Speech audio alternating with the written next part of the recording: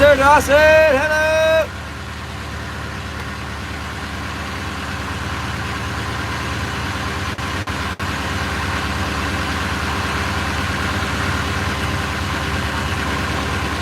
We should be able to get a good result today with the stream because the weather's finally nice. Look at this.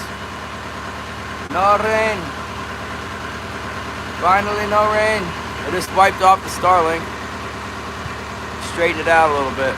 Look at that. Alaska! Yeah. This is the harbor area here. We're headed out.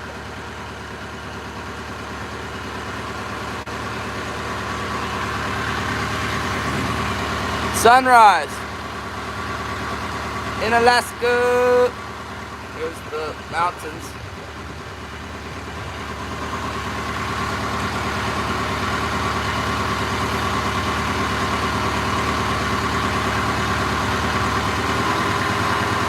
It's my coffee. It's rolling on. Where's my coffee? I'll see you later, Spencer. Thank you. Check back. We'll be fishing later. See you later.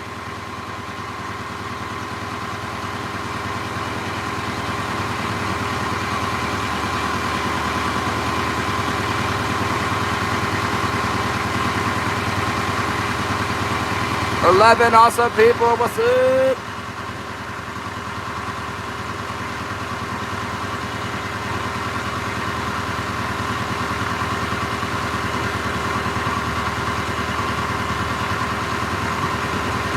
Sunrise is happening.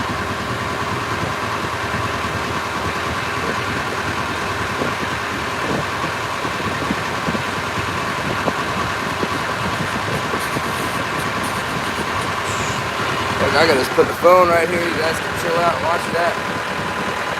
Killian's trying to get my heater. Fish tub! What's up?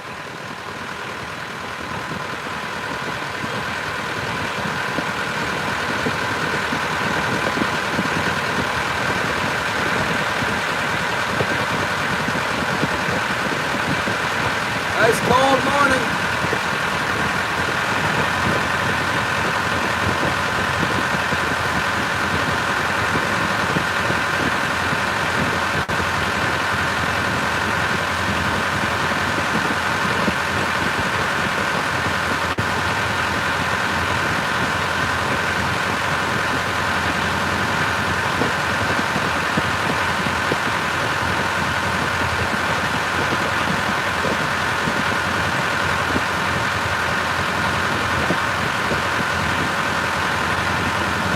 Good morning against the masher. There comes the sun right there. There's the mountains. Make sure I don't run into the islands. Oh! I don't know what's worse. The engine noise and not being able to hear me, or looking at my ugly face. I can't believe people would rather look at me. Thank you, Gate Smasher! Got my coffee. I think it's already open.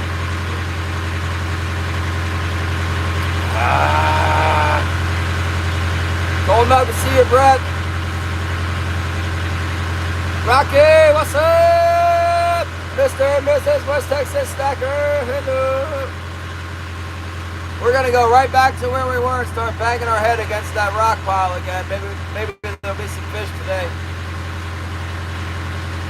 Sometimes it just needs to calm down after a big blow like that. I think it's gonna be too dirty offshore to fish. I wish I could go offshore, but I think the waves would still be big and then the water will be real dirty today.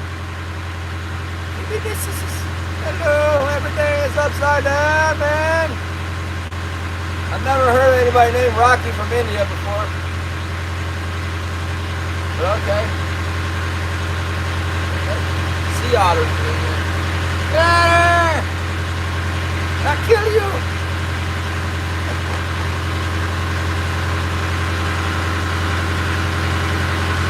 I brought my rifle in case I see any wolves. I'm gonna nail them.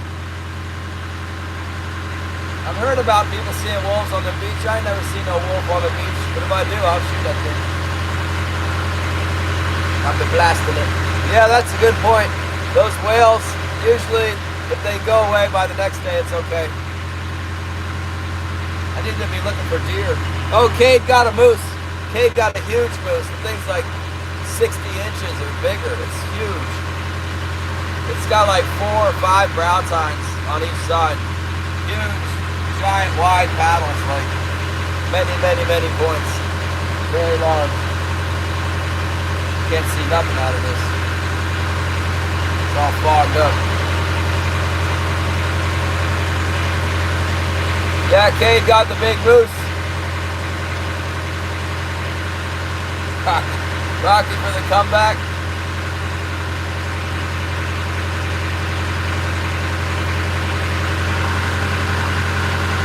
I guess I'll be working on that moose for the next few days.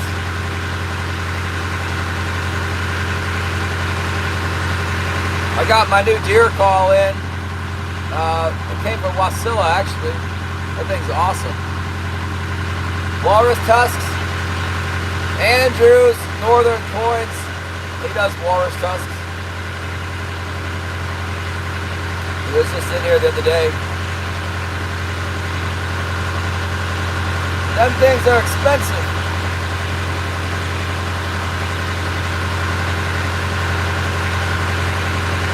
Finally, the wind stopped and the rain, this perpetual rain around here, starts silent mode.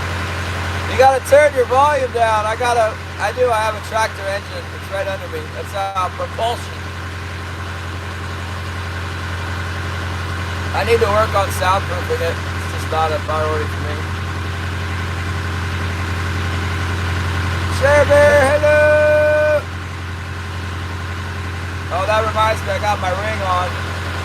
There's my, steerage strips. I need to take that ring off, put it in my wallet. Oh, look at that one. It's a big one. Goodness. Alright. Now don't let me forget it's in my wallet, okay?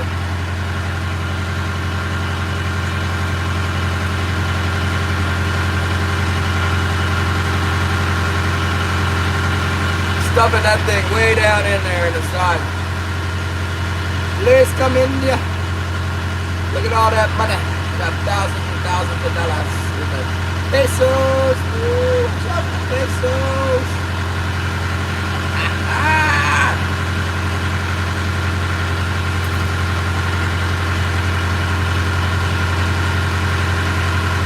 Hello, Sliam Prospecting 1998. What's up?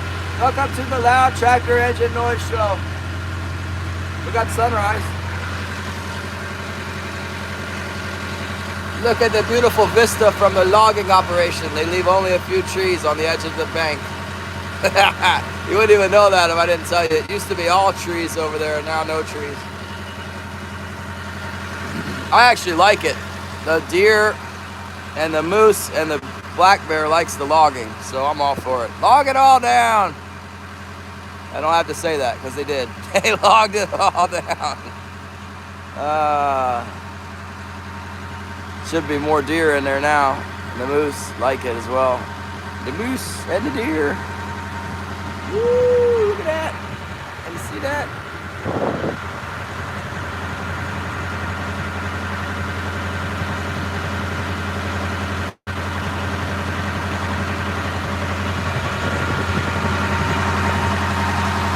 Looks like we got a little snow on the old mountain. Up on the mountain, got the snow. Yeah. Yeah, there's plenty of trees. Low tide, it looks like.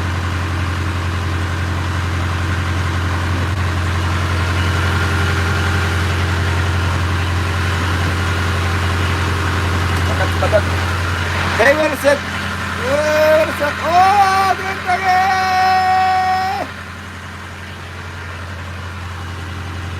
Karen cashed in on her Wilson photos last night.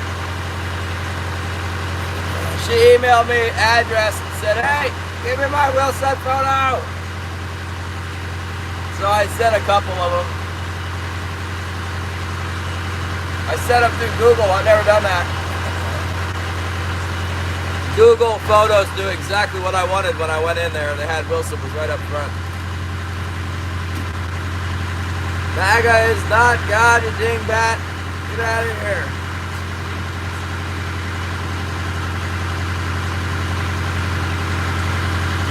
Wrong answer.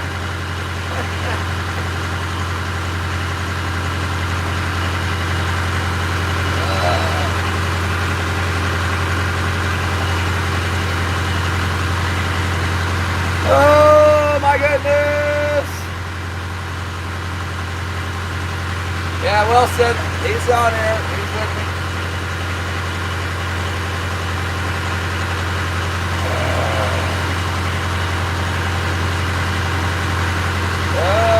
Okay, so we got a long run ahead of us here. I guess I can speed up a little bit. That'll be good. I need to change my oil too. Holly, good morning, my lovely wife. I forgot to take my ring off, Holly. I put it in my wallet, deep down in there, so put it back in storage when we get home. I gotta adjust my bandage too. Good. Big old cuts oozing a little bit in there. I miss you too. John P. Adventures! What's up? I hope the cut didn't bust open yesterday. And my window is super dirty. Gotta fix that. I got a bunch of tangled up flashers in here I need to fix.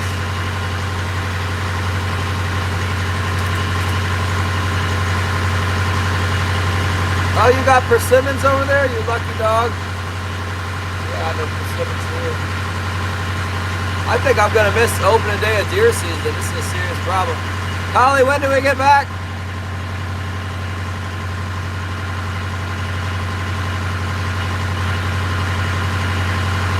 Not get no deer because of the vacation. I'm gonna have to go on a double vacation when I get home, go deer hunting.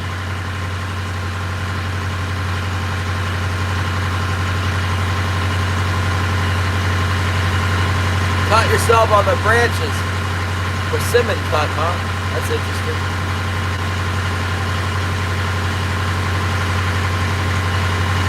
Let's see, let's find something to read out of the Bible this morning to start. What do we got here? Oh, Jeremiah. I always skip Jeremiah because it seems so dreary. Let's read it anyway. Idols and the true God. That's just exactly what we were just talking about. That guy came in here and said, MAGA is God. I don't think so. Jeremiah chapter 10, verse 1. Hear the word which the Lord speaks to you, O house of Israel. Thus says the Lord, do not learn the way of the Gentiles. Do not be dismayed at the signs of heaven. For the Gentiles are dismayed at them. For the customs of the people are futile. For no one cuts a tree from the forest. The work of the hands of the workman with the axe. For the customs of the people are futile. For one cuts a tree from the forest. The work of the hands of the workman with the axe. They decorate it with silver and gold. They fasten it with nails and hammers so that it will not topple. They are upright like a palm tree, and they cannot speak. They must be carried because they cannot go by themselves. Do not be afraid of them, for they cannot do evil, nor can they do any good. Insomuch as there is none like you, O Lord. You are great. Your name is great in might. Who would not fear you, O King of nations? For this is your rightful due. For among all the wise men of the nations, and in all their kingdoms, there is none like you. For they are altogether dull-hearted and foolish. A wooden idol is a worthless doctrine. Silver is beaten into plates and is brought from Tarish, and gold from Upes. The work of the craftsman and of the hands of the metalsmith. Blue and purple are their clothing. They are all the work of skillful men, but the Lord is the true God. He is the living God and the everlasting King. At his wrath the earth will tremble, and the nations will not be able to endure his indignation. Very good. That's Jeremiah, the prophet. We'll call him the weeping prophet, I guess. I'm not the expert.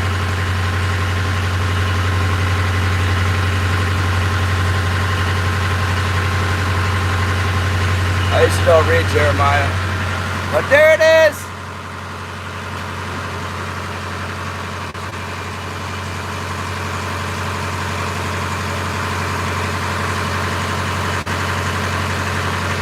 Look at the fog in this gap over here.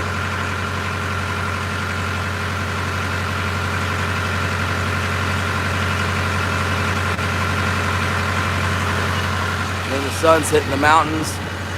Where is the mountains at? Not there. Where'd it go? There it is.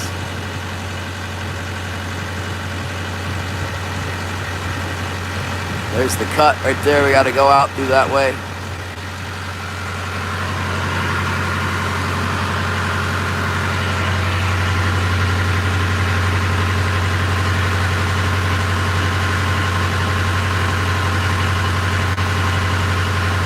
Yeah, those verses make me wonder about Christmas trees.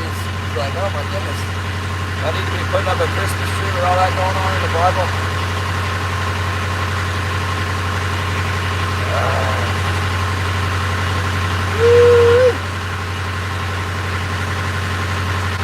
There's the sun.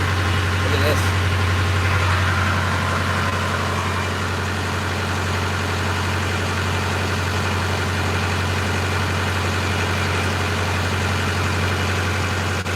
Sunrise.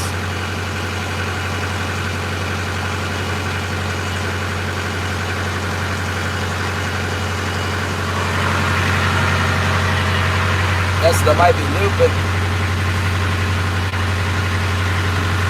Ah, that little Starlink.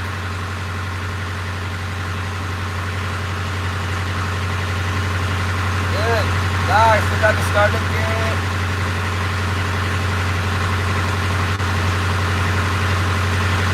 Headed out, not getting much speed. I don't know if that's because of the tide or because I trimmed my prop with a grinder.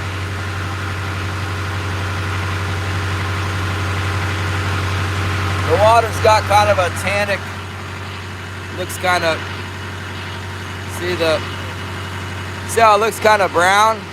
That's all the fresh water sitting on top there. Rained so much, fresh water ran off the land, sucked up some of the tannins from the spruce needles and the hemlock needles, and then the fresh water sits on top of it runs off, and then it sits right on top of the salt. It's lighter. The surface appears brown, kind of like a light, really weak coffee brown with no cream, just coffee. It's from all the rain. Lots and lots of rain!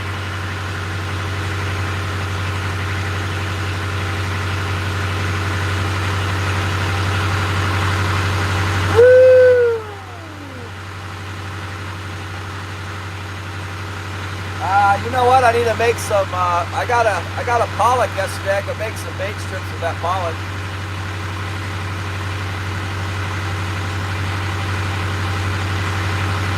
Should probably do that. You guys want to go cut some bait real quick while we're still inside here?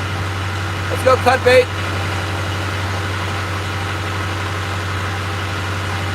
Cut some strips.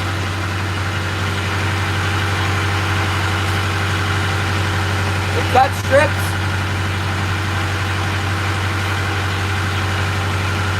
Fillet up that, what you call it?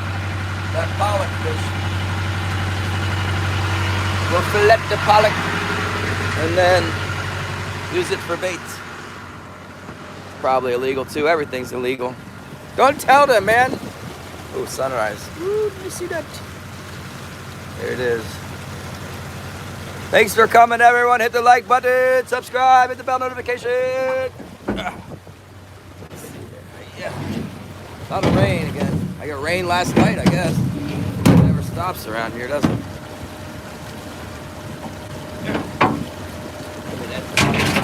Come here, pollock.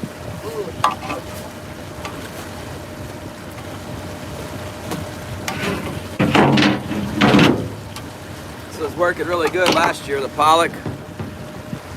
When I made bait with the pollock last year, that was good. That worked good. Looked well.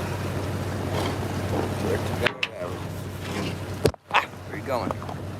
Don't be falling over like that. You guys You still see me? What have I done? Oh my goodness. I don't know if you can see me or not.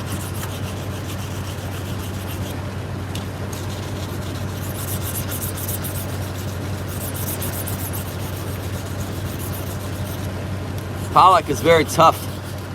Keep my knife sharp. Let's see. Let's see. Let's see. Let's cut that pollock. We don't want a big, thick piece. We just want a real thin pollock. The belly will be perfect.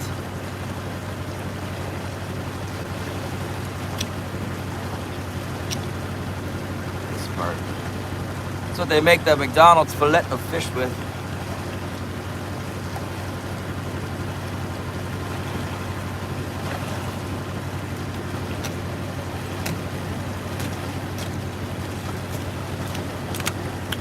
I just want to make some bait. I got this strip here.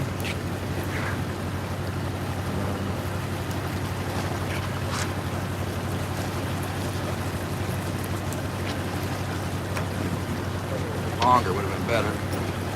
Try again. Right down the middle.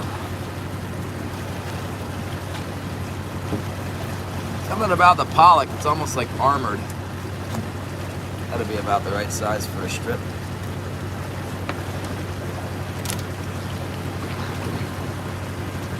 Let's see, right up here. But all the way down. Man, look at the worms in that puppy. It's got worms. See the worms sticking out? Fillet of fish. They must pull the worms out with a machine or something. I don't know how they get them out. There must be a way to soak them out or something. Okay. We'll just put this to the side here. Good. And I need to make an adjustment. Oh, yeah. There we go. Oh my goodness! Oh, I gotta steer the boat. Back up.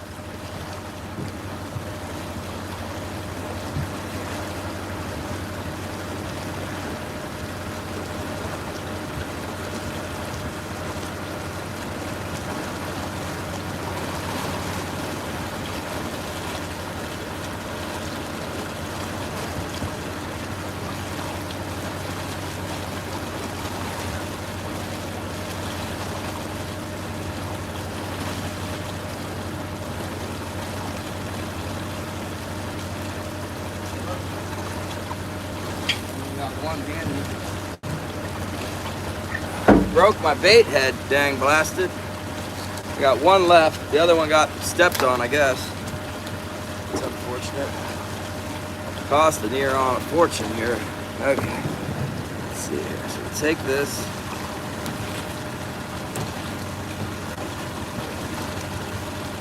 Let's go make it in. Cut it in half, right? Oh yeah. Real nice. Cut it in half, and then cut it, sorry, I can't see, cut it, steered the boat too much that way, and cut it like this. Try to make it look just about like a herring size strip.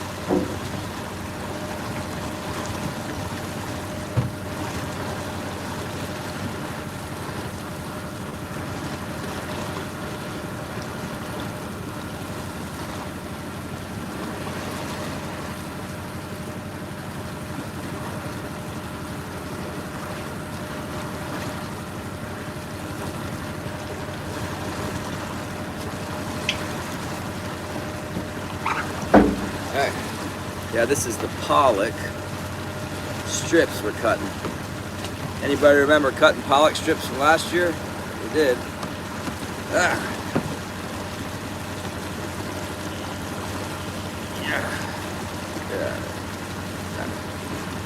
Alright, we got two of them, see? These are baits. They're usually good for a couple of fish. King salmon are after. More out of this. Oh, nope. And another one with this guy. We'll split it down the nibble.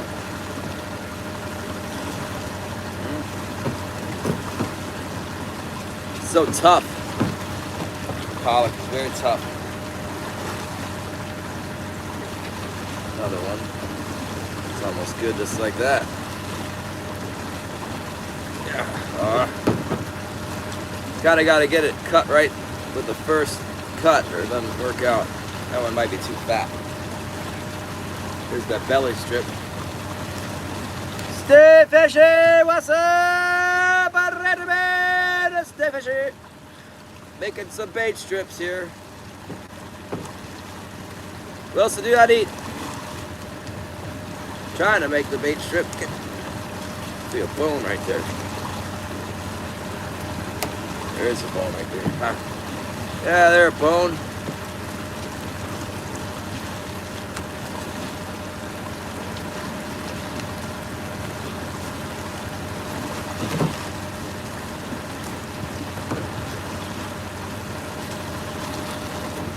Hey, no, Wilson, no. Yeah, I'm not trying to buy herring, it's too expensive. Can't afford it. But these cod come up for free. Let's buy them for free. That's what I'm talking about. Price of cod is 0. Woo! So, I almost need to cut a little hole in the skin at the head of it for my peg to go through. Because it's so tough. See, I make a hole right where the peg's gonna go. This is kind of like Uncle Josh, what you call it? The Uncle Josh pork rind. Yeah, it's fish rind for kings. You gotta have a pre-punched hole or else it ain't gonna work out. You can kind of get it.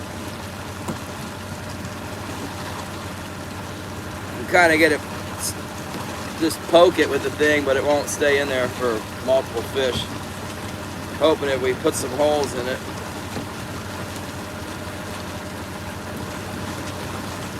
we'll be able to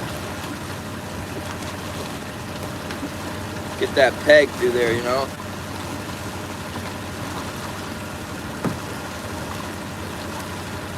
Come on, Wilson.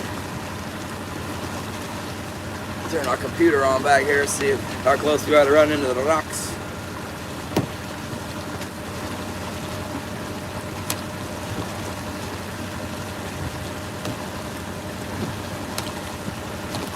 Put some salt on these puppies.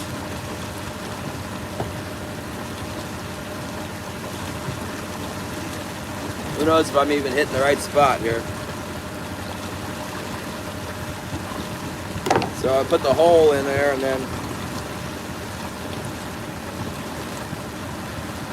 take my bait head here, holder, and almost got to have my gloves off to do this. And stuff the head in like this. Yeah, I can't do this with gloves on.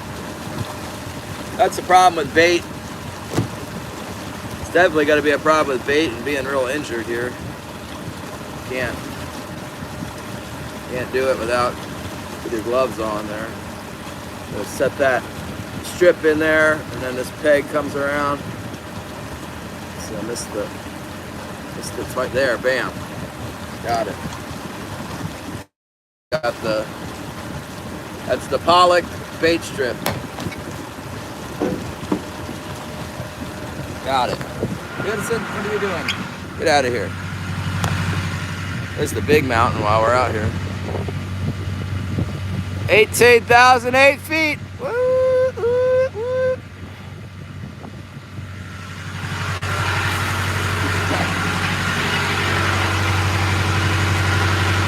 Alright. Okay. Looks like we need to tie up some more bait strips.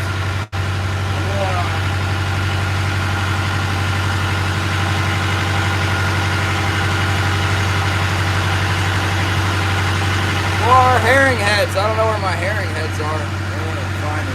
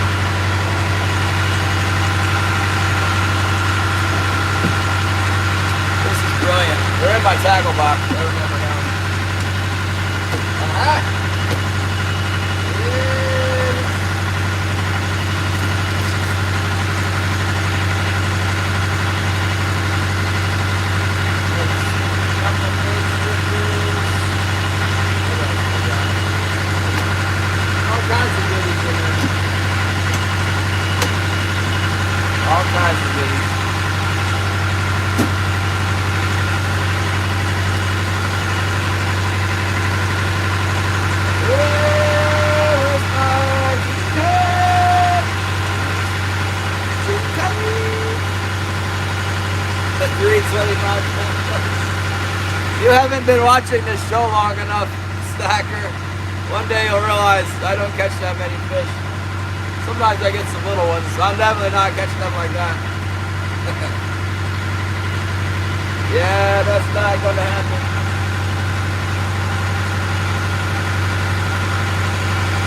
We go in the front, out the side. Just got a little hole there, go through that. We got to go through this. Get in there! Do the red thing. Got a little holder in the back. Bam. It is. They cost so much money right now. It's unbelievable. What a ripoff. Who do they think we are?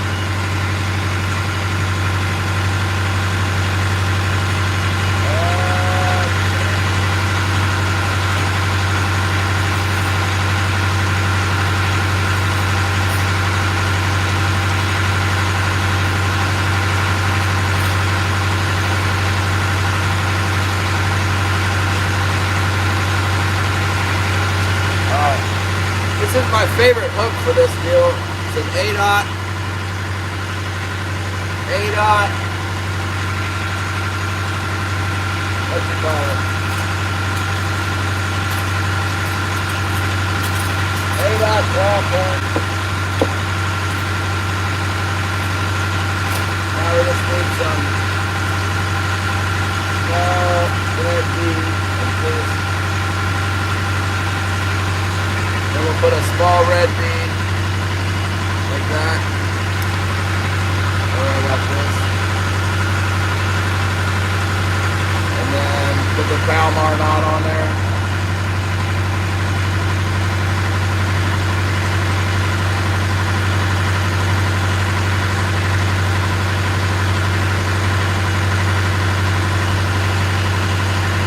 All day long, same thing. Don't have to look pretty.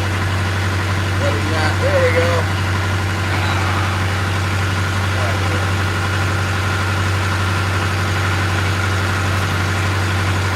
My nice line shimmer here.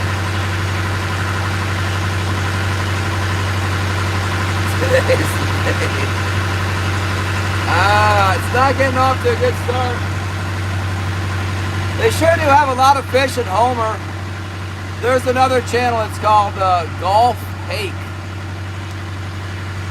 And it's some southern boys, and they're in Homer, of all places. And they put videos up from their winter king fishing in Homer. It's very good. It's been very good there for maybe, I don't know, 5 or 6 years. It's been really good there, and better than here. But there's no commercial fishery there, just sporties.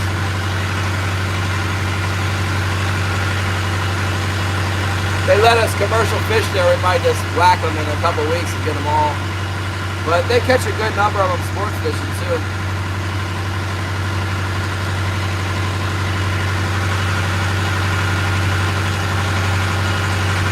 Sometimes when, you know, like I was just fishing in that spot the other day, and then I go back tomorrow and I don't get the fish, it makes me wonder if they're in there and they just didn't bite. And I just need to put the bait. Sometimes you gotta have bait, especially in the fall.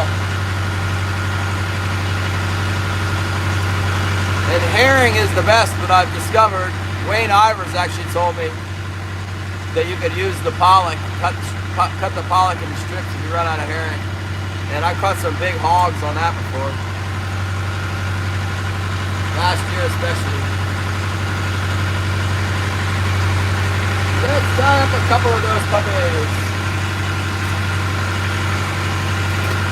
All we got's that one pollock on board right now. I cut most of the easy strips off of it. It's easy to get strip off the tail and then belly strip. I think there's one more side to the belly, so it's really hard to do that when you're in the middle of fishing. They're biting and stuff.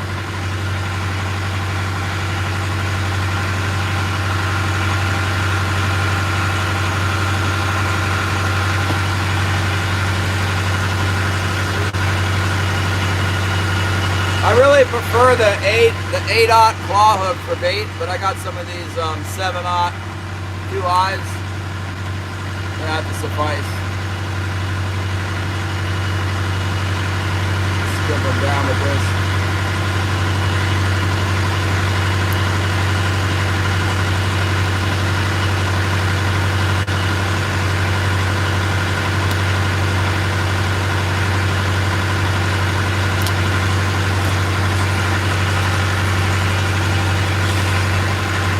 When are you going fishing, Jason?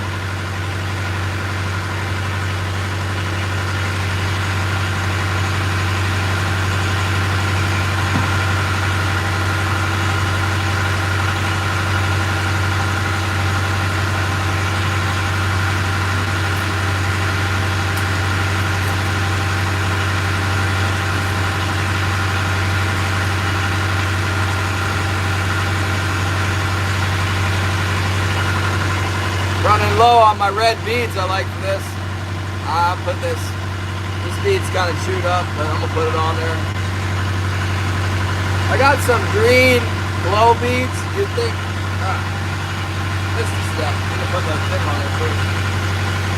You think they work, but I haven't had much success when I put the green bead on there. They like the little red bead, or no bead. Gear work. So here's the trick with these heads here. You can, poke a hole right in the front of the fish hook, right on the nose.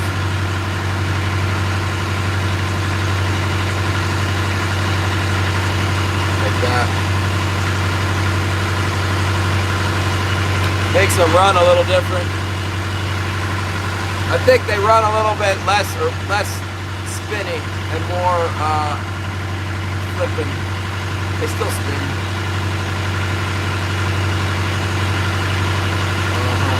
Let's see, there's the blister. I'm going in from the front instead of up here.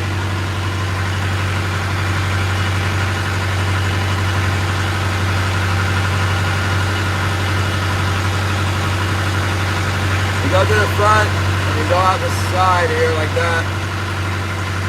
And then go through the toothpick thingy.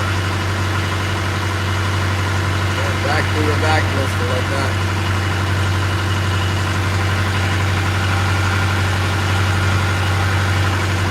Now we put our bead right on there like that. Ooh. Uh-oh. What do we do with our hook, guys? There it is.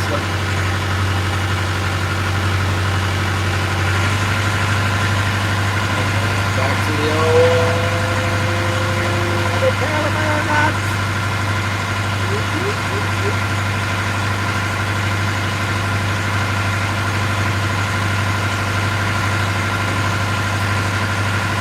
Get it back on there.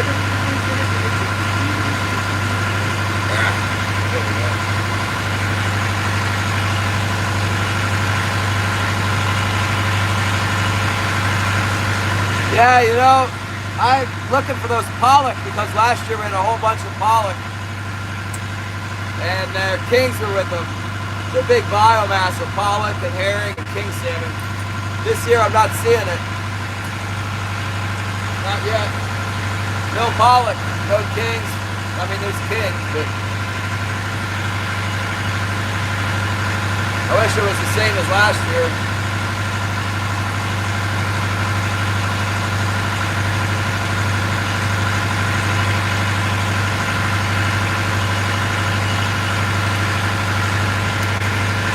We only got 2 tied up here. Oh yeah. This way.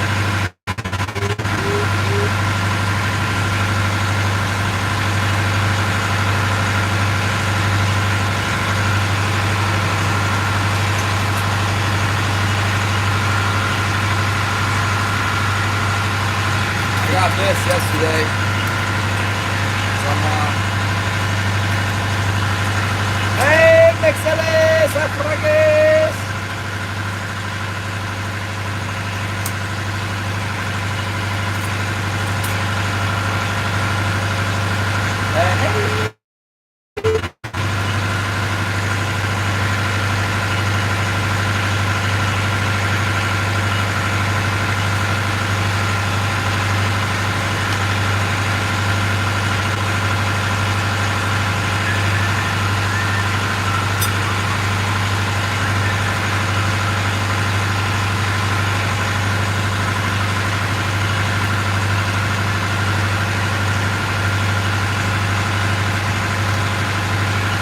boat fixed, Jason? You guys got a running boat?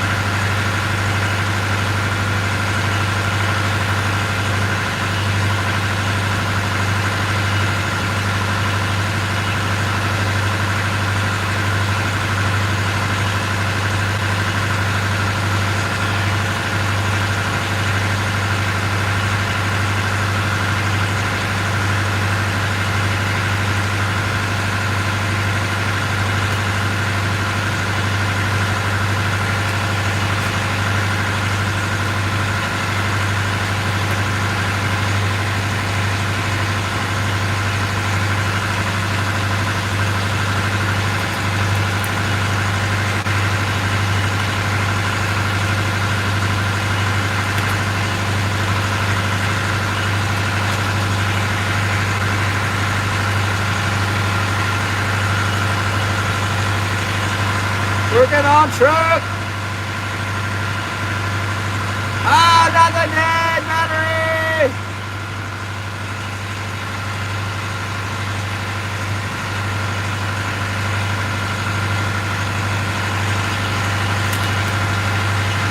Down she goes in the tree.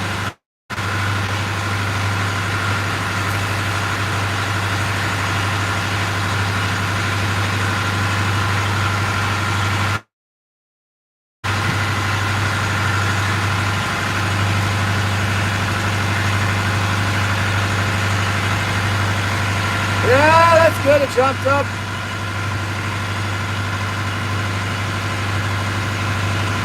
I'll show you guys something I got.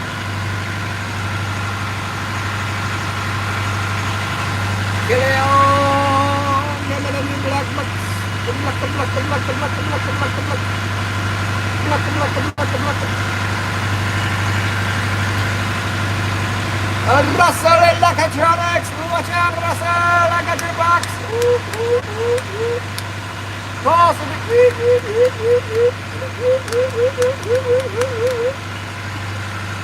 yeah,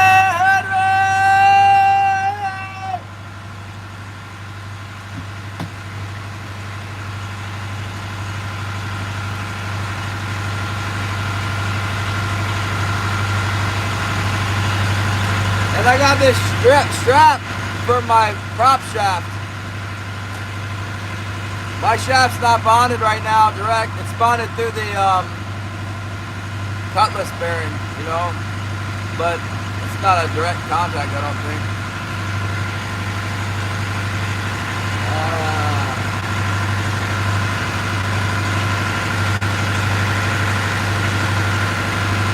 Gary, you're not gonna believe this. Look, blue skies and yak. Can you even believe it?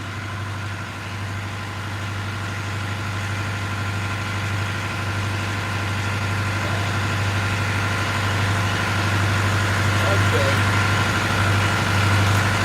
Yeah, I saw the Gulf Hake. Gary, there's a channel in Homer, which is northwest of us. It's called Gulf Hake. They troll Winter Kings in Homer. And I saw they're using the Betrol flasher too. They got the really super green one. They're catching fish. Jay Williams and Catch a Kid is a stormy. It was so stormy here, like every day. Got some stuff under there. Finally cleared up. see how many crimps I got left here. How much time my flash is a little shorter.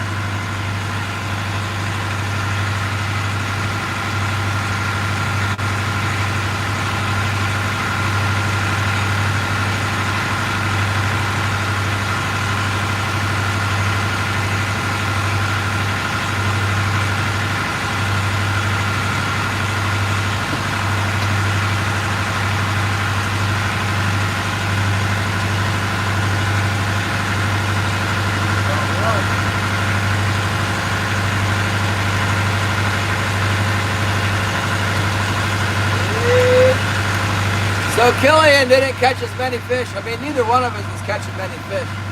But he thinks that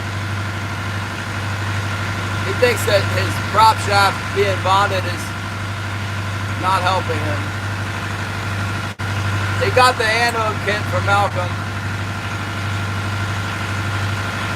I only got 2 fish yesterday. So hopefully starting earlier today will help. Get a better number there. There's the metal flasher. And keep it on there.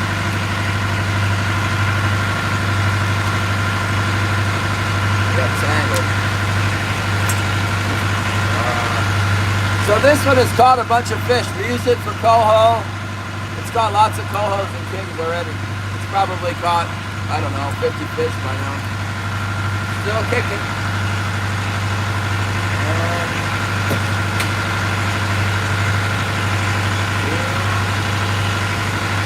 Try a 2 fathom leader. Hopefully that's not too short. I got some on short leaders. I'm thinking it's too short. And some on long leaders. Abby, I am not single. Some on long leaders.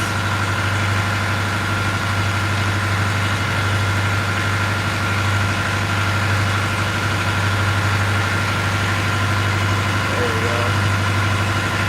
Try that on there.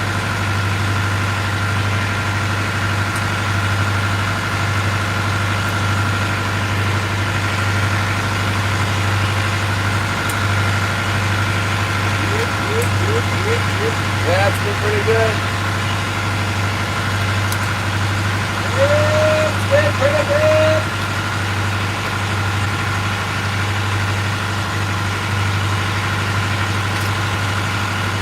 I just happen to have a bait rig for it. Let's put some bait on it. I think it was a 2 fathom leader. The day we were catching them, I had a red flasher on a 2 fathom leader that was nailing them up high with the Kajiki squid.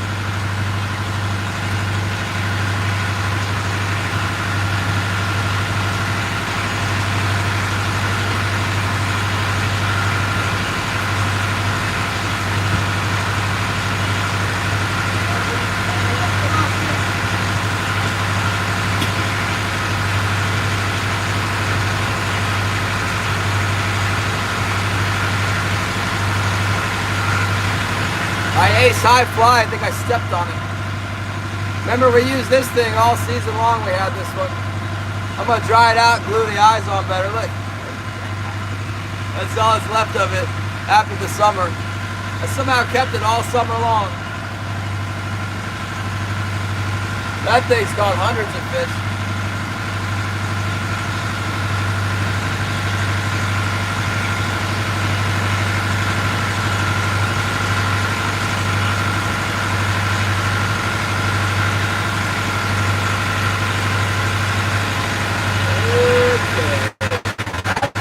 I think I got some crimps on the dashboard here. Let's see.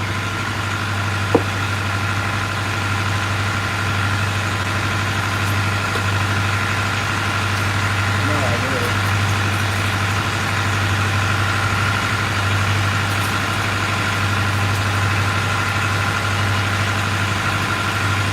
I found another set. Copper double sleeve crimps.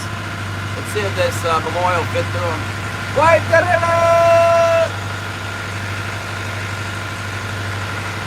yeah, darn it.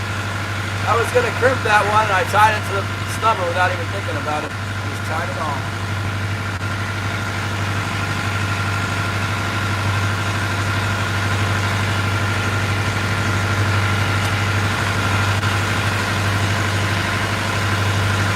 Yeah, Killian really likes them too. Will you fit through there? Oh, it barely fits in there. It fits. Copper double sleeve.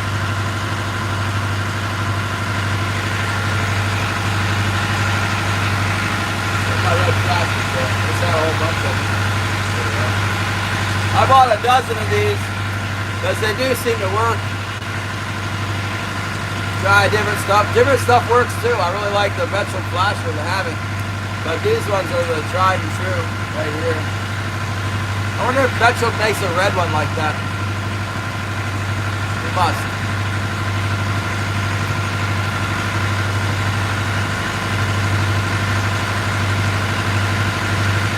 The red one seems to work really good with bait. It's a well-known combination, the red one with the bait. This crimp better not come off. I've had these crimps fail before. Dinner idea. Yeah, king salmon. I got some. I got it on board, Holly.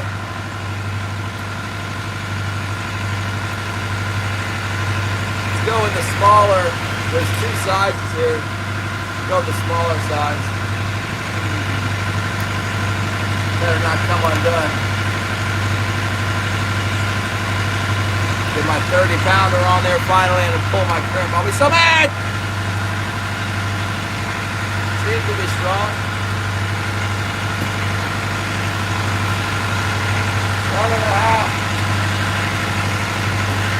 That's the short. That's the short. Let's go two. One, two. It does seem like my port line is running hotter than my starboard line, just based on the color of the stops. I don't know why I would do that. Is Abby still here? Get out of here. Easy, my wife isn't here even.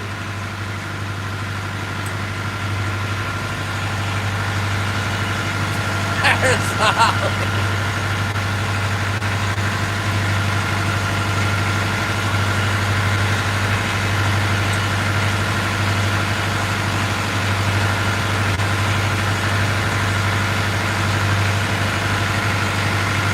I had to put the gold. I put the gold ring in my wallet. Deep down in my wallet, so I'm still wearing it this morning. I forgot. Probably to work. Well, where's that? Where'd my knife go?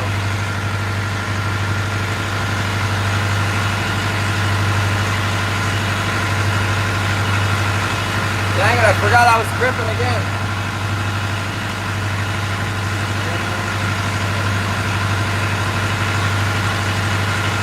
Right, here we go.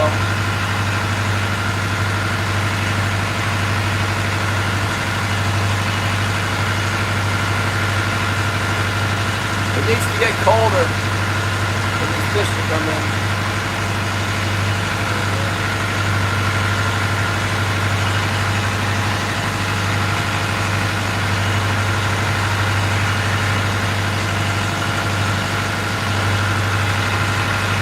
Hardly ever crimp gear.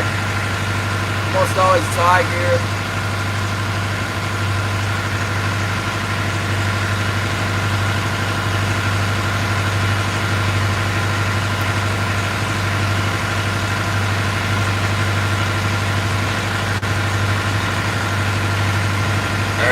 Stay on there, you Lionel. Get in the driver.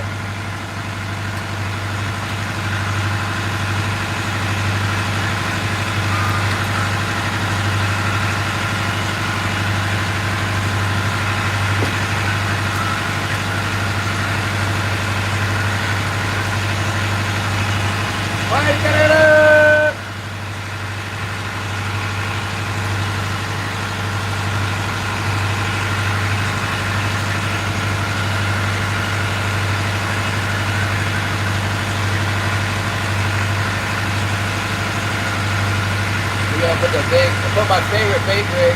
Put my favorite bait rig on the red flasher with a stubber. And I think it goes on the right side of the boat, one mark up.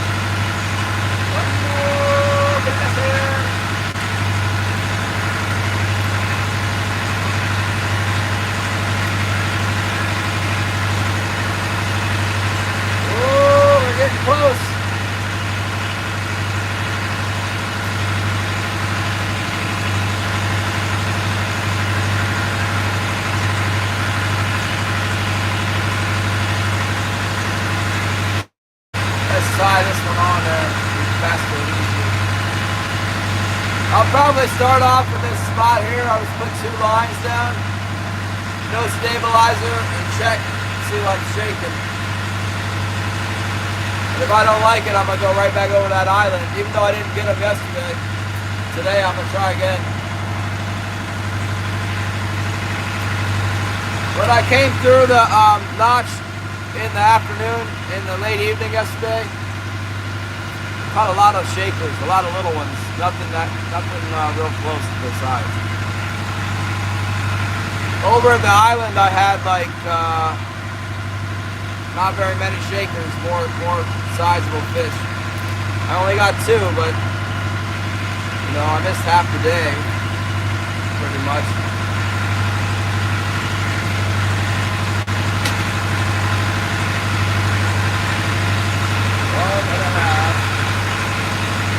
Set this one back up with that kachiki squid. Kachiki. Kachiki.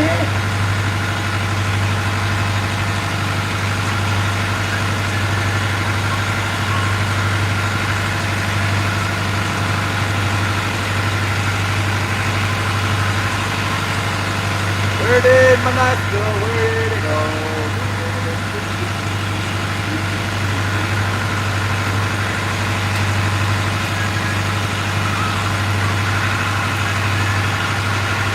Where's that kachiki squid go? Kachiki, where are you?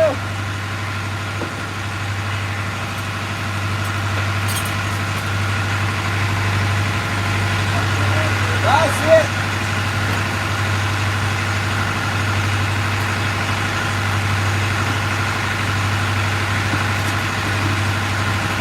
Where's my squid?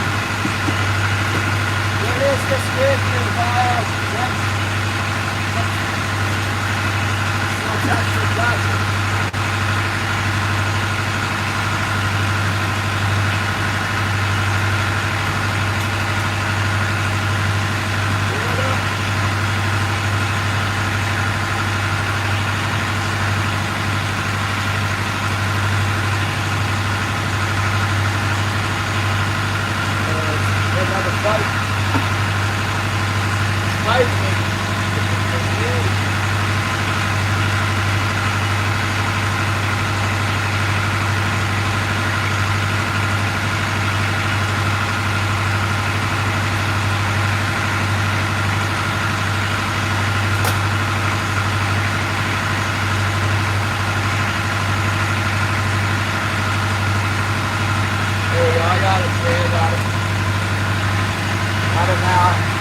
That one caught a couple really nice fish, this guy. The cheeky squid. It's sharp, not even sharp, a little bit.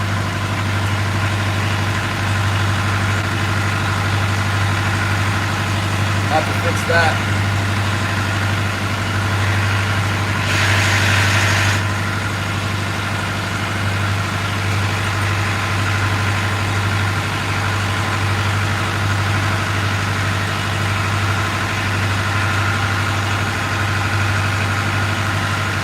Yeah, when you go to replace this one, it's really painful. They charge like an extra $10 for them, for whatever reason. What's up, fishy things? Yeah, the kachiki squid costs more. Kind of a natural color. It's got brown and a glow blaze orange, and there's a blue stripe too. You can't see the blue stripe on this one, but it's on there. Maybe it faded away. It's on there when it moved. And I got on a real light leader too. Red flasher again.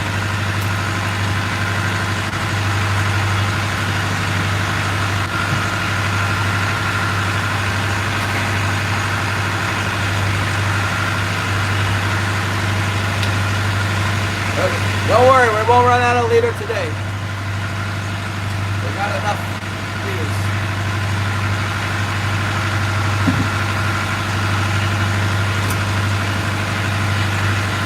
Yeah. Tackle box. Alright, I can relax a little bit now. Getting close to the spot.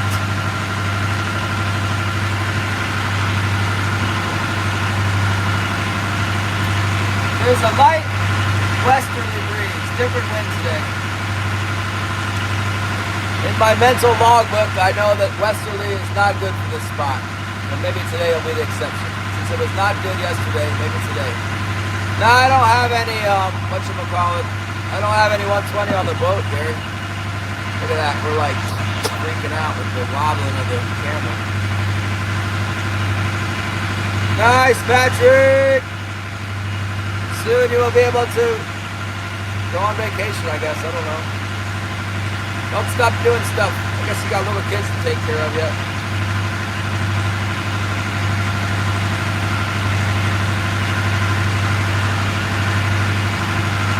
We're a couple hours late. That's what we are. When I woke up, I thought I was going to be like 4 o'clock in the morning, and I looked at the clock, it was 6:38. Oh, totally slept in. Need to set an alarm for that.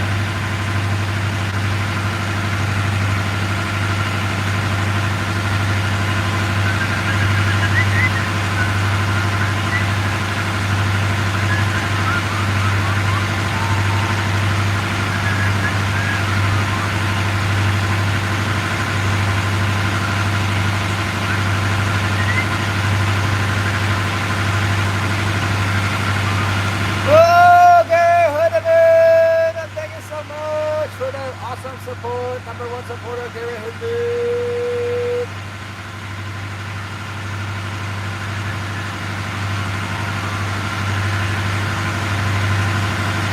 Early keeper fun. Got an engine to rebuild first. Oh my goodness, Patrick. I know I need a new Weatherby 6.5 by 300, but I also need a new house. So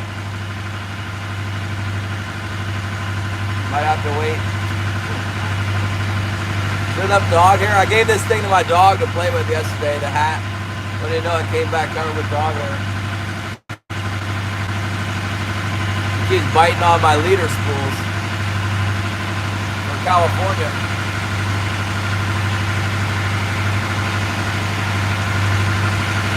I need a new truck too.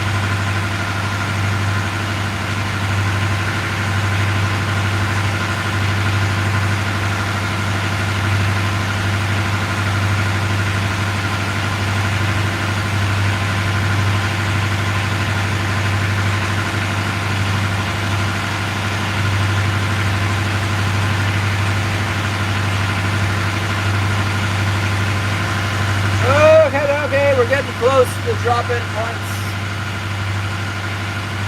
I'm gonna go a little further up into this channel than normal because it hasn't been good. I'm just gonna rub across the sweet spot, see if it don't produce something, or I don't see something good. If not, I'm gonna go across to that island. It'll be a lot easier to run across the island with no stabilizer in and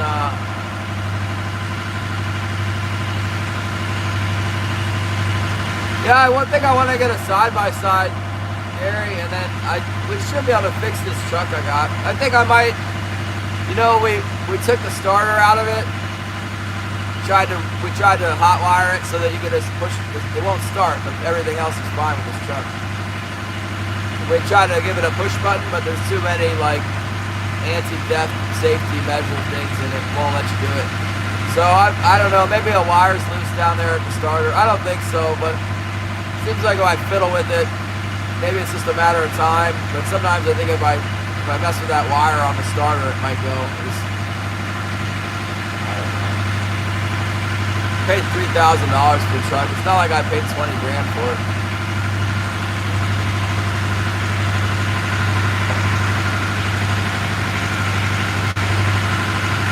I'm so sick of buying these trucks. It's all I can afford is a used, really cheap truck. And then they just wear on me, you know, it's the parts, and then they don't work, and I gotta buy another one, and another one, and another one. That's pretty fancy, Patrick.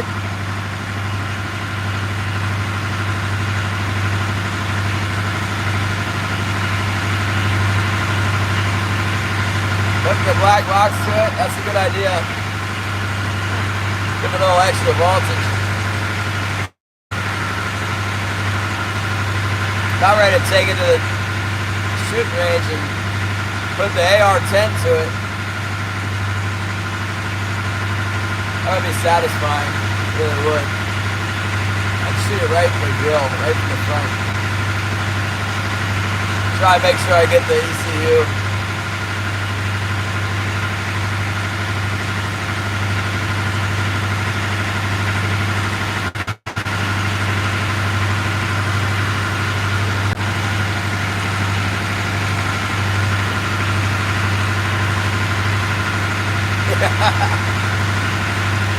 Oh, Malcolm. I need to email him. I forgot to email him.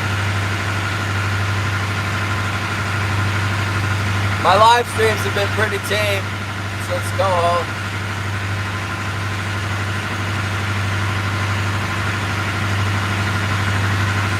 Oh, you guys should be plugged in here. You're not even plugged in a little bit.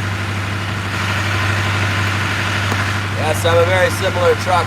My truck is very similar. I have a, I think I have a 2004 Sierra 1500.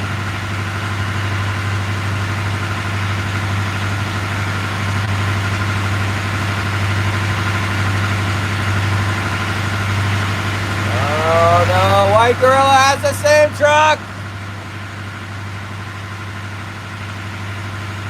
Mine won't start. Definitely got electrical problems, wires or something. If I go wiggle the wire harnesses and, you know, tap on the ECU and wiggle the wire, there's like 1,000 wires in there. Not really, there's probably 500 wires, 300. And it'll do all kinds of stuff with the dash. It'll go black, it'll light up. You know, every time I go back and try it again, if I mess with the wires down there, it'll give me a different result with the dashboard when I turn the key. I know a guy with the what you call it, diagnostic equipment. I need to send him a text. I'm kind of waiting until he's not busy. He's real busy on a roofing contract right now. See what I can get. Every time I wait for. See if it'll start. Eventually it starts up, and then it runs for like a couple months. But it's been sitting at the harbor for a while. I have to yeah, it's more than a code reader. He's got, so this truck, that 04 truck, if you look into it, most like older trucks, you want to put a new ECU in it, you got to have it flashed. But you can flash an ECU, you know, you can buy it from someone to flash it to the year, make, and model, and then you can put it in. Not this truck. You gotta have it flashed, year, make, and model, and then it has to be put in with like a dealer, you know, frickin' computer. It has to be reinstalled with a computer on site. Like, great, brilliant.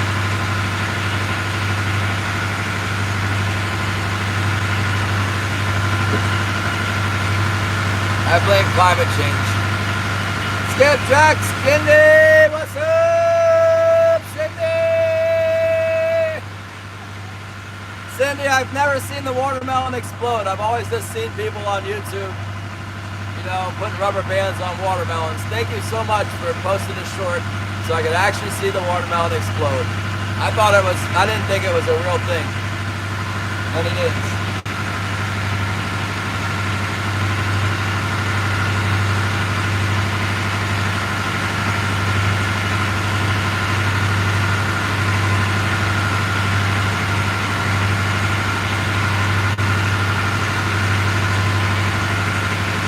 Want to see outside, Cindy? There it is. There's the sun and a jet.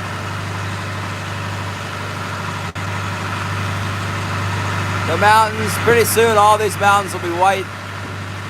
When we come back in November, they should be more white, right on top.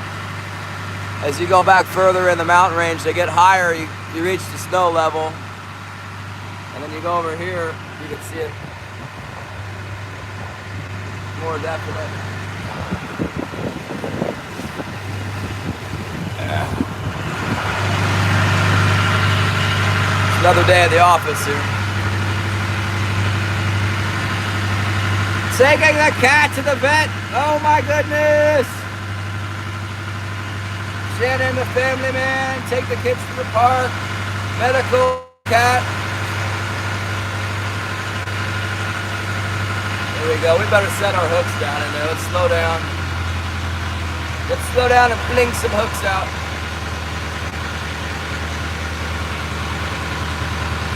We're just gonna we're gonna fling 2 wires out there, and then if we're not getting what we want, we're just gonna keep going, pick them back up and run over to the island.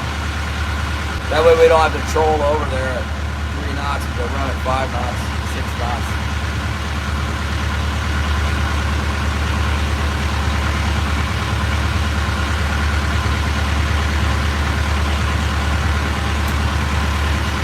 Yeah, that's nice. Here we go. Make sure everything's going straight. I really need to fix my autopilot control head back there. It should be on the top of my list. I ought to write a note on my hand. I got a replacement T, NEMA 2000 T. Should fix the problem. I just haven't installed it. It's at home. Saw it just the other day. Here we go. Set some hooks out there and see what we get. Check this fish out. That is fish stick master right there. Making some fish sticks out of that. Look at the size of the eye on that puppy. Oh my goodness, the kelp is here. Tangled up in my lines and everything else.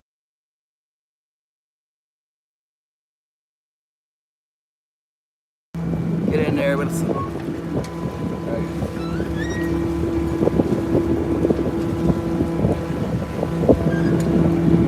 It's actually a little bit breezy here.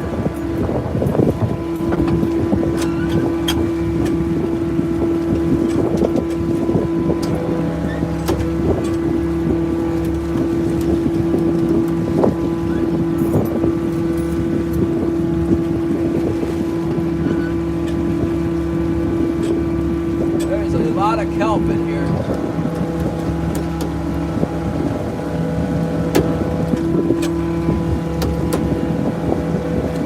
First big winter storm.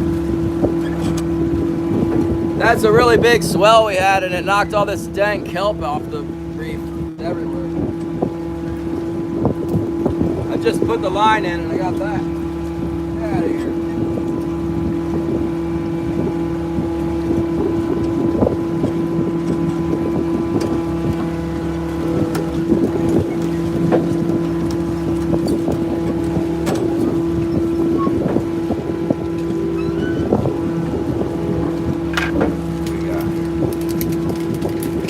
Squid was working on the top. Let's put this one out there. This one out there with this bait. Yeah, that swell really did it in. Oh my goodness. Guys, I headbutted right into the cod fillets. Or whatever they are.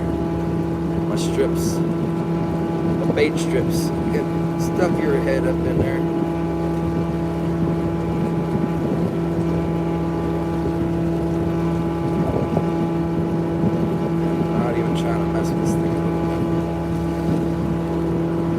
I don't like fishing the cod chunks. They just a lot of work to get it going. And trim the fat here. Make it narrower. Try again. Hello, Skeeter. Get that thing in there. There we go. Now, where's that hole I made in it?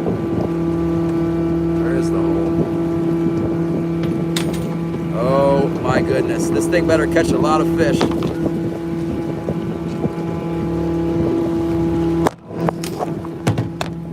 Said streaming would be easy. They really didn't. Nobody said that. Stupid waves. Bait. Not easy to use either. Get in there, bait. Come on. This time I'm gonna get it. Here's the hole. Get it?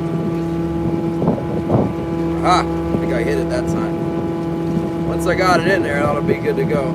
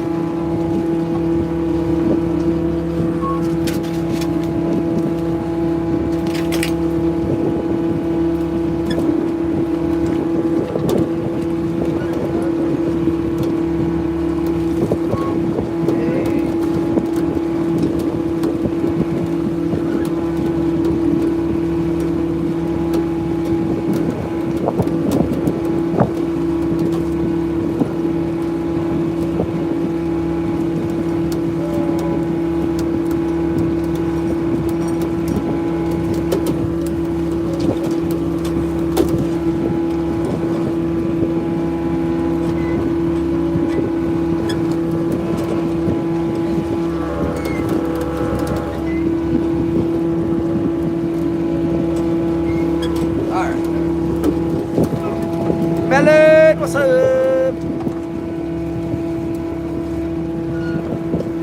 Straight out, getting shallow fast.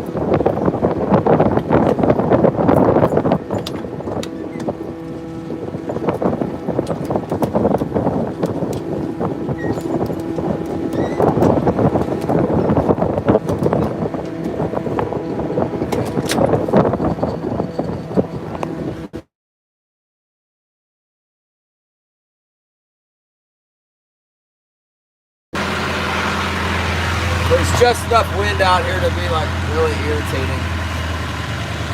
And some other stuff irritating too. Wind is not my friend.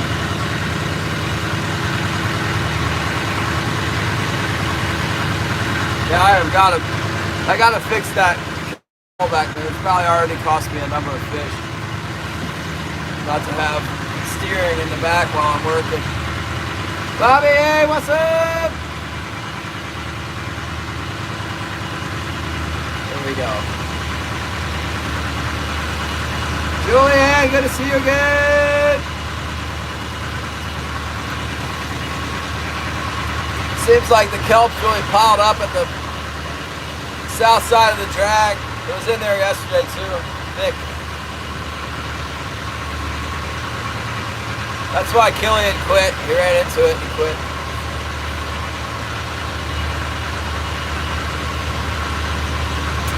I also ran into it yesterday and today. I saw it when I was running over to the island yesterday. I saw the kelp.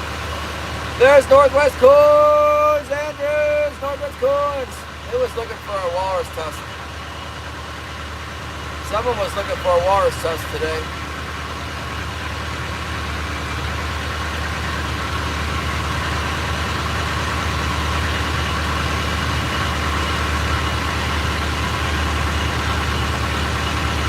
Kelp better. I don't know how much I got on my starboard wire because I was pulling it off my port wire. Could have got a bunch on the starboard side. It looks like I did, judging by the fact that it's freaking way the heck out there. Damn it. But it's not making me happy.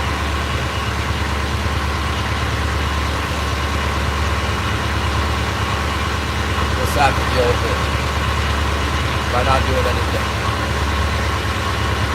Oh my goodness.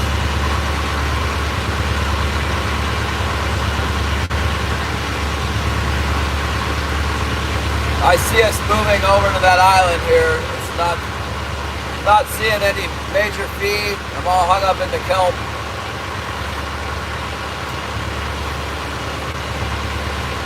No biters yet. Dirk Peterson, what's up? Blue Marlin.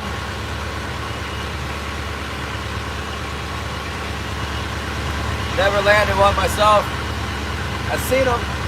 One time we had a big blue marlin come in and hit every bait we had. They're fishing for yellowfin, I think.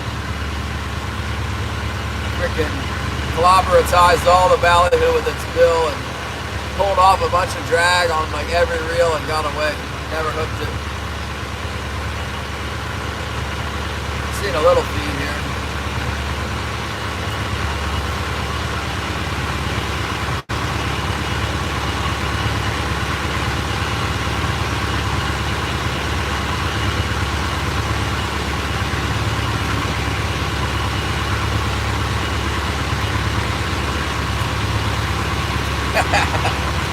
Yeah, we were loving it. We wanted to catch it. Mostly just wanted to catch tuna, so we got some delicious tuna to eat.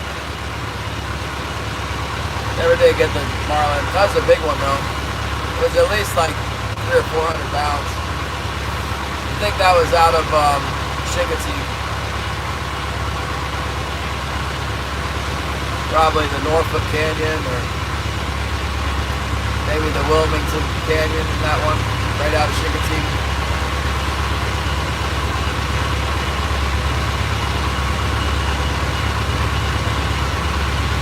Come on, fishy wishy!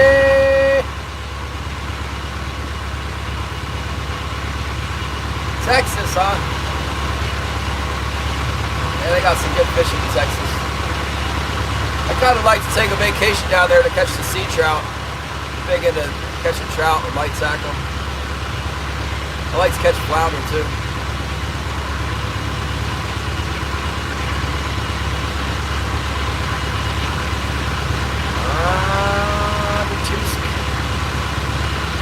Who was it that was asking about the tusk? I wonder how far back up I can go on this thing. Back. It's way back up in the chat, like hours ago.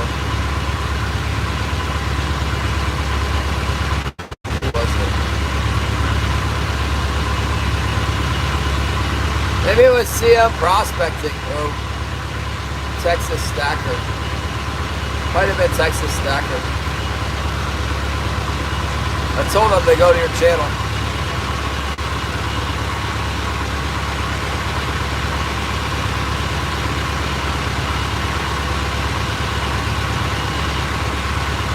Flounder season now. What's a big flounder there? Like 16 inches?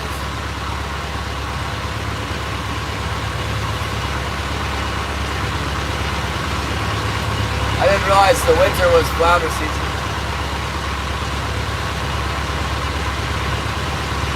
Yeah, I kind of looked into Texas a little bit.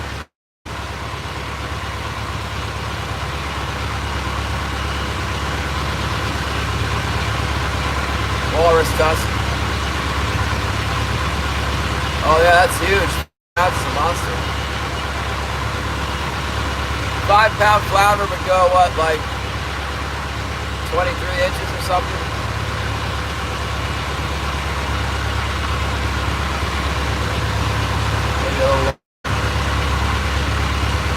You got 9-pound flounder in Texas? I didn't know that. I got an 8-pound one once. I think that was my biggest one.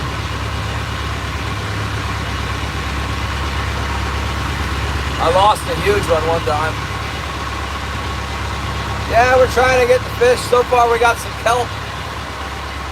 We're scouting around in here, seeing what's what. Oh yeah, that's a good fish. Alvinio, hello. Yeah, I'd be happy to get fish that size. I've never been there. Texas. I watched some YouTube videos of guys fishing there though. Holy mackerel, Patrick. Yeah, I'm dealing with it right now. Yeah!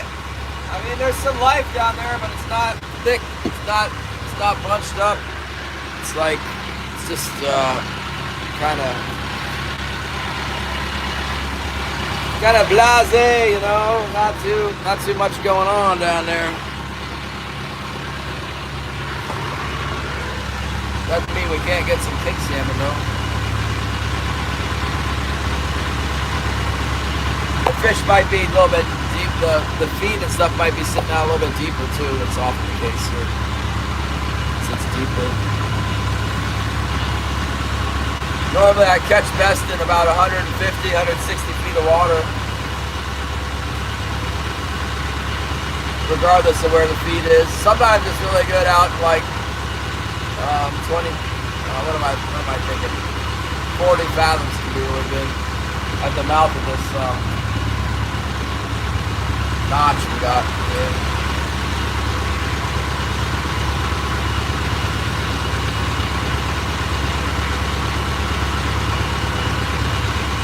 Nice.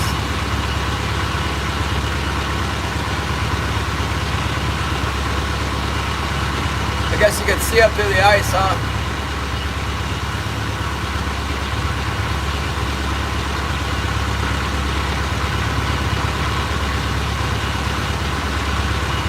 Come on in here, little fishes.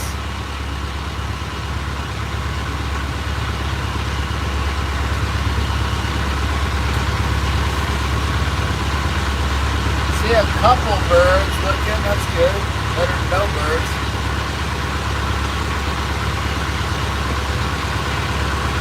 There's a couple. There's some birds over here. There's a few birds. A handful of birds.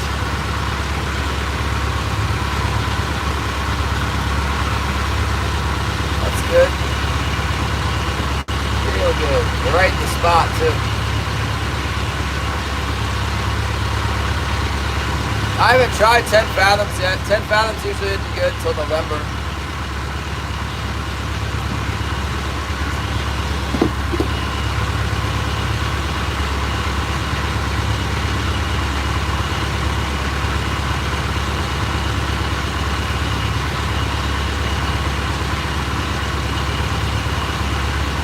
Yeah, I only got my 2 lines in. Trying to prospect in here.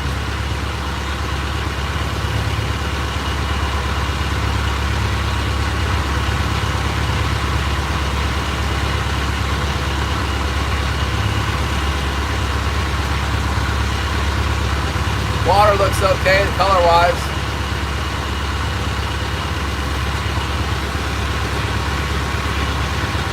Last time we fished in here in the morning, we got that one big white king. A couple shakers.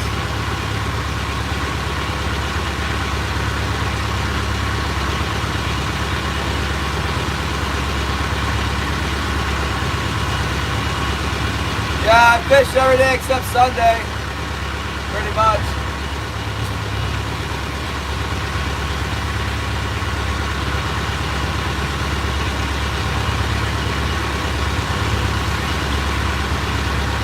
Unless there's horrible weather. Usually this time of day, or this time of year, we can usually catch fish in the islands. Maybe not. I'm kind of on the outside edge of the islands here. This is my bread and butter drag right here in the fall, in the winter too. Late winter they kind of don't, they're not in here late winter. They're all on the bar, they move out to the bar. Christmas!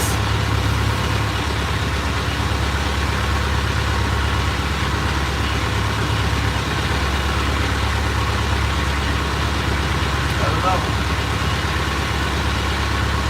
One of these king salmon should come in here. It'd be nice.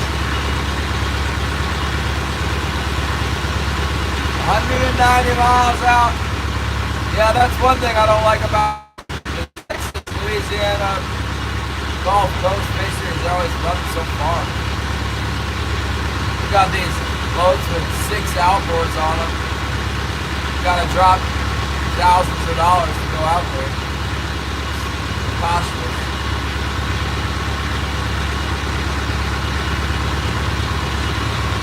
Where I'm from in Virginia, in North Carolina, you can get out to the fish 30, 40 miles. It's usually 50, 60 miles, but it's not 190 miles. That's crazy.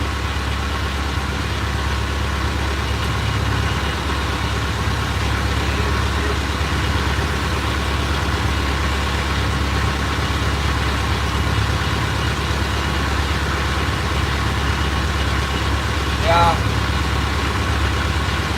Might as well overnight. Your boat only goes 25 knots when you get there in the day.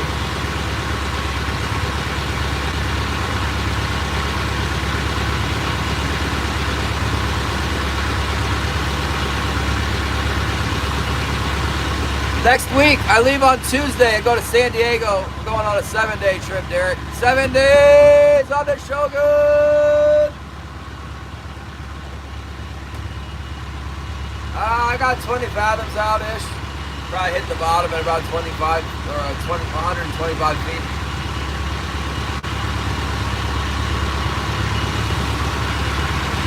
I usually fish a little deeper here. There's quite a few birds out there. What are these birds up to? Must be a baleen whale out here. It's either a whale or there's a pile of feed out here. See these birds?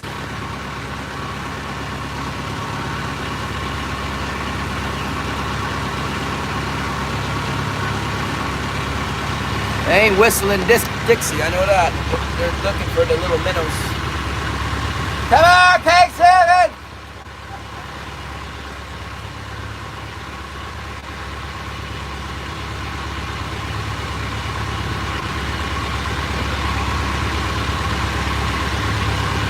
Sometimes there's like,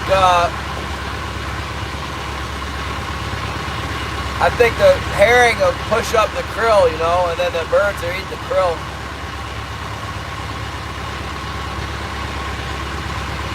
Oh, running right into the kelp. Oh my goodness. Bullseye. I don't think I can avoid it. Oh my gracious.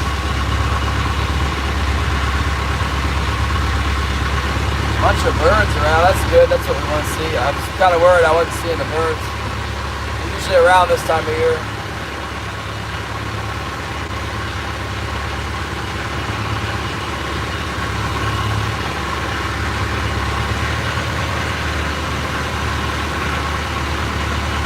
what it is they're biting on here. Birds.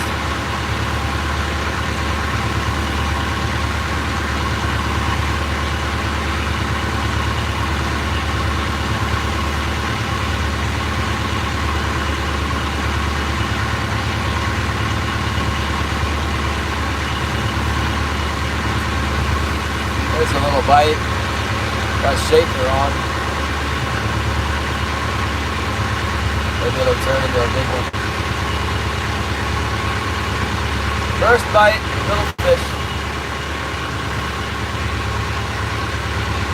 Yeah, the birds don't hang out around the killer whales though.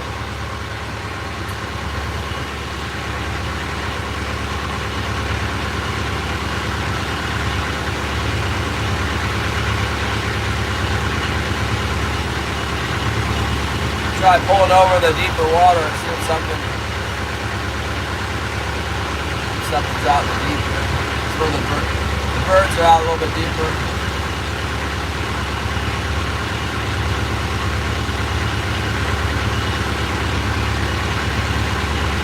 That's good. I want to see birds and whales. I do want to see that. Seeing the birds. I haven't seen the whale yet.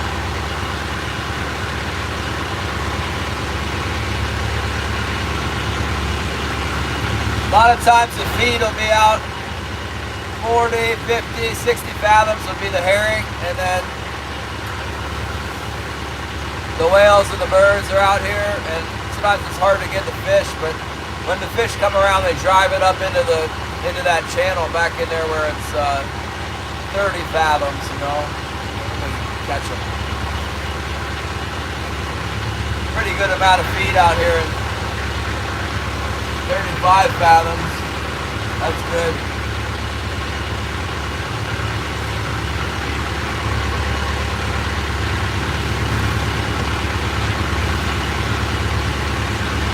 See if there's any kings suspended above it. You'd think the kings would be in it or under it, but a lot of times they suspend over top of the feet. Either that or they come up from they come up 150 feet and hit my gear. I'm going to figure it out.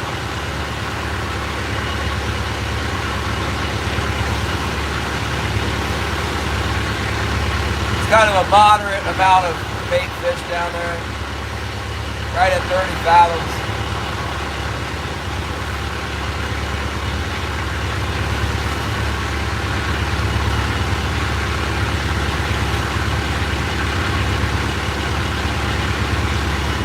Gillian said he was going to be working on moving stuff around on his boats. He's got 2 boats down there. He's going to unpack some stuff off of his trawler, I guess.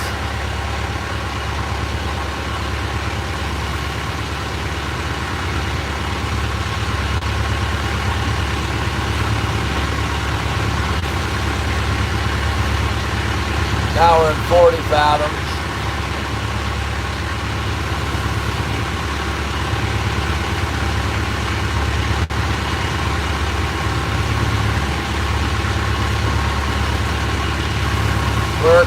It stops on my boat. I'm super lazy.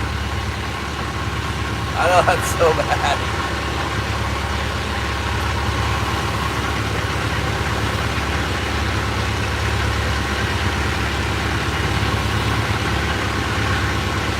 Just waiting for a chance to get them. Pinnacles? Yeah, there's some pinnacles. We fish on them, but the weather's really not good. And the weather was like horrible over the last week, so the water's probably too dirty anyway. I got a banana and like a small piece of bread. Once I get hungry enough, I'll start rummaging around.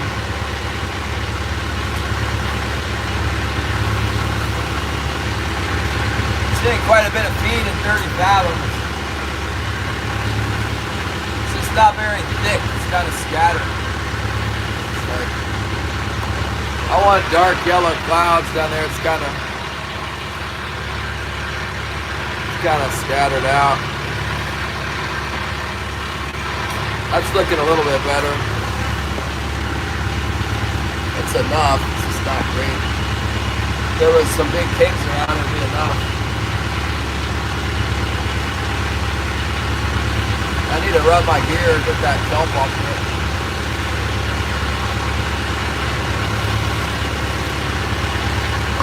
A lot of times it's tight up in the morning. You see it balled up in the morning, and then it scatters out during the day, and then in the afternoon it balls up again.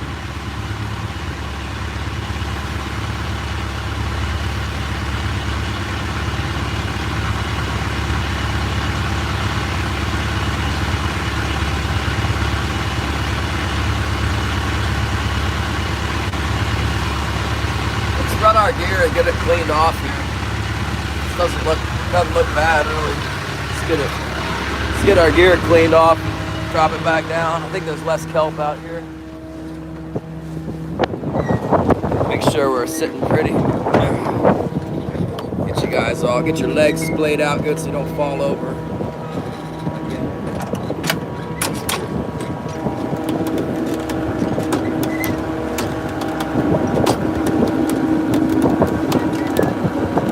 Got daggone grass on everything.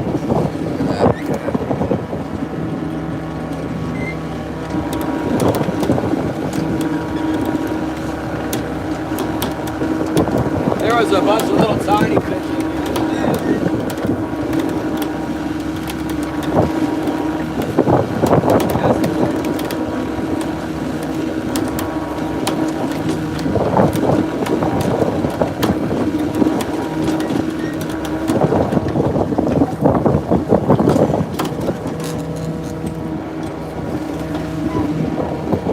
Not gonna catch anything like that.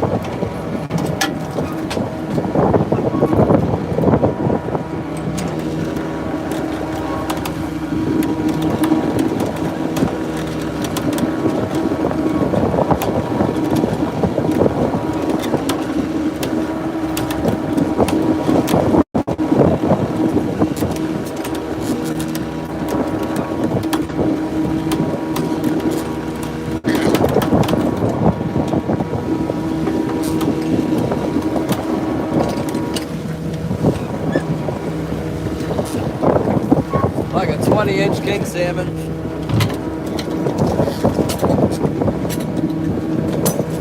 That's what I'm looking for.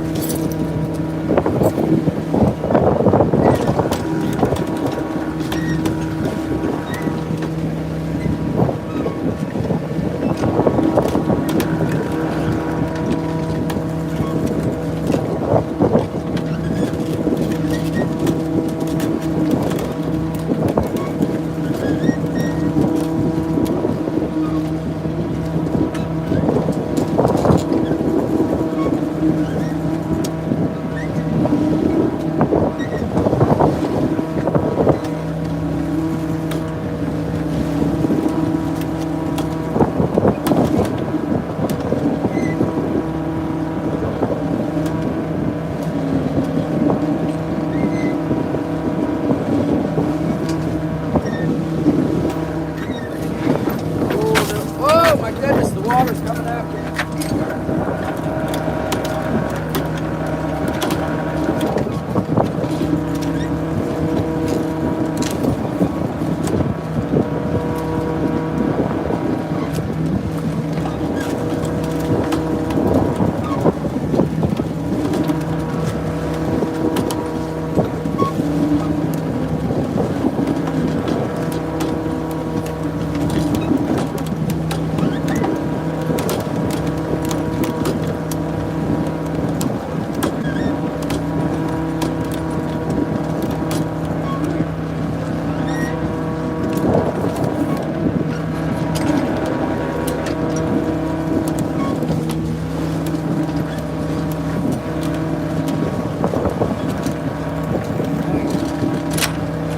What a bummer. The temperature about 40 degrees.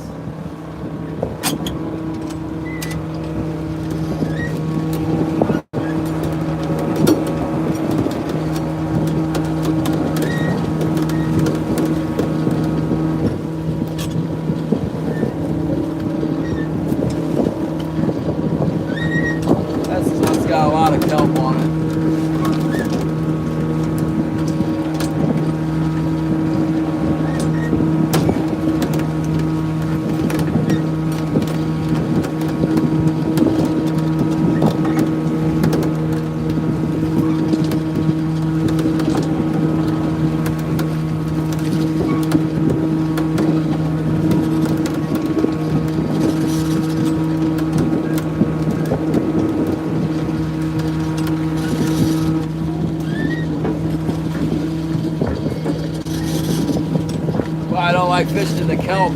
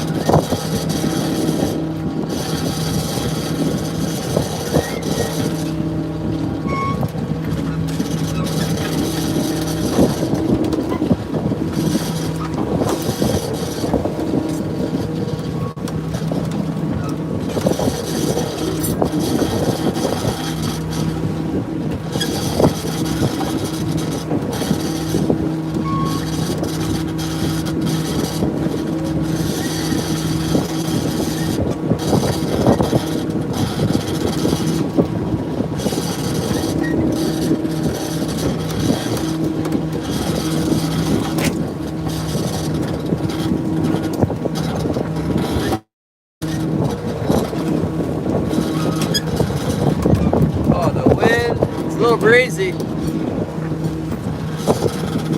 I got my skiff turned right side up, and it's amazing to me how long it can spray water all over me all day long. It'll spray water on me all day somehow. I don't know how it does it, but it will when it's choppy like this. It never runs out. Alright.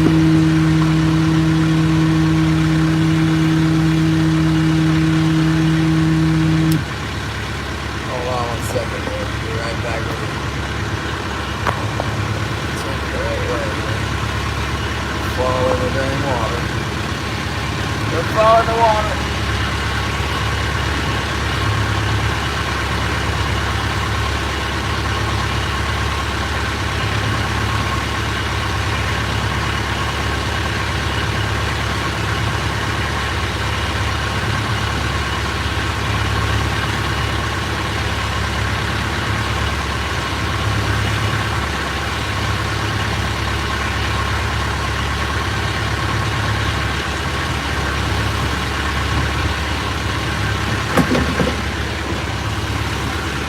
Kind of got to come out here and take a look, see what we got, you know.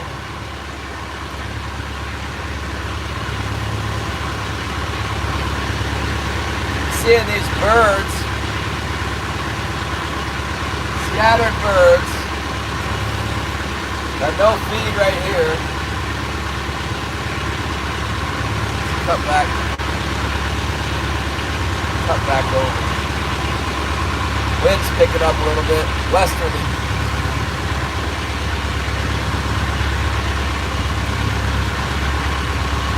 Unusual wind for the winter.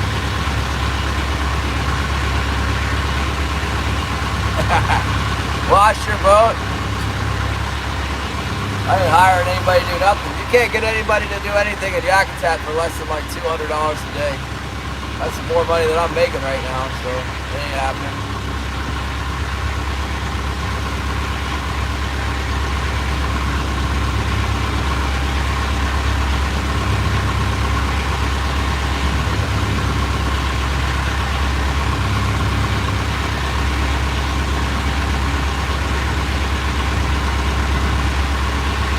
Back into the sun.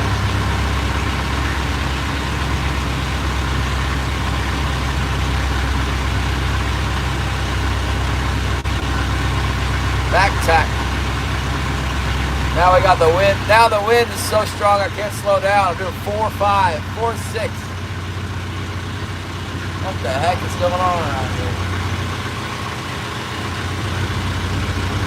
Kind of the halfway fishing here. I only have 2 lines in. I don't have my stabilizers in. Pretty frustrating. Going way too fast to catch anything. You can't even tell if you catch anything if there were in here because it's going too fast.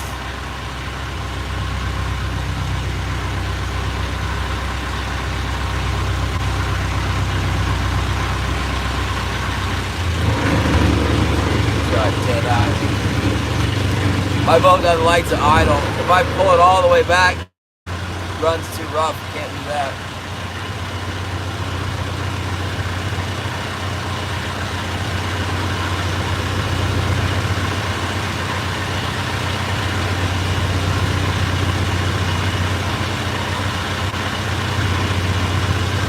Pretty frustrated. First the kelp. I get it splashed by the water out of the skiff. Undersized fish. Now I can't slow down, doing 4 knots on the troll. 4.6, 4.5. Really wasting my time at this point.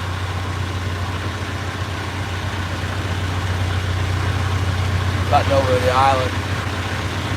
Yeah, no, I'm not fishing for marlin.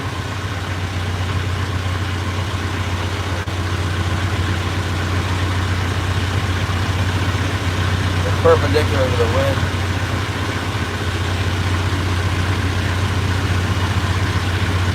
I'm doing much more than 3, 4, 3, 5. I'm going too fast. Won't catch anything.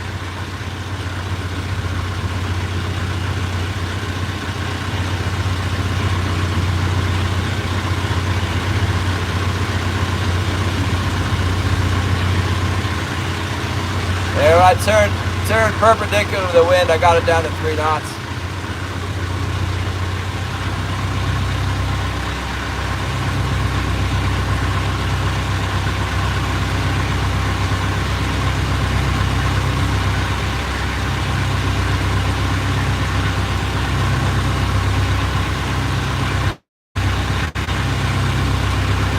Yeah, no, I can do it.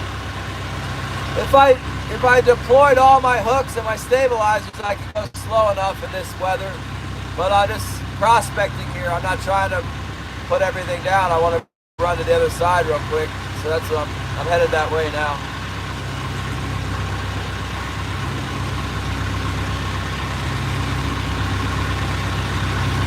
Just gonna troll out into the open for a minute because I saw those birds out here.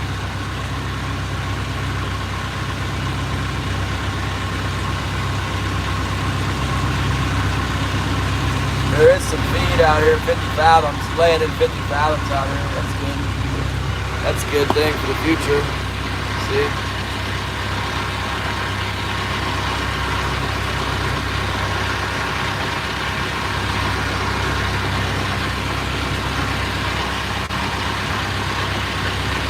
There it is.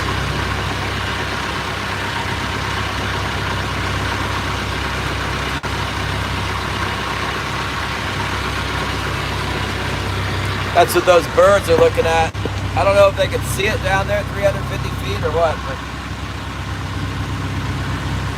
there's probably some whales around.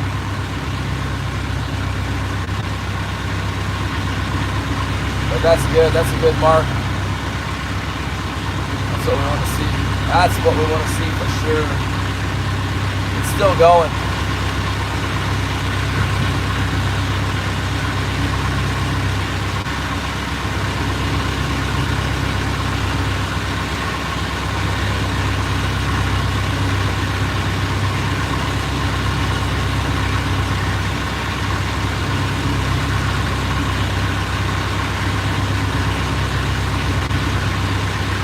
Alright, now it stopped. It's on the edge of the channel. Like 60 to 80 fathoms. There's about 100-foot thick school of herring.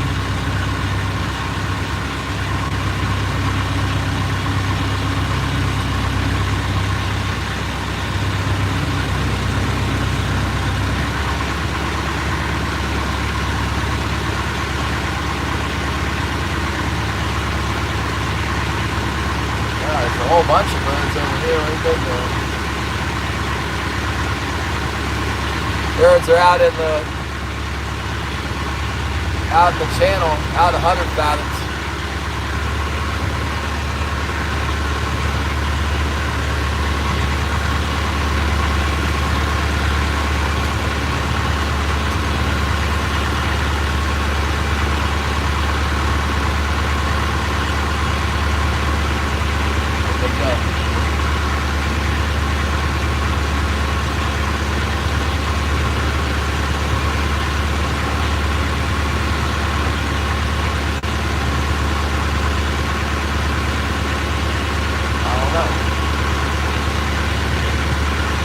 I don't know where they went. Maybe I was just seeing the white caps firing up. There's lots of white caps. I'm gonna pull my gear in and then run over here. Wasting any time doing this. Let's pull them up. And then we'll set all our gear down when we get to the other side here.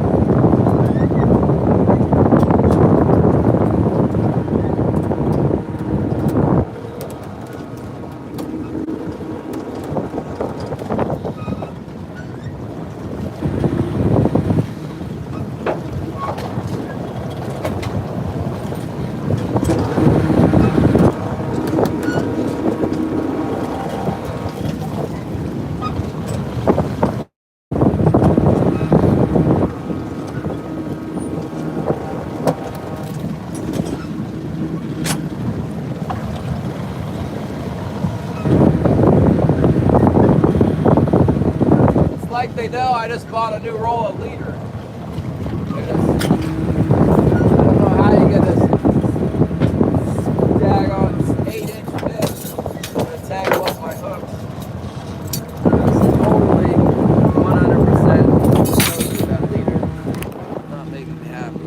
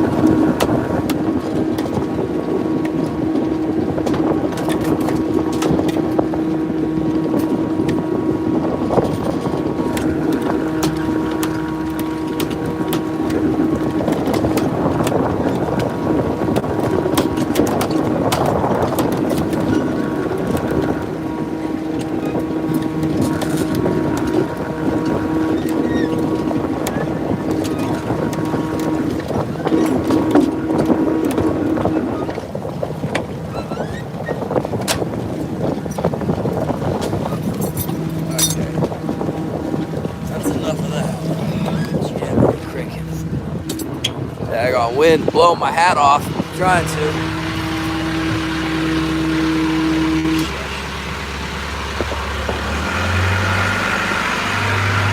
Let's get the snot out of here. It's terrible like that.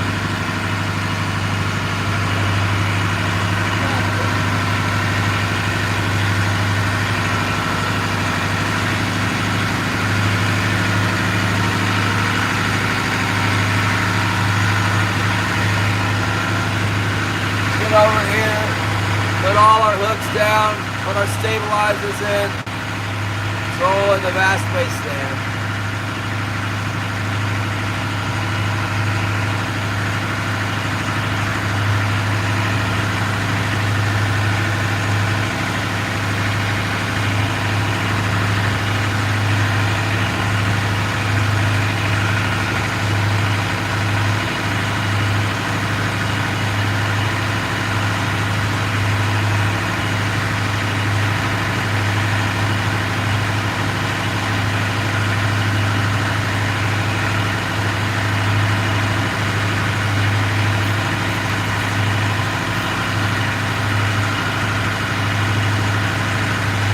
Yellowtail. The yellowtail dredging.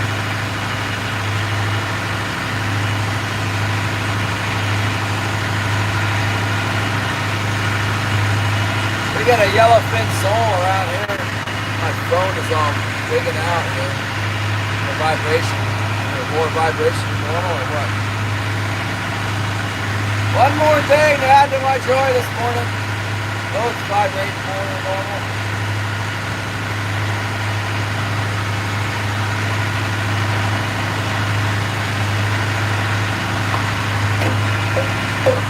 Normally don't get that vibration effect. Maybe the tripod's not set down straight. What in the...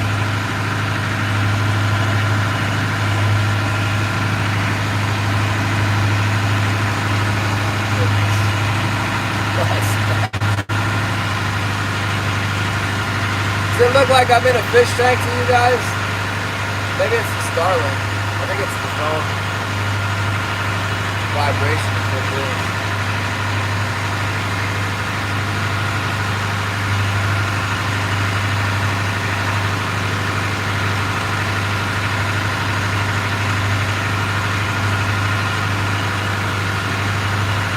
We're almost already to the other side. That's why I don't like picking up my gear, because if I got all 4 wires in, by the time I pick it up, I got to put it back in. With just 2 wires, it makes more sense to run.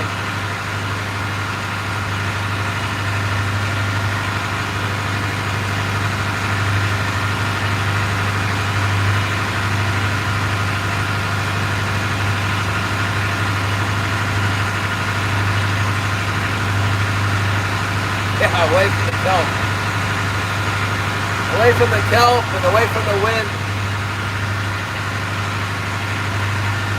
Hopefully find some keepers back up in here.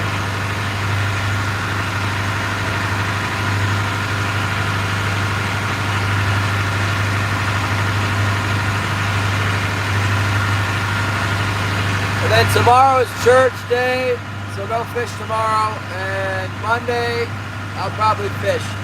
I'm gonna try and pack my bags and stuff tomorrow and get ready to go. And then Monday, I'll fish maybe. I guess maybe, I don't know. My mother-in-law is coming into town tomorrow night. Monday, we can fish, and then Tuesday we leave. Tuesday evening. Heck, we could even fish Tuesday morning. Right by the harbor. We made more money catching those 2 fish by the harbor than we did catching those 2 fish out here. That's for darn sure.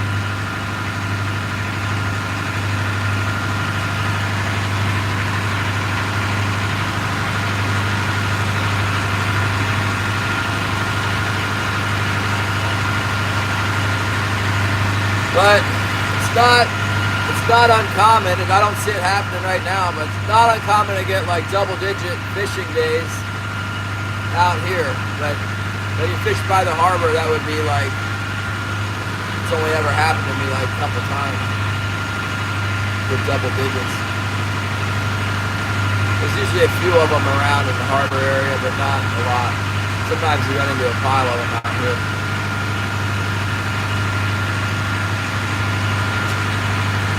Alec.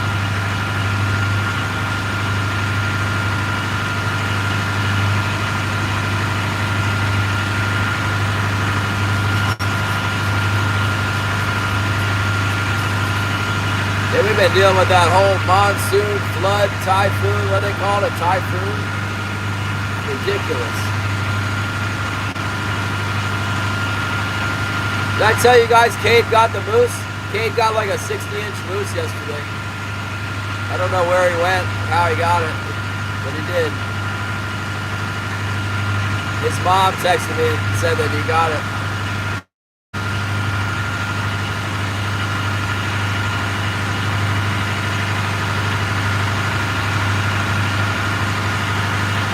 Me? I always wanted to be a fishing guide or a hunting guide, so I came to Alaska to do that. Kind of found out that fishing guide is kind of low down on the totem pole. Fishing captain is better. And so I did more of the halibut charter work, deckhand, and then I got the captain's deal. And then I started to do the king salmon trolling in the winter time because there's no charter fishing in the winter. And I realized I did make a lot more money working for myself than, you know, getting peanuts from the lodge and the tips. So I started working towards full-time commercial. Oh my goodness. Yeah, I'm getting my eyes burned out today. I'd rather have the blazing sun than the pouring rain though, that's for sure.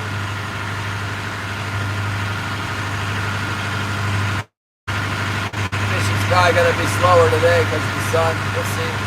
Hard to get any slower than yesterday, but I could probably, we'll try and do it.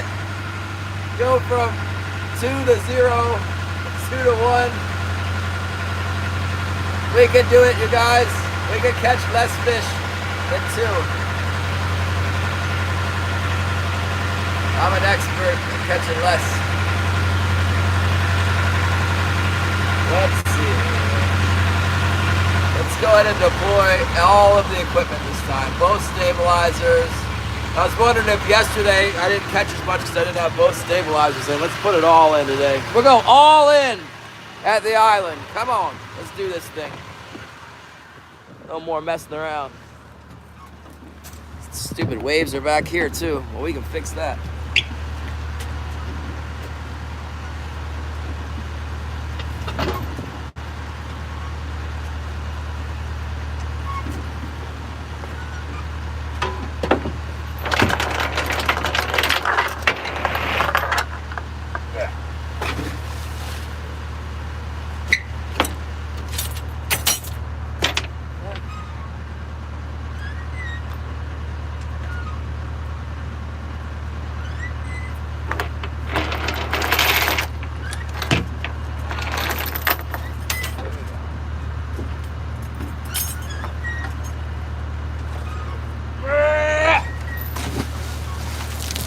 It's all good out. Hope I don't bust my stitches open trying to.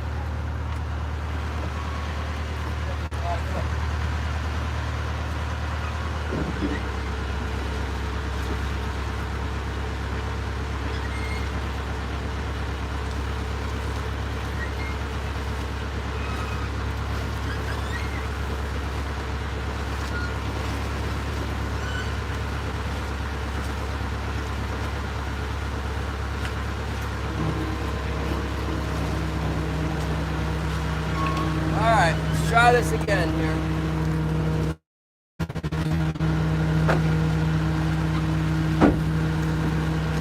Blasted fish, stupid non-biting fish. Come on.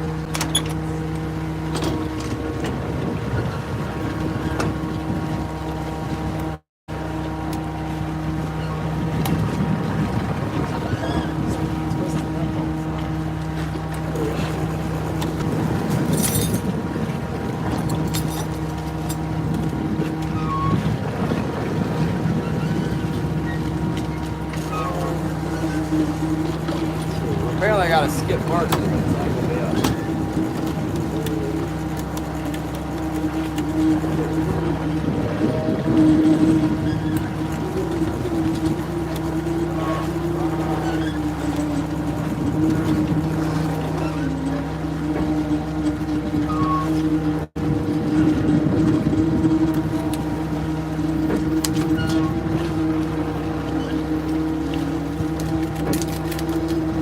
This thing, we caught some kings on this during cohos, but now they're not biting it. Let's try putting that bucktail on it. Buck.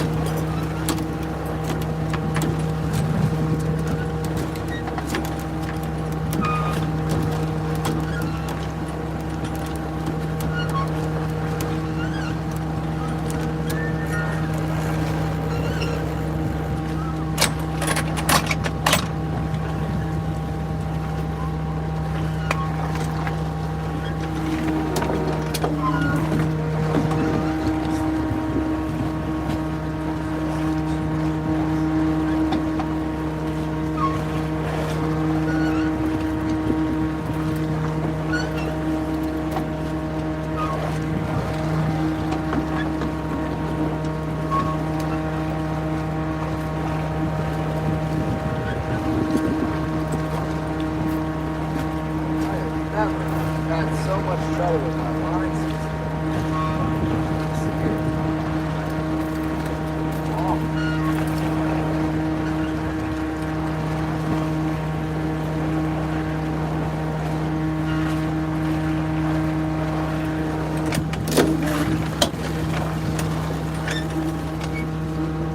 I think it might be from that cheap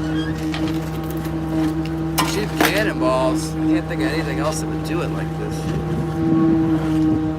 Now what?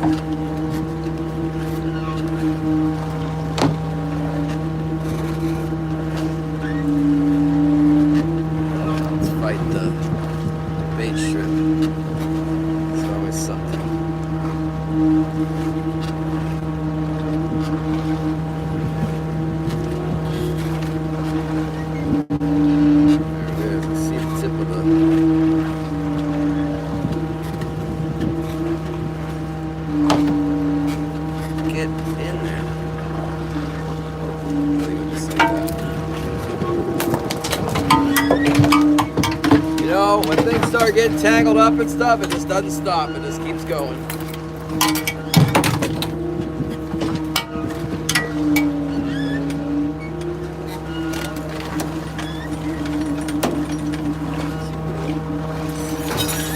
This is from that 6-inch long fish. Did that to my leaders.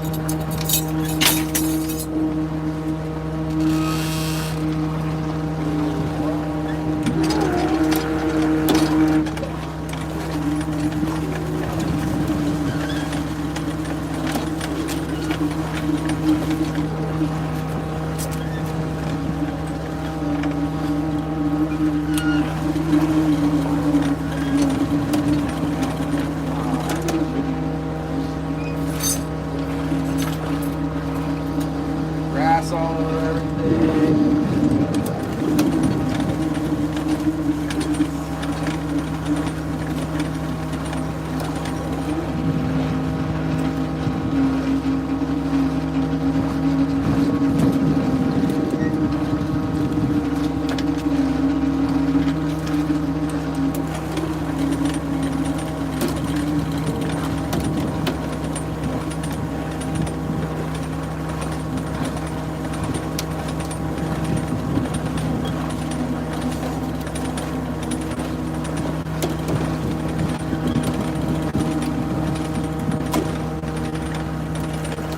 Well, there's no wind in here. That's a good thing. No wind. I'll take that.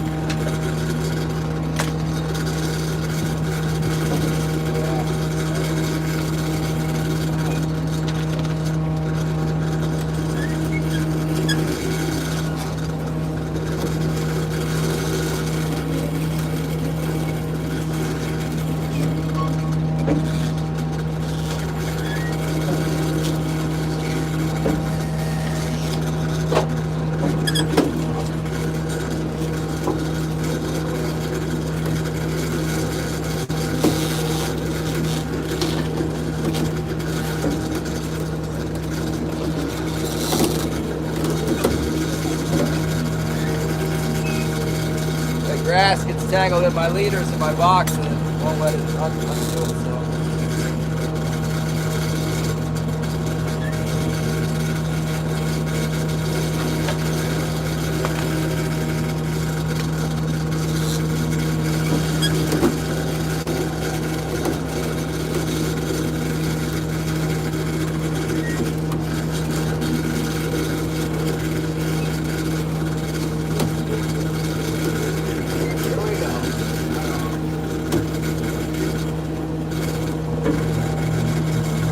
Stop this short of getting a heart attack out here from all this stress.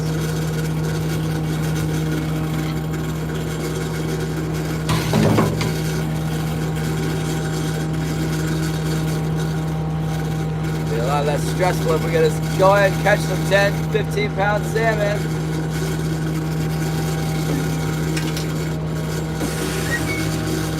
Alright. Well, we're trying. We're working. We're able to fish. Here we go.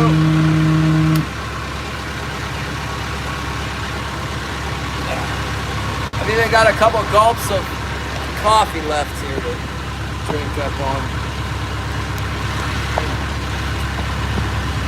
And I just found a spoon I was looking for yesterday.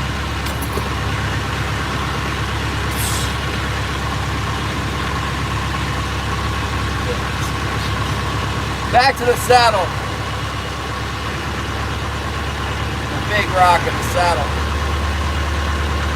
Got my hooks in now. Everything's fully deployed.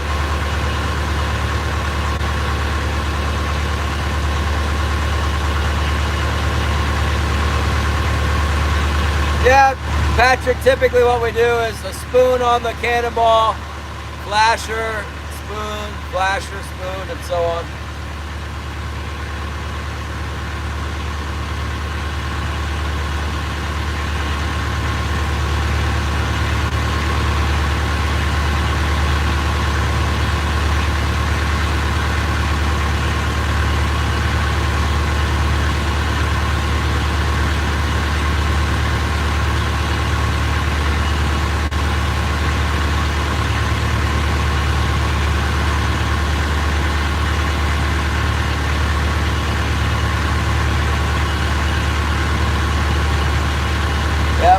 God willing, some nice fish pulled in here overnight. Hello, Sarah. What's up?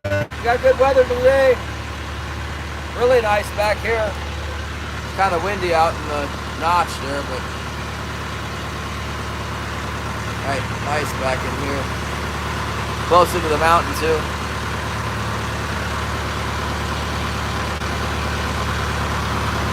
Just kind of chilling back here. Hoping for some king salmon.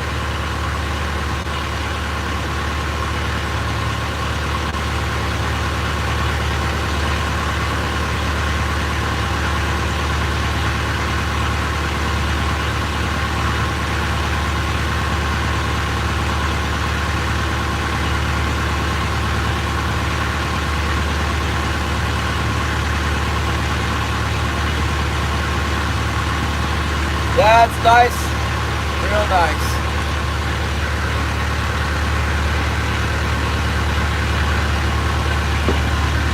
I would really like to have some time off and get up on that mountain and sit there and watch for a black bear. I wish we had deer in the mountains here. We do have deer on this island right here, on this island.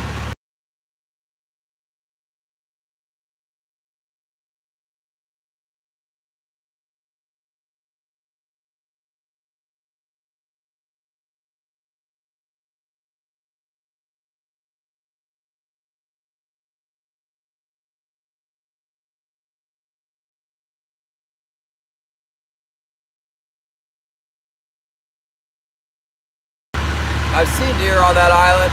I'd like to deer hunt on there.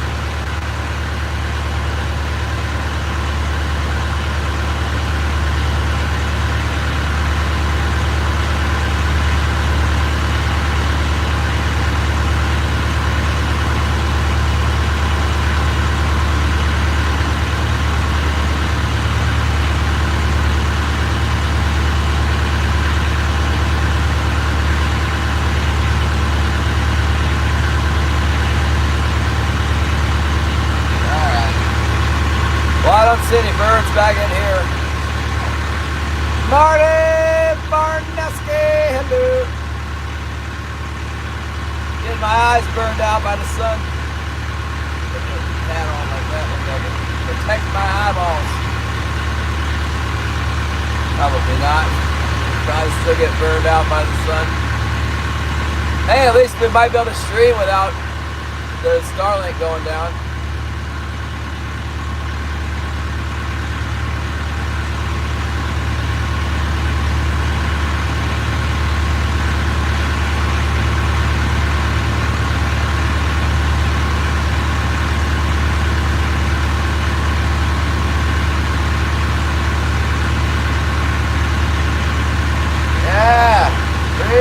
Sunny. Oh, there, I got shade right there.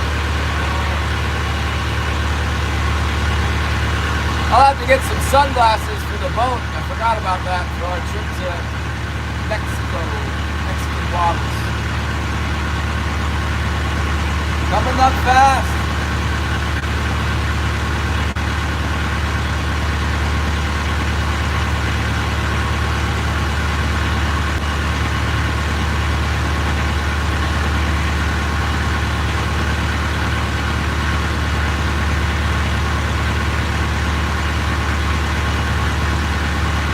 Doing an oil change too. I might do an oil change tomorrow, so I'll be ready when I get back. We are not catching anything. We've got 2 shakers, I think, 2 little ones.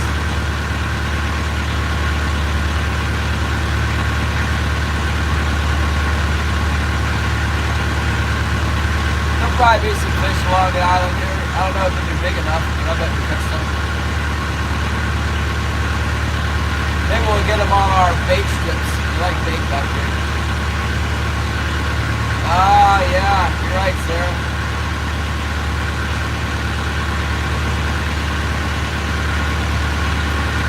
The transition lenses.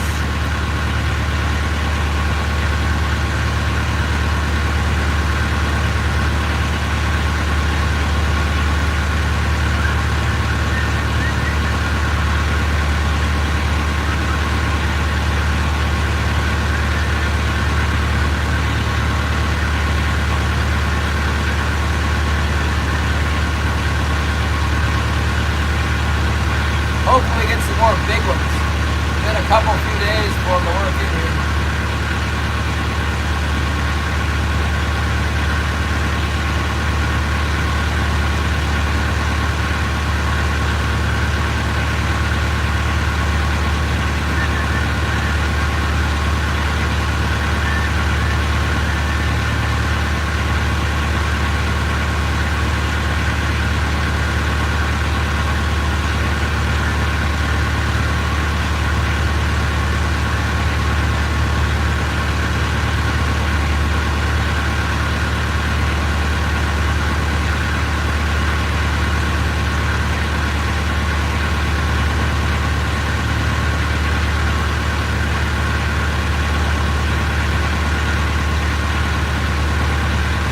For 55 people, tap the screen, hit the bell notification, subscribe to our channel.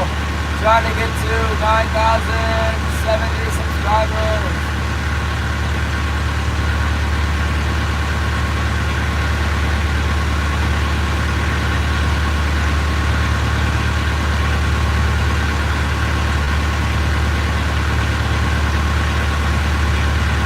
Might try 10 fathoms in here. I haven't tried that yet. Sometimes we get fish at 10 fathoms back here.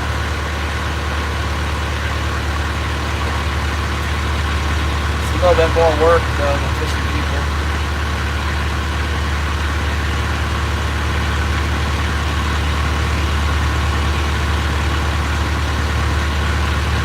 know, maybe that big storm and all that pushing the fish up in here.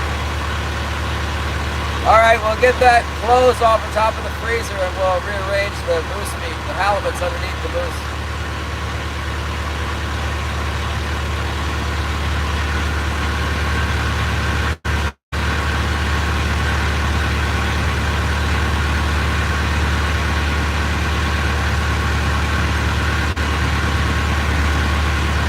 Yeah, that was awesome. I got my moose right away.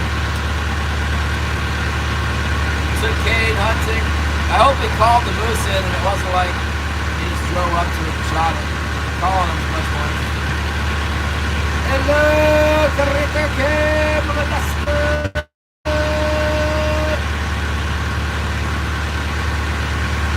you ever see the porcupine on the cameras?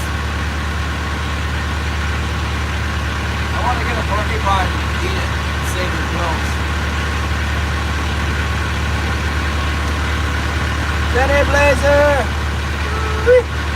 What's up, Denny? We're just settling in on the drag now in the back bay. Nice weather. We got all our hooks down. We got our stabilizers down. We do have a couple fish in the box from yesterday. Let's try it again.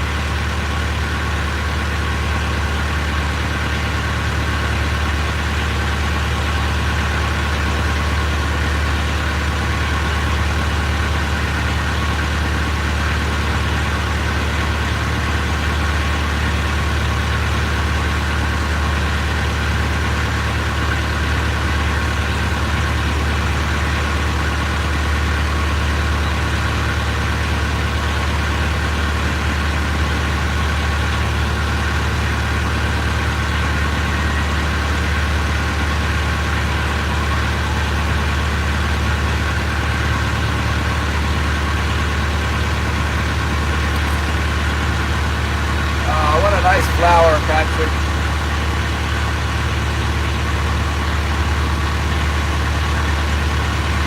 I don't even think I have a flower like that.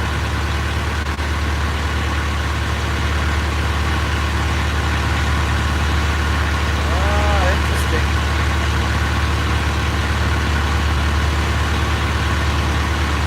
Two little tiny king salamons tangling up my line and everything else. Got a lot of kelp when we first started. It's too much kelp in the channel, the other channel I like to fish at.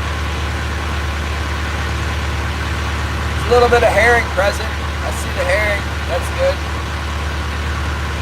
We need to see that or we're in big trouble. The colder it gets, the more that herring should come in here, up until about the middle of November. Maybe it'll be late this year.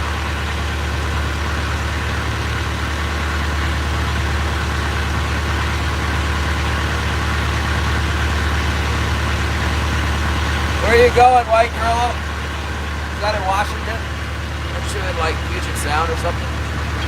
I forgot.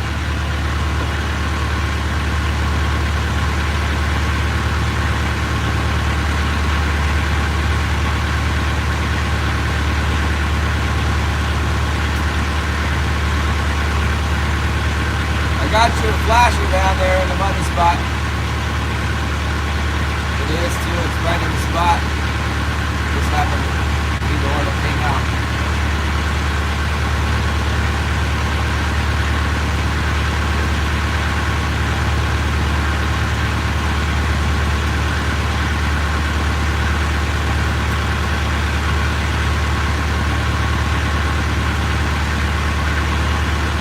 I see a diddly squat on the sonar.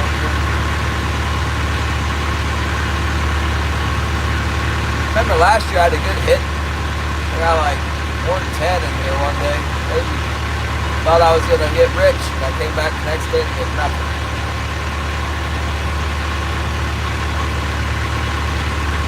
Some years you can come in here every day and get them. Yeah, I need milk and ice cream, otherwise I'll waste away to nothing. Rafinha, hello! Good afternoon, Rafinha.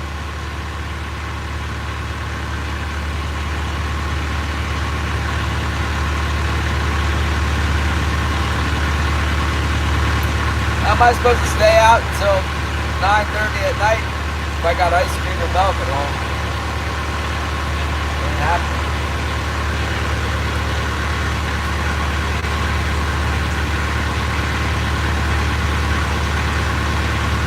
The doctor said to just keep this thing on, and he said the ends will like curl up, and that's when I can take it off when the ends already curling up on it one day.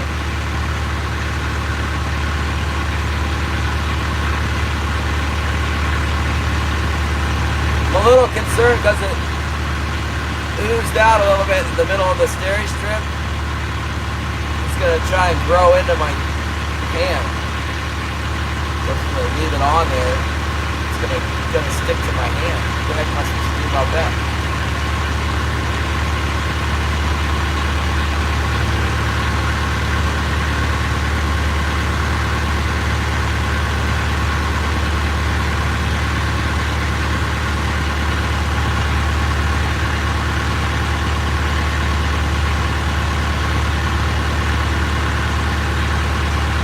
I got a feeling we're going to get an ice fishing. Probably over by that big rock. We're in kind of a bitey spot right here, and then the big rock is a good spot, and then on the corner of the island is good, and then on the edge of the saddle is good, up on the saddle.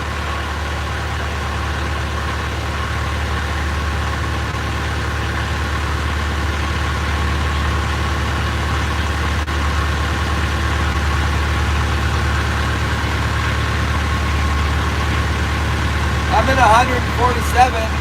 I'd rather if I could just run down in 115 feet the whole way, but it seems like you try and get into 115 feet and all of a sudden you're hitting the bottom. And the bottom kind of goes like this. Subi, what's up? Good morning. Happy Saturday, everybody.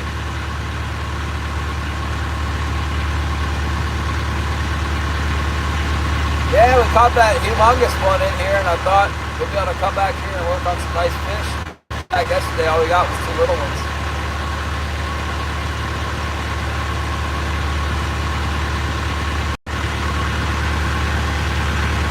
We'll see what's in here today. Something good will happen. We'll go up to that cove, that Humpy Creek spot next. Patrick Donahue, hello!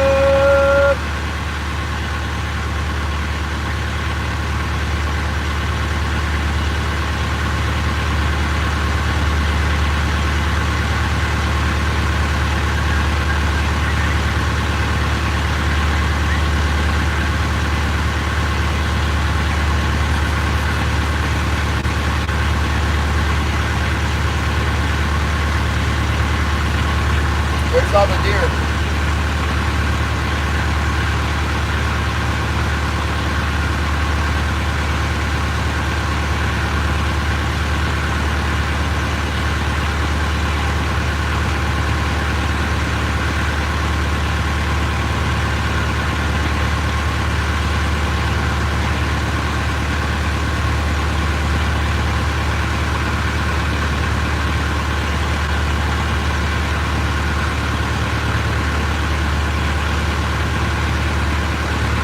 Mostly the deer around here just stay in the woods.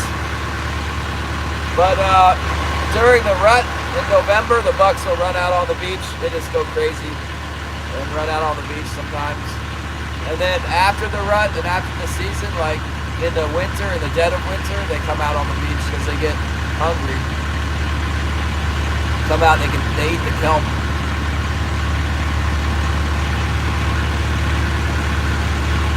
But this time of year, you just don't see them.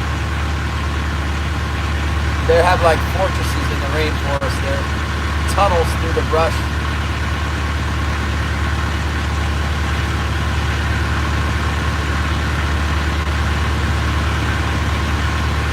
The Sitka blacktail deer. Most delicious deer ever. So good.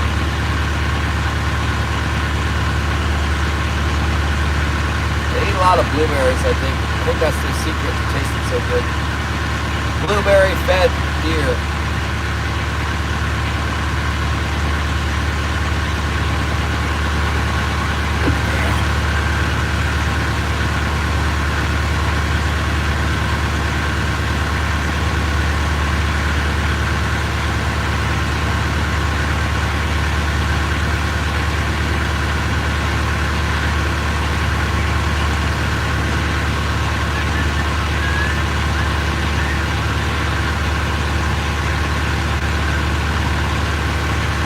Everything looks good. I like the angle on my lines. Don't see any feed over here.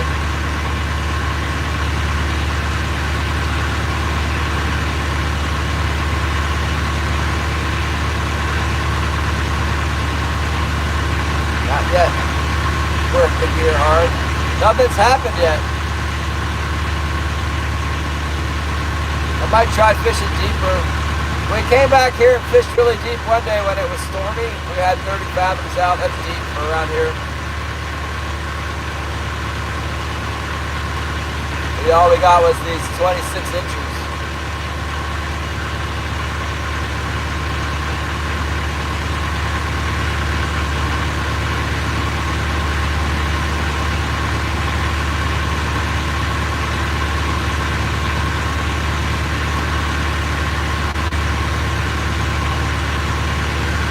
Yeah, if it was easy, everyone would have a permit to be out here right now.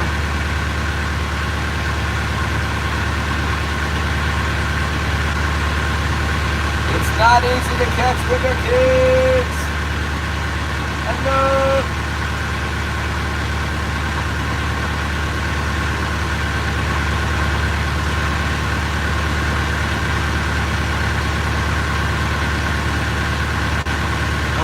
Got an email notification. What was that? What is that? Thank you for your recent purchase, says Bass Pro. We hope you'll write about your Pursuit rimfire rifle scope while it's still fresh on your mind. I think so. My goodness.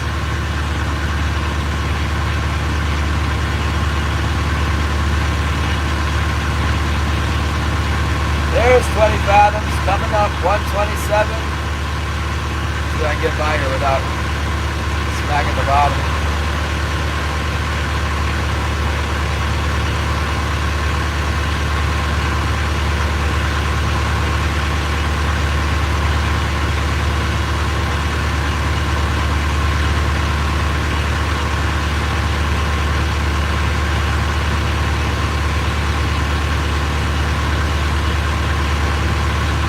Salmon? Yeah, sometimes they do. They seem to suspend a lot around here. Around this island, you get a lot of them halfway up. Even out on the 100 fathom line, you catch them like 15 fathoms down. On that saddle though, where it gets shallower, they definitely lay on the bottom in there. I think there'll be a lot of them on the bottom in there. I've done really well on that spot. But there's always feed. When they're in there, there's always a bunch of herring around. I haven't seen that this year yet.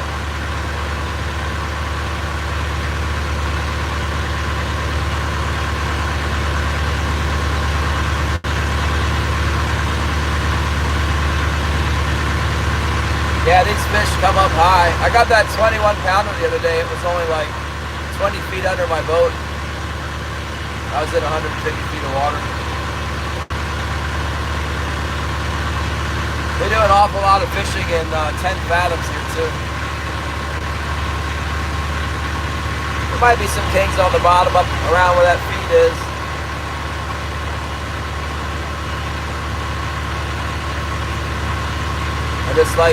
I did, my best day was back here, so I came right back in here. Plus there's no kelp back here. And that's really nice.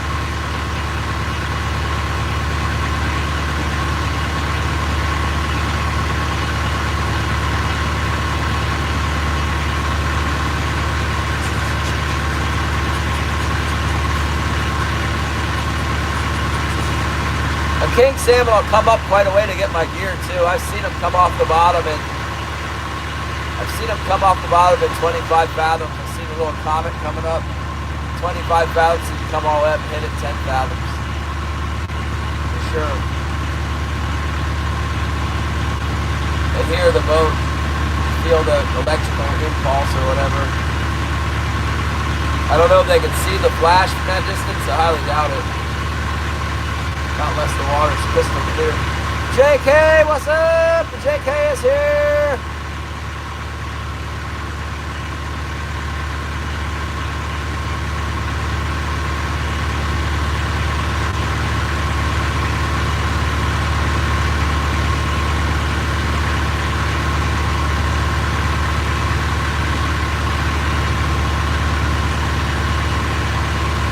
Catching the pompano, JK.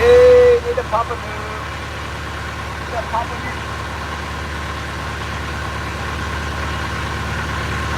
Pompano, yes.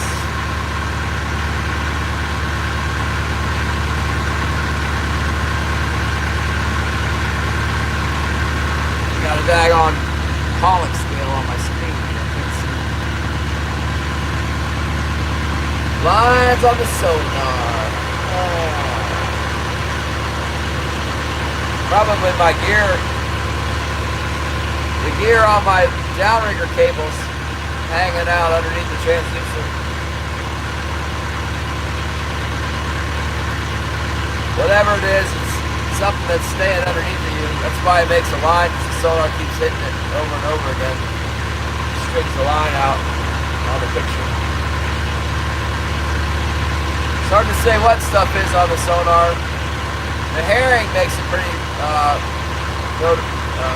recognizable sonar return on the herring.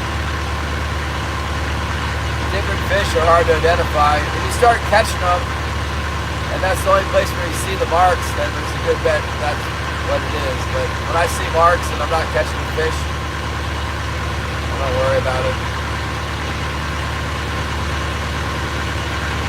Bottom fish, link cod, jellyfish, steelhead. Around here there's a lot of steelhead trout. But no, Bill, Levi, hello, good to see you.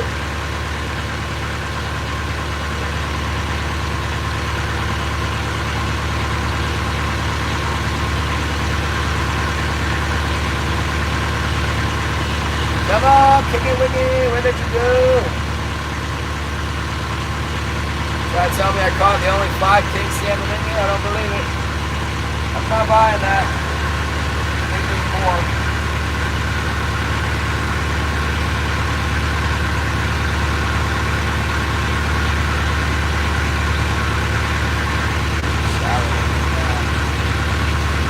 There's 160 feet of water.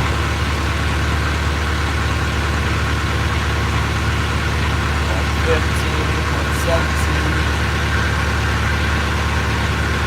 Skipping the bottom now, I'm a little closer to the bottom.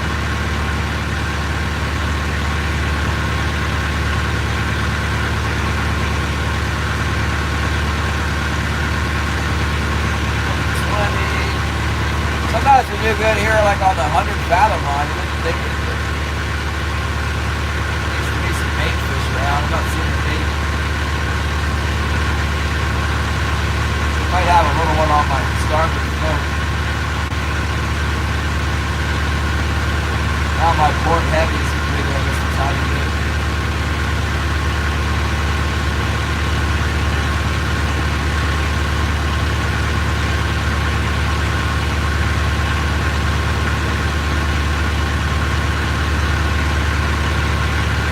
I know there was some king salmon that came around in August. I heard it was pretty hot in August.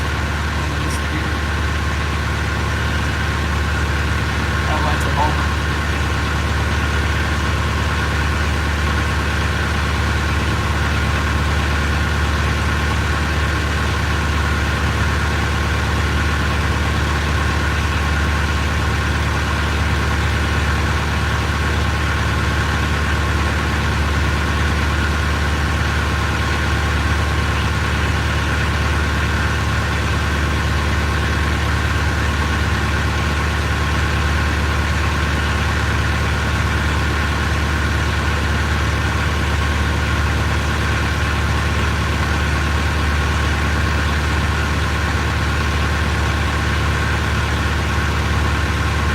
Good thing I'm going on vacation. I won't have to suffer through all this slow fishing while I'm in Mexico. Come back in November. Hopefully we'll have some fish then.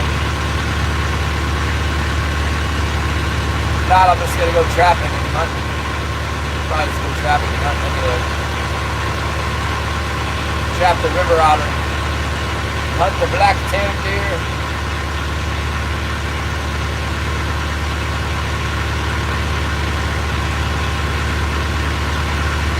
We're allowed in Yakutat 1 moose and 1 deer per person.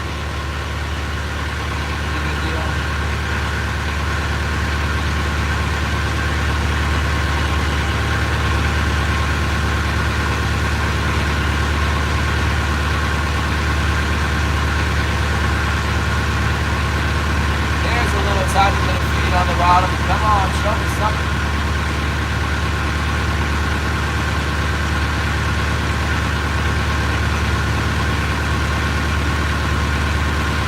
I'm at the big rock now. Where's that rock? Right in front of it. Come on, so we can hit the big rock. See maybe a little fish up high in the water. Real high, right on the surface.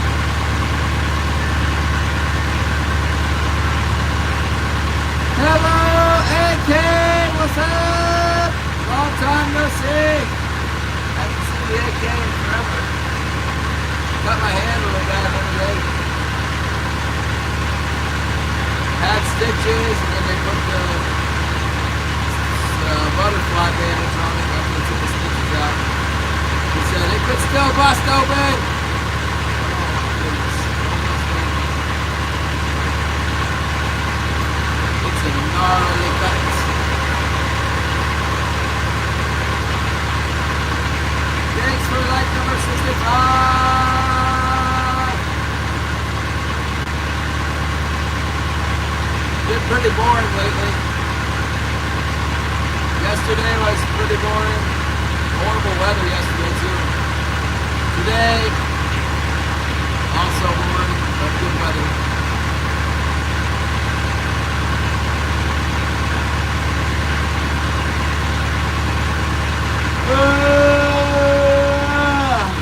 I was getting irritated. It was windy and kelp was out of my lines. It's less irritating back here. I'm not going to catch any fish, though. It should be nice and calm.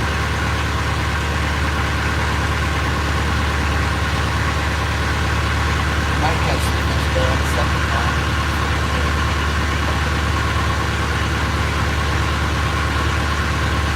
Oh, going bear hunting. Where are you going bear hunting at? Restarting. Yeah, it's really slow. But I am going on vacation starting next week, so it'll be slow without me. Giving some time for me to come in here, you know.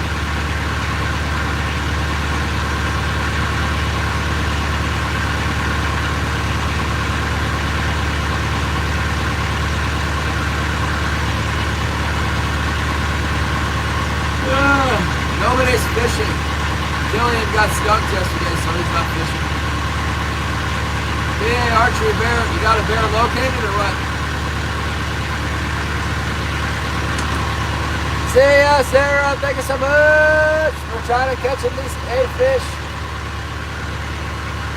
That's trolling. It's nothing and nothing, and then all of a sudden, bam, the fish everywhere. It could take days, though, for winter games.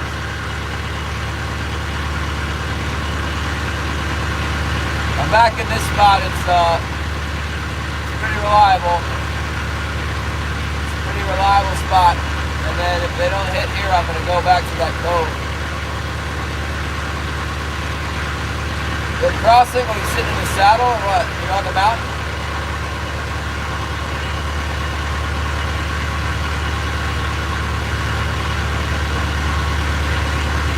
Blow the predator call. They like the mouse squeaker. Get the mouse squeak. You wouldn't believe it, but the big bear will come into the mouse. Caught a lot of bears in with this little green call. It's called the Circle C, and it's got 3 clicks. It clicks around like this in a circle. Each one is a different breed, and the mouse call works good on bears and foxes. Never had any coyotes much, probably. They're too smart for me. Sitting on the ground, you have a hard time getting a bear like that. Smell you out.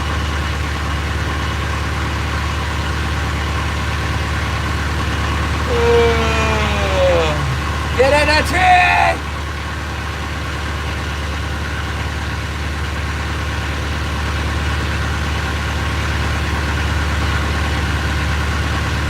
Well, the bright sunshine doesn't seem to be helping us out too much.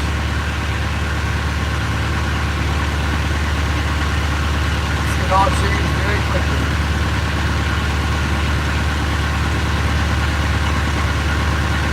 I must have something on that float. Not pulling, right?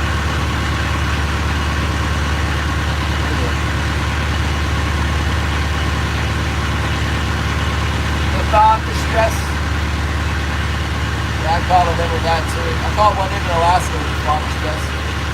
Shot it right in the face with a 22-250 and blew its nose up and it got away. Really not happy about that. I got rid of the gun after that. I don't have it anymore.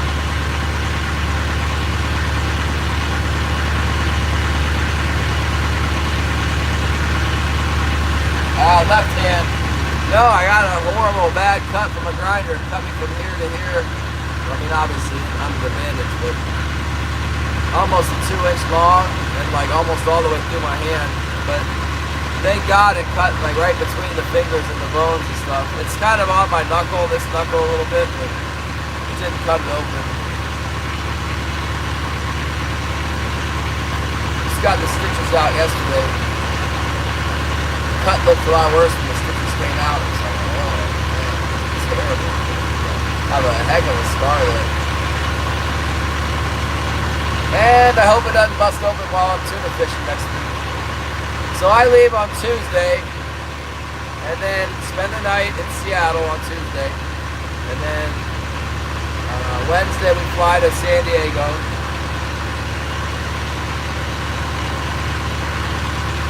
I gotta go to a tackle shop. I got lots of fishing gear at the Squid Co. in San Diego. And then the next day, we get on the boat at 10 a.m. and we're going to run 2 days down to Mexican waters. And, oh, here's some feed. This is looking good here. And hopefully we get the wahoo. We're catching a good number of wahoo and yellowtail and yellowfin.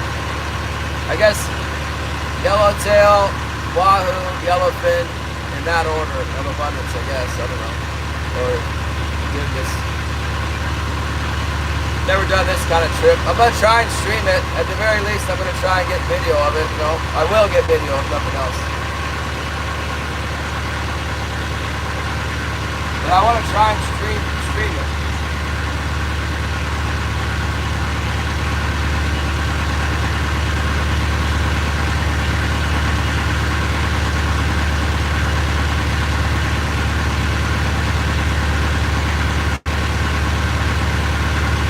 Got to be some kings in here. Maybe it's slack tide. I think it's high tide right now.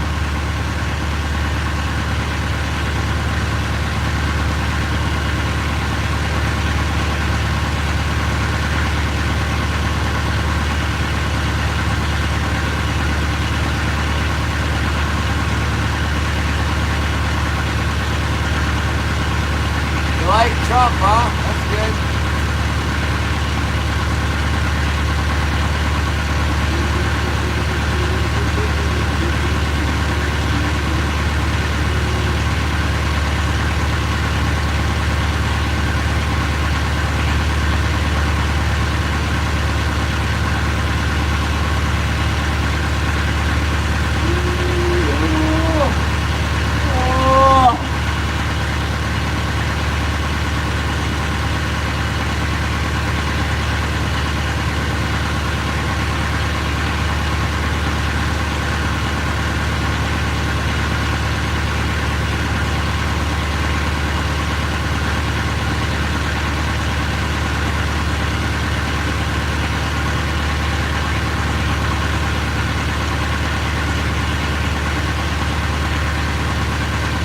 Binoculars are strong enough to see up on that hillside, see all the bears and stuff.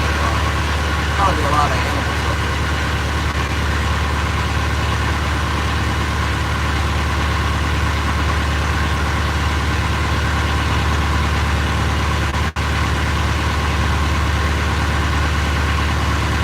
I think there's moose and stuff you can see. Moose, bears. What's up there? No deer, moose, bear, wolf, all that stuff that are on the mountain.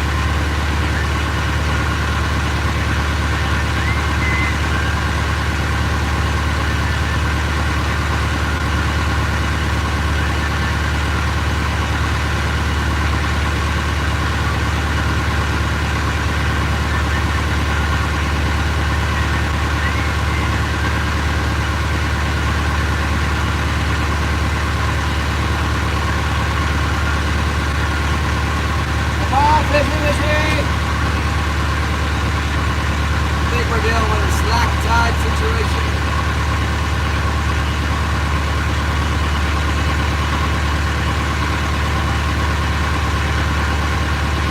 If you see any wolves, I'm gonna let them have it.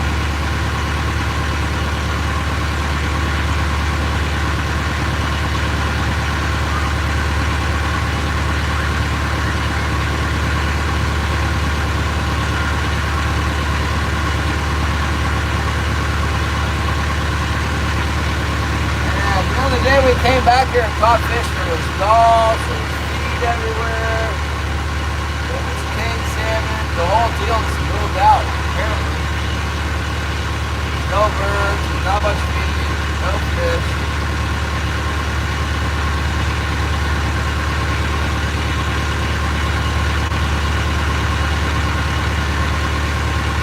You know what, there's some birds up in there.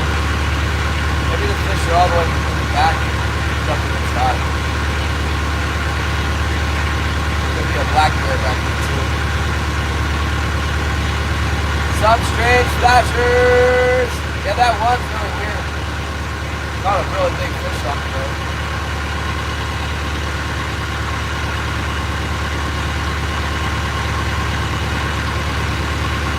There's kind of a good number of birds back here. What an odd place. Check that out. We can get back there. Oh, there's a bite. Come on, don't be a small one. It's like a small one.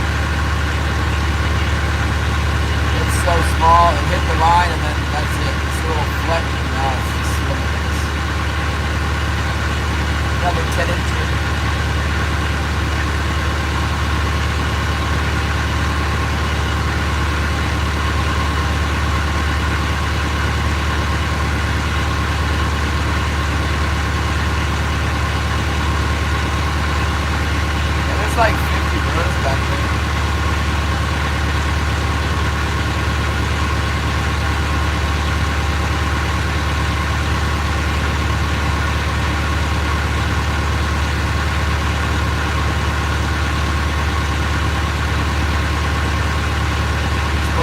bugs that are like little.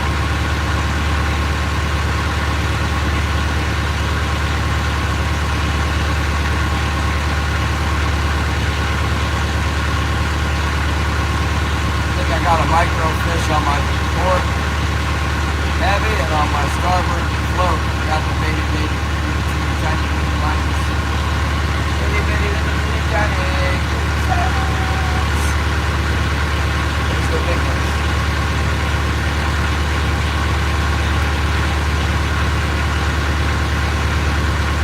Wondering if all the fish just balled up offshore. Probably should have gone out there today. Tomorrow I'll be ready to go out there. Very nice tomorrow.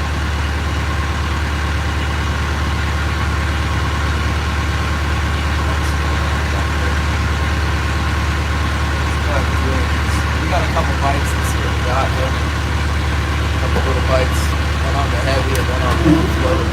The float sometimes tricks me.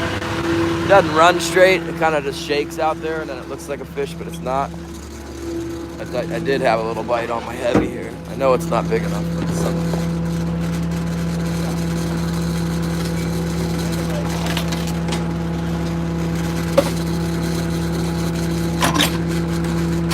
I just gotta check my float.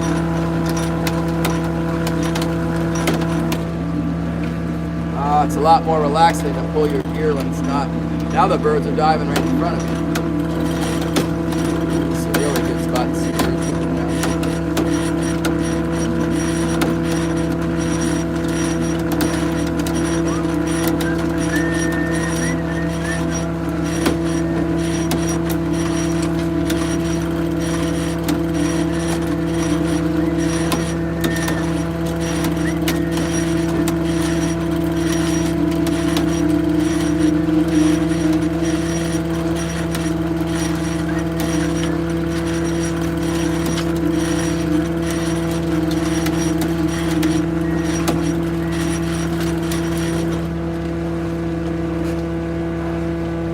Got away apparently.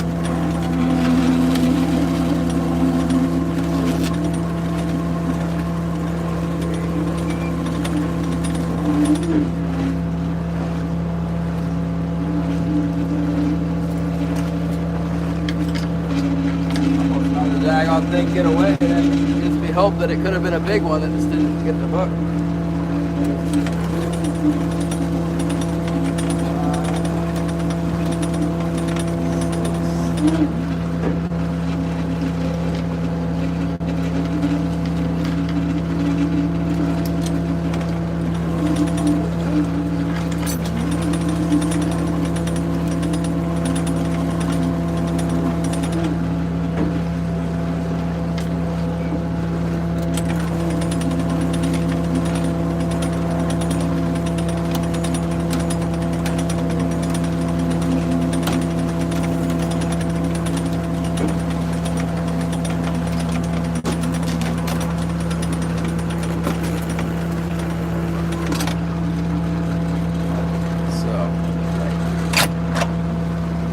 Thought we had a fish, there was no fish. So maybe this one we don't think we got a fish. It will be a fish.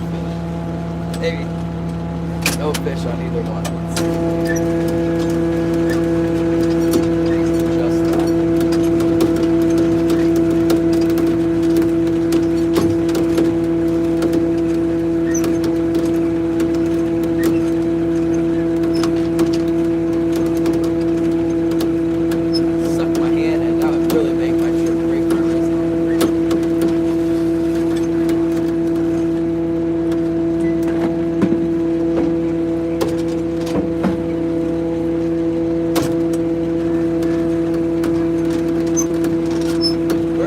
Diving for it.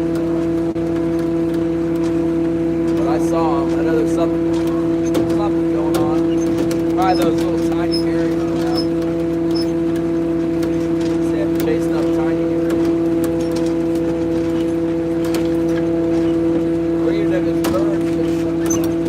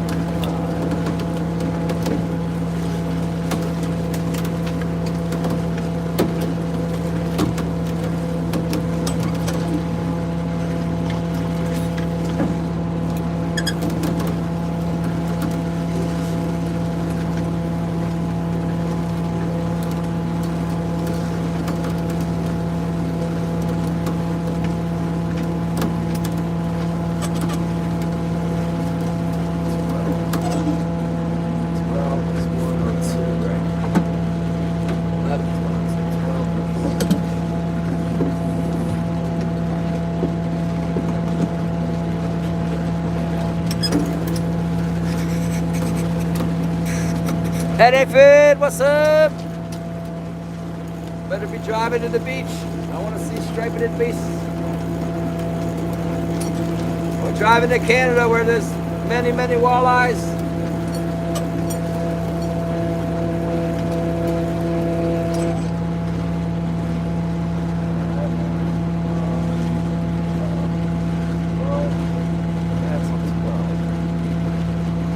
Set that a little deeper than I meant to. Oops. Like bounce the bottom. Well, maybe it'll help us catch something. Yeah, there was birds before we got here, and now they've abandoned us. How dare you? Yes, hold on.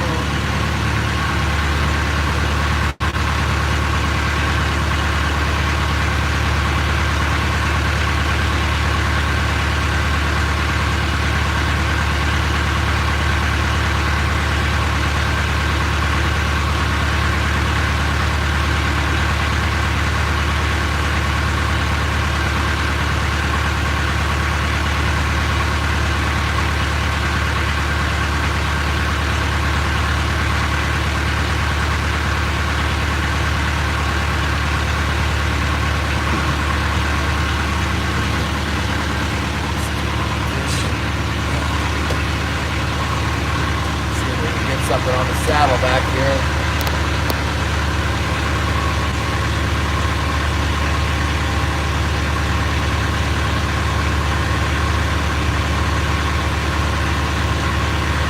Yeah, we did. Well, my float set a little bit too deep. It's also high tide. I think I can make it over here. I got the bottom charted out with my back dimension track line, you know.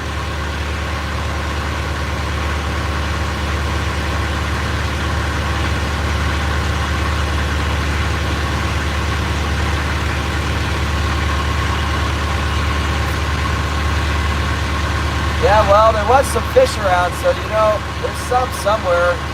Not sure where they went.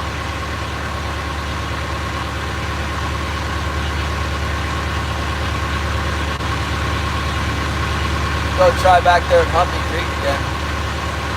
Flat rock spot. The big rock, we went by the big rock, we didn't get anything. We just went by it.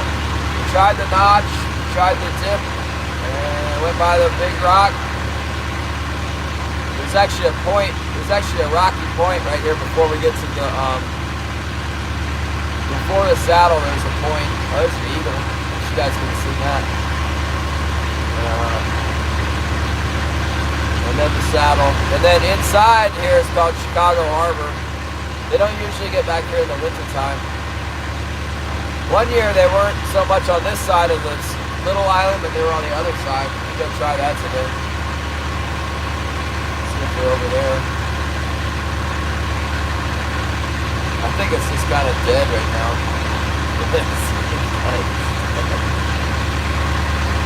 There's some feed. There's some feed in front of the saddle. Not much, but something.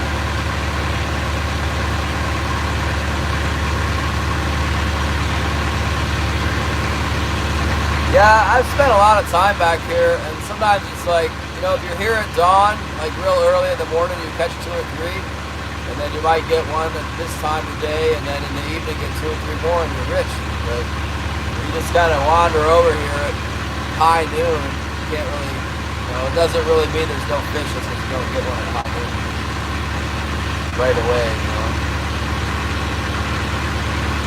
The feed and stuff goes down and hides to it.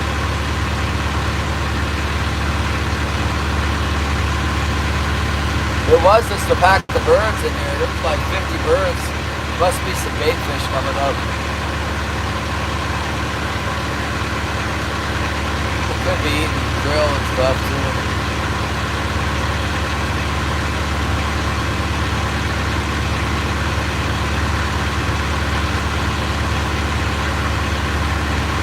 See that a lot.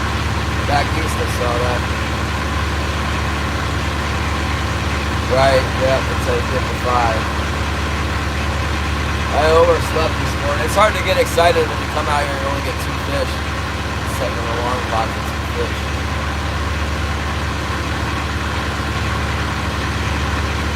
I remember one year this guy came in here, a really experienced fisherman came in, and he got like 10 or 15 on open day, and then 5 or 6, and then 3 or 4. So he left and told me about it, and I came back over here. That was the year I caught fish here every day until the end of December. I got some fish in here. He quit because they quit biting for a little bit. He left, and then they came back.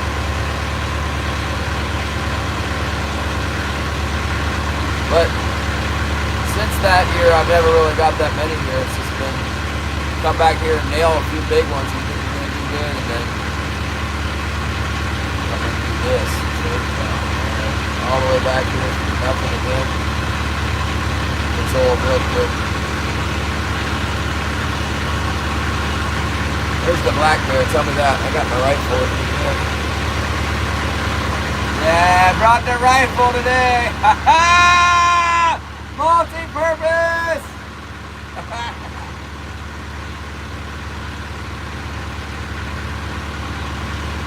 It's not deer season yet, but it is wolf season, wolverine season, and black bear season.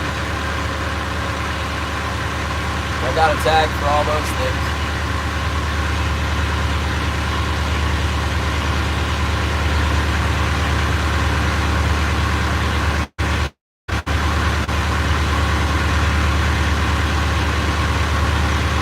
I need to give me a spot and scope. But say you come back here in the spring and there's bears all up on these slides right here. See that one, and then this whole area here full of bears. Black bears, that's the ones I want. Get the black bear. I'm gonna find a recipe that makes it good to eat. Haven't found it yet. They say the spring black bear is really, really good though. Here's some 22 fathoms, little ball of feed. Considering the location of it, it's a good spot. I mean, that really should hold a few fish. I don't know how big they'd be, but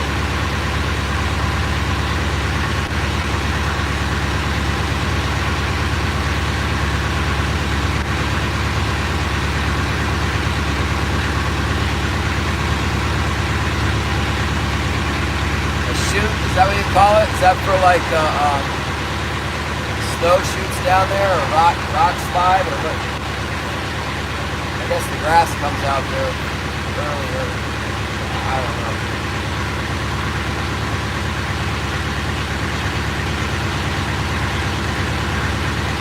There he is. Got one on. I don't think he's big enough though.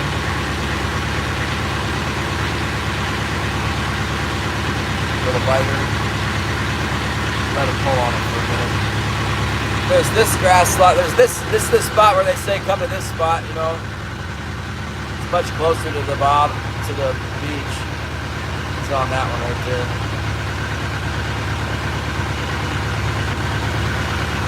Little fish pulling on there. Man, I wish we could get bigger. There's the big sister coming to hit that thing. Where's the big mama?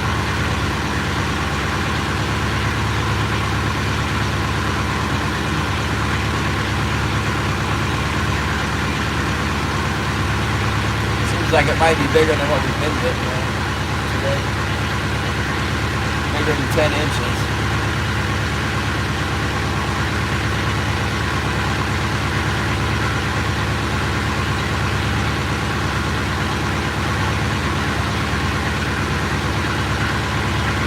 Well, I came up with Kate looking for a black bear here this spring. All we saw was a brown. It was a little bit early.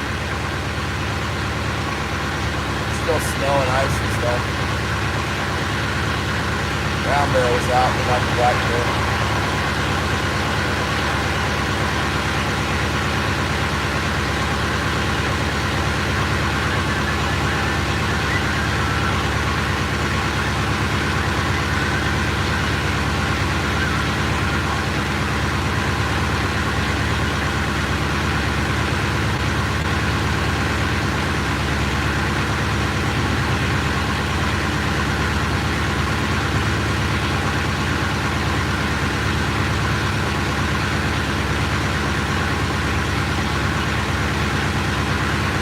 Yeah, I don't know.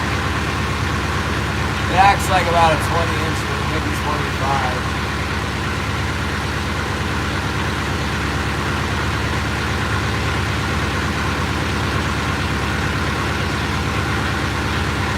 When I got that keeper out of here, I hit the bottom, and then it was like a fish on every hook on that wire. I think it was the same line. One of them surprised me with the keeper.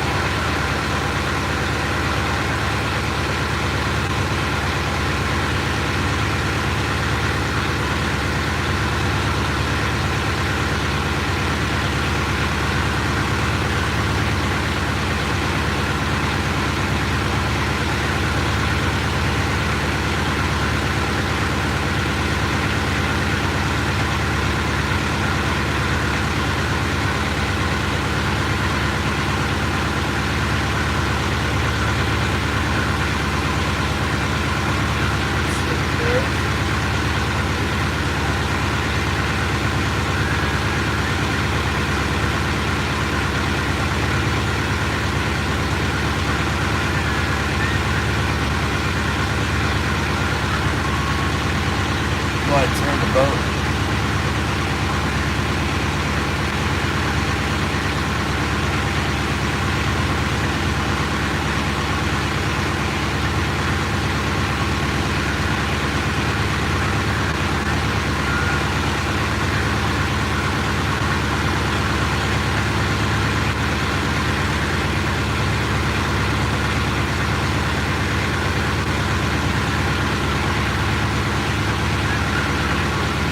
Yeah, there's like a cabin. One of these cabins they call it the bear camp.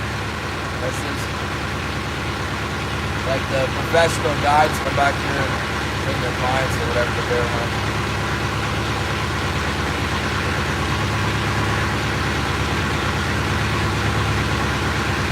It's kind of like the only place that you can access the mountains real easy in a boat. Just pull up and it's not too hard to walk up the mountain.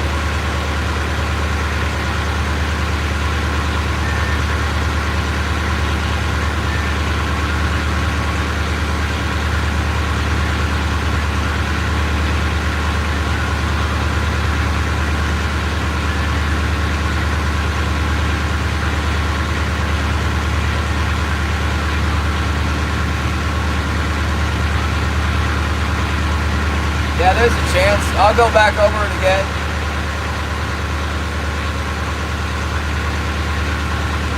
Get the boat turned.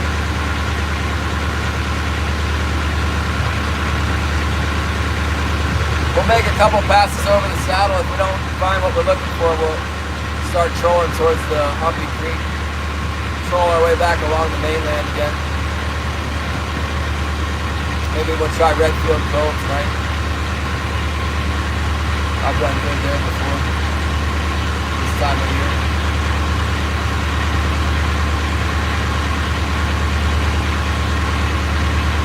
When the tide starts washing out, some fish might come along here to feed on the saddle.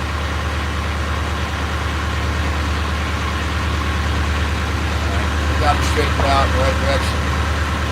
Oh, there's a good bite. Now we're talking. I got him on a turn.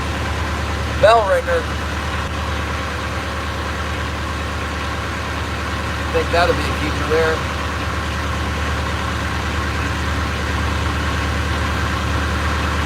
That one's gonna be real close if he ain't big enough either. Really close. I'm marking some more feed too, right on top of the saddle. Nice little ball of feed there. See if we get more than one off of it.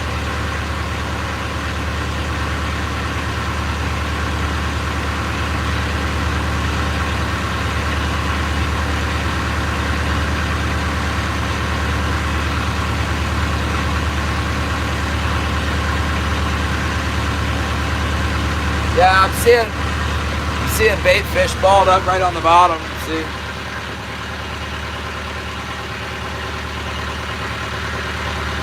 Right there.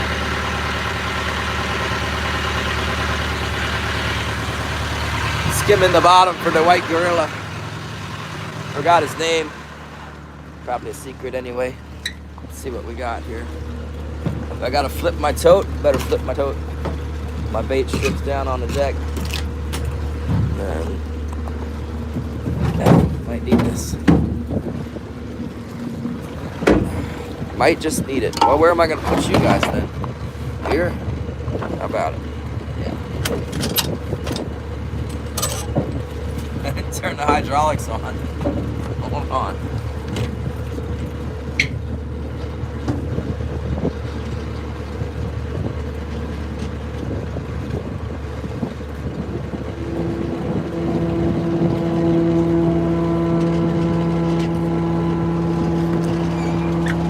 What do you think it bid on anyway?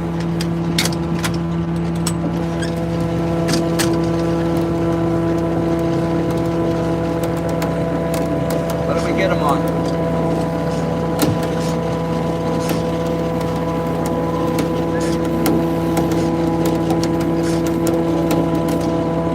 Got one on both sides. This one just looked a lot bigger. It'll be a 27 incher. It might be on the White Gorilla Special.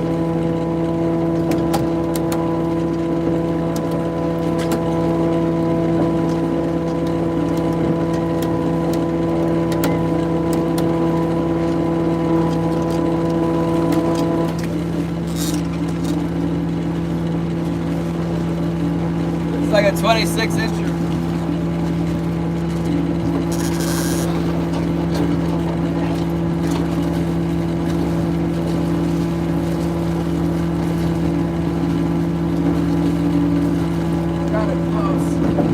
Kind of close. 26, maybe 27.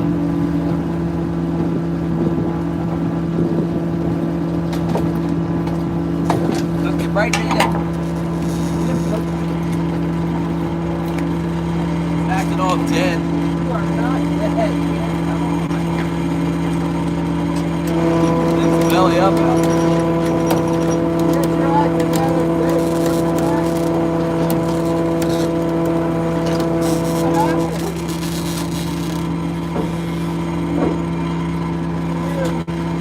They don't even float normally. That was just floating on the back.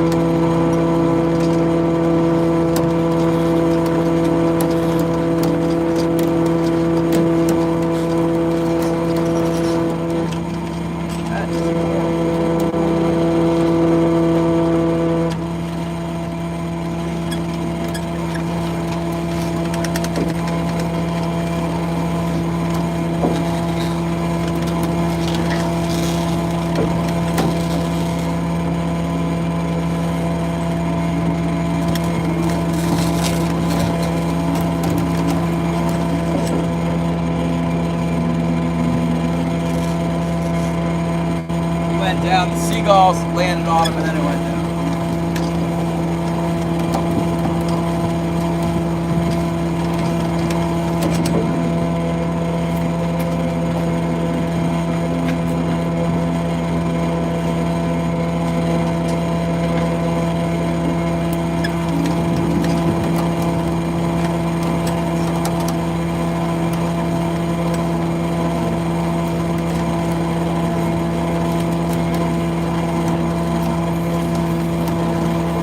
Not a bad sized fish, it's not quite close. You know, very close. Let's see what we got on the other side here. Let's think that one's gonna be a keeper. That was not a keeper. What's this? It was fairly good size and it was right on the top.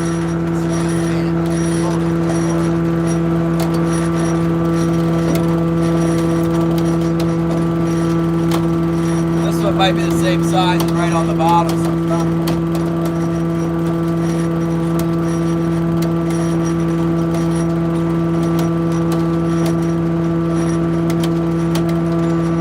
Wires got to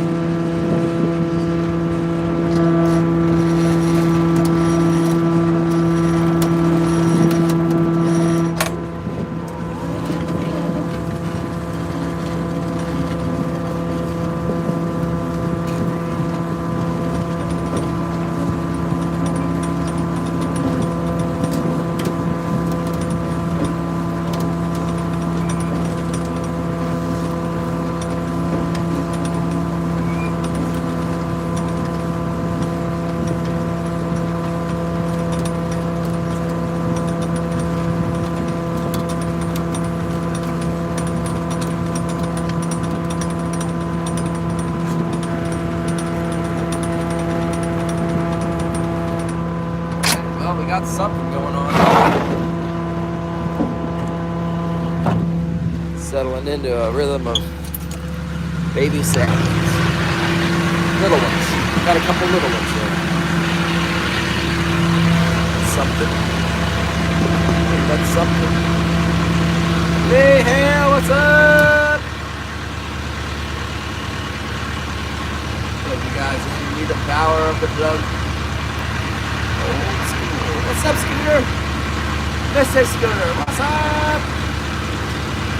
You ain't killed nothing yet, Lee? Come on, let the arrows fly. Or the muzzle loader. I forgot, are you the muzzle loading? With the 58 caliber and the musket cap? Tell me you got at least the musket cap on you. You're about no winky-dink little percussion caps.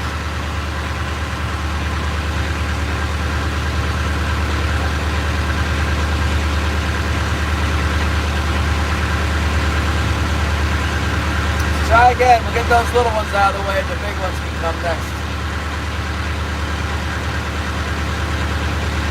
I thought we might have had something with that second one. Big enough. For my black bear to come out here. Give me that black food.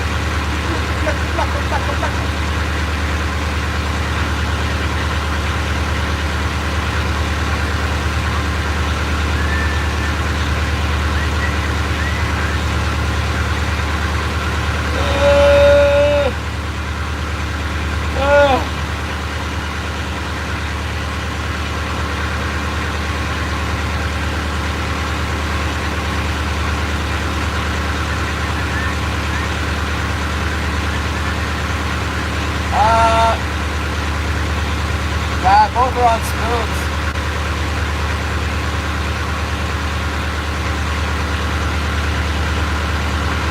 Pretty sure. I put that bait rig closer to the bottom. It looks good in the water. Skip the mark to keep it off the triangulation. You know what they're getting today. Yeah, I think they were both on spoons. We'll try going over that saddle again.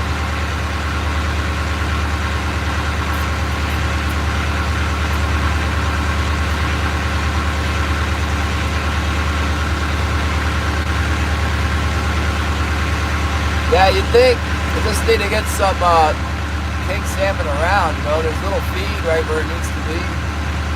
There's a lot of feed, not like a ton, but there's a good chunk of feed out in the deep. Need some fish. They're migratory, you know. They come in here and then they stay if there's food and they don't stay if there's not food. And as the herring comes in, we get a big biomass of herring that like moves into the bay. When it starts getting colder, it moves in and drops down into the deep channel. The king salmon seem to follow it as it moves in. So it hasn't started moving in much yet, and the kings probably haven't followed it in.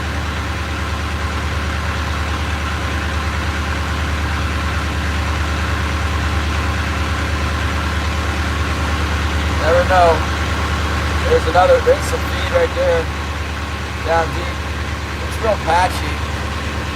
Johnny Small Pepper! What's up, Johnny? Small Pepper! In the house.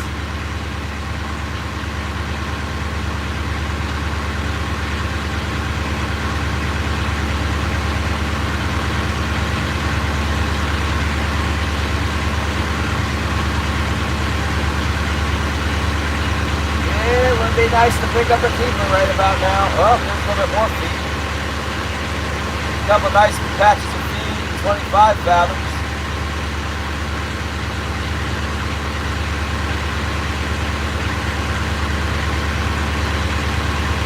Let's try fishing deeper. Oh, Gary Hoodeman, thank you for the support, Gary. We're trying. Show you what I'm talking about here. Couple fishing patches there. Like how it's all red. Redded out there. It's good. That's good. back to you again. I mean, that's enough food to feed a lot of king salmon. It's just not like the crazy, but it's really good. It'll be like big, huge red marks, you know. So half the screen will be red. That's what we want. I haven't seen that since July opener.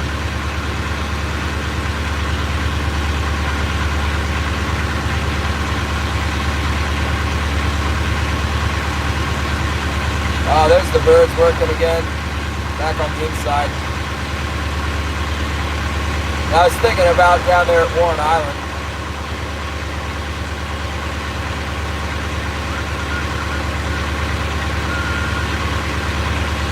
Well, there's a good amount of feed in here. That's probably why those birds are around. I see them diving again over here. See, look. Look at this.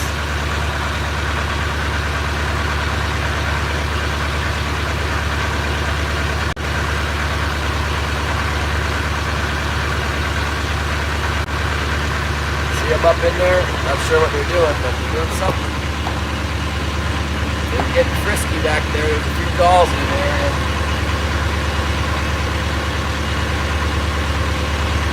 a lot of time what it is these little fish ducks, little merlets or cormorants or green will be pushing the herring up to the surface. Sometimes it's undersized king salmon, I think, pushing the feed up to the surface. And sometimes it's big king salmon. When you see the birds, you know, it means something's happening. Sometimes it's just krill. Yeah, I've definitely seen the birds do that and then go over there and hammer the kings before.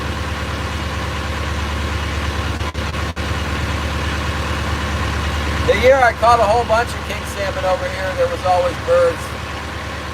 And then right at dawn and right at dark, there'd be a bunch of herring would come up, like schools of herring.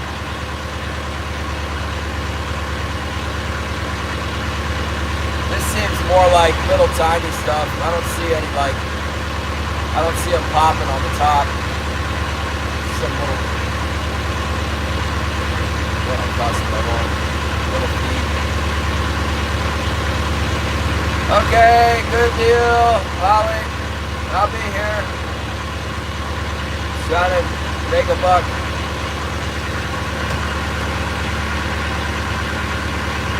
Doing the thing.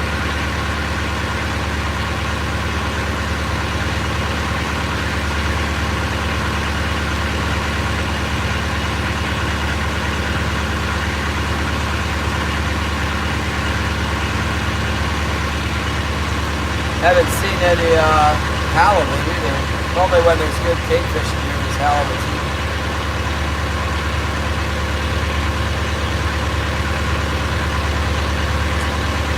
Yeah, I think I should have gone offshore today.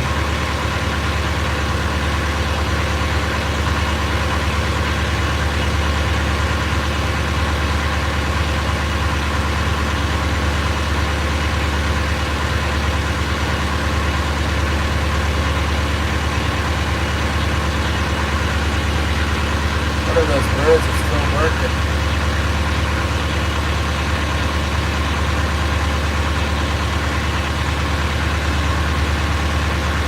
Tom Garner, hello.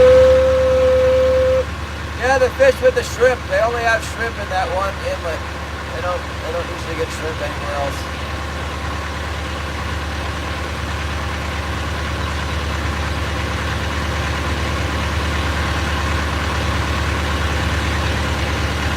My sonar with all the glare.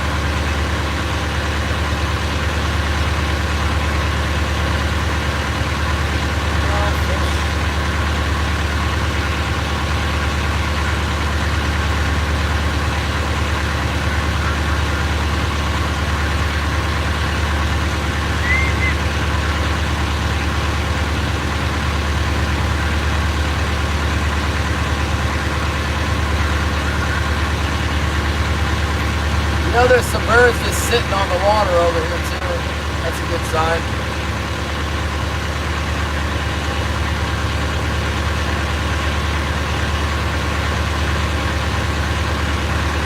the king salmon I'm doing, sitting down there on the bottom, down deep somewhere, chilling, waiting for a dinner time.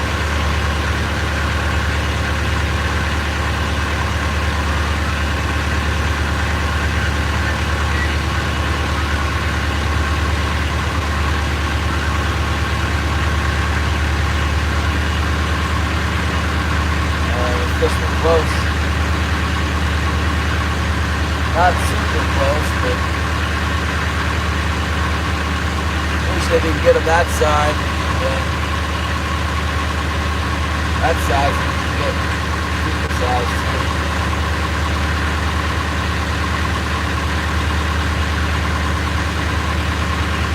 There's this little tiny island here that often has deer on it. I've never seen a buck there. Everyone tells me they get bucks there.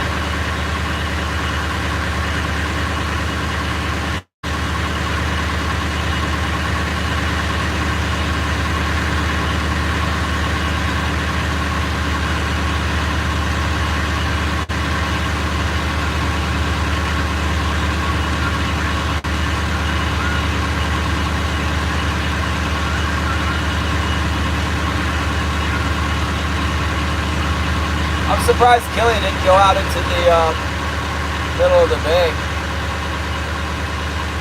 I think the water's probably too blue there, but I mean, if there's a swarm of fish, you'd still be able to catch it.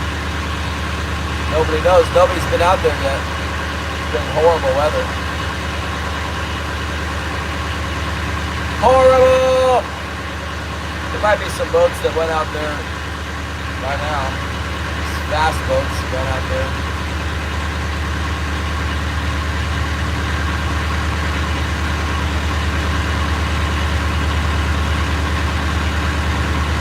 You know, those gulls are present. There's birds back here, still around.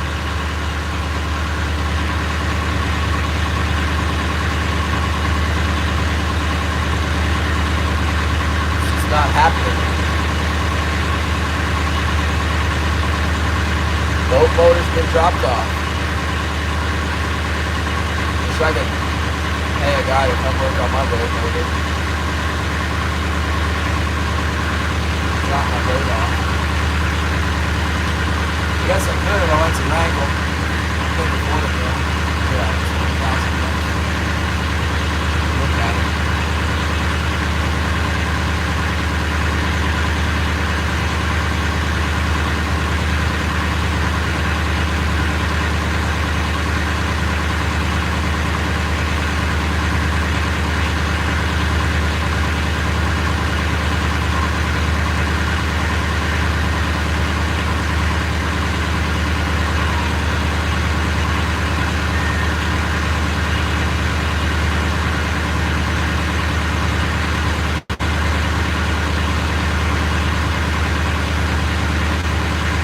Now the birds are working right behind me. I haven't checked. If the boat stops running, you know that's probably what it is. The engine's still running.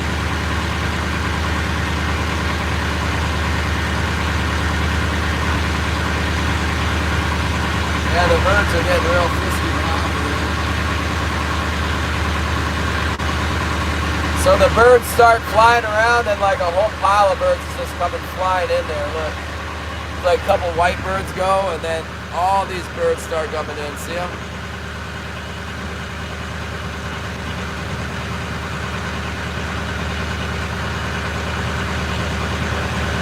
Here they go.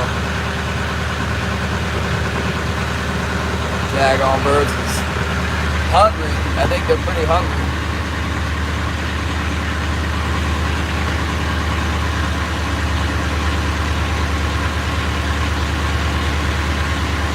It's a bird show. It's for the birds.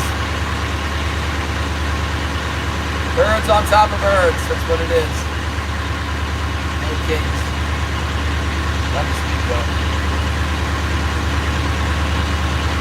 Let's get out of here. We're gonna keep trolling. Going to hungry feet. There's some feed, but no good kings.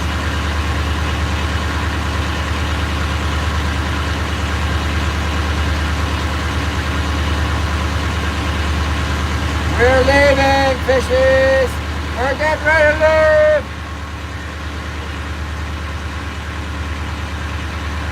Pretty loud screams.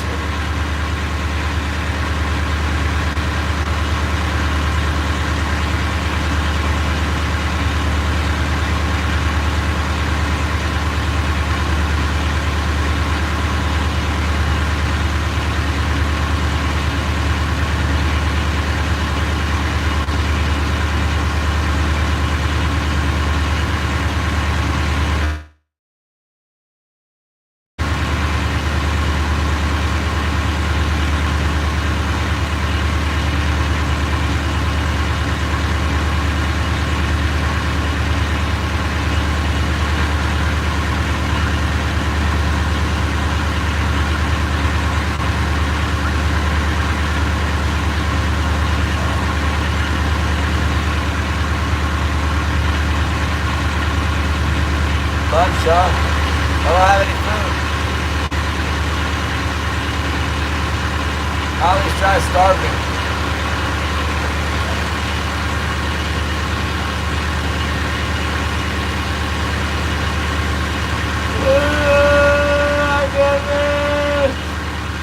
Oh, there's the food again. Come on. Not that same little ball of food I found earlier.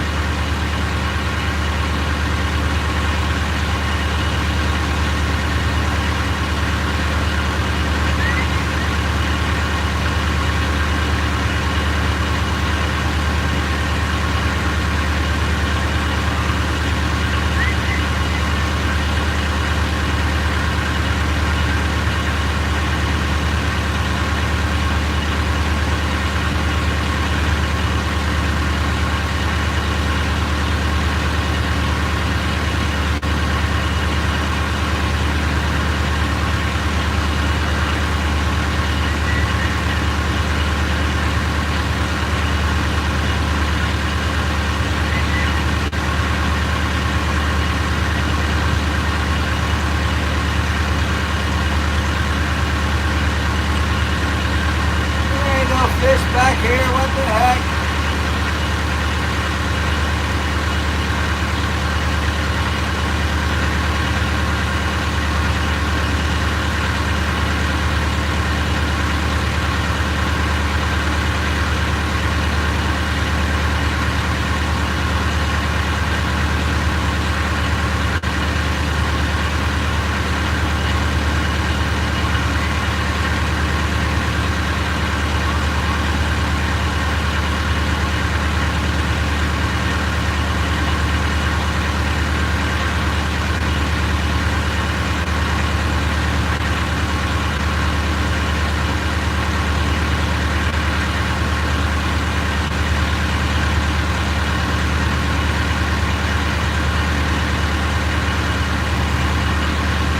Hit that big plug, I put it mid-line usually. If I really like it, I'll put one down in the best spot. But usually I put it above on this stuff. Sometimes I run the little plug on the cannonball on my float. That catches a lot of fish.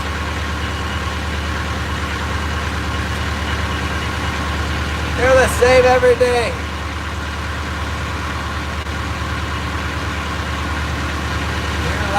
Yesterday.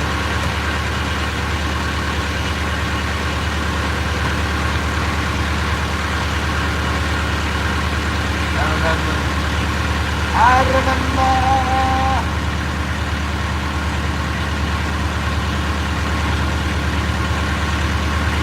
Looks like it's gonna be a slow start till we get kids happy. I hope they're getting some in Sitka because they judge the next season by how many they catch in Sitka for the first 2 weeks. Those brilliant geniuses. The fishing game. That's the model they made with that's the main indicator is how many fish we get. Not in Yakutat, 250 miles southeast of here in Sitka where most of the fishermen are. It depends how many fish they catch in like the first 2 weeks of Winter Kings. I think it's the first 2 weeks. They base a lot of the next year's quota on that number. Unit catch per effort, something like that. So if the fishing sucks in Sinclair, the quota will be really low.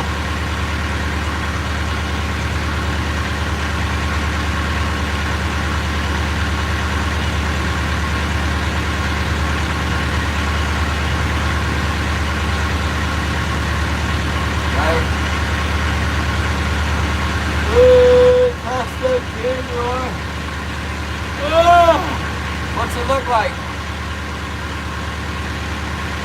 What's it made out of?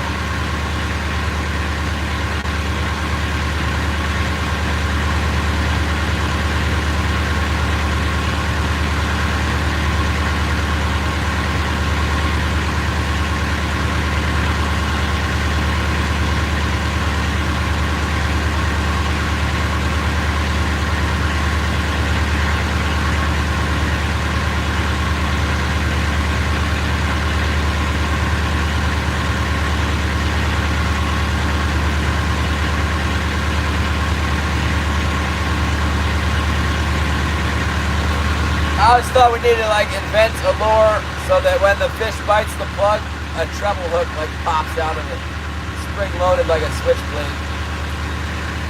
There's Zyro! Spinners? I don't use spinners. I tried spinners once. I caught one fish with them. They always get hung up with kelp. When I tried it, there was a lot of kelp and grass in the water with it. Grass stuff. Really bad. I'm hitting the gas. I don't feel like pulling my hooks in. I'm just going to run it a little bit and go on over to this next spot. It's pretty far away though. How far is it? It's,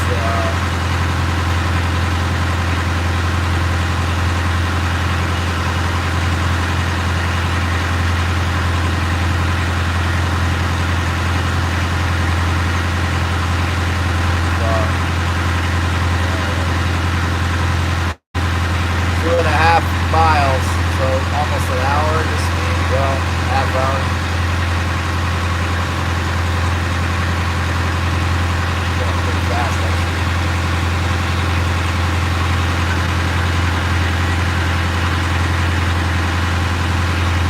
Well, that's a bummer that you're not in there again today.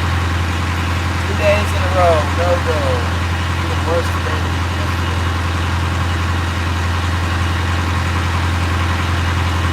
We'll have to go somewhere else then, won't we?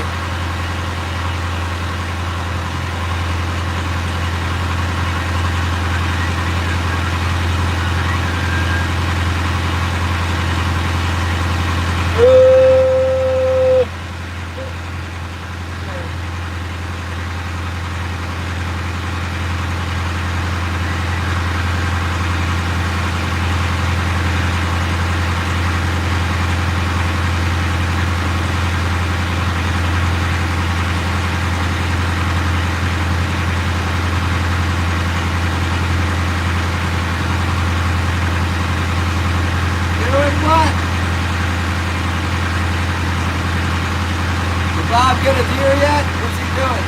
He said he was driving around. Can't catch no deer while he's driving the car.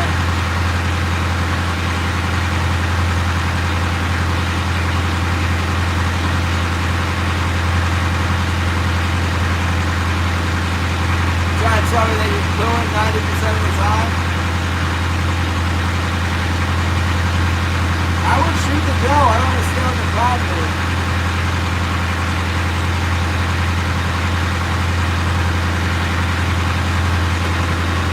What is the problem? Shoot the doe.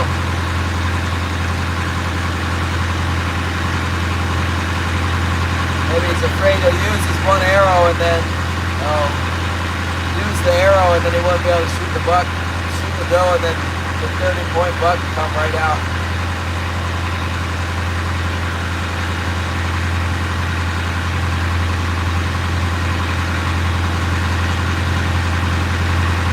We're turbo trolling now at 3.8 knots, trying to get over this next cove. That spot was a bust.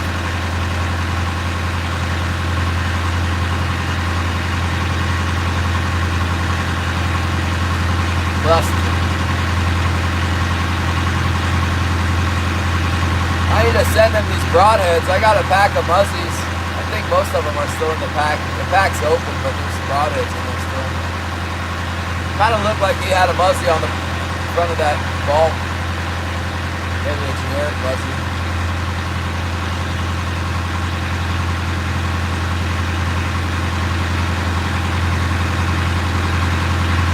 I listen to this Friedman's Adventures podcast, and he gives a fishing report for the San Diego fleet every day. He had an interesting report for the long-range boats. He said a few wahoo. It wasn't like wide open, but they were getting wahoo, and then good yellowtail fishing and some yellowfin. But he didn't really elaborate on it. Yeah, feel free. It sounded like wahoo was really good a couple days ago. I've seen some pictures with the long-range boat, and they all had a wahoo.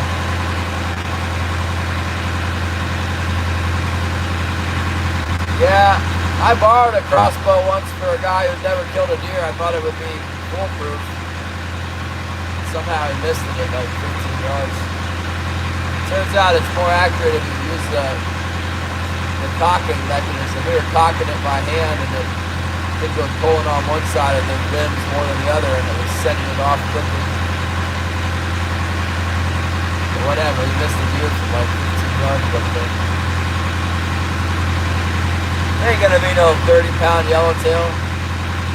Probably be those little potato chip ones that weigh like 5 pounds.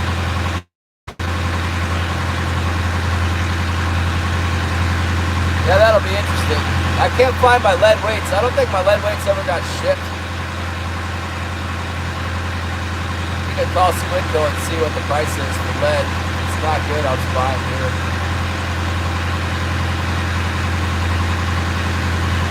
I don't have any weights.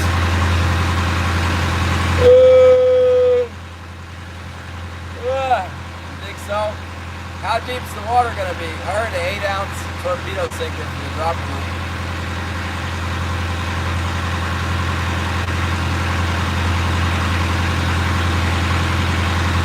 Did I just catch them with a jig? I figure I get some in the box with bait and start messing around. I don't need a ton of fish. What's the limit on them?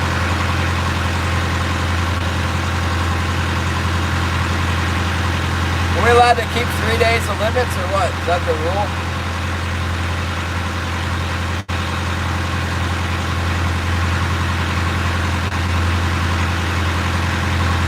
I was gonna try the fluke. I've done good with flukes for everything. I bought some and then they got disappeared in the house, my messy house. It's kind of like my boat, except there's more stuff in the house. A lot more. Way, a lot more stuff in the house.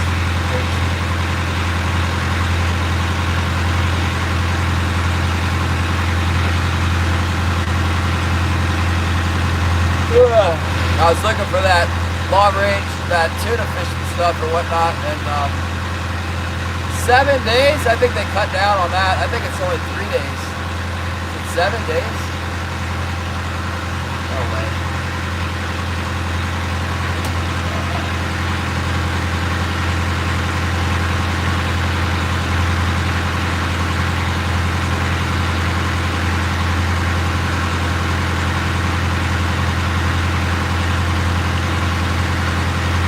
Now you're talking.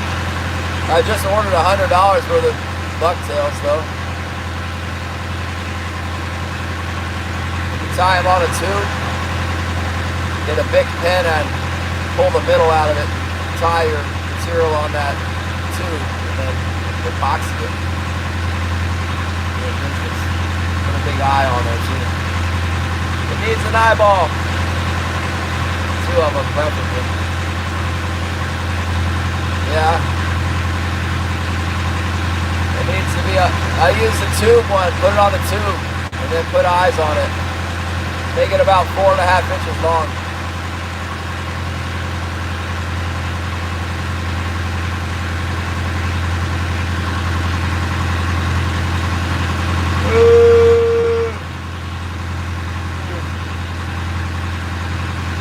See what? That it's 7 days limits?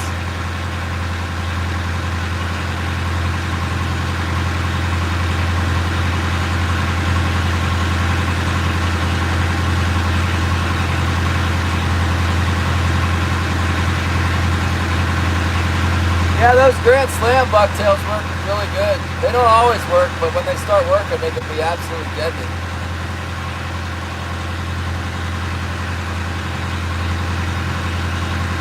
I really only started fishing them more heavily last year. I had probably my #1 lure in April there, right before it closed. I was just absolutely killing them on a red flasher with that bucktail. About halfway up the wire, man, it was just catching these big hog runs. Yellowfin 3, blackfin 2? What the heck is that? Why would it be less blackfin than yellowfin?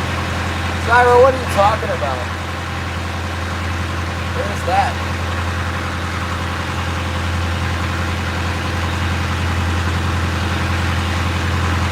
They don't even have blackfin where I'm going.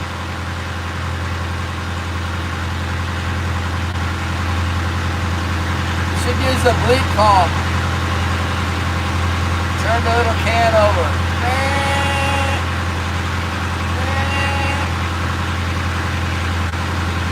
So there's no yellowfin, but they let you keep 3 of those. And then you're only allowed 2 blackfins. That's what you got. That's pretty lame. We ain't caught anything, man. It's been terrible. We're moving spots now. We're trolling to the next cove. That's the first one. The first 2 spots were a bust.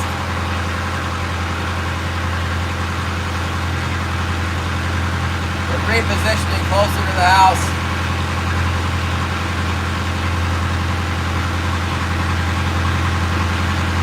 Hey, you know one good thing that's good news is there's not a lot of jellyfish. Sometimes the jellyfish are really obnoxious back here.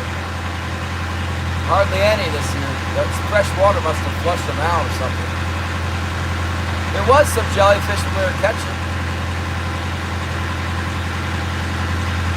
Not seeing them right now. I bet they're down deep or sucked out in the middle. But some years it's really bad on the jellyfish up in the back coves and stuff. It's full of red jellyfish. Red ones and big sloppy white ones. Not the brown striped ones. Those are offshore. In the backwater here we get red ones and white ones. I think maybe because they got real cold last year and killed those stupid things. Man, I hate jellyfish.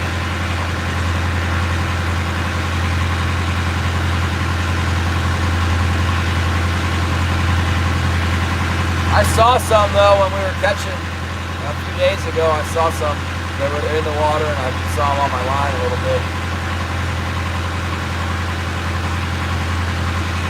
A lot of times out in the middle of the bay there's the, we still have those brown striped jellyfish, but they don't have any tentacles. They just pile up on the line, the caps. A lot of times they're in this, wherever the jellyfish are, that's where the kings are too. Something about the currents, you know. But these jellyfish in the back coves and stuff, they're nothing but trouble. They don't do any good. Hasn't been too many this year.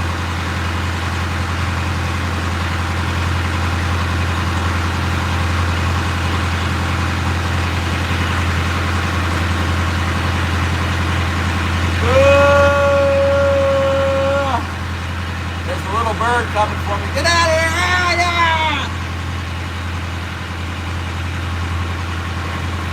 Daggone sparrows. I'll get going on my boat.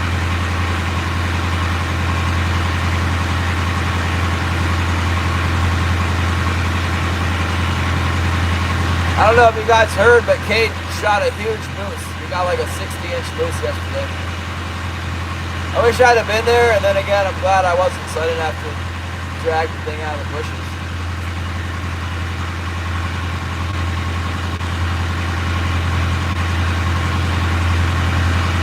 That sounds like a problem.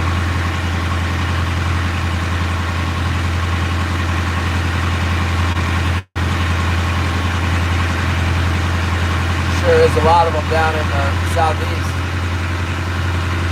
The most jellyfish I ever seen, I made a short out of it this summer. I was in Edna Bay. Oh my goodness, it was just packed with jellyfish. Like solid jellyfish.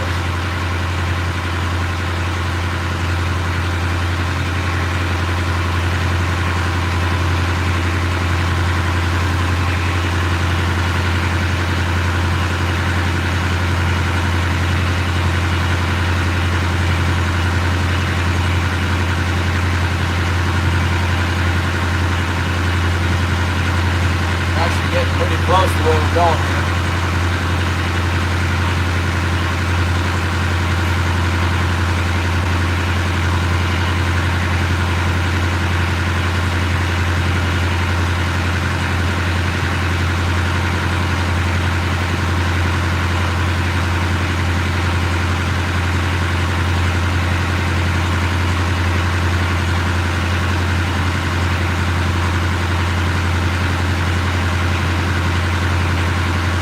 Well, I'm trolling at 4 knots right now. I'm just pretty much running over the first spot. If I had a bunch of herring on, I wouldn't do it. Blow my herring off the hook. No, I didn't have herring on, so it's not hurting anything. It's still fast. Every once in a blue moon, I'll hit a fish going this fast in between spots. 15-pounder hits while you're going 4 knots and they spike the sturgeons on the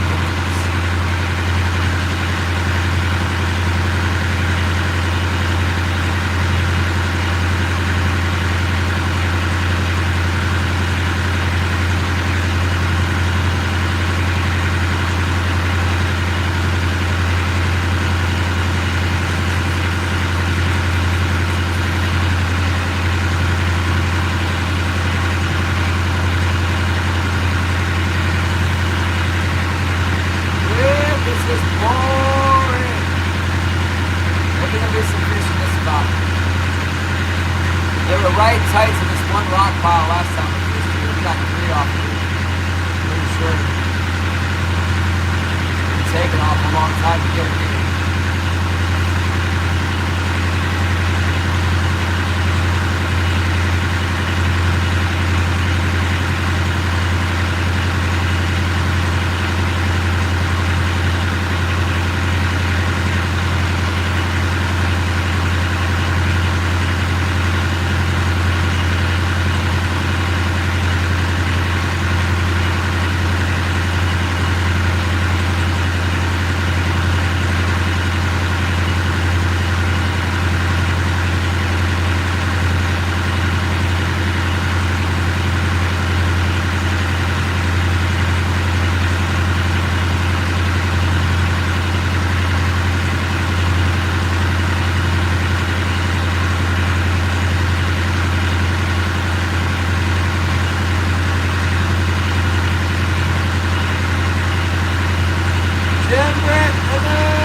Yeah, they got the stitches out, and they put a butterfly thing on me. The cut looked awful when it took the stitches out, so I didn't look. I can't watch when I got a big injury like that. I turned my head away, and he was pulling them out, and it kind of hurt a little bit. One of them hurt quite a bit, and then he's got little gauze. I see blood. He's like, well, one of them didn't want to come out, so I had to use a scalpel on it. But don't worry, it'll stop bleeding soon. So it did. It stopped bleeding right quick. And then I looked at it, and the cuts looked awful. The stitches had it all smashed tight, and then when they came out, it opened up a little bit. It's a terrible cut. It's a big monster cut right there on top of my hand. Look like Frankenstein over here. And then he put this on there and he said, leave it alone. It's supposed to fall off by itself. I'm a little concerned that because the cut oozed out a little bit, that it's going to start growing into my hand, that butterfly bandage or whatever it is. He gave me one extra one, the stuff to apply it. It's got a special glue underneath of it. told me that since the cut comes up on my knuckle, that it could break back open for up to a month. I'm like, man, that thing looks like it's part of the way open anyway when the stitches came out. But, you know, I'm not a hand model over here, and the hand works, so what are we gonna do? Fuss? Yeah. Not real fussy. Everybody thought it looked good.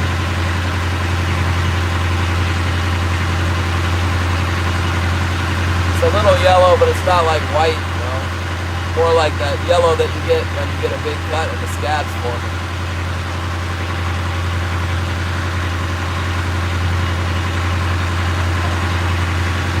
He said it was still a little soft.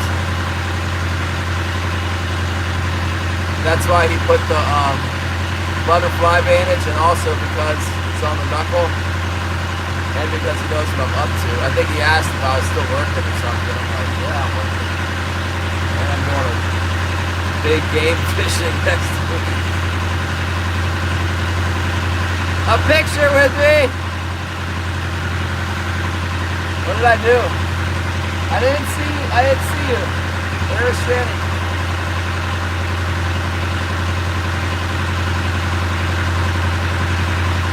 Oh my goodness. Oh, yeah, it definitely could be worse too. Could have cut my fingers off. Or sliced the tendons or cut the arteries all open. I cut my hand worse once with a biter box. The glacial shark. It's all good. Get some glacial king salmon in here, but it's still a mile out. It looks close, but it's a mile. The mountain is out full on here.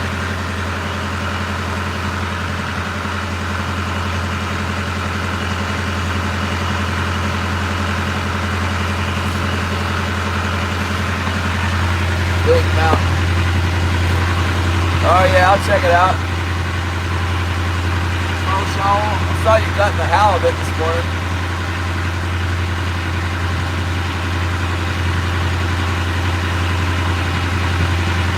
Oh, goodness. Yeah. Yeah, that's good. I see all those videos. Sometimes when Jason posts like a whole bunch of rockfish videos, I don't watch them all, but I pretty much watch all the videos. I look at the thumbnail, it looks interesting, I watch it.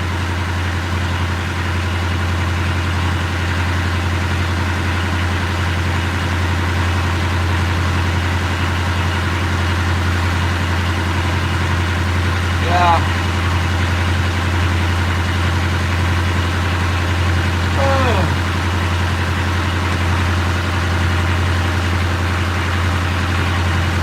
Thank God Holly made me some bread. It's not real luxurious, but I got something.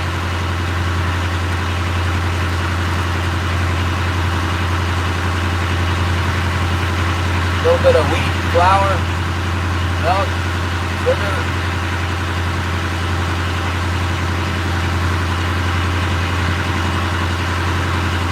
Going westerly.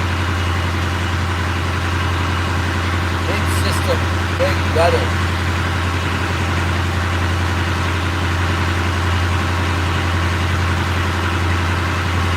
This bread's a little bit more like cake than anything else.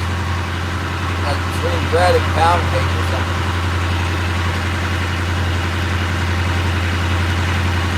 It's good.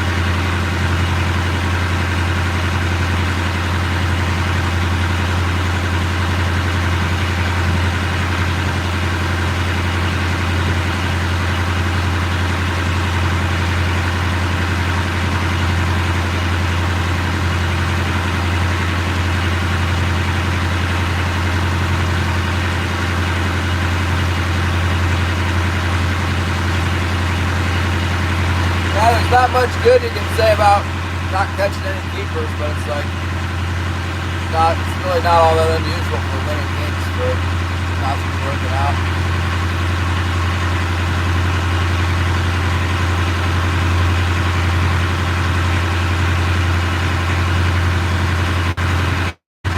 Maybe all that rainwater and stuff flushed them out. They moved down deep or out of the bait for a little while.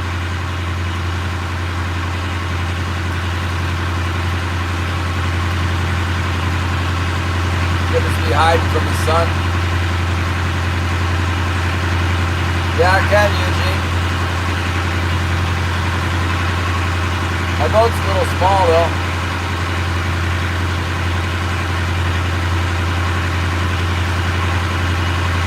The license costs like $60.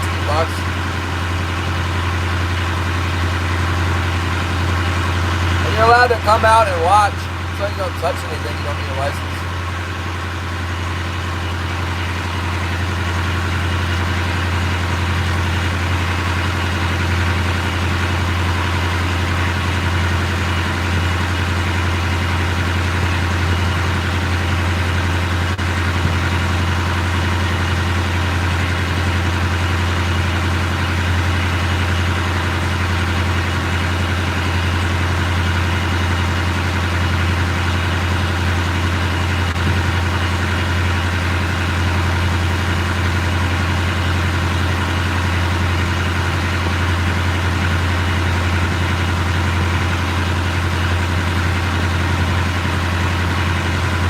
Not seeing much light on the sonar here.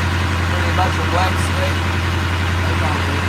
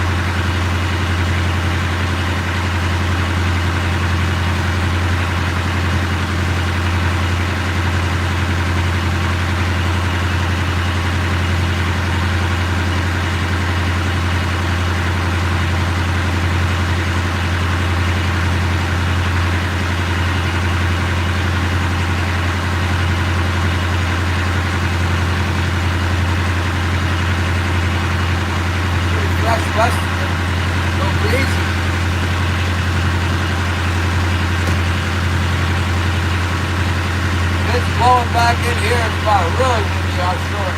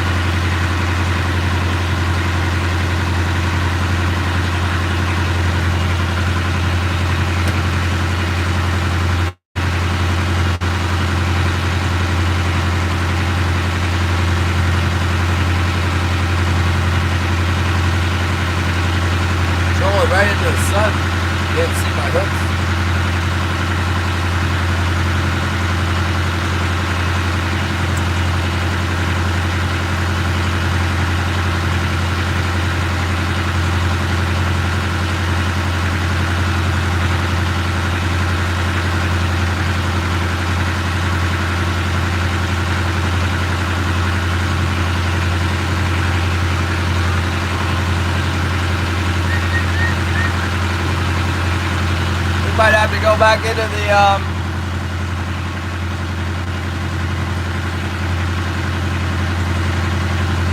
that inlet by the harbor and try and catch something before dark. It's terrible.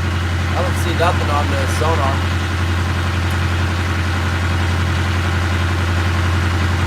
It's quite the channel name you got there. Hamburger Reacts. Trying to get a reaction out of me. Call me a hamburger. Yeah, what are you doing?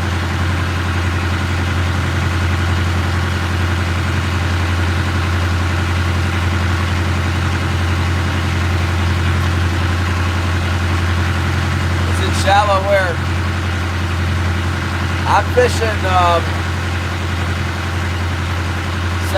fathoms right now. In the inlet, it's deep, but I fish shallow in there.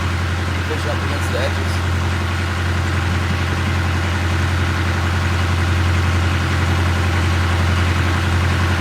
There's the hand trollers. I fish shallow back in this Humpy Creek spot too. You can do some work at 6 fathoms back in there. I don't feel like doing all that. I'll just keep 16 fathoms out for now, and then if I go back in that inside inlet, Johnstone Inlet, I'll pick up to 10 fathoms, 9 fathoms.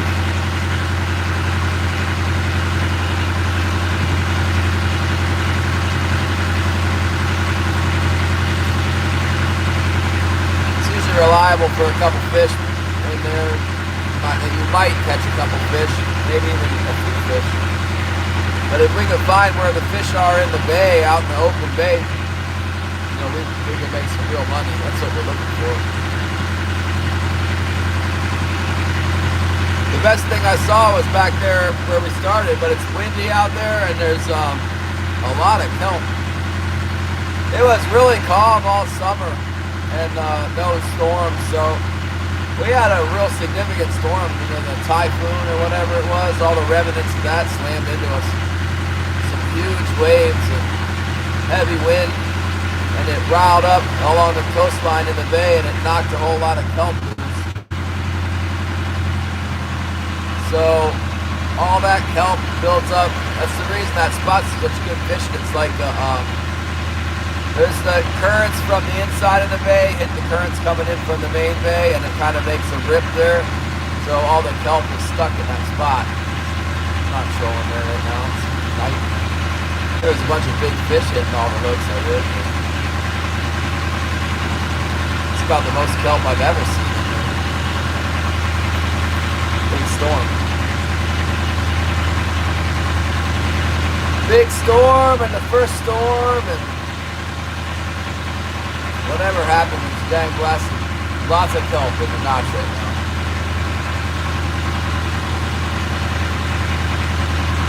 The sonar is unusually dead in here today. Seems like the last years I remember there's always at least something on sonar back in here, but nothing.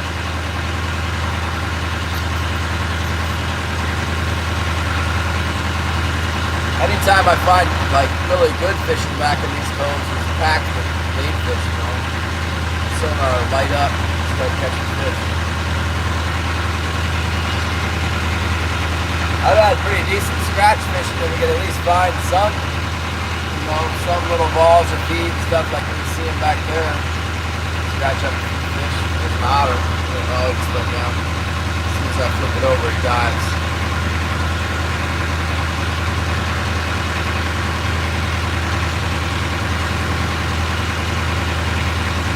Yeah, I heard some talk of that nor'easter not being so easy for everyone. It was that Captain Farron said it's not cool in Buxton. Down at the Cape. I saw it on the weather map. It looked like it was in New England when I saw it.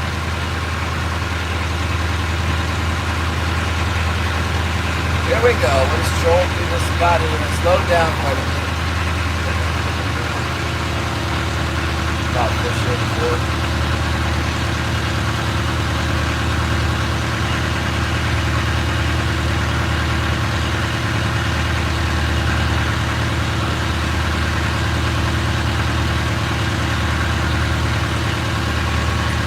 west wind. Kind of an unusual wind direction here. A few weeks, oh my goodness.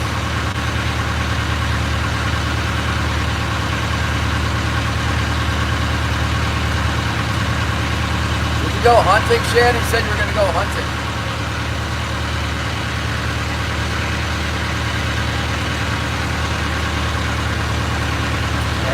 Dead zone. We're close to the rocks.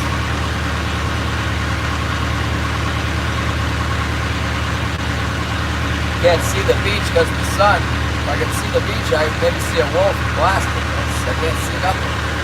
All I see is sun and haze.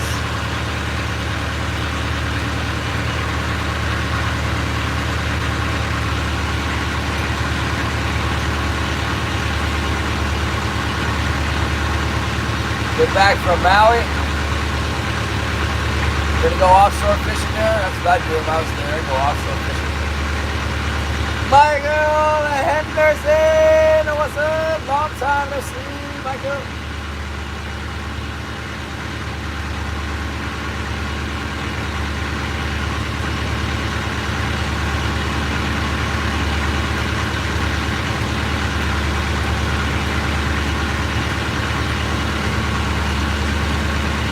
Yeah, I hunt deer. It's not very good here. The season's real short. There's a lot of pressure. And then there's brown bears. But I like to go. Might have a hard time this year if the fishing's no good. Maybe I'll spend more time at it. I'll be playing catch up. 2 weeks off work. Really no money to start here. It's like, how much deer hunting I'm gonna do? I got half. I'm not gonna. It's not like I don't have any meat. I got some meat.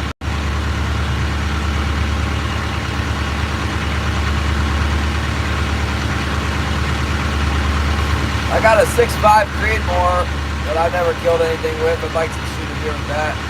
Probably pack my 10mm too, so in case a bear jumps on me, I'll be able to back it up with that. Holy mackerel. That's all over the place. That's a long list. Minnesota to Boston, Tennessee, Florida, and then back to Texas. It's like a big loop. From the middle of America to New England and down the eastern seaboard and back to Texas. I ate some brown bear one time. I'm trying to get a black bear for myself. Kate got a black bear the other day. I got some of that in my freezer. I shot a little brown bear one time. I was stalking around the side of this lake, and I went around the corner of a little point. There was like a promontory point on the edge of the lake, and when I went around it, there was a bear coming right at me on the other side of the thing. I can't remember whether it even saw me. I'm not sure it even saw me, but I was trying to get one for its fur. I had it in my mind that I was going to make money by selling the fur. And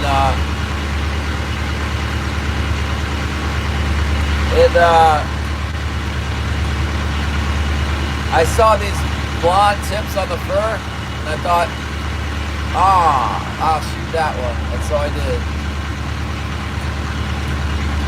And then it was so small, it was like maybe 300 pounds.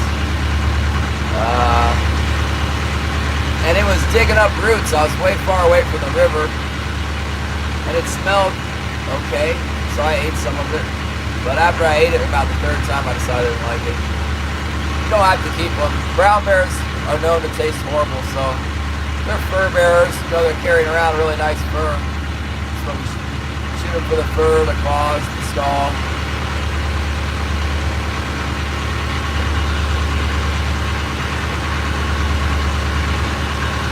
Black bear in the spring, they're required to take the quarters and the back strap. Don't quote me on this, but something like that. I never got one in the spring. And then after June 1st, you're not required to salvage any meat, because by that time they found something dead to eat. they're eating fish. But when they first come out, they're good to eat, so you're required to salvage. And then after they've been out, June 1st, you don't have to salvage the meat. You just have to salvage the hide, the paws, and the skull. And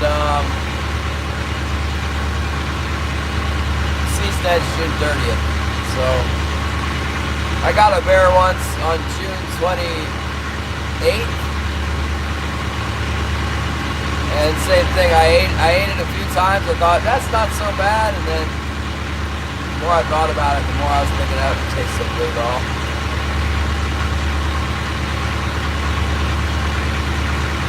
On the deep sea, best bait is squid. Or ballyhoo, depending on what you're doing. Ballyhoo!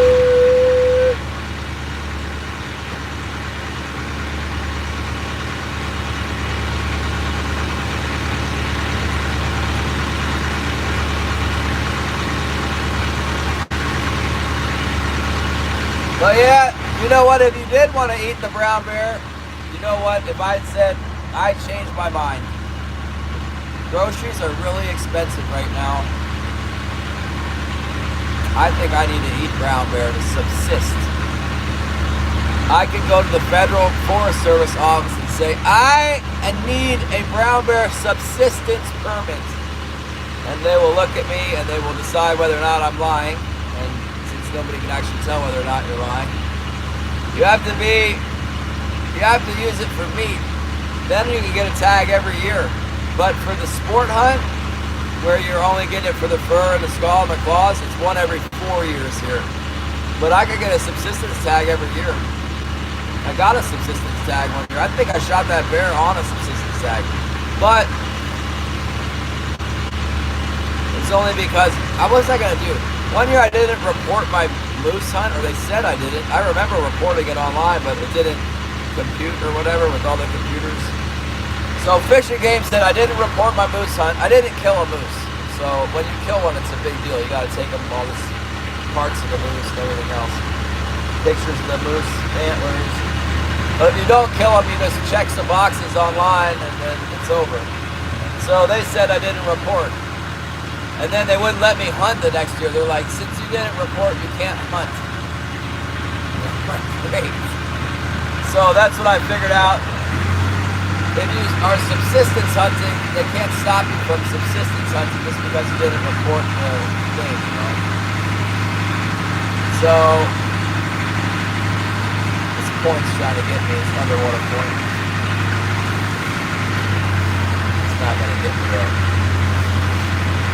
So anyway, that's what I found out about, like the federal thing. They can't really, they can't stop you. The state can't stop you from federally hunting for subsistence. Yeah, black bear is pretty good. Yeah, brown bear is more gamey. Well, I got over that spot without wrecking. That's good. No bite though. They eat dead stuff. They eat like dead animals and rotten fish, and then that's what their meat starts tasting like, rotten fish, dead animals. The black bear eats a lot more berries, and in the spring they eat grass and stuff. But still, the brown bear is rough. But you can eat it, you know, like, yeah, if I really didn't have any money, I could go get and I didn't get a moose, I could go get a permit from the federal government, and they would give me a subsistence permit for brown bear, and I could kill one every year. There's lots of brown bears. But if you're just getting it for sport, it's one every 4 years in my area, and I'm on year 2, so I still got, am I on year 2? No, this is year 1. Still got 3 more years to go. I kill one every 4 years.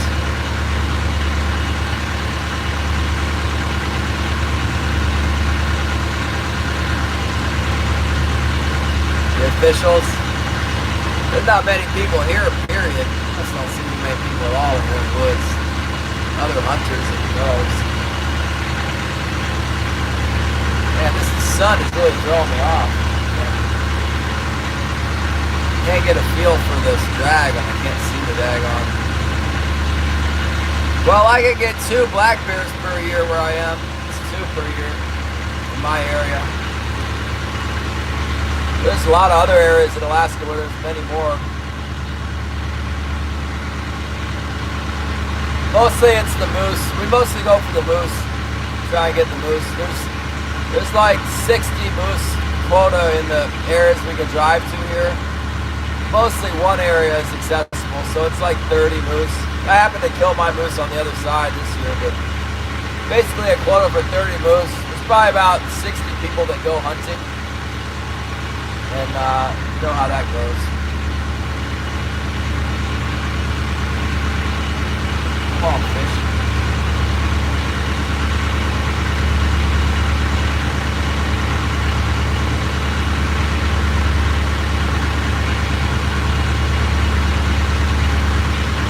O'clock.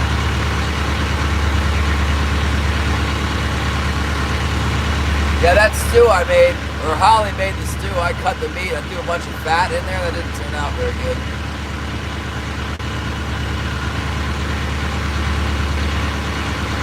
The black bear that he got was like living on the beach, eating dead fish and mussels and stuff. It smelled just like a seal. Like seal meat to me.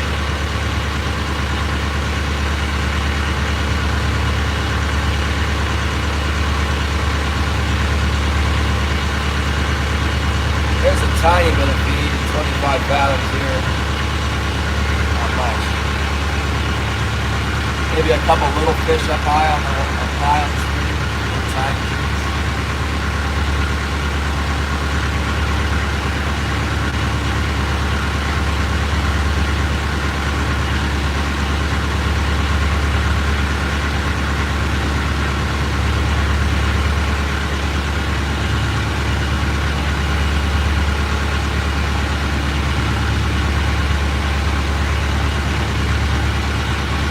You got an elk?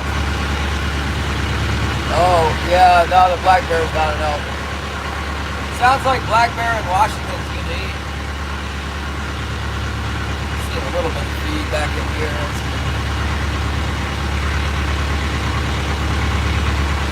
Just a tiny bit. Yeah, we're not allowed to feed the meat to the dogs. Alaska has a lot of laws on the game. They don't want people to they wouldn't want me to get a big pack of dogs, right? So let's say I got 20 dogs and then go out and shoot a moose, which people depend on to eat all winter, and then I shoot a moose and feed it to the dogs. It's not okay here. People do it anyway, but it's not legal.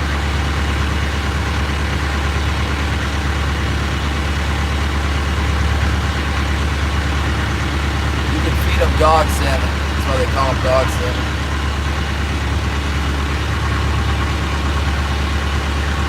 I never got an elk. I never even went hunting for an elk before. It's kind of in the works. Maybe next year I'm going to come down there and do a road trip. Go to some hot springs, maybe get a deer tag. Definitely get a deer tag. Try and blast the deer, maybe in Oregon. I don't think it's to be 100 feet all of a sudden.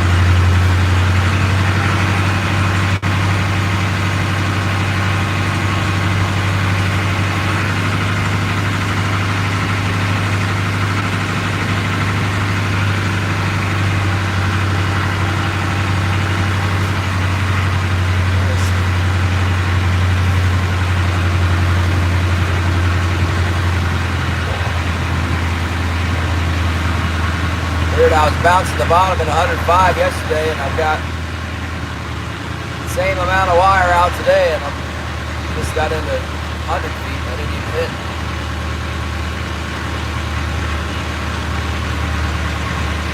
Now, I've butchered a moose myself before plenty of times. You're gonna want a sharp knife, sharpening stone, a hatchet, axe, sawzall, something to break it up. Kind of in trouble if you don't have an axe or a saw. Makes it really hard cutting around the joints and stuff. I think I've done it that way too, but never by myself.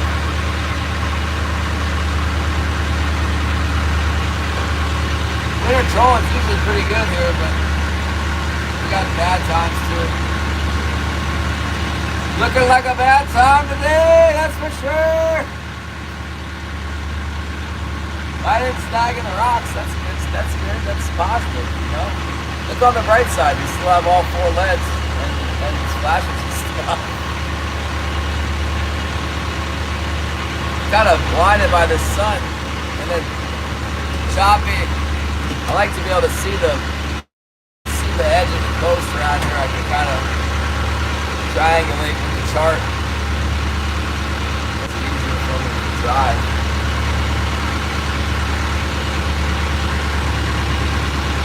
Got the wind behind me, that's making it easier for me to, you know.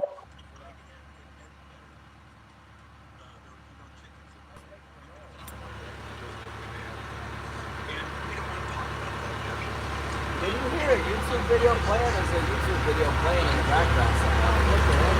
The goal of this program. It's Johnny Smallpepper. How did I get Johnny Smallpepper playing? That's impossible. How do I close Johnny out? Can you guys hear him?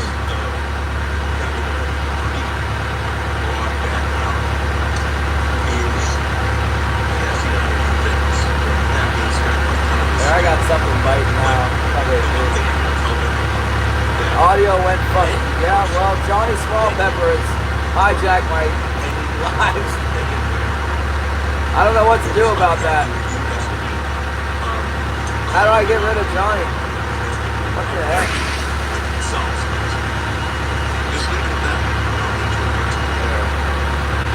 How do I got no mic?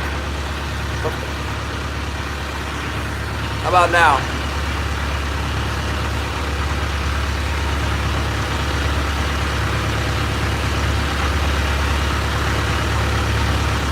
Negative what? Now you can hear me or better? Okay. He's looking for a reaction. Well, I think we picked up one little dink in here.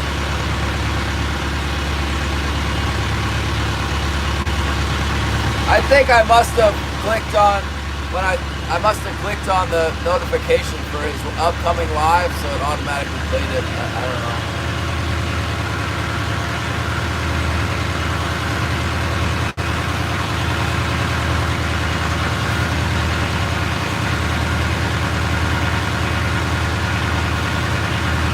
I've already made a lap through here without catching anything. Not expecting anything good to happen here.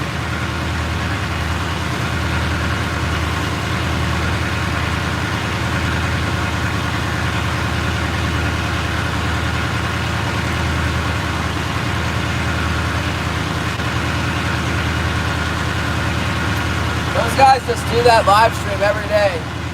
Rain or shine, or what, you know, whatever it is, twice a week. He eats those peppers like it's no big deal. They can die. I was gonna do a pepper eating thing with Johnny, and then I got sick. After I got sick, I didn't feel much like eating the death peppers. Still don't feel like it.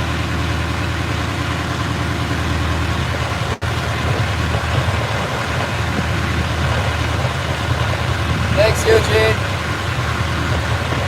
They were just trolling the vast wasteland. Oh, there's a little feed right there. There's something. Come on, Kingy Wiggy. There's a little bit of feed. Maybe we'll have to try Redfield Cove out. I have to try it. It's a little bit out of the way from going in.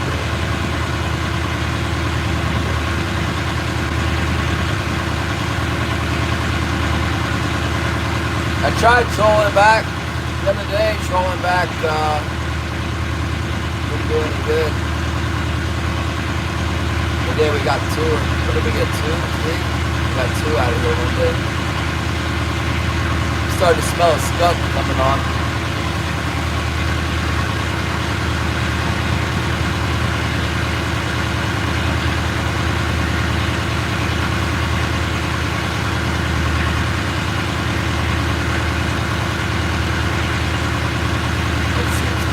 o'clock.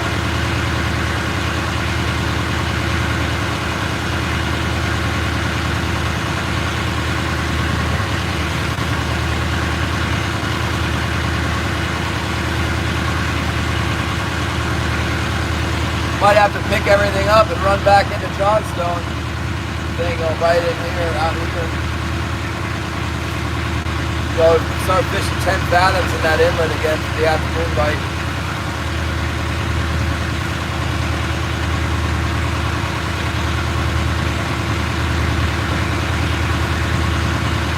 I might reset my gear to 10 fathoms and go try this other spot across the channel. There's a little bit of feed in this cove here, not very much. Not looking too hot.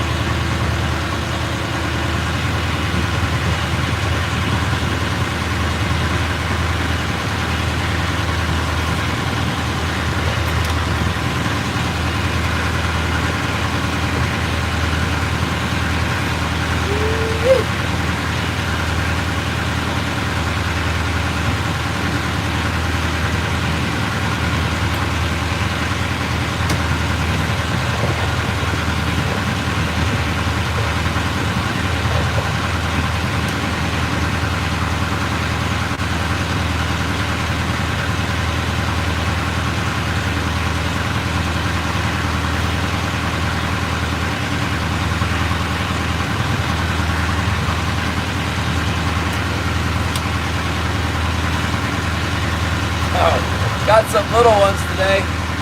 I had one day where I got a good number of fish and giant ones, but then I went back to the same spot and it was just gone. Not looking good after that.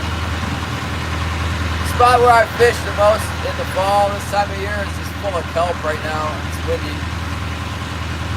And Killian got skunked there yesterday, so all those things lead me to believe I don't want to be there right now.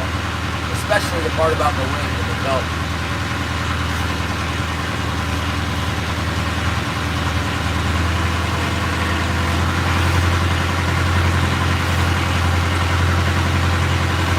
A little choppy. Western is coming up.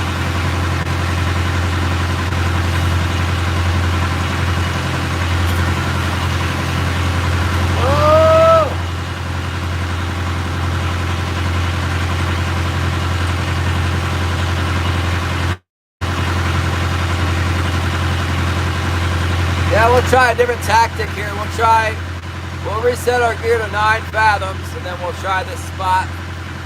A bunch of years ago, that's where the fish were on the opener. Maybe they're in there now. I don't know. If we don't pick them up right away, we'll run on into that inlet, troll our way home, stay out here all day and get skunked. That's the word. And have to run 2 hours home after getting stuck. No. Start working home now.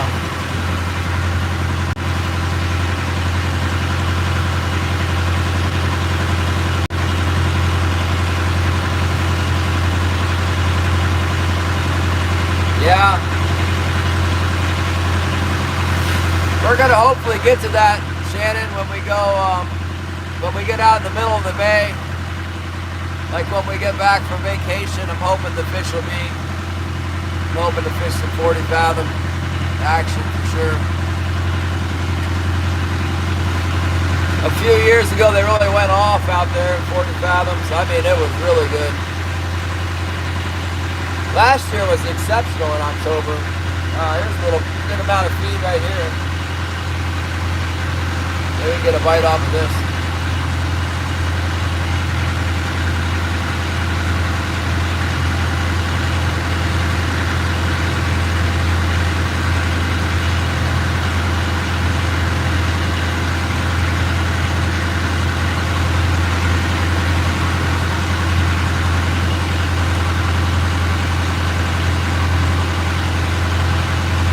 By November, by Thanksgiving time, there's usually some fish on the bar, out on the ocean bar. A different body of fish. There'll be fish in the pinnacles and the shallows, and fish out on the ocean farm, Thanksgiving. Definitely by Christmas.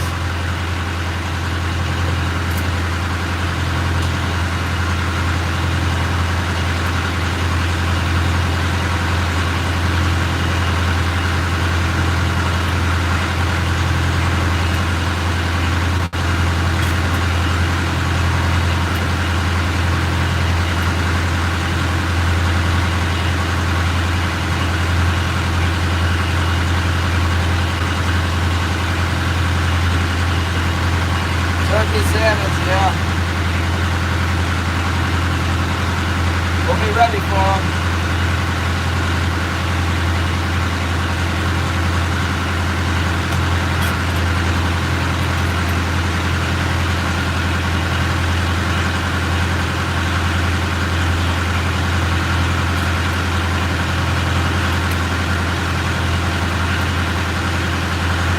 I think Killian said he was going to go back on the grid. He's got to do the, he's got to put the anodiode system from Malcolm, drill holes in his boat and stuff. Ah, there's a bite. Oh, what's this? Oh, it's a bite. Oh my goodness. Everybody hold on, we're getting a bite. I can't believe it. Oh.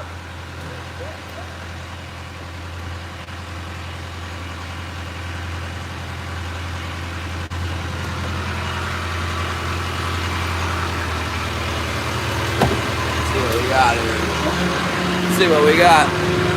Looks like another one of these dang blasted. If it's a keeper, I'll stay in here. If it's another one of these 20-inch fish, we're gonna continue on our way.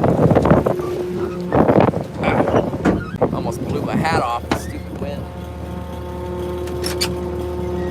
Better tighten it up a notch here.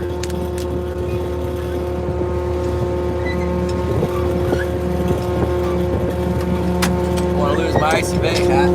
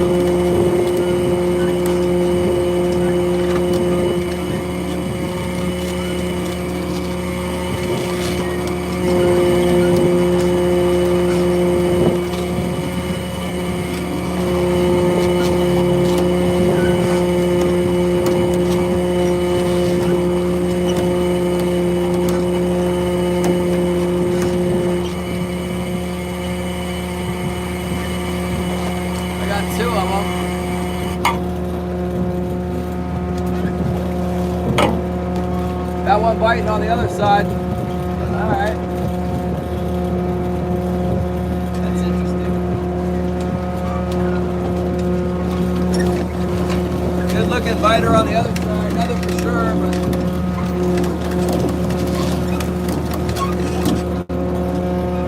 that was on the white gorilla lure.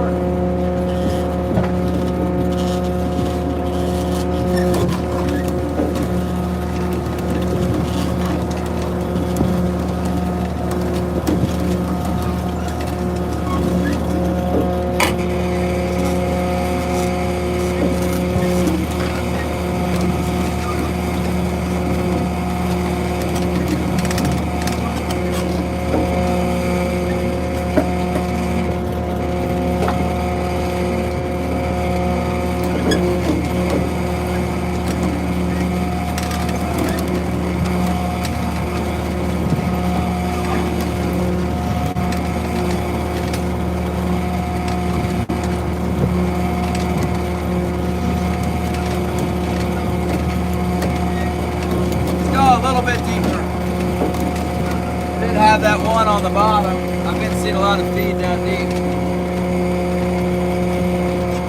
Let's see what we got on this side here. What's this on?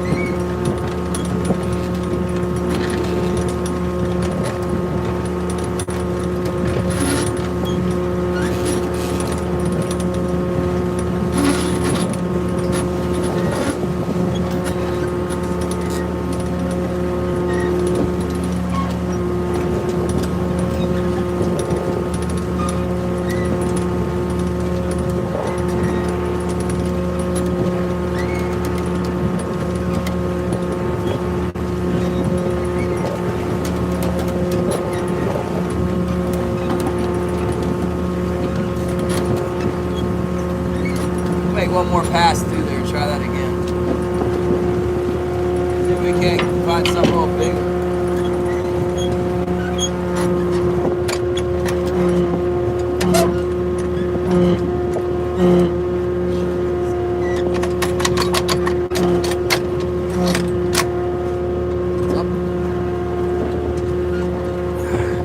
Garrity's acting up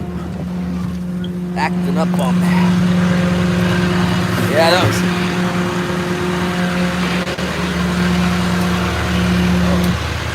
Oh, we found some king salmon. A little too small.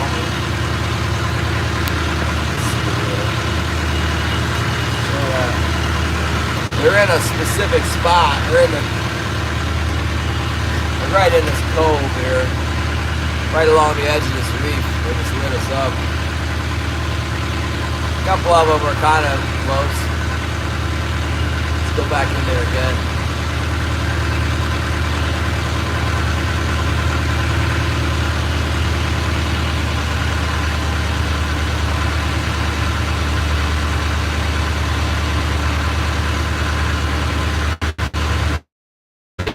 Yeah, totally normal here.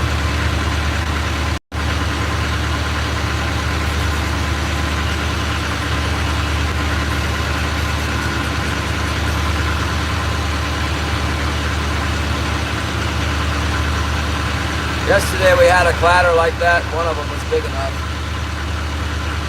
Today we didn't get our keeper out of it. I was in about 25 fathoms, got 16 fathoms out. There was fish all the way from the top to the bottom.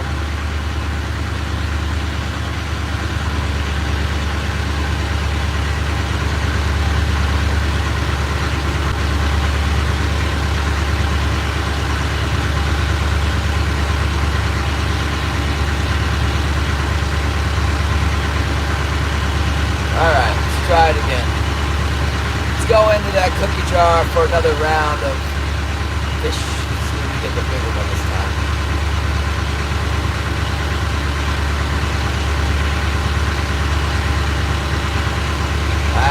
They got all those bites. I thought maybe I'd have one.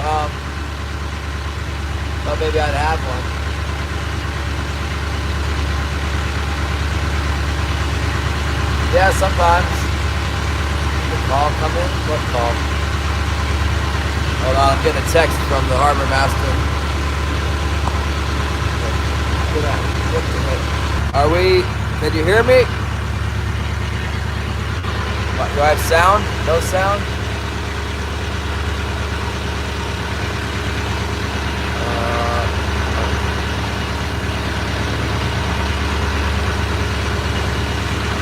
Do I have sound? Can you hear me? Okay, good. I think I'm starting to figure out how I can go back and forth. Killian and Kate both texted me at the same time. Probably two. Alright, here we go. Back into the old hole. I need to get a new flag. I gotta find me an American flag. Made in America, put it on my boat, maybe a couple of them. Hug the bottom. Yes, hugging the bottom sometimes. Yes, definitely where it's shallow. We don't seem to get a whole lot of fish.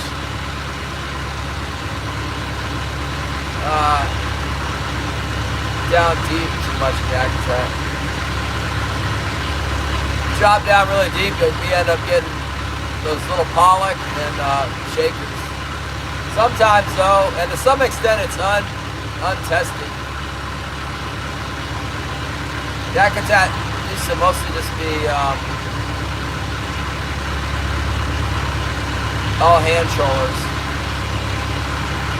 And the less fish there was and the more valuable they got, the more you got power trollers in here. But I've been experimenting for years. Last year they were biting really good, and before they stopped biting, I tried down in 50 fathoms and I got one, a big one. But once they're not biting and you start like looking around, like there's no fish around and you're searching for them, there's just no fish around.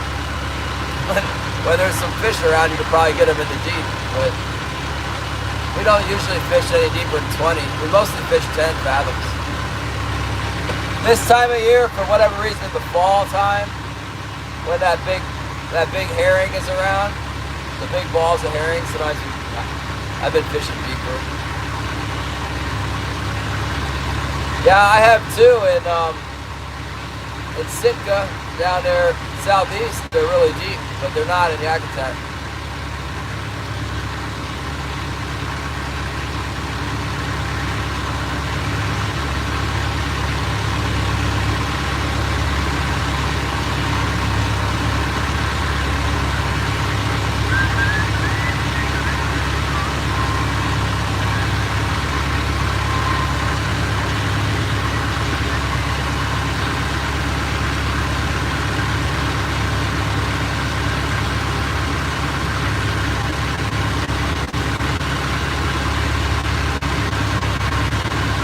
ICBLodge.com. ICB Lodge.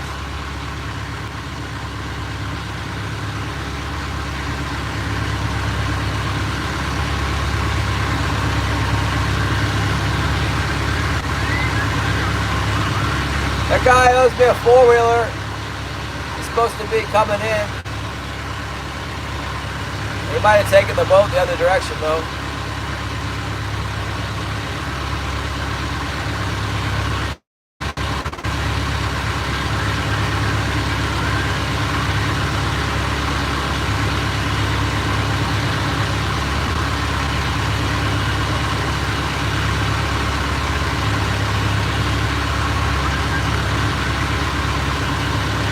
about here is where we got bit, I think.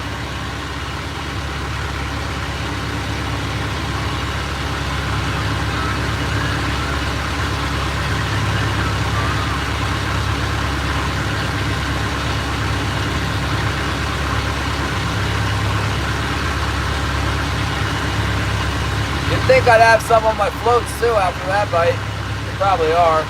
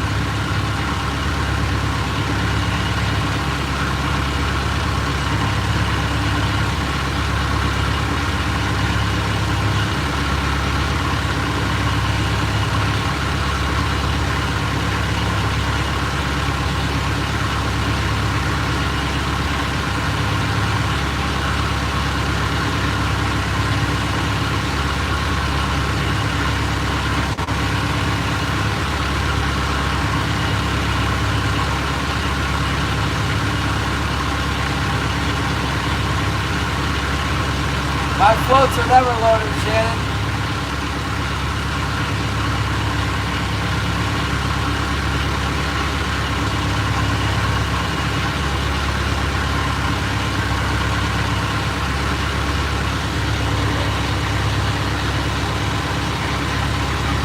There's a little bit of feed and 25 fathoms.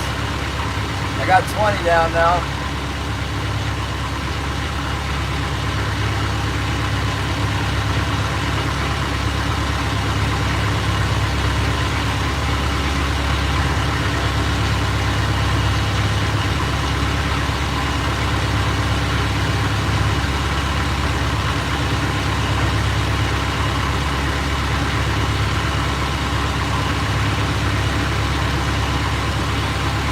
Well, at least it'll be more interesting when I do go to clear my lines here. I was just getting ready to pick up my lines and go to the other side of the main channel and try 10 fathoms. And that's when I got like 6 fish hooked up.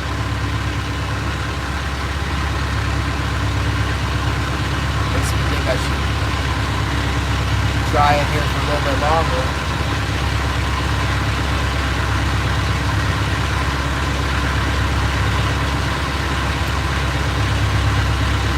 Maybe try the next cove up. Sometimes it's got bigger fish in it.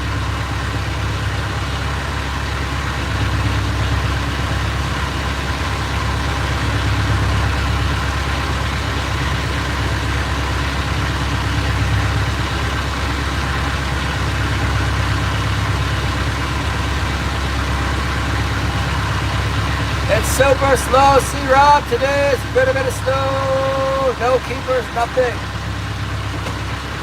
Small ones. We just had an attack. The small ones just attacked the hooks. A whole bunch of them. No keepers though. Nothing measurable.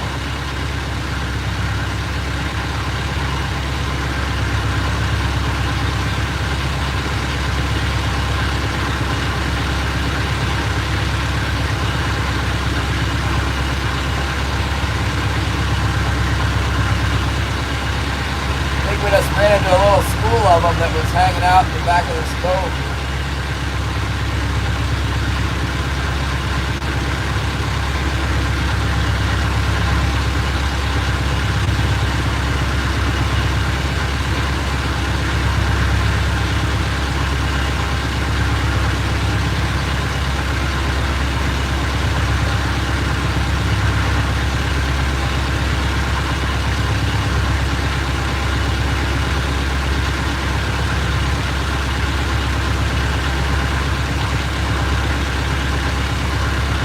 Thinking there was no fish around at all, then all of a sudden it was like, I got him!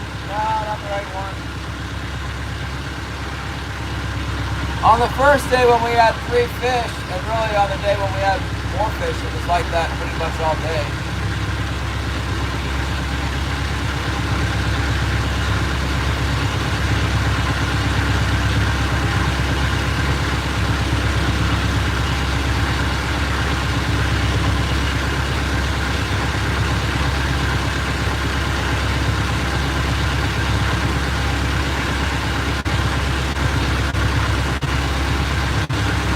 fish, if I'm getting skunked, I don't skunk for more. If I get 3 skunks in a row, I quit fishing for a while.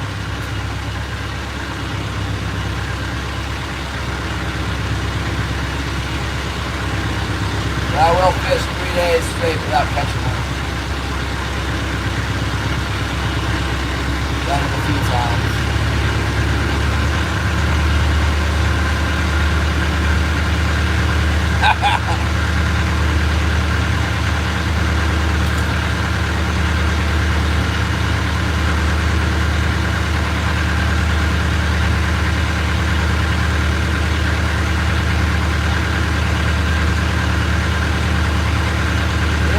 We'll be here strolling along, strolling along.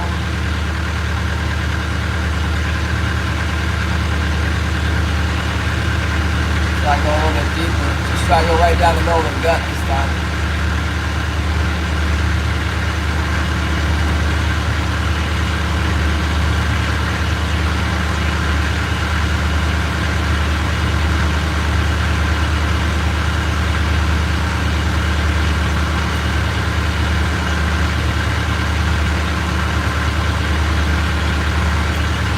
I got the hoodie and Sitka.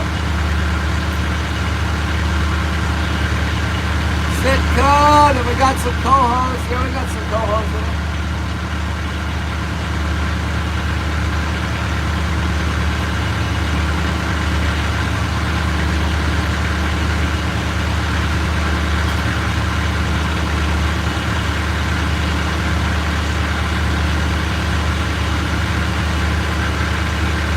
Yeah, it's too bad we caught all the fish last year. I was wondering if they was going to do that.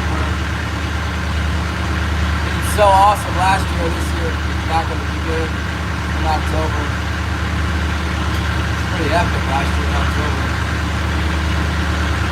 Marking a real nice ball of feed down here. Sucked right on the bottom. 25 fathoms.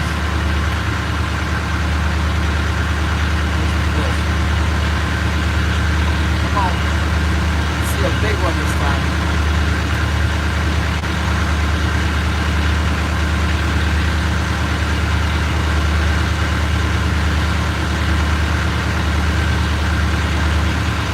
More feed, 25 fathoms.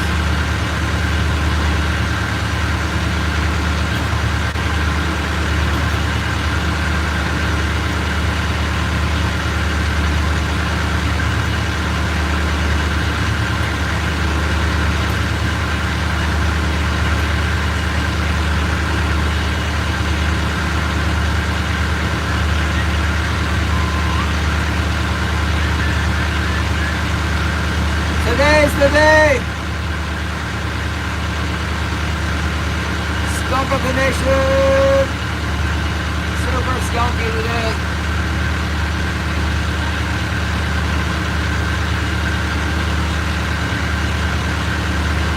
Oh, baby!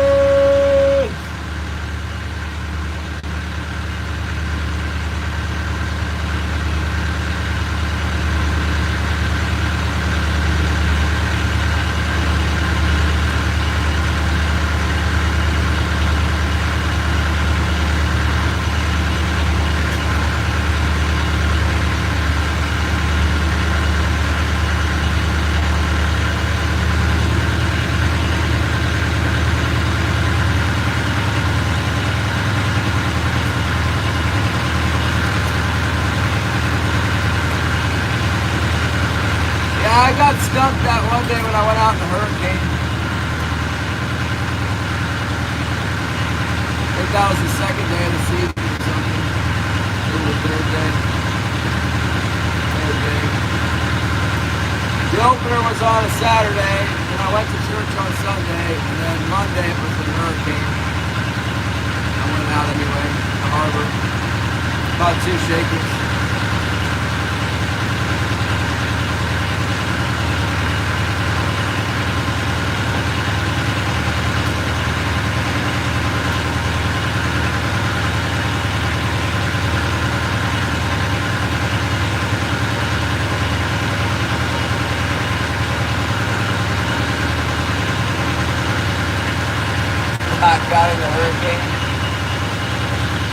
typhoon, I guess is what they're calling it. I think that was the day that the western Alaska got washed away.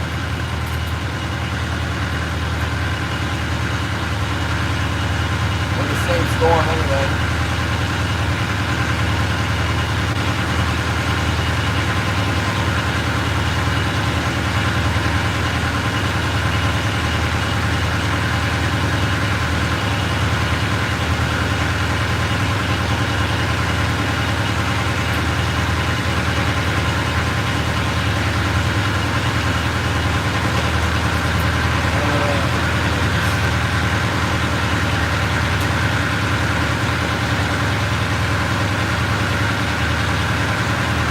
Nothing on the second pass. Okay. That's the inside. There's like a finger that sticks out here into this cove. That's the inside of it. Let's try the outside. A lot of times there's some big fish on the outside. Just kind of suspend hanging out there. Whoa! Thank you so much, Kitty! Put them in! Thank you so much! We get the bonus points for the super bad weather! Come on, fish. This is just the breezy, it's the light westerly.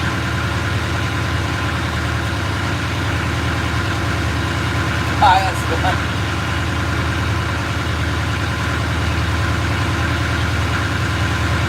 Well, there's a chance we got one on the floats, you know, because they were still biting when I went out there to pull that one off the starboard heavy.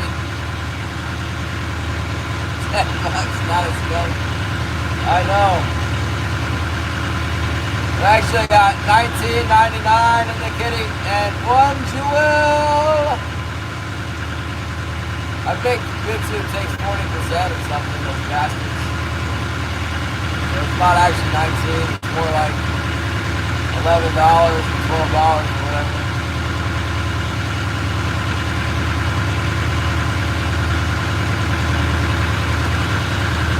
Oh, yeah. Come on, YouTube! Can't you see how generous these people watching my show are?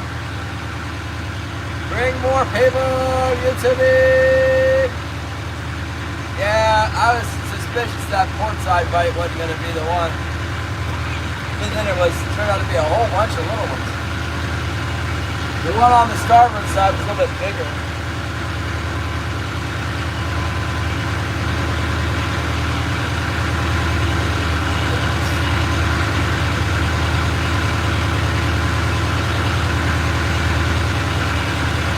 I think we can get 100 likes today. Well, one thing is that Starlink's not cutting out because of the weather.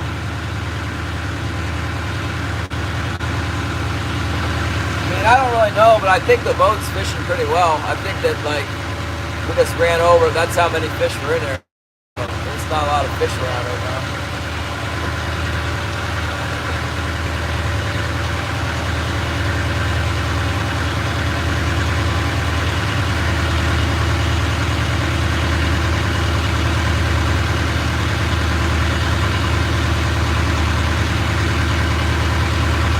Bite. There we go. Front of this thing. Looks exactly the same as those other bites. Let's let him pull on it for a minute. John P, my brother, hello.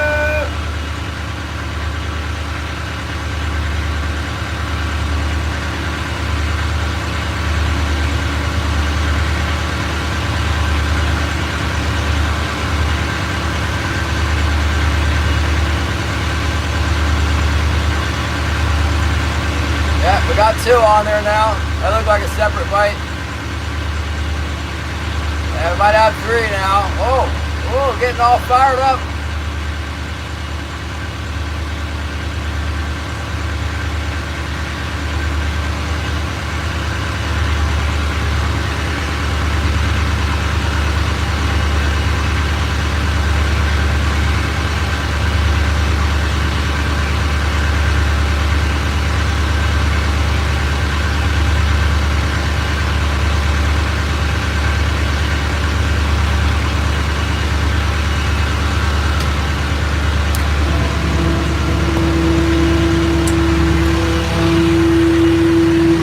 other day when I came through here, I didn't get anything. There's something in here now. Small ones, but still. Let's see what we can do with. Maybe this one will be big enough. Maybe. Didn't look like it, but maybe. Kind of looked like a couple small ones that she jumped on there.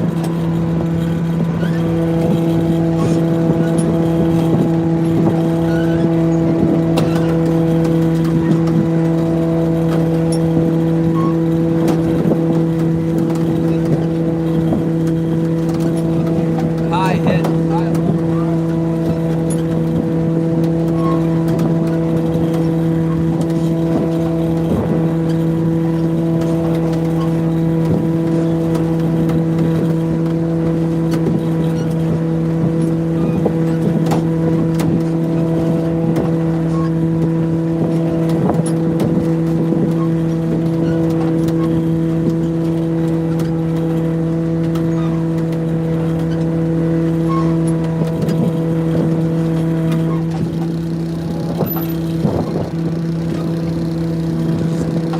This one's really close.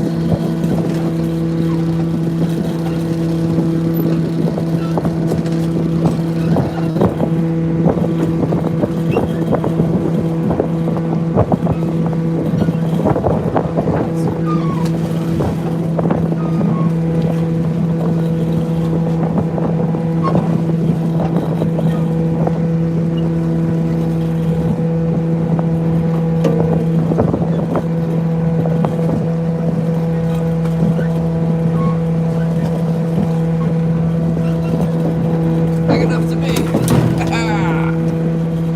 Got it! A king of salmon!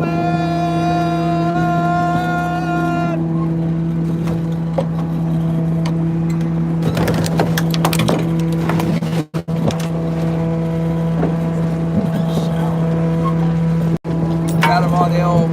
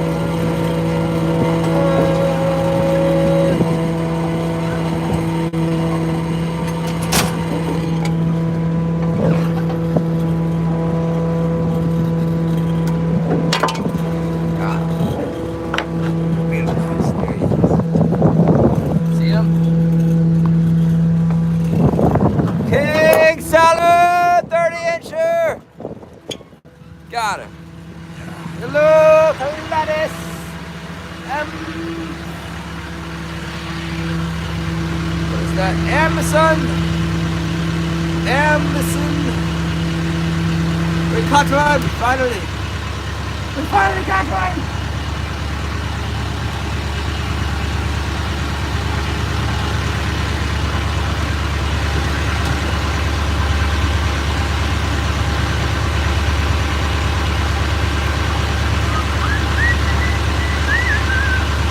Edmondson, hello.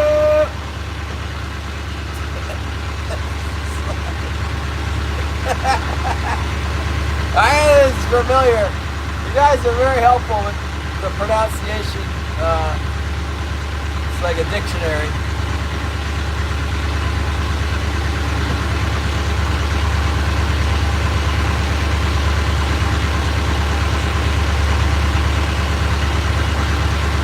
Might have to help me again. I'm so happy I got it. Yeah.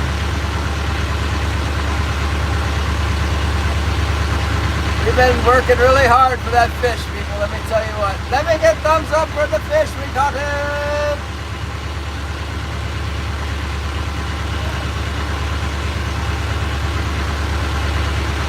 Going back for another pass there.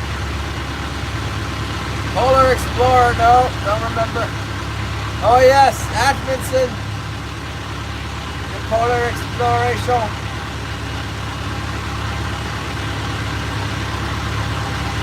It rings a bell. We have captured yet another salmon on the blue hoochie. There's Shannon's telling us we got a drag on the bottom at 40 fathoms and it's hitting right on the middle of the wire at 20 fathoms out.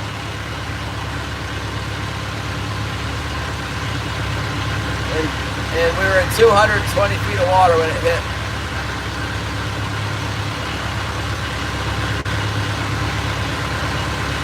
Got to it. Nailed it!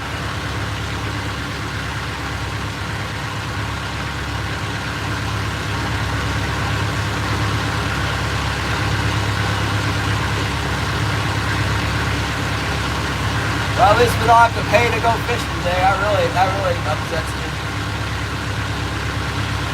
Coming out here and working. You have to pay to go work. Super Chat King!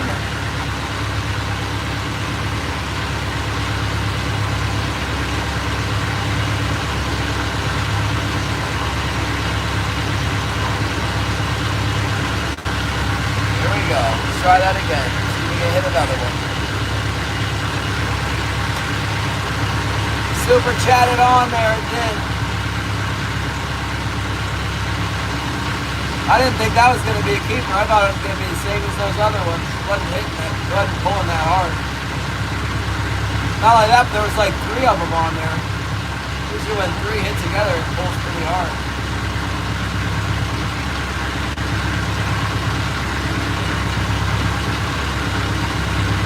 Not this time.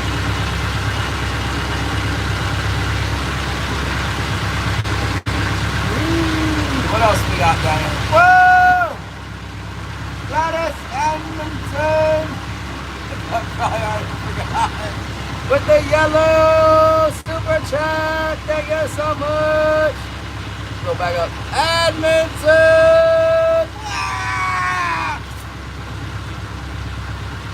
Wow! Thank you so much. I'll pay for my fuel today. You guys have got like half the fuel paid for. One of those fish I threw out must be floating or something. There's all these gulls up here necking at it. Oh no! They got the king salmon, you guys. Look.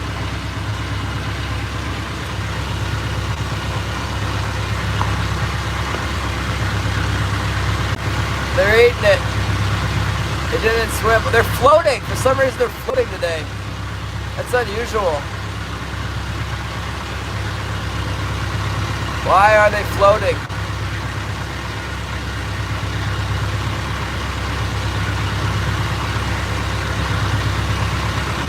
Oh, a loon too. What the heck is going on around here? Look. Only on the Glacier Shark. What are you doing? What is this?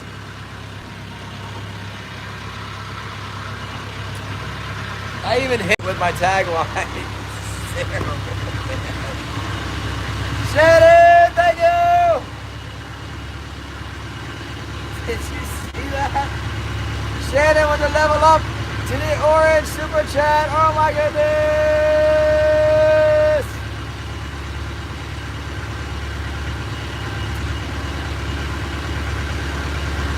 Oh! Yeah, we got, it says 51.98, so it's about $30 I get. That's how we're doing about, I guess. I don't know. We're trying to pay too much attention to the fuel bill. But I do know if I'm not catching, I quit fishing. Because you know, things don't add up if you're not catching fish. It adds down, subtracting. We got one now though. We sure did. Nailed that sucker. Right in the lip. Got him right in the lip. Shannon's favorite flasher, the red hot spot. What's up, Joshua Woods? Finally catching some fish. Came in time to see a fish. We've been all day no fish. Just got one. Well, I mean, we're catching fish, but not the right kind. It's really weird they're floating today. Is that maybe they're coming up from way down deep and they got their air bladder puffed up? Like, I don't know why, but their air bladder must be puffed on the ones that ain't swimming down. It's all those anodes I got under my boat. It's just paralyzing them, you know, like when they electroshock the fish. Once I bring it up near the boat, it just goes belly up.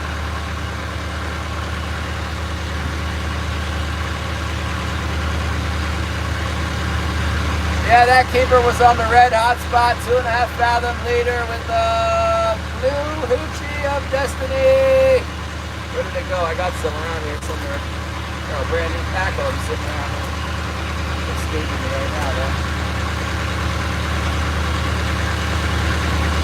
They're hitting out deep. They're hitting out 30, 35, 40 fathoms. Up on top. White gorilla! Your flasher killed that fish. Did you see it? It's all belly up. It's killing them.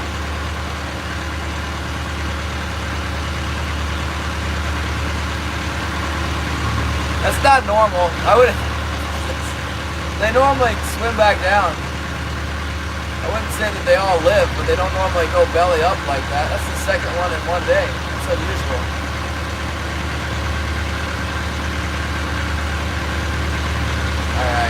Alright, let's go clean that fish. We can't mess around now because it's sunny and windy. Gotta clean them right away or they'll dry out. I don't like it when they dry out. I think they call that sunburn. Makes them tasty, not being color bad. Right on top of that fish. Real quick. Voltage underwater. They try and swim down and they can't do it. Orders them to puff up their swim bladder and up they come. Then the seagulls eat them. Yeah, I seem to be getting a lot of fish up high on the wire with the I think the aluminum anodes and all that stuff is working, and my plates, my different kinds of plates I got.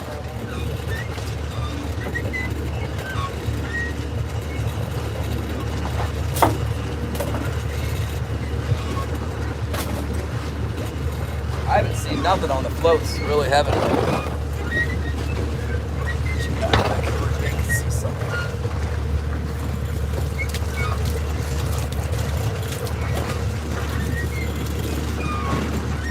I didn't think this thing was going to be big enough. Then I was looking at it in the water. I'm like, it's not big enough. It's like way big enough. Maybe close.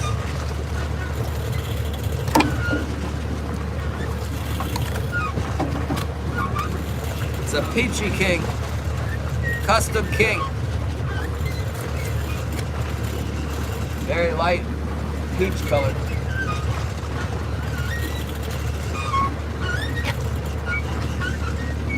Light red. What's he got in his stomach? Nothing. They're not on the bite, you know, they're not eating nothing. That might be the whole problem. Whatever reason, they're not feeding right now. Maybe they're about to hit.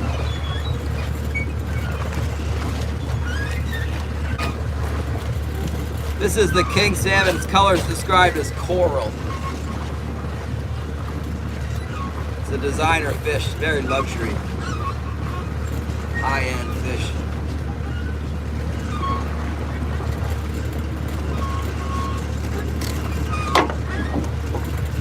Nothing on the cod strips today. Surprising.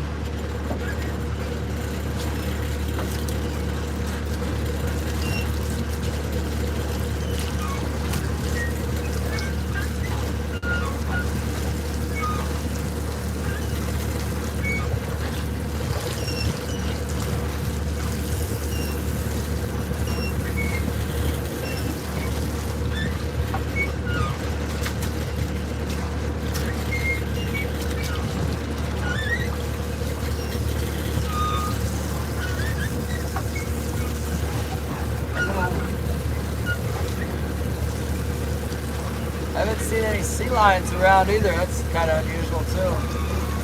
There was some lions around where the sporties were dumping their guts this fall, but they disappeared.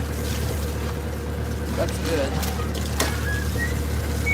This spot normally has some lions in it. I don't think there's enough herring around for them yet.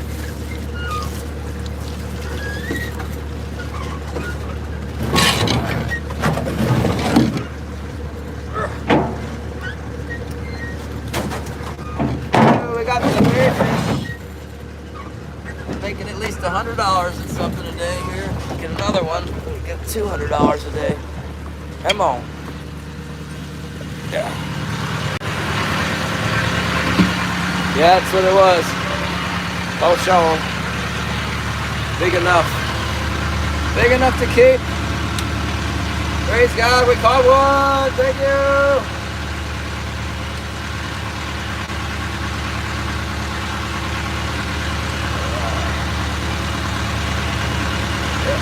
We did. We caught one, finally caught one.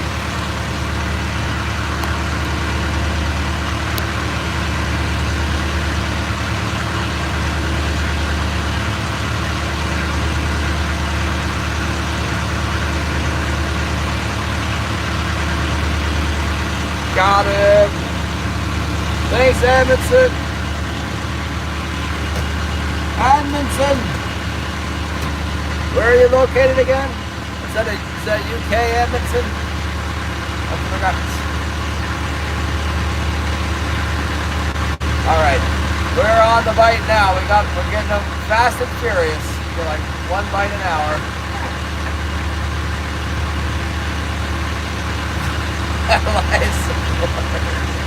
North Dakota? That's super cool.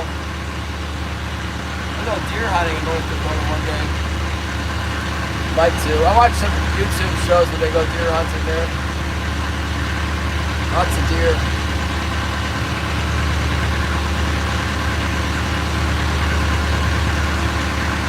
Hello, Nathan! I've seen you before, Nathan! Where did I see Nathan? I saw Nathan maybe in Anyfin's chat.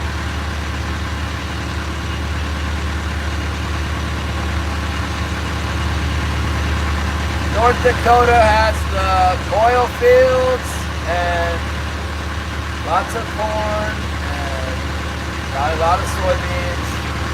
I went through there when I was a kid on a Greyhound bus, and it was really flat.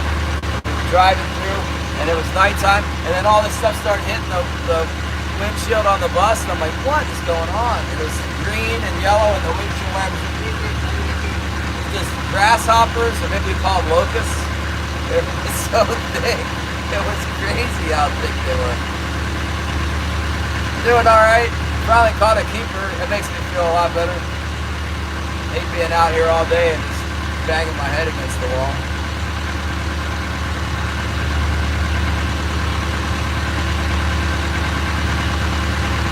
I hope everyone in Sitka is watching.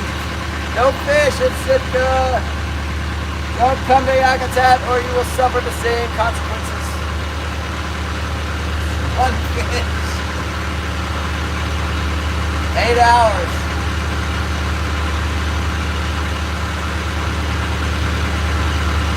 Let's go back and see that same thing again.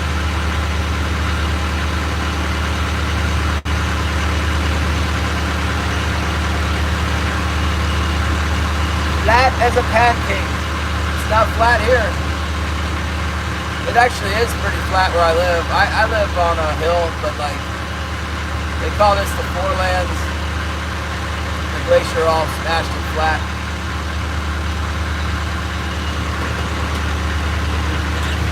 You can see, I'm sure you already seen in the distance the mountains. The area. Here are the mountains. I can't even see what I'm pointing at. The daggone things all zoomed in and everything else. But you get the picture.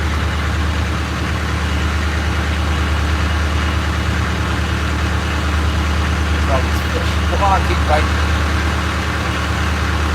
Yeah, I can't see anything going this way. They got an antelope there. I never got an antelope before. I want to get an antelope. It's on my list. Antelope hunting. Yeah, you know what? I never go into the mountains. I did a couple times at Icy Bay. Go up this one ridge of the mountains. It's cool when you do, but everything here is so remote. Like, you see all the mountains and stuff, but there's no road there. You can't drive up to them. It's absolutely, totally wilderness where nobody ever goes. That's what you're looking at.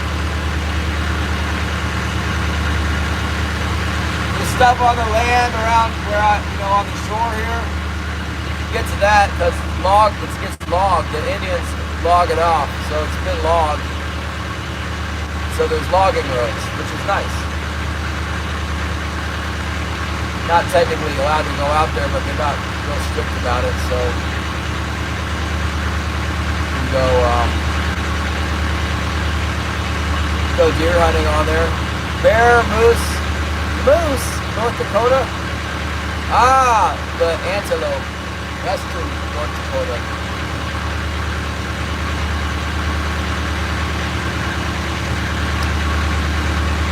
Yeah, I'd like to come hunting there. I need to find a place to retire, or at least have a house where I can go hunting.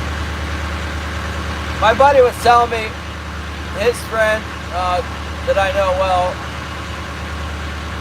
he got a new house in North Carolina. It's very close to the bridge that goes over to the Outer Banks. It's called Point Powell. You know, they got all that Powell's markets and stuff down there.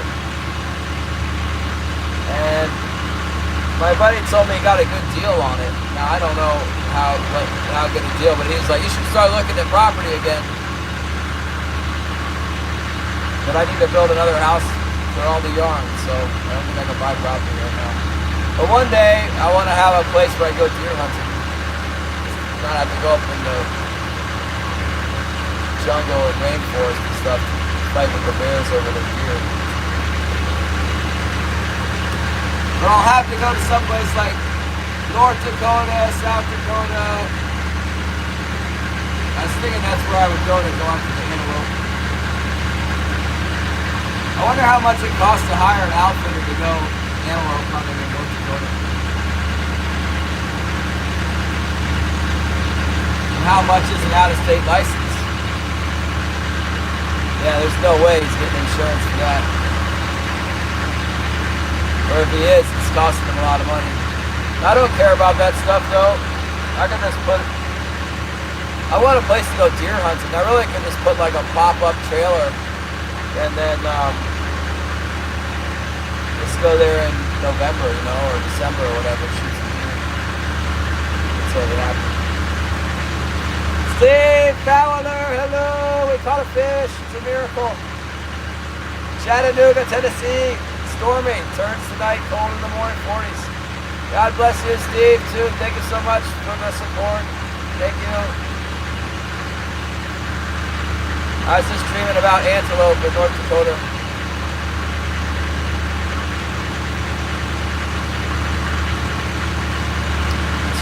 Miles from the Canadian border.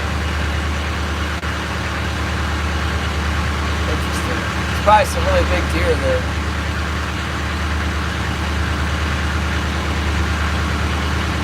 Here we go, back into the cookie jar. Let's see if we can get another bite in here. Let's slow down. We got that hip when we slowed down before. You like pheasants, huh? Yeah, that's fair enough. I used to go hunting for pheasants when I lived in Eugene, Oregon. They had like stocked pheasant fields. They would release the pheasants into the little maize, or what you call it, millet. They had millet fields. And the pheasant would hold in the millet. They could stock them in there.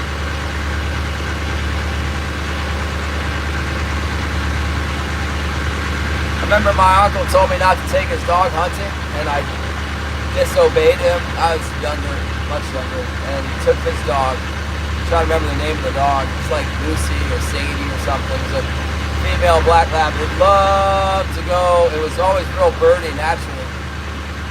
He said, "Don't take my dog hunting." So they go to work. I had the day off work, and I went.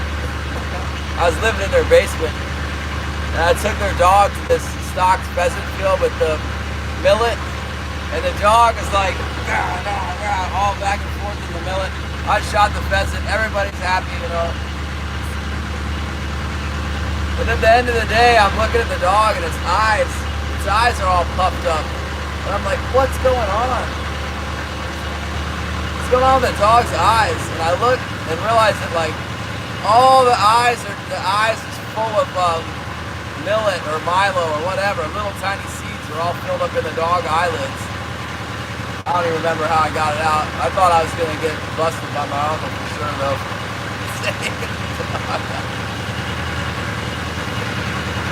True story. The dog was alright. I think they used a water bottle or something to squirt it out. I can't remember. But we took care of the dog.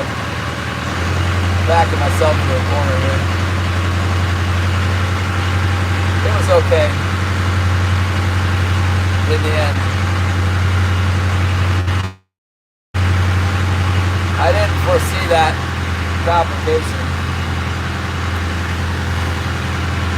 The westerly wind is starting to die down. Very nice.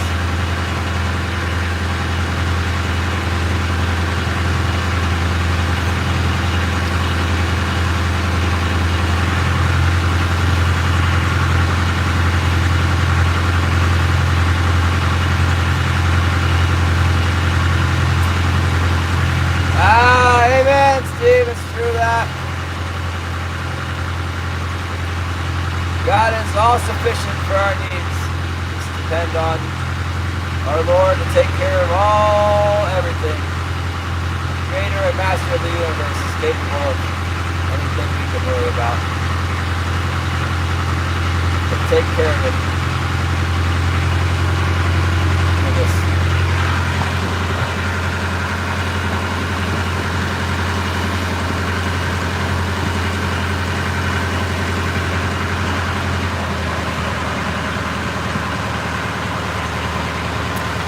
The cocklebird. Yes. There's the mountains.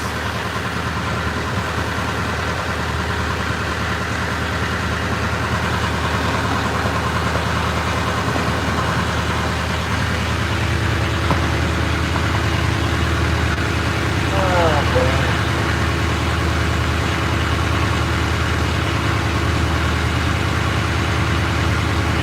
You would think that you could just turn around in a circle, they just keep biting, but they're not biting.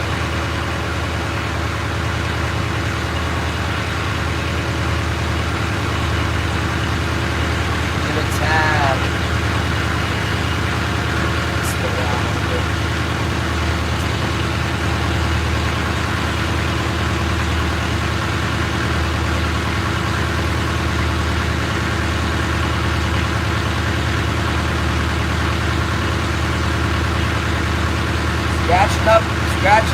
fish up here. Try that feed.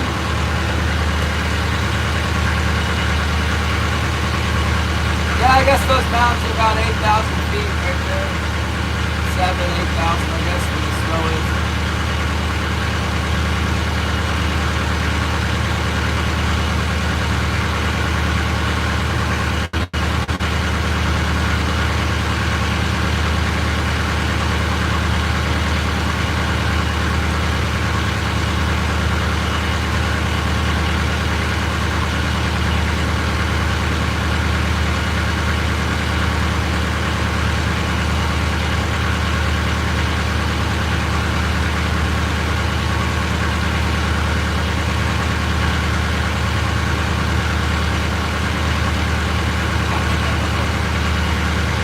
Starting to see a little feed in there. That's not what it should be.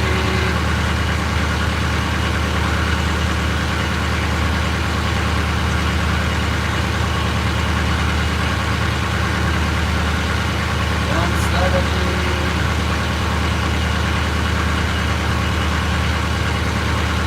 Today we caught our 3 fish in here. We weren't fishing 30 fathoms down. I think we got a lot of fish higher up.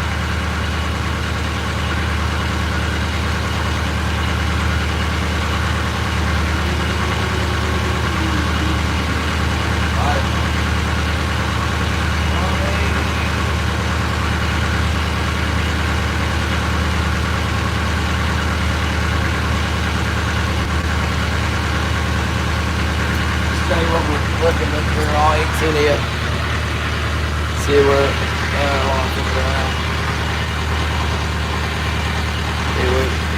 We got the first clatter in the right in the pocket there in the back.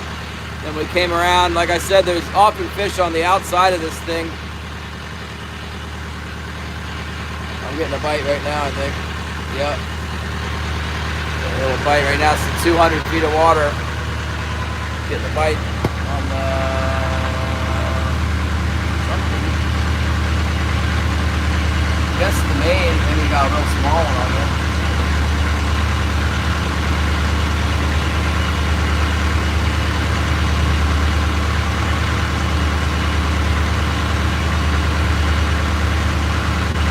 Maybe the float hit, something hit. No, I think it's the head.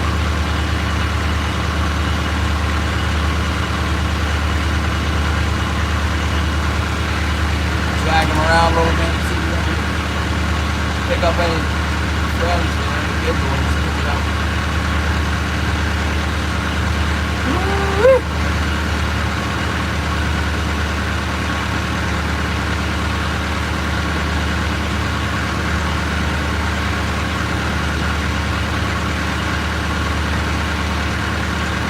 Steve's in here. We can read a Bible verse while Steve's here. I don't know if you guys can hear me from back here or not.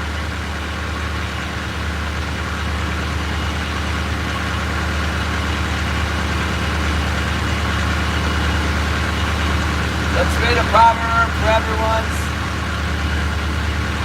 improvement. What's the word? Enlightenment for our enjoyment.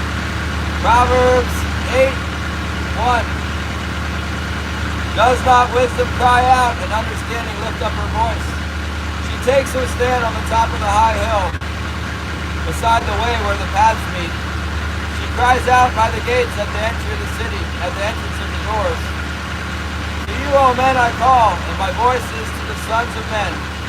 O you simple ones, understand prudence, and you fools, be of understanding heart. Listen, for I will speak of excellent things, and from the openings of my lips will come right things, for my mouth will speak truth. Wickedness is an abomination to my lips. All the words of my mouth are with righteousness. Nothing crooked or perverse is in them. They are all plain to him who understands, and right to those who find knowledge. Receive my instruction and not silver, and knowledge rather than choice gold. For wisdom is better than rubies, and all things one may desire cannot be compared with her. Amen.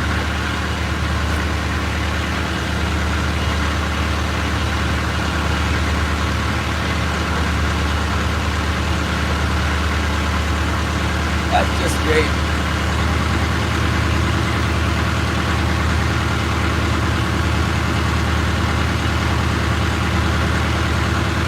Hello, Saving Grace.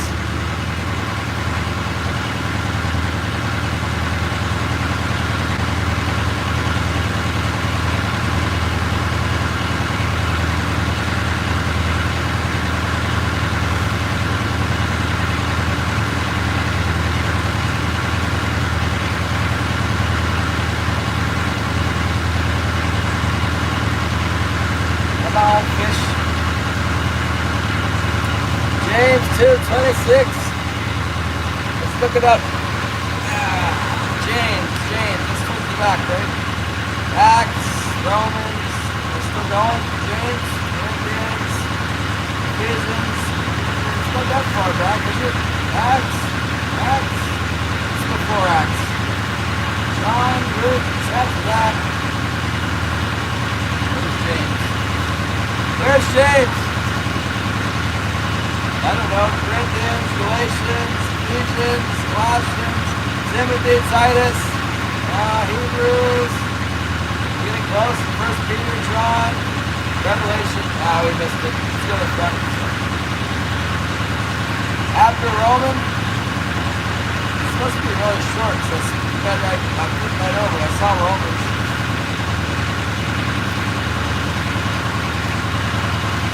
Where's my table of contents? What? Can't find it.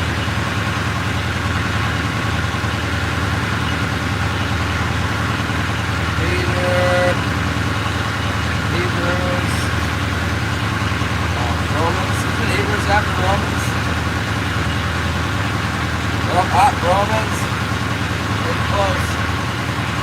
Corinthians, are you sure? It's more than one page. We're going to find it. I know it's the New Testament. Old Testament, New Testament. I'm supposed to have this done right for this. It is after Hebrews. 10:89.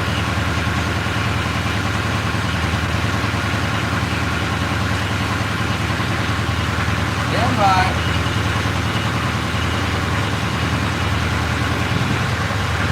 Heard the bell. The bell rang a little bit there.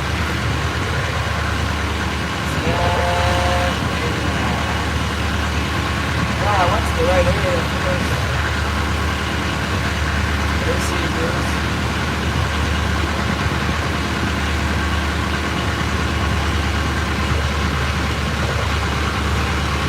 Yes. No, we got it. It's coming. Hebrews. That's got to be right here. James! James is good. We haven't been at James for a while. Which one was it? James 2:26.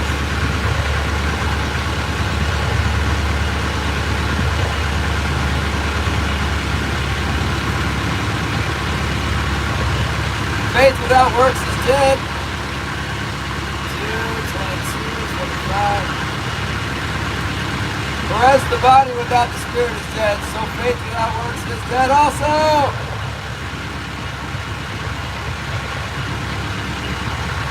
Let's go backwards.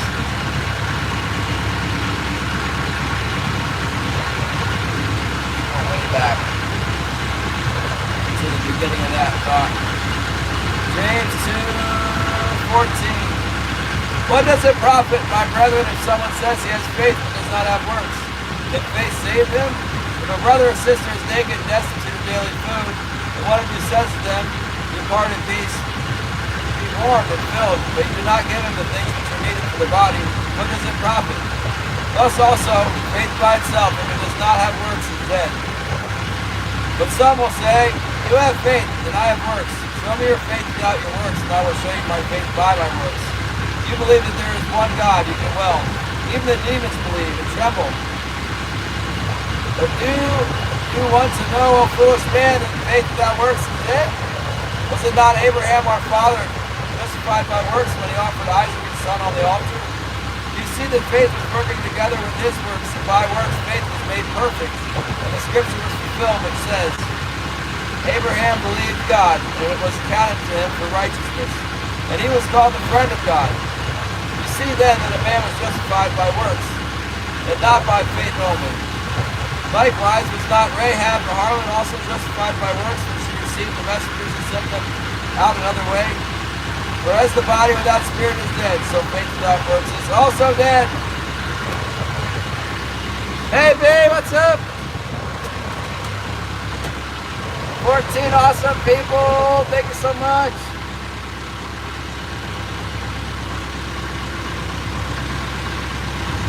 Lost Crib is hanging out, what's up?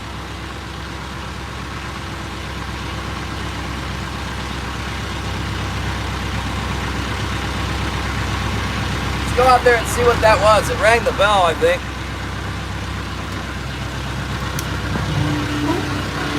Let's see here. I had a bell ringer. I think I was looking for James. Not able to find it. And that's when it hit. Probably another one of these 25 inches that we got running around. I think 20 inches. Come on.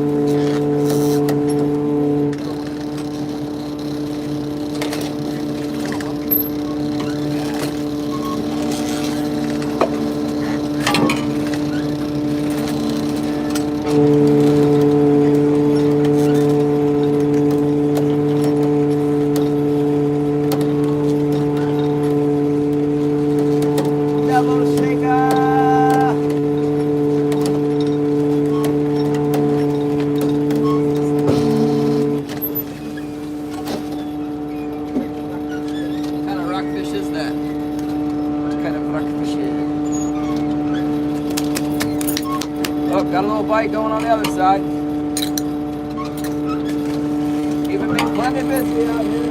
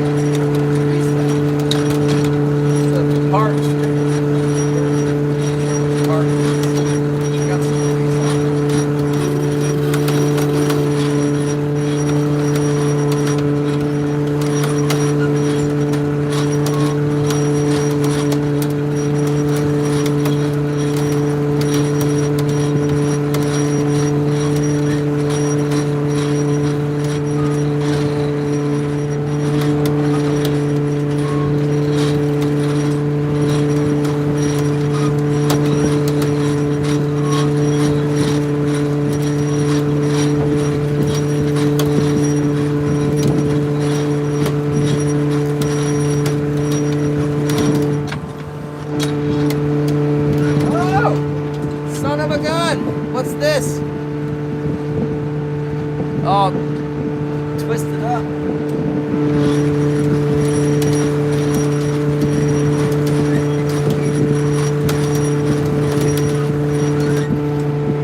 I don't see a lion.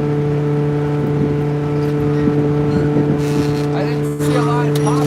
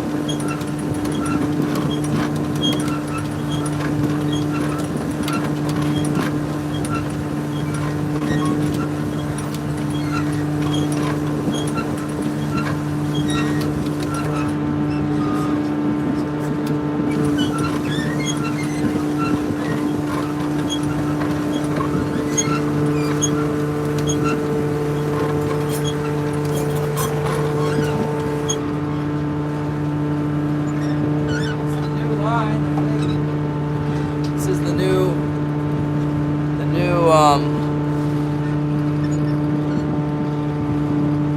line.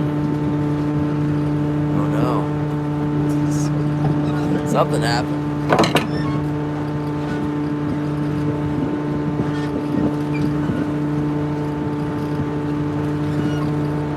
I wonder if that crimp was pulled out. I mean, it wasn't, I didn't see a big hit. It didn't really pull very hard.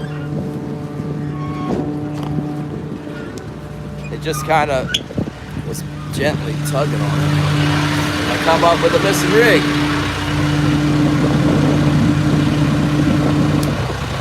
This area is sea lion spot. That's something like what a sea lion might do.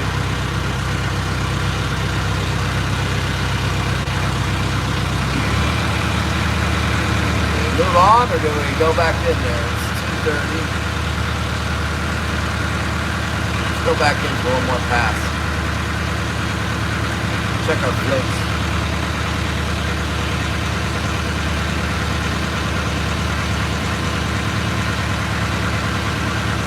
Thanks, 27 awesome people. Tap the screen. Let's go for triple digit likes. Let me see if I can get 100 likes, you guys. I can. We got one fish, one keeper all day, and something that's deep hooked me, my lord, which cost at least $10, whatever it was. Probably a sea lion did that. Maybe my crimp was no good, I don't know. It looked like it got roughed up a little bit, right around where it broke off. 100 likes, thank you very much. We'll make another pass through here. See if we can get another fish. Let's see. That's how it goes with king salmon. You kind of got to be stubborn, not give up. Just keep grinding on them. All of a sudden you get 2 or 3 at once. You're in the money.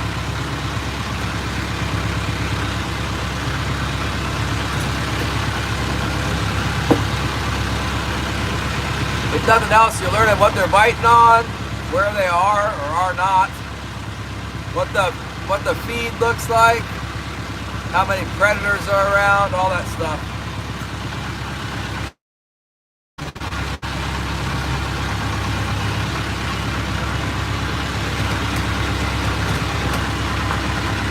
Yeah.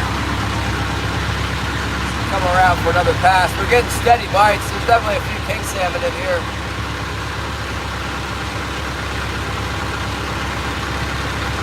I wonder if there's a lion. Maybe that was a big halibut. I don't know what's going on here.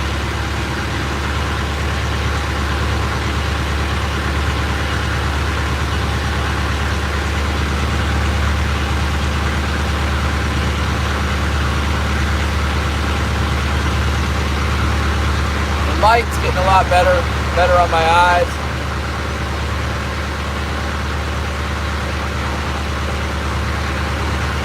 That's good. Selling them at the Costco or what?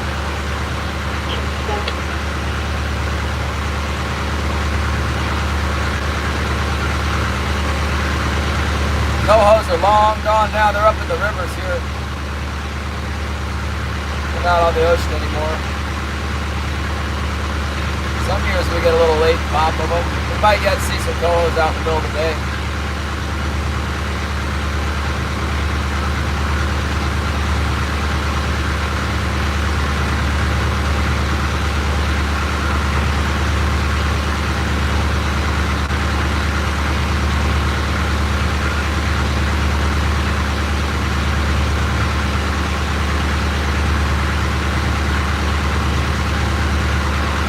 We just need a big one. Get a nice big one. I didn't feel good on my hand. Get a nice big one and then we can be in the money. A lot of times there is a nice big one here. Get a nice big white king. Pumpkin Creek. Well known for it.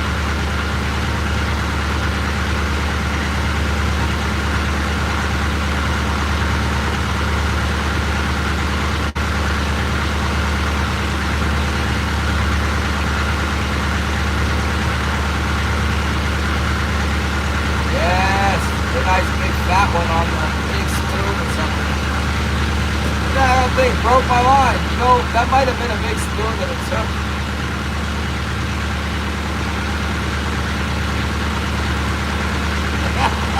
Good thing I got tons of fishing gear. I got like tons of fishing gear. At home I have it in boxes. Got a couple boxes full. I was looking for that San Diego stuff for the San Diego trip and I got like a tote. With random salmon gear, and I'm like taking through it, looking for the tuna fishing stuff, and in the back of my mind I'm going, you know, like this works, that works, all this stuff works. All works. We got salmon gear all over. It works. They're only biting me out deeper on this outside of the reef. They're on the deep side.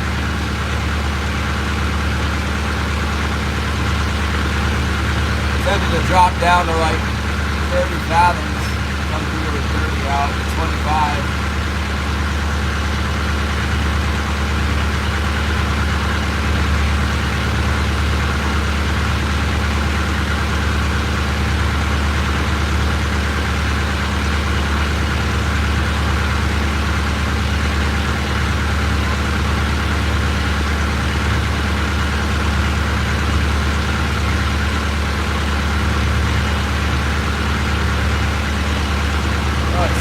Happen on my floats. I hate to pull the floats that have nothing on there.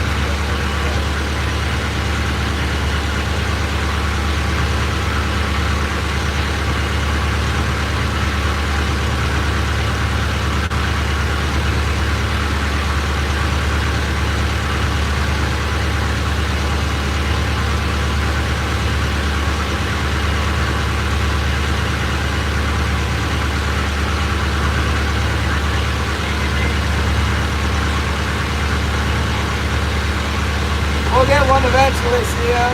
Yes, we will. It's coming. Just a matter of time.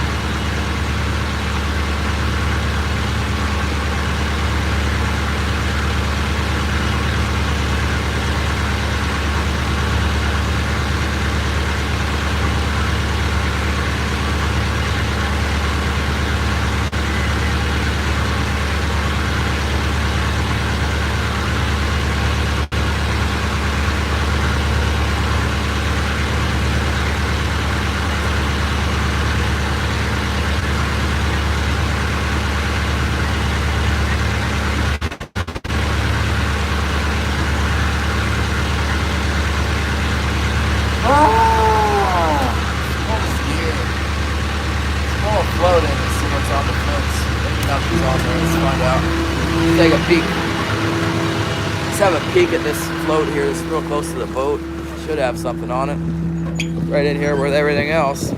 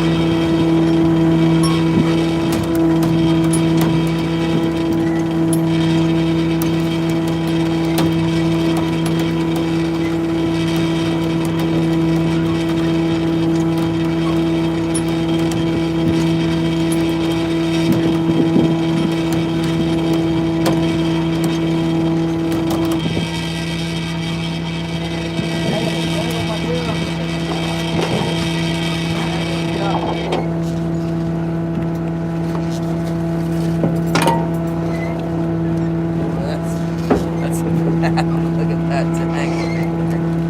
Oh my goodness!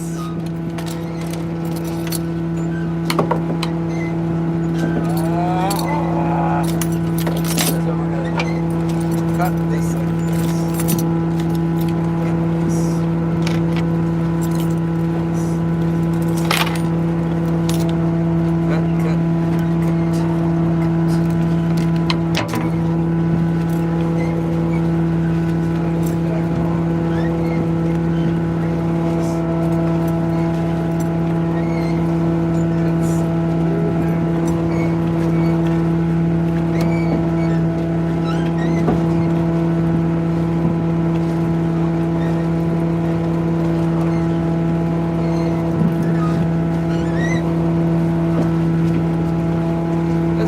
Always start the season thinking, oh, I'm going to use long leaders, and pretty soon I get tangled up enough, I get sick of it, and then pretty soon I'm using short leaders, so I don't have to deal with this. That's big. I got this ready right here.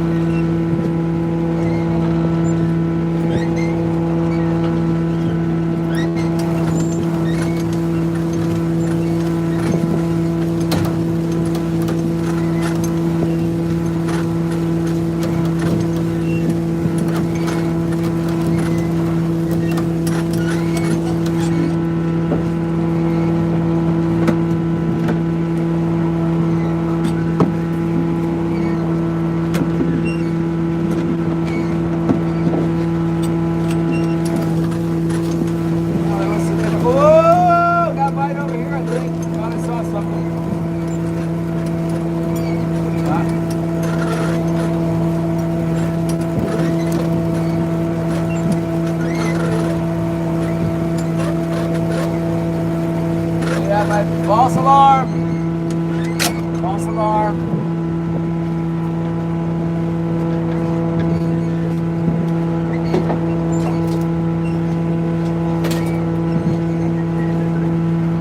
Alright, so the float close to the boat worked. Let's try.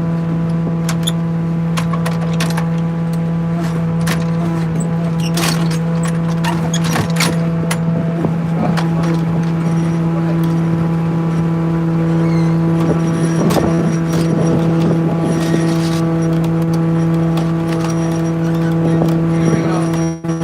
You guys see me? I'm right here.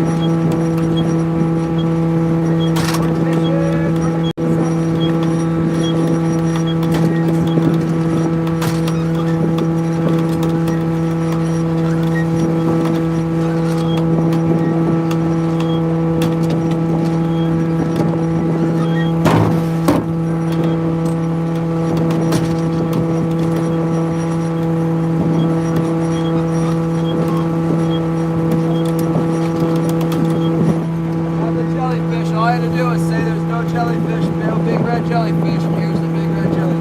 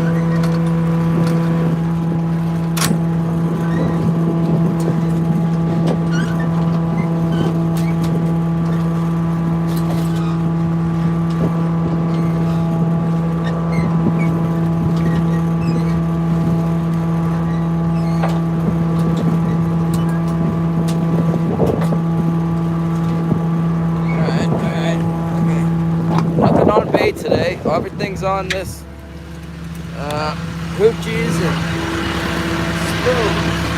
No bait biters.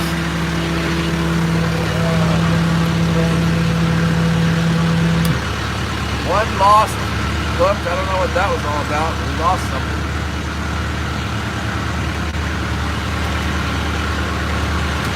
Try to make some changes, you know, to get them to bite. Especially on the, I got 2 lines that are right next to the boat, pretty much.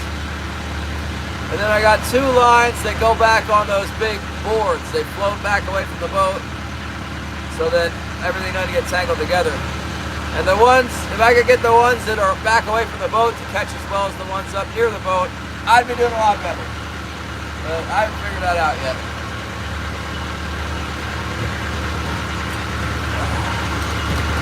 Killian thinks he knows how to make them hit with his electrical box thing. Kings are funny though. Sometimes the kings you get, I think you catch fish on the floats you wouldn't catch otherwise. But generally they don't work as good. Shannon runs like 3 sets of float bags because his unlimited hooks allowed or something.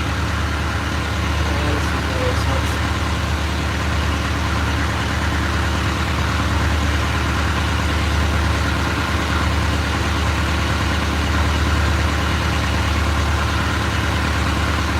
Kind of a bummer. We just got that one keeper. Yeah, I'm using 70-pound weights. Riders. Edmonton 70-pounders. I got 160 and 370s out. 70 pounds. Those are the big weights. I got smaller weights too that I could be using. But this time of year, sometimes we do drop a lot deeper, so I like to have the big ones on. I can fish with more flashers and fish much deeper, and then the line stays more straight up and down, so the lines are coming off. When it starts going like this, the lines start not looking so good.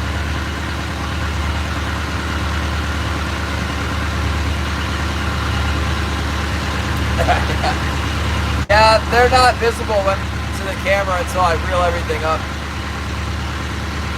They're called downriggers. These are industrial size commercial salmon downriggers.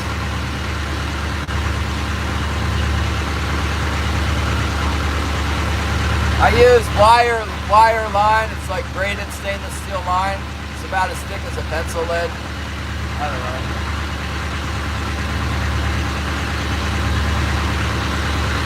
Make one more pass in front of this reef and then we're going to go on. Not sure where we're going on to, but get bored right here. The white flasher! Catching some shakers. No keepers on it yet today. Of course, I've only got one keeper. Shannon says I have to fish till dark. Oh my goodness, Shannon!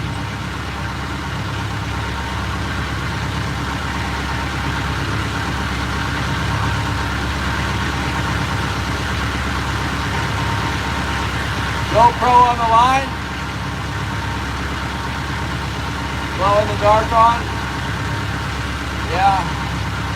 I've got some glow in the dark out there. I've caught plenty of king salmon like right at dark on bright spoons. I think they can feel them. They get on the attack and they feel the line voltage. They feel the flashers thumping. They go over there, they can feel the spoons fluttering. They just put them in their mouth and get them.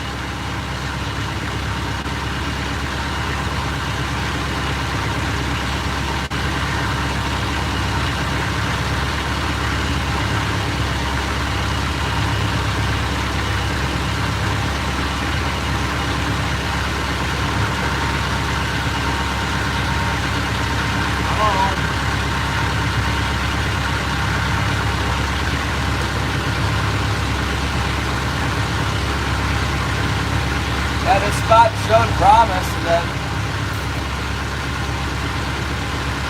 it only produced one keeper.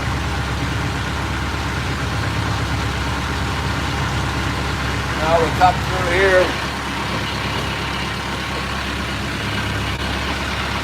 We got the big bite of the shakers in there, and then we come around, went back around, nothing. Then we went over here and we got a keeper. We've been back and forth a couple times now with nothing. No more keepers anyway. Just little ones. They think they're fish, I think. Other salmon. Yeah, I got lots of hooks on there. I probably have like 5 hooks per line right now. The lines are about 120 feet deep. The floats aren't that deep right now, but something like that. A little over 100 feet.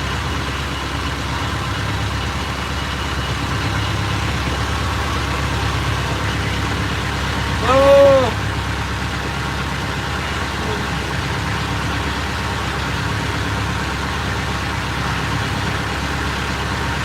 I'm just hoping we get run into some fish here, you know. We run into a pack of pink salmon, we'll hook them. That's the idea anyway.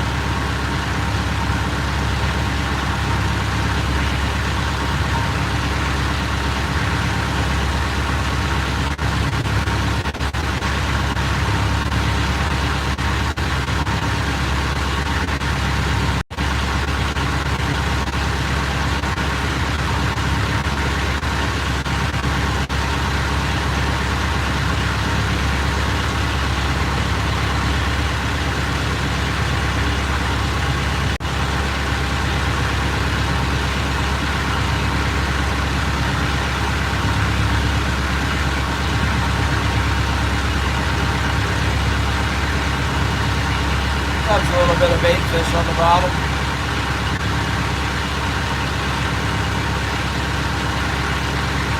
Seems like when there's not a whole lot of feed around, as soon as you find some, you get a bite. A little spot of bait over there.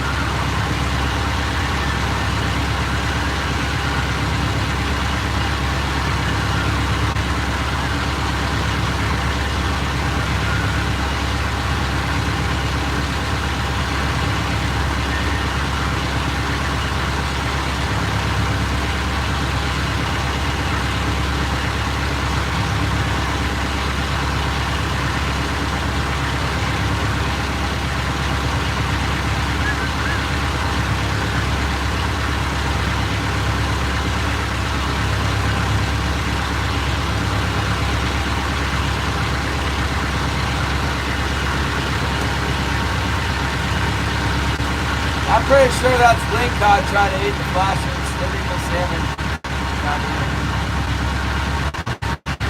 Lingcod.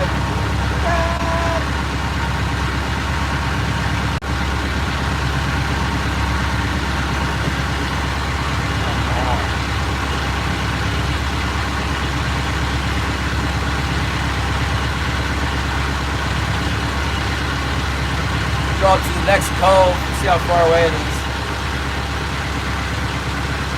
The next cove is 3 miles.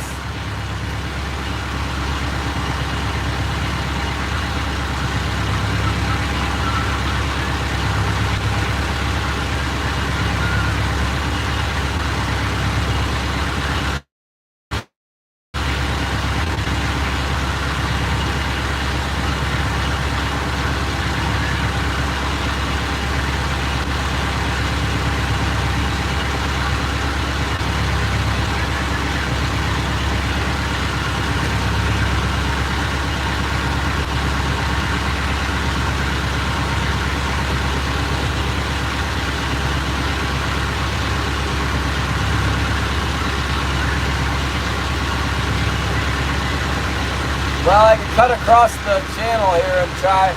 That's what I was going to do, is cut across the channel and try this other about 10 fathoms.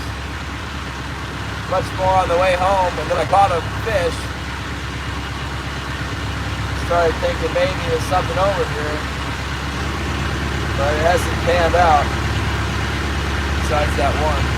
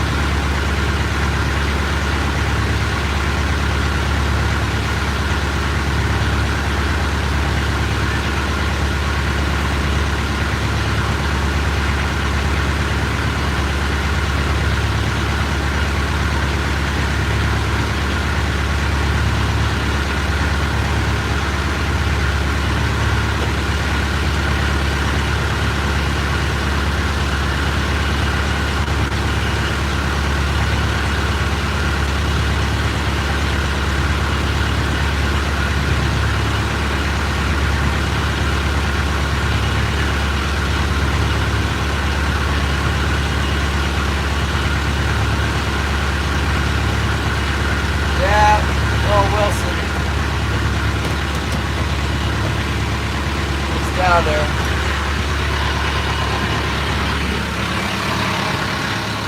Still awesome. Get a song. Oh, I did love you so much, Wilson. Did you know that you was good, doggy? Good dog, get a song. Yeah, I love you so much. You did it so good. Good dog, yeah. He's like, what did I do? Minding my own business down here.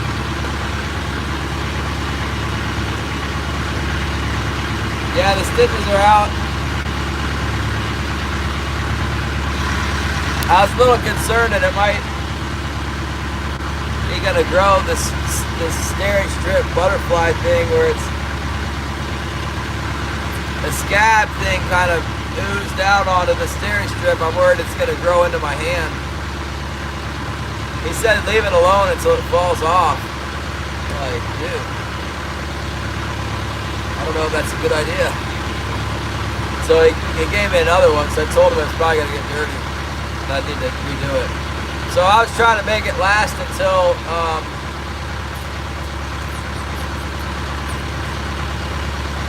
the end, until Monday.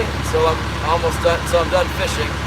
Then I was going to take it off and probably put it. I got one. Maybe I have two spares. I don't know, but I definitely got to put a new one on while we're fishing for the tuna. Don't take it off.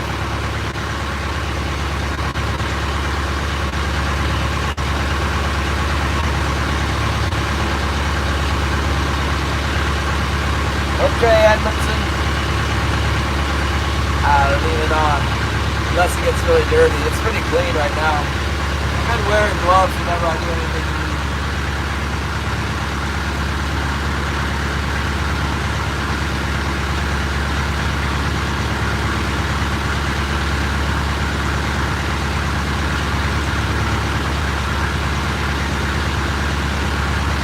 Kind of a little drag in here that we do. It's like the reef, that finger reef that sticks out, like right where the base of it is, all the way over to where this big rock where the sea lions hang out. It's a good spot. I'm gonna go that far, and then I'm gonna cut across the channel and fish this 10 fathom spot. It's kind of on the way home.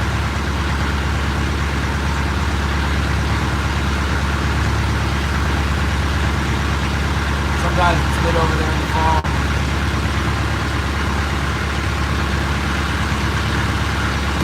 Maybe there'll be some big ones up on the reef.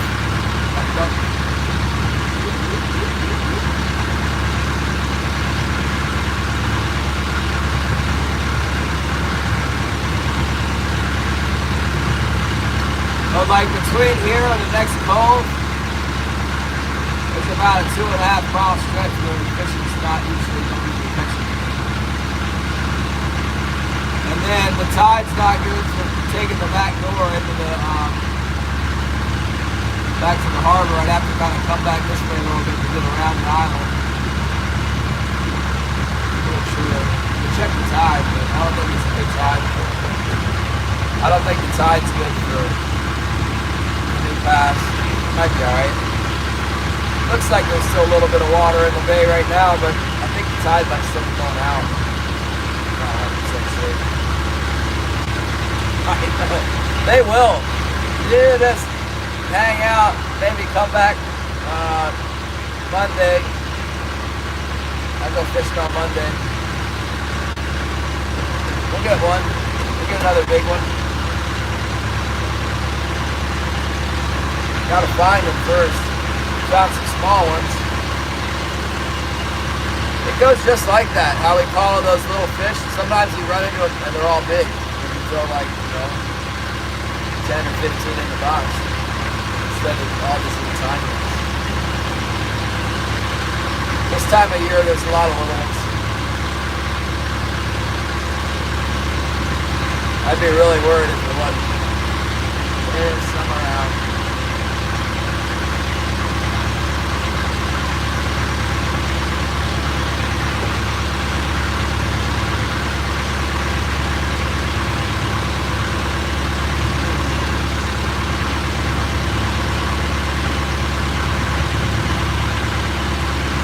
That's old teak. That's all that is. It's old teak. The guy who had this boat before me cut a bunch of it out. I heard there used to be a lot more in here, but it's all water under the bridge now. The design works fine.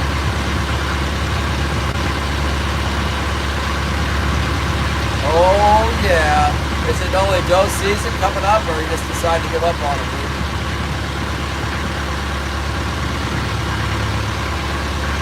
You shooting a round ball out of that thing?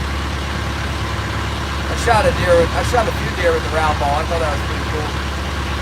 One time I shot a doe. It was right underneath my tree. I shot it with a 50 caliber pocket style gun with the round ball. I got shooting like 45 grains of Pyrex or whatever. It was straight under me. I called it in with a bleed call. Straight down. I was way up in the tree. Shot it right between the shoulder blades, and that round ball drilled a perfect hole through the deer's spine. You could like drop a marble through it. It was like right through the bone. Into the chest. Killed her.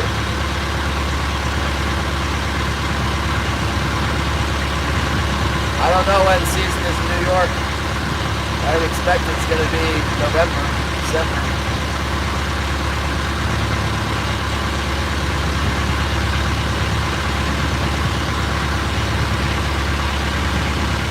Other than that one doe is the only one I can really remember shooting with a round ball. I mostly hunted with the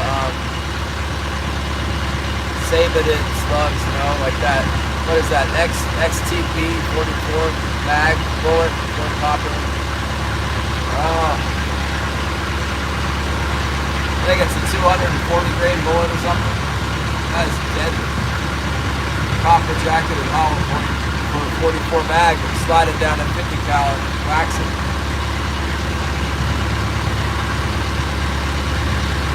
I don't know. They have all that stuff for 58 caliber.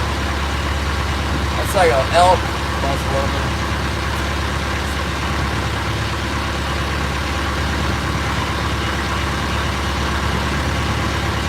You got a butcher you take your deer to there? That's good, Joshua. I wish I had a bunch of deer in my backfield. Maybe one day.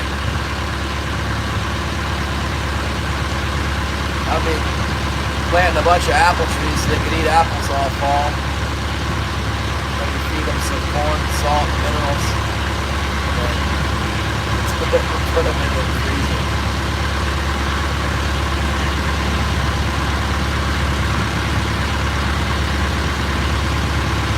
It's kind of cool. Yeah. When I was shooting the round balls, I had a side block deal. I shot the musket cap on it too.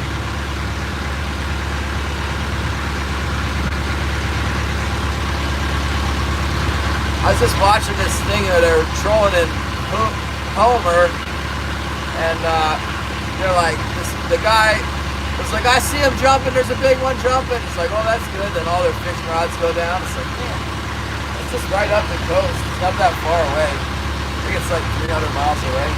Come on down. Get down here where I can have a little whack at you.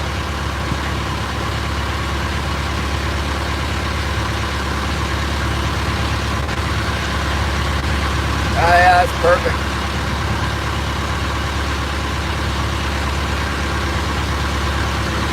I wonder if those stupid sea lions are looking around. Probably not. There's not enough herring or big salmon around to feed a sea lion. I wouldn't think.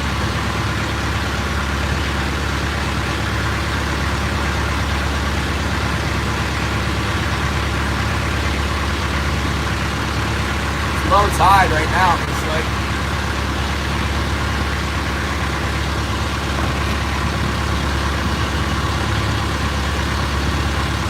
I don't know why, but right about here, catch some fish sometimes.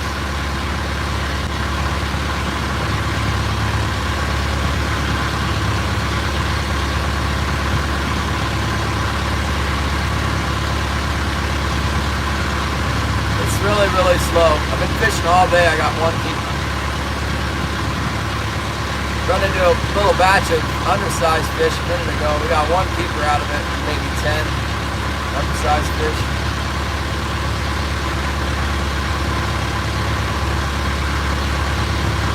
Getting ready to change tactics before dark. I'm gonna go fish this spot we call Ground Zero, Frank Diggs Knob.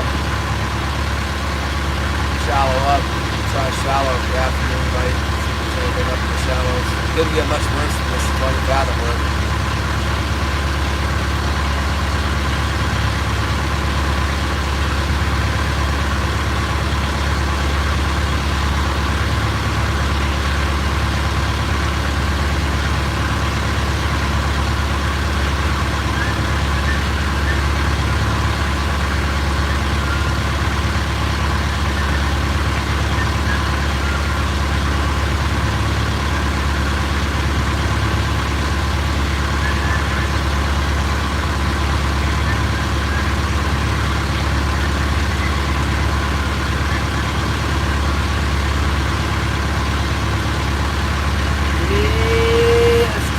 Over to the knob.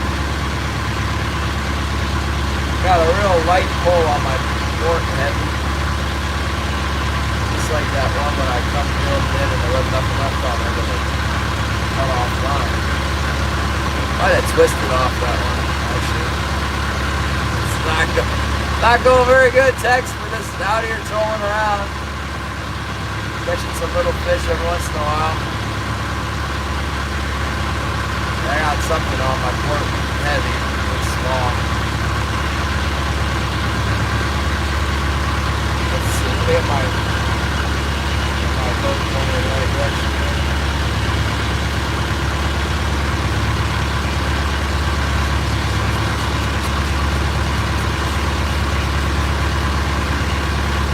Yeah, I can see the waves coming in off the bay, off the main bay. I'll show you guys. From way far away, it's like 6 miles away. You can see them. Can't really see them with the camera though.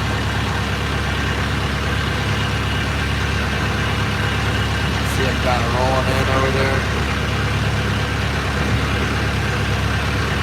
I guess the point is they're 6 miles away, you can see it, you know, it's something really big and huge.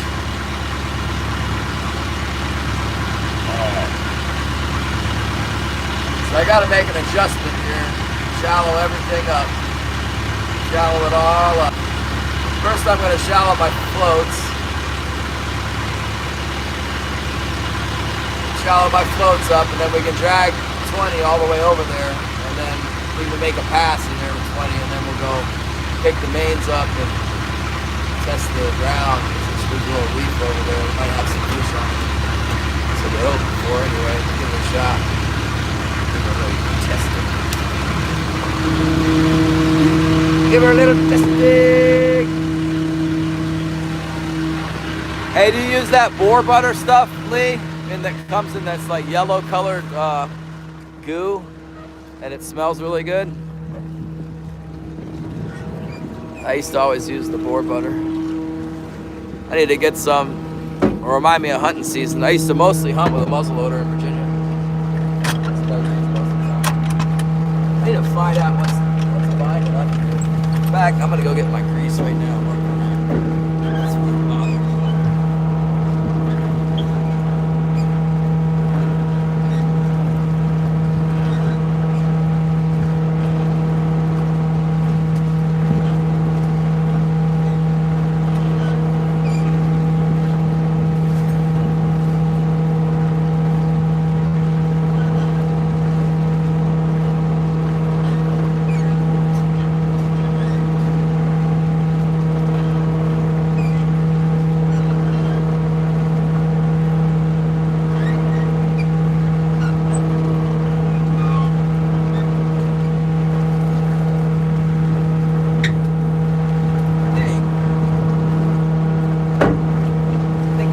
really bothering me.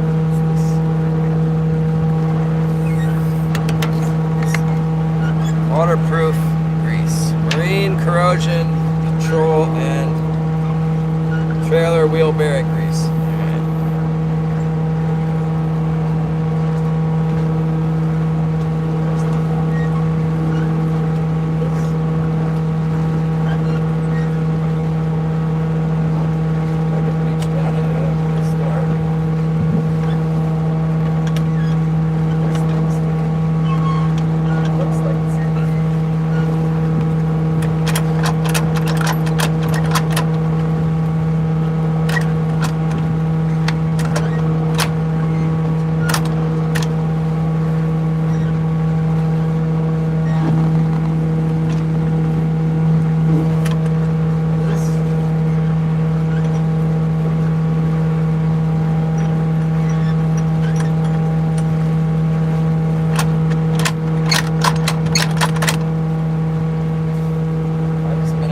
tight on the clutch there.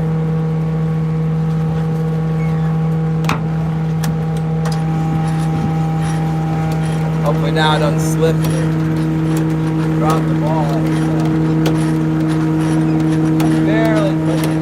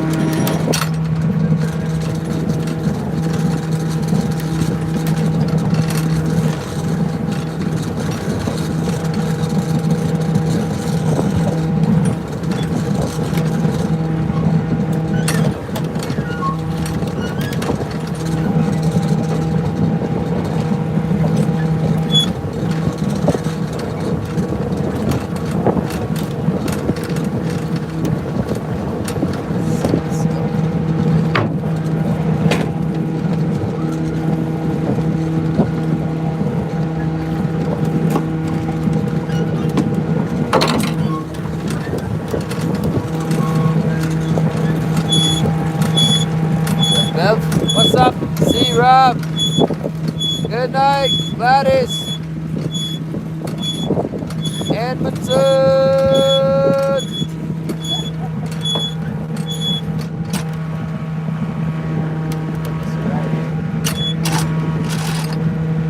I put this little donut thing on the line.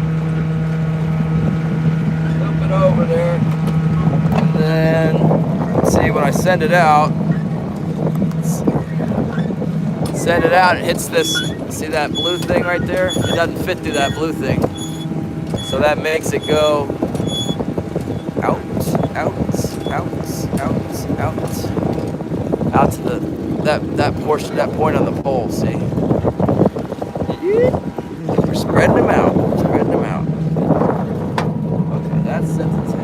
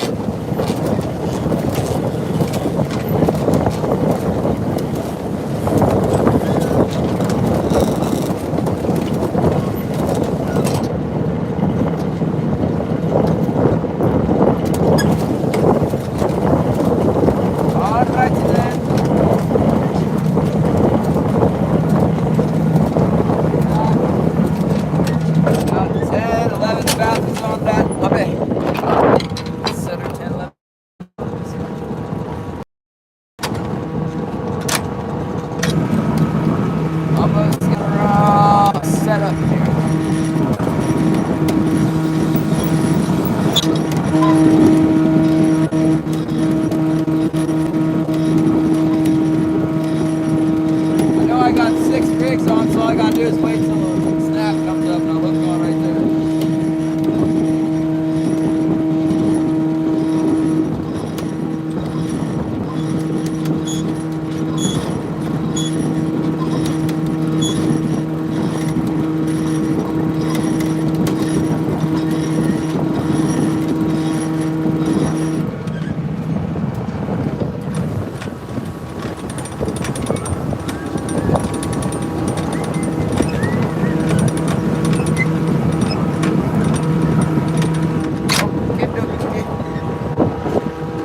Okay, okay.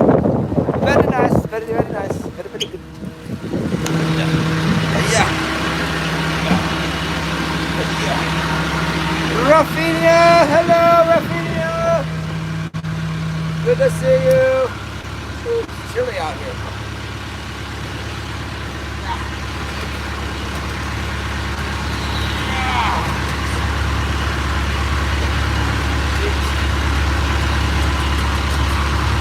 Almost out of the channel, back to the other side.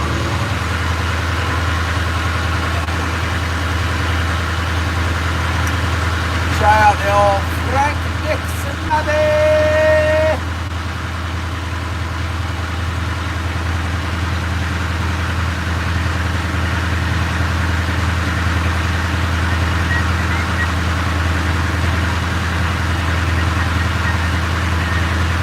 One keeper.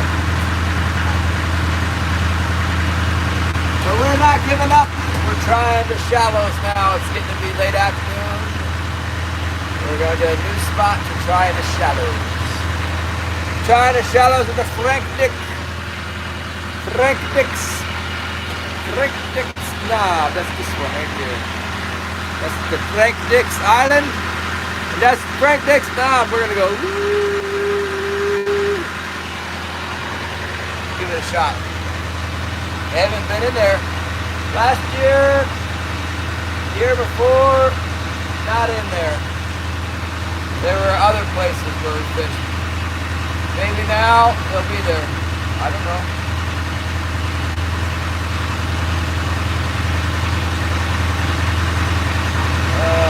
Winter Kings is like this thing. It's not happening today. At least we got one. We got one.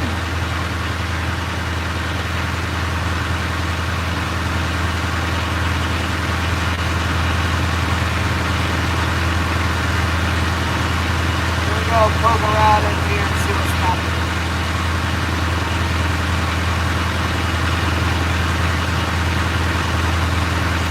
We're also scouting for the deer to see a buck deer and we know where he's at for November. All these little islands have got deer on them. See, I've never hunted it, but that's two real small islands. There may be like 100 acre, 50 acre, I don't know. Very small, but they do have deer and bear on them. As a matter of fact, I've seen some big brown bears on that one island. And what they're doing up there, trying to eat the deer, I bet. Swimming between this area and that area.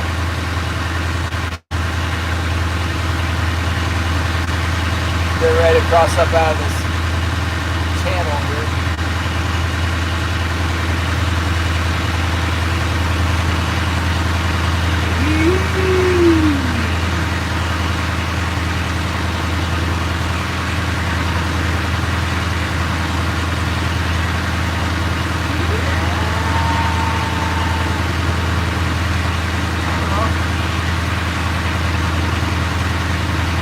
More than I'd like to admit. I ran pretty far this morning. I ran like 14 miles or something, so I don't know. I'm burning a little less than a gallon an hour. Ooh.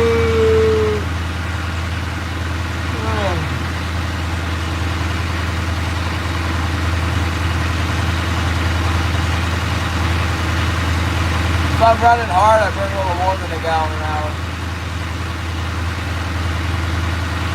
The horror! Usually about 1/5. More than that. Yeah, about 20% of my income goes to fuel, at least.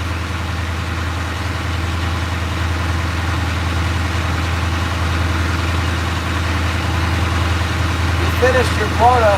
How much quota? Dave Logan! I mean, can you get like thousands of pounds? Do you sell it? Can you buy it? How does that work? I need 10,000 pounds of striped bass. How much does that cost? Could I buy it? Could I fish it?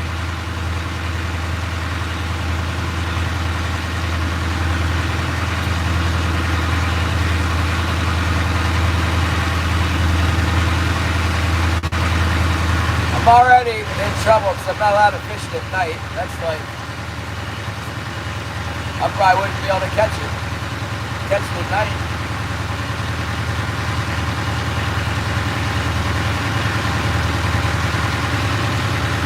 I bet those game wardens, that's a common ticket right there. It'd be like, commercial fishing at night, huh? Like, this is the stupidest rule ever. What kind of rule is that? You just can't trust the mainlanders. If they let the commercial fishermen out at night, would they just keep like boatloads of fish because all the cops are asleep? Is that their thinking? I don't understand what they're thinking there.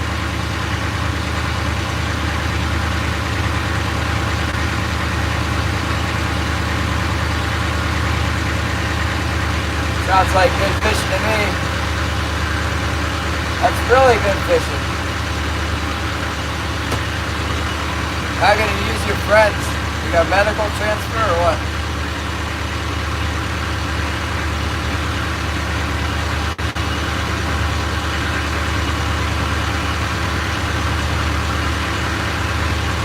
Or you just go fishing with your friends. You said you used it, so you probably got paid for it. Alright, fish. No more fooling around.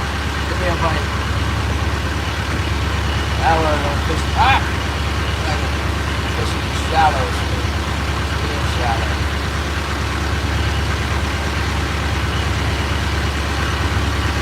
The shallow spot kind of abrupt. Fishing 65, 70 feet here. It's 26 feet deep on top of it. It's way too shallow. I can't go up on there. It's really small too. It's about the size of a baseball diamond at the top of this thing. 600 feet on this side, 100 feet on the other side. Sometimes it holds fish.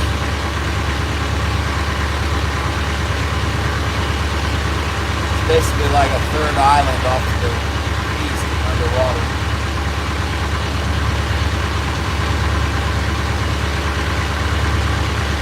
Oh, I got you.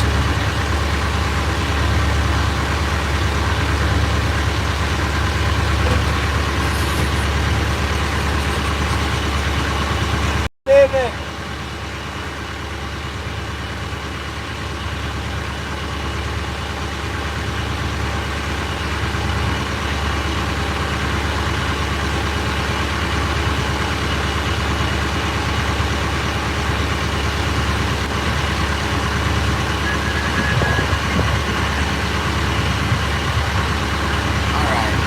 Come on, big kitty.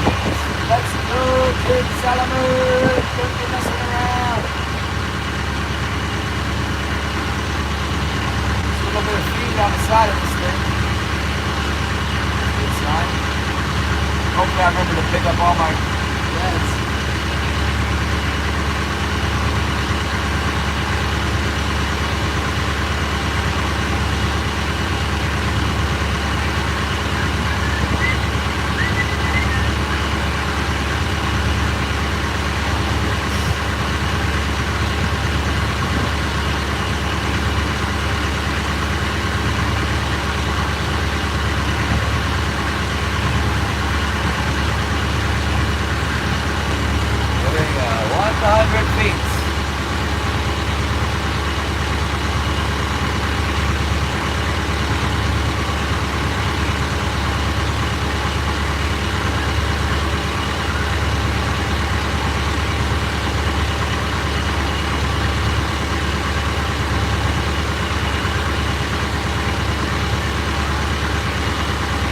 super slow fishing all day long. Drive the boat, catch small fish, going back. We got one keeper. Windy, kelpy, and windy this morning. That was highly irritating. And it looked pretty good over there where all the wind and the kelp was, but I didn't want to deal with it. So we went to the spot where we did the best so far this year, and there was like nothing at all in there. Empty.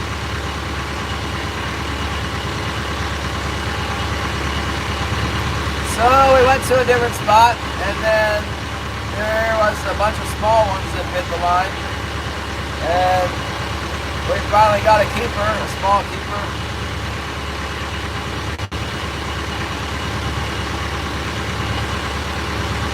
And now we're trying shallow water. Well, not got anything yet. We're just getting over the shallows now.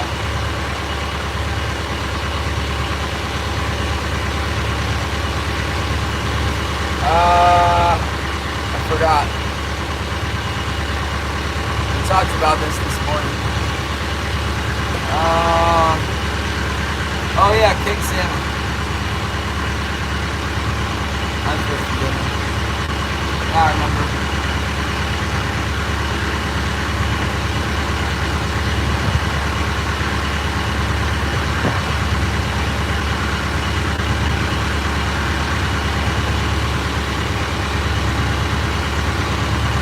Guy looks like a shape coming up on sonar. Looks like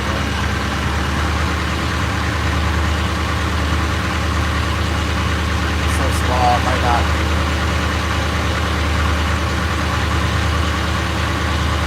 It is. I caught it.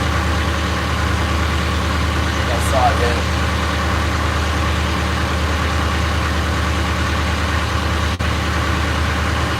Yeah, I got him. Got the 10-incher. Something over here. Yeah, for sure. King salmon. What's for dinner?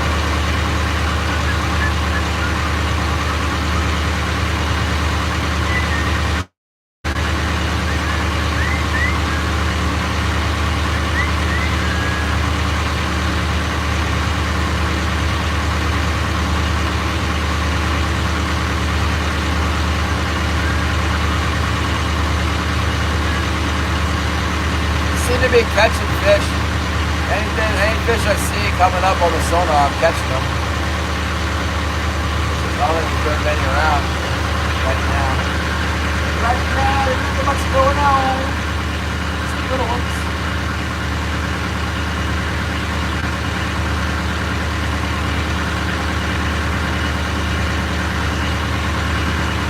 A lot of times there's halibut on this spot. There's a big halibut, little halibut. Yeah, baby. We'll see you later. Don't forget next, let's see, Tuesday, Wednesday, about next weekend. Should be streaming from the tuna grounds in Mexico. Hopefully they'll let me.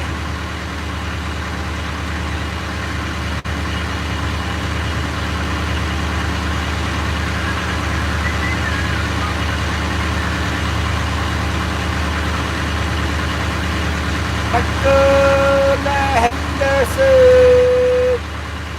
Yeah, I don't know if they'll let me. I don't know where I'm going to put the Starlink thing. We'll see. I'll ask real nice.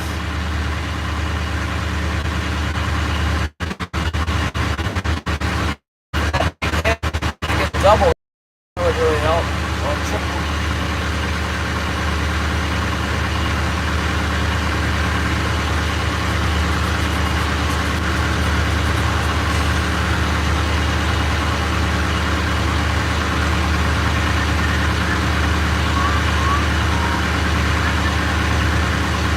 Well, I'll make video anyway, you know.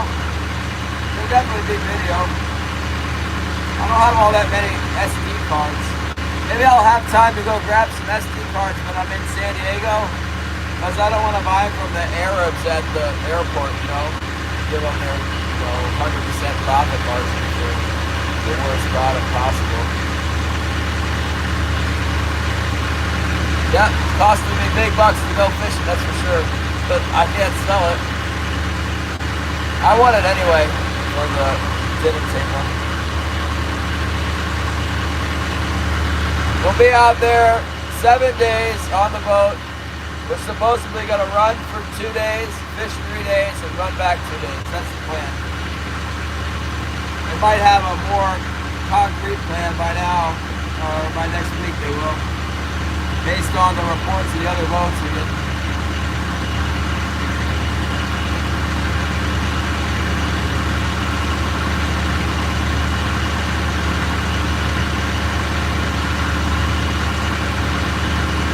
Yeah, I've never caught a yellowtail or a wahoo, so I'm hoping that I can get, I think the yellowtail is almost like a given. I'm hoping I can get a wahoo.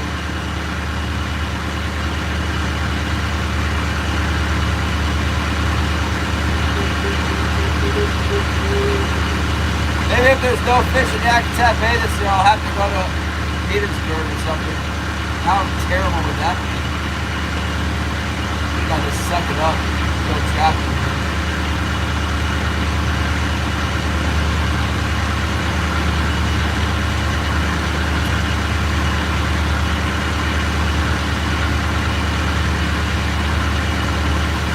Suck it up.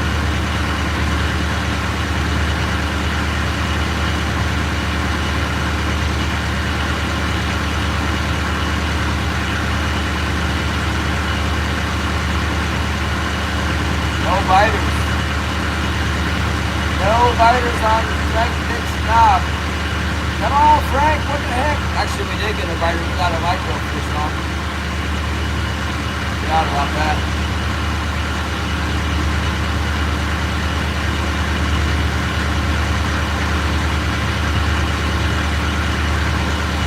No easy money, that's right.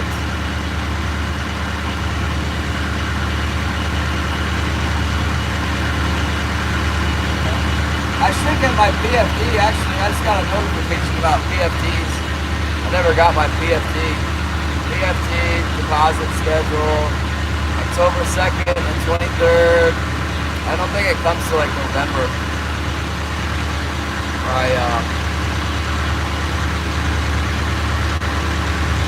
My Alaskan PFD, what they call it, I cannot remember. Dividend, yeah, that's it. From the oil fields here.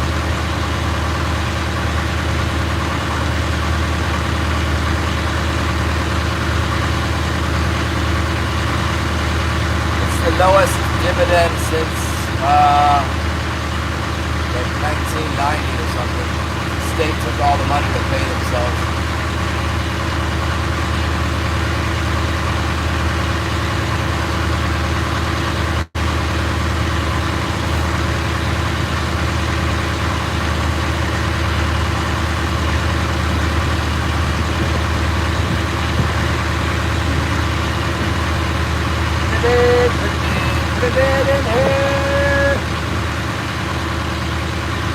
We're just gonna make our way around this cove here to go. Gonna go. Then come over here. Then we're gonna go back down there. And then we're gonna go. What? What happened? Get back. Around here. Then we're gonna pull up all our gear and go home. Doesn't seem to be anything in here. I still actually have time to get to the inlet at dark. Maybe that's what I need to do. Come out and out here. It's terrible out here. It's so terrible.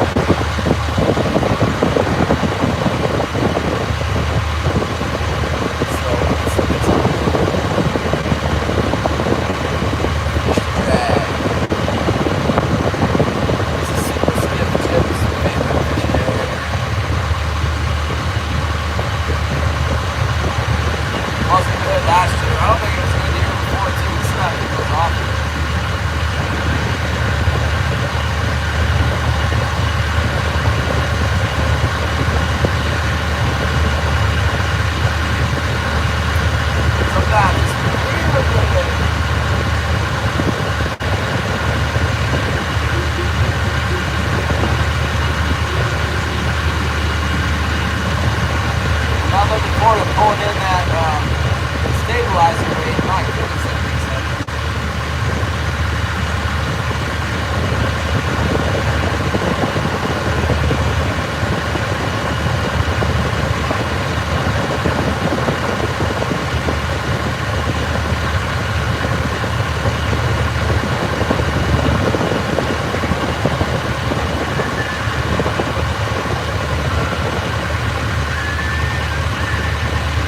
Need the herring to come in.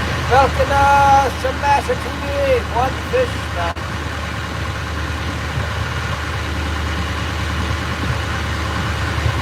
Back in the day, Terry L. What's up? Thank you for support and membership. Thank you too, Michael. Oh yeah, we got a lot of undersized fish. I don't even count those.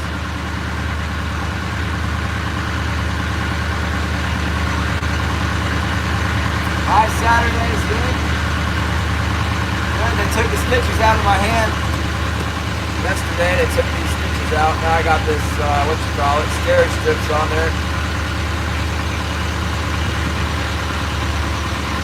Just kind of poking around, looking for the fish. Not really any fish around here. Found a couple of pockets of small fish.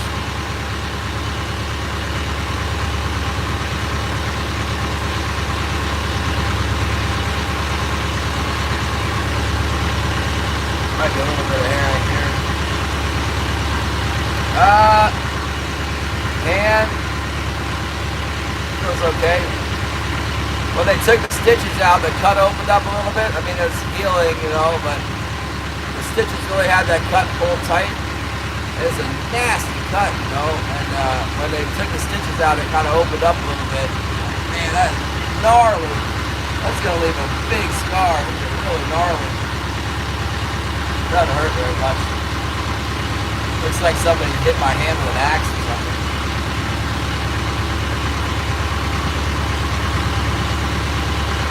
That was a bad cut.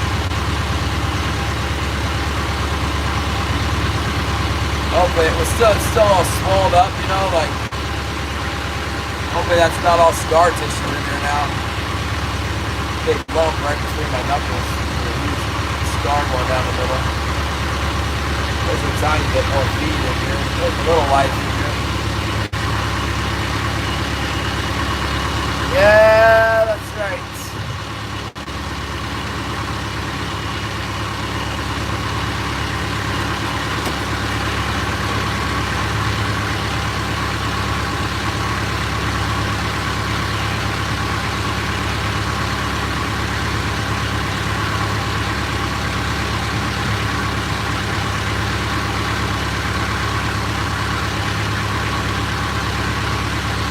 Right? Come on now.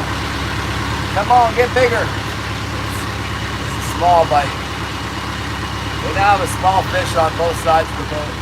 This one on the right side is a little bit bigger. Still not big enough. Where are you fishing at? We're in Alaska. We're in the shallows right now.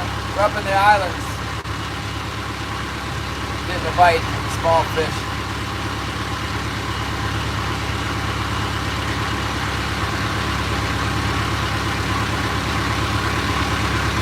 Come on.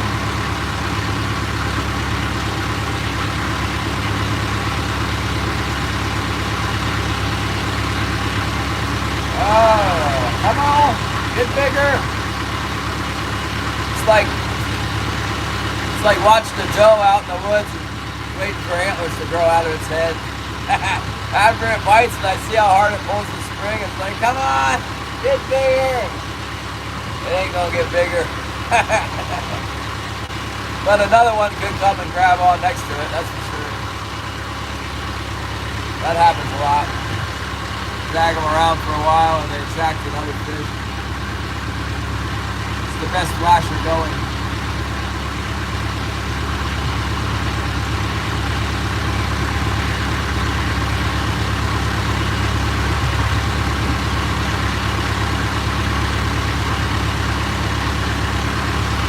Yeah, I'm back up in the bay. I was way up the bay, and we did good up there. On the third day we fished, we did good way up the bay, and then Wasn't good yesterday, but today. It is actually possible to go even further up the bay. Maybe it's good up there. This one halibut guy said there was like king salmon jumping around all the way in the back of the that thing. I don't believe him though.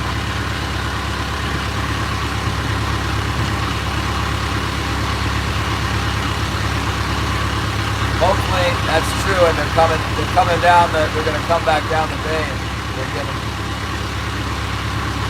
come back down. Once the cold pushes them out of there.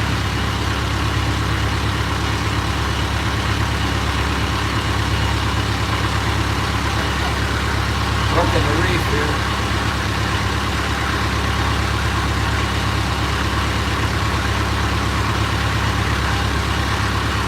Working the reef, shallow. Come on, fish, my goodness. Normally it's like a numbers game, you know, and you just need to hook salmon. If you hook enough of them, you're going to keep them. You're not hooking enough of them.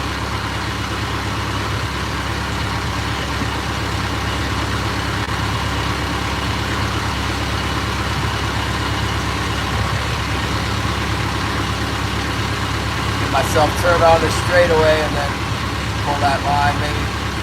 Maybe this fish will surprise us and it's big enough, but I doubt it. Didn't seem like it was going to be big enough. The sun's still pretty high up. Let's rip this fish in real quick and then this guy, the buyer, wants to go up and deliver. Yeah, the fish buyer wants to know if I'm going to sell. Told him I'll sell after church tomorrow. Wind is out of the west, northwest. What we're going to do, we're going to get that fish off there real quick. Let's see what we got. Let's see what we got here. The buyer said he was going to be around till 5. I'm the only fisherman right now, I think. There's a bunch of boats that are waiting for him to start biting, you know. They ain't biting. They ain't fishing.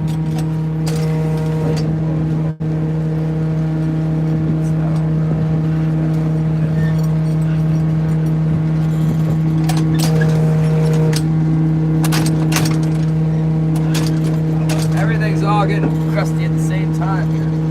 We have time to get on that right now.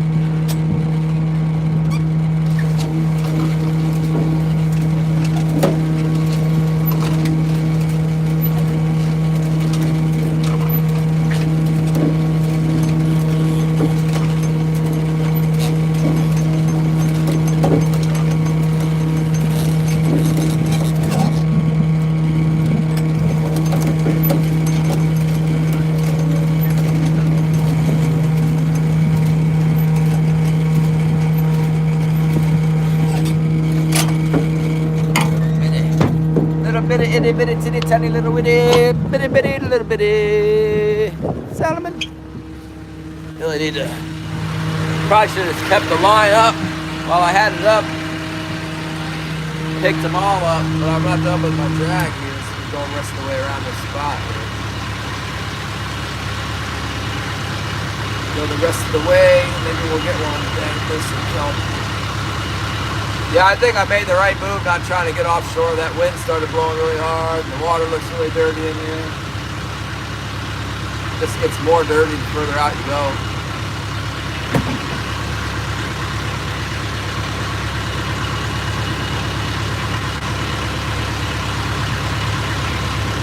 .401.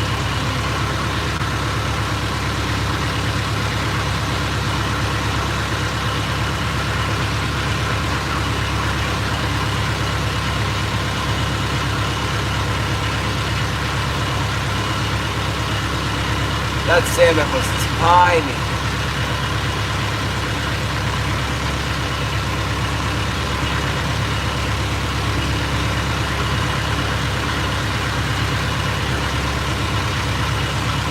Even Wilson says it's too small. Wilson said, too small, that one's too small. Put it back. So we did, we put it back. Oh my goodness.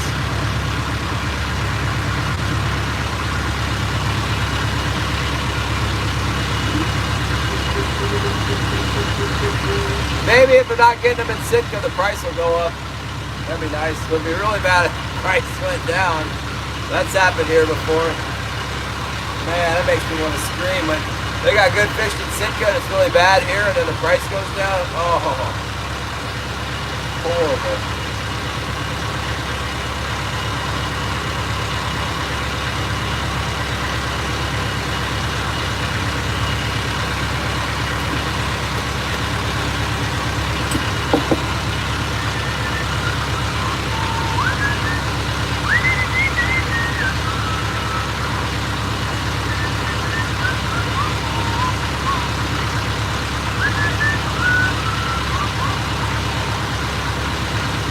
All we gotta do is pull across this one spot and then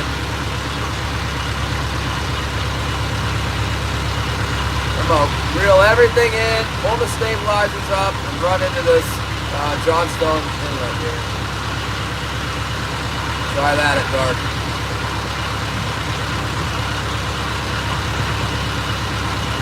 Give it a try to Johnstone at the dark. Yeah,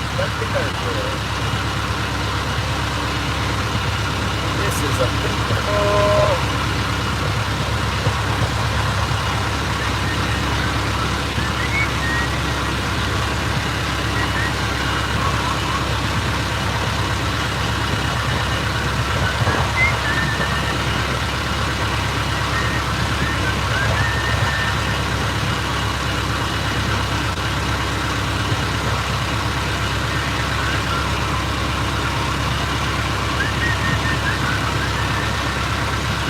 I guess Homer is where the fish have been at. It's Homer. I heard they got pheasants that live in town there. They live in town. Someone let them go and they went wild. I guess people feed them and stuff.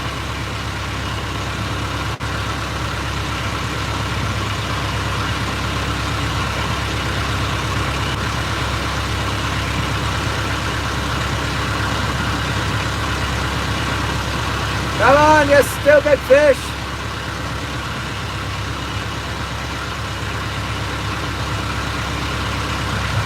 Petersburg has got good kingfishing too. In Petersburg. You can even commercial fish there. It's closed in the spring though.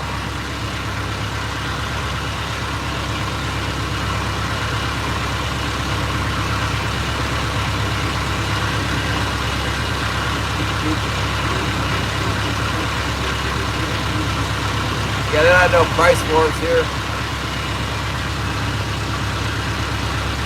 They need to. They did once a long time ago. And I think the people that paid the most money ended up going out of business because they couldn't sell the fish for as much as they paid for it. Something like that. At least that's what the buyer tells you.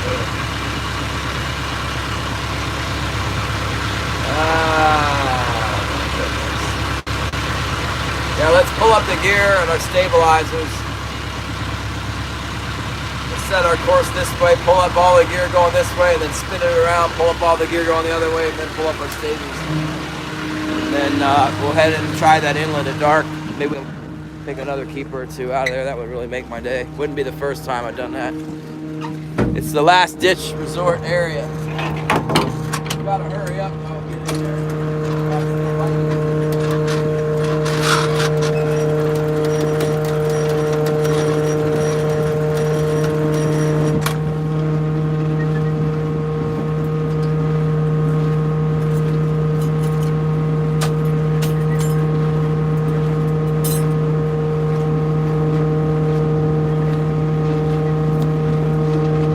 This one's got a little fish on it. It feels like another one.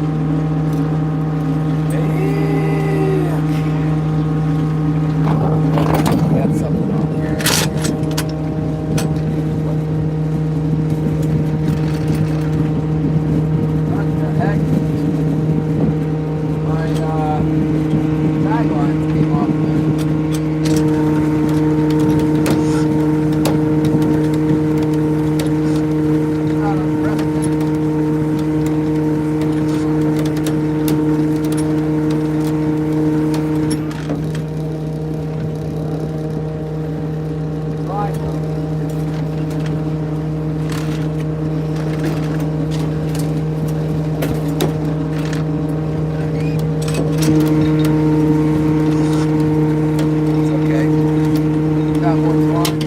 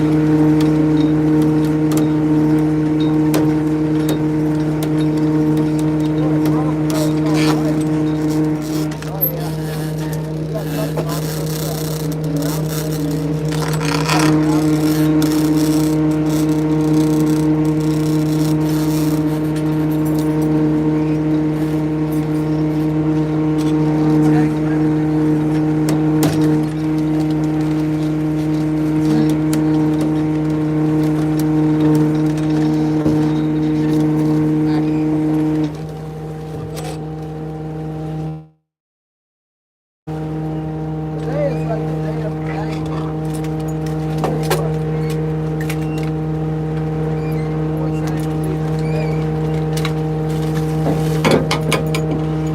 Most tangle leaders ever.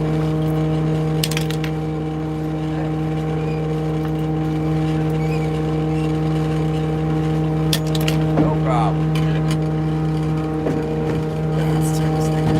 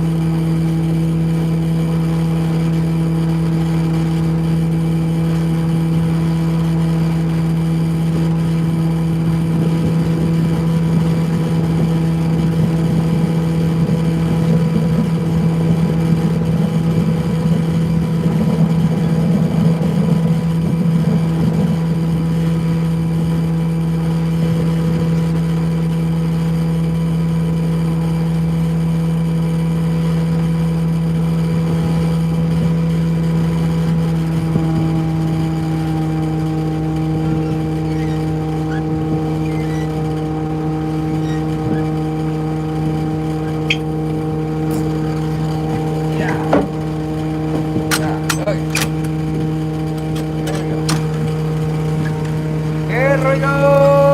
Let's go. Gotta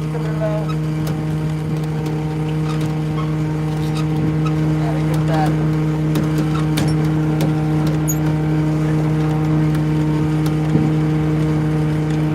I don't know how they're tangling me up so bad. I do know this is how I end up with shorter leaders. Not right.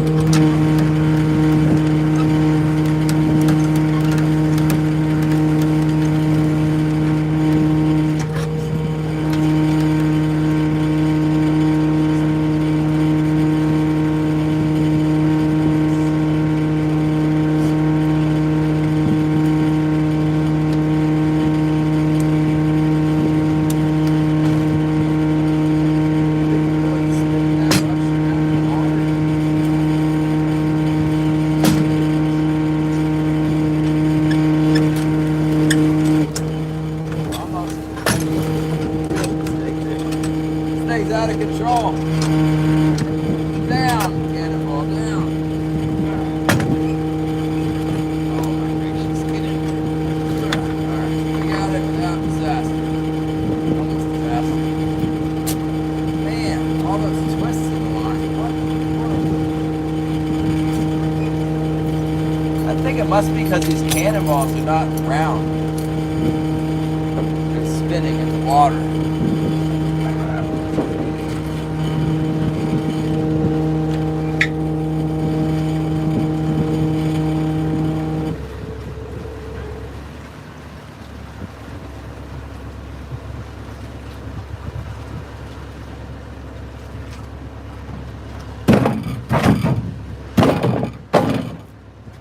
Glad we caught at least one fish here.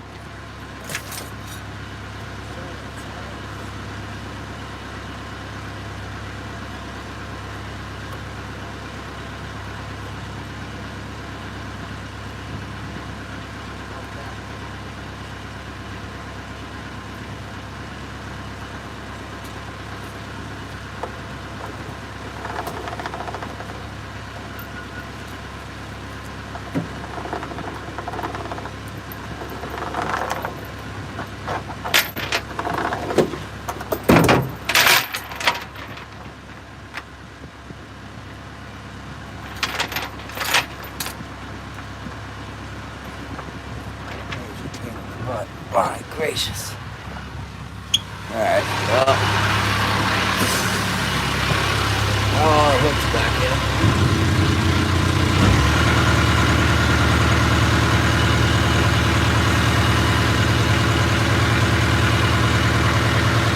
Oh, this high flying. No, I didn't find the first package. It's gone, man. I lost the wedding gift too. I don't think they gave it to me.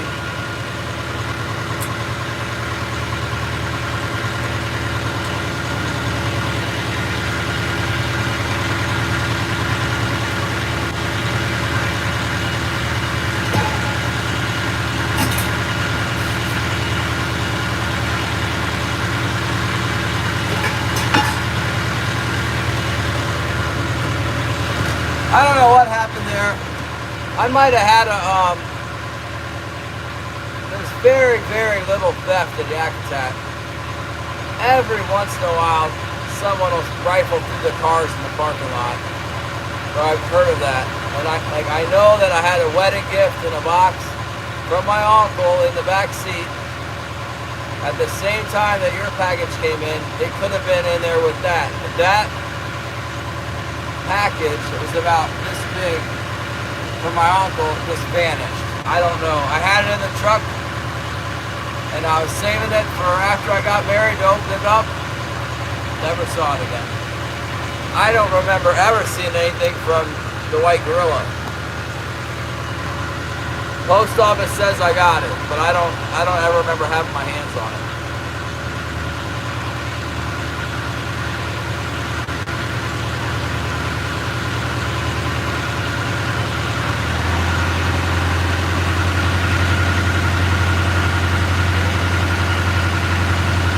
And then there's this thing, it's like I'm already messy and have stuff laying all over the place. My wife has a ton of stuff, and she brought in an unbelievable amount of stuff. I mean, in ratio to the size of my cabin, it's a lot of stuff. And then her and her mom put all that stuff in the attic, and they moved a bunch of my stuff up into the attic. And who knows? I got all kinds of things, I don't know where they are anyway. I was fortunate to find as much of the fishing equipment as I did. And that I had, it looks like I have everything I need to still reload, because I sold a big lazy boy chair out of the house and it opened up a spot And I slapped that reload bench right up in that spot, so.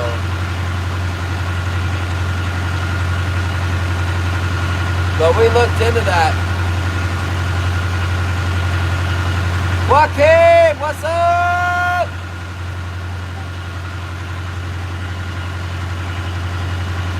I got it, I remember the Joaquin. Joaquin.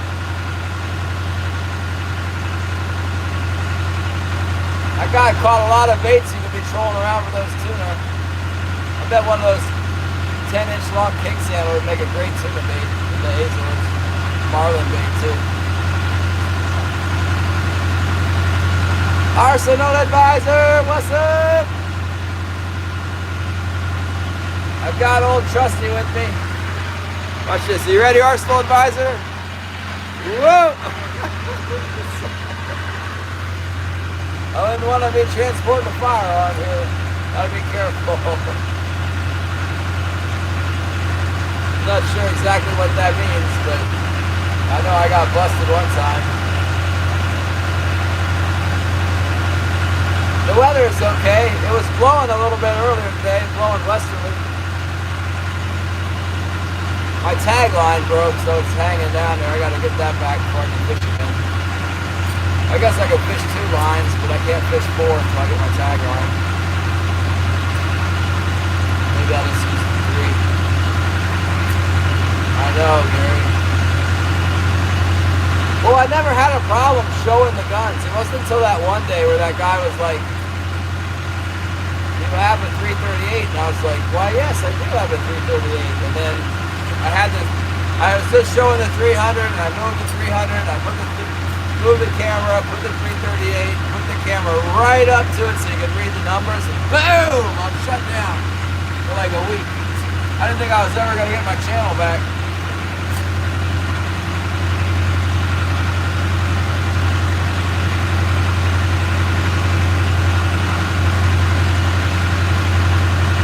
What's wrong with the, oh, they thought you were building a gun? I heard that wasn't allowed either. Come on in! Come on in, we love you so much. Thank you very much.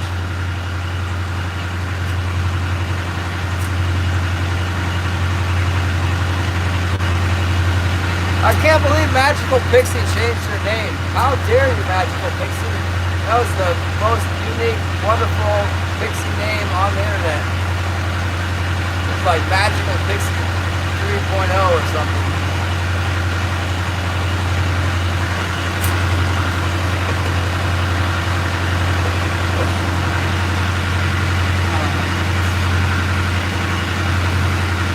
We're just making our way through the shallows. Oh! What the heck?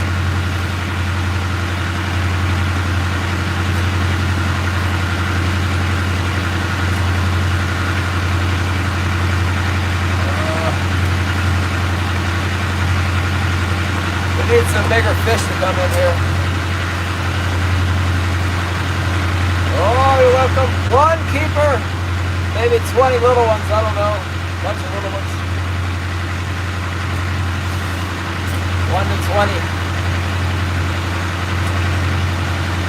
Maybe I didn't catch 20.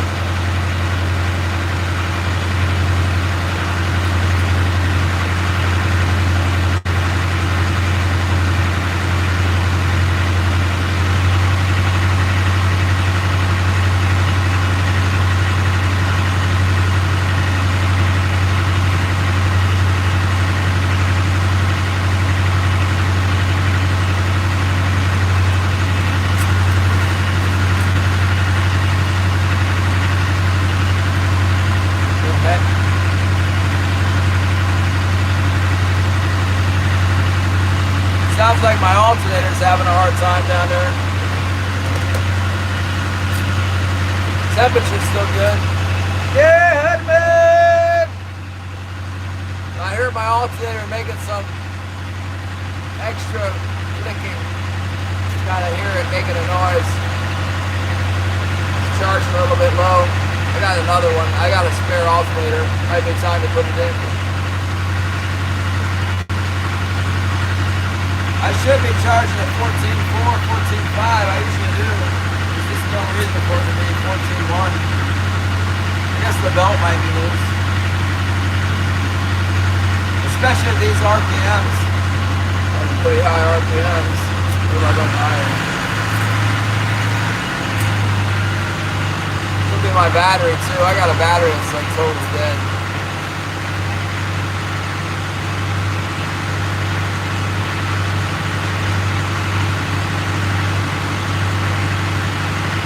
Stupid rules. Yeah, I like tuna fishing.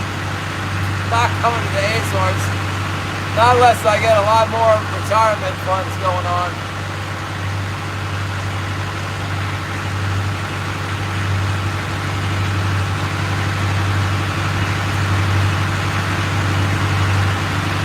It is a good idea though.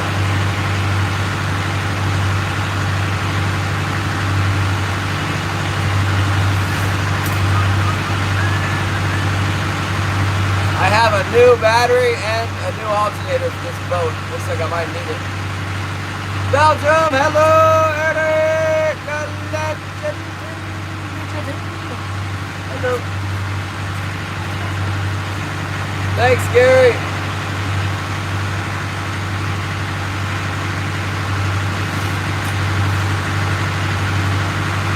Working the mean streets of YouTube. Oh, hello, Holly. Love you, man. It's terrible fishing today.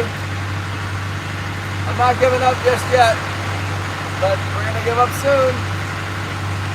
I gotta get out of this reef area here.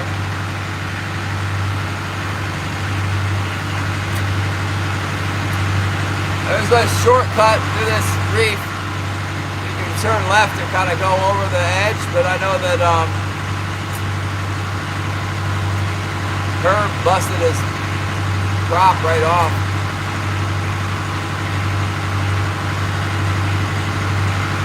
The appeals process, yeah. And that could be, I don't know. I got blocked for that gun thing, and then there was some case, case manager or whatever for my violation, and I don't know, something just turned back on after a while. It sounded like they weren't gonna let me back on. They were like, oh yeah, you violated the community guidelines for firearms, and I'm like, sorry about that. They're like, well, you might be prohibited from live streaming indefinitely and your channel taken down. I'm like, that doesn't sound good. And then the next day it came back on. But it was like 5 days or something before I got back on. Definitely seemed like I wasn't going to. It's definitely low tide, I think. Oh yeah, to get over the rocks. I've been over them before, and I made a track through there. Yeah, at real high tide it would be fine, I guess. Like you can see, I'll show you.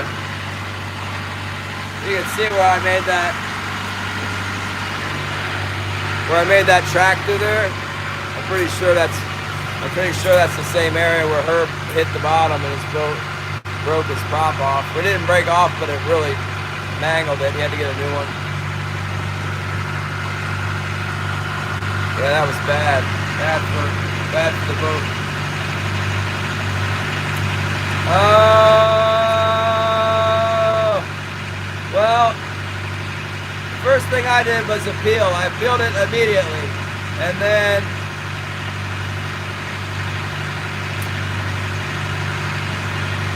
it came back.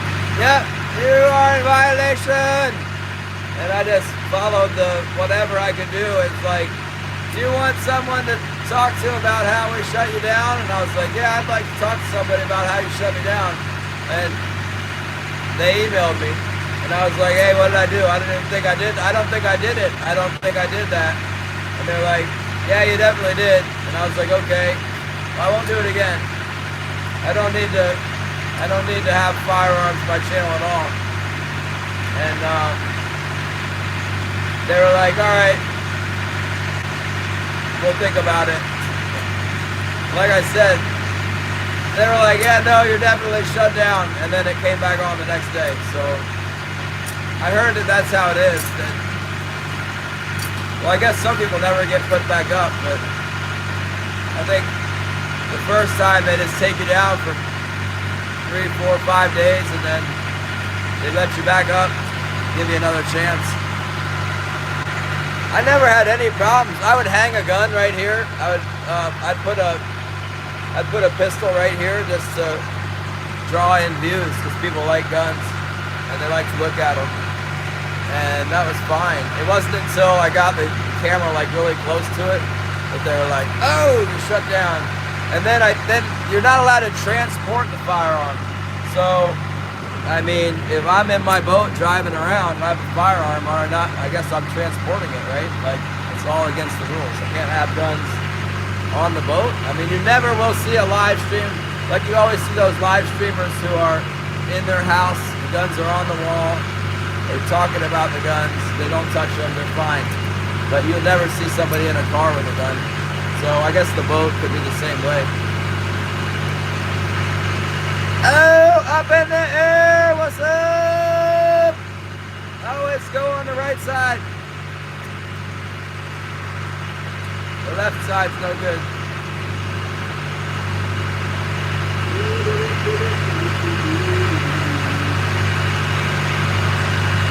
Well, either you can live stream or you can't, because that was the deal with me. My whole channel is live streaming with the summer fishing was really popular. And yeah, that's where I got all my numbers and everything. There's nothing in regular videos compared to that. Music, yeah.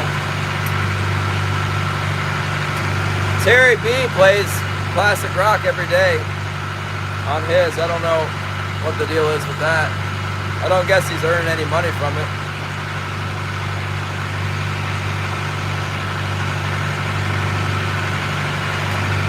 Yeah.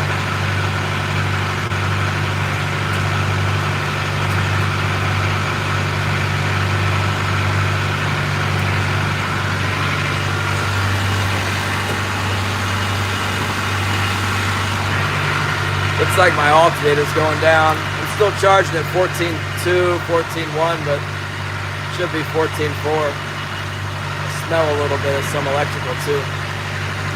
I got a dead battery. Got lots of fire extinguishers too. Oh my goodness.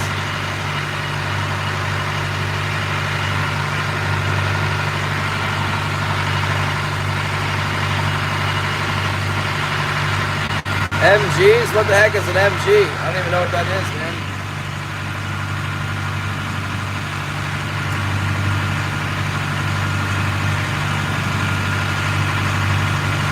Copyrighted music an issue. Well, it's not for Terry B. He plays like copyrighted music on all of his lives. He's not monetized though, and I think he deletes them afterwards. You can't watch them back. Up in the Air does the same kind of thing. They just don't care about the monetization and stuff. They just want to hang out.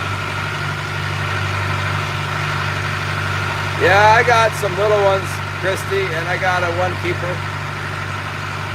And I'm not done yet. I'm not give up until a little bit later. Then I give up.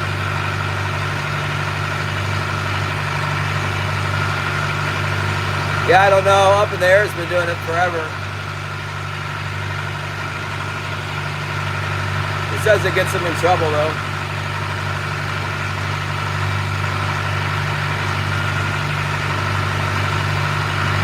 Slamming cleavers, tagging off heads. Yeah. I don't know. We were talking to that In the Trough guy about it. He said that he does the bear skinning and skinning the beavers and stuff, and it's just a matter of he doesn't want to have too much blood pouring all over the place, then they're okay with it. Bob skinned a squirrel the other day and the guts were hanging out and there was blood all over the table. I don't know if it's still up.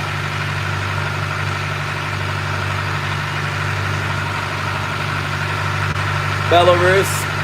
Who cares about Belarus? Oh my goodness. So I got the GoPro app from whatever, the Quick app. I pay a lot of money for it, and they still copyright that music. I recently learned I can contest it and just tell them I pay for it, which I do a lot, and then they'll let me use it. But my videos are inconsequential. I have one video that, actually I shouldn't say that. You know, some of my long videos always get views, and for some reason, some of them, the people who watch it, or the amount of time they watch it, or what, maybe they buy something that they see on the ads, but I get like a little bit of money from a few of my videos on a regular basis. If I had more videos that got a little bit of money like that, it might be worth like $5 a month as it is, which is not nothing. It's like 3/4 of a cup of coffee. And I don't have to do anything, they're just up there, you know.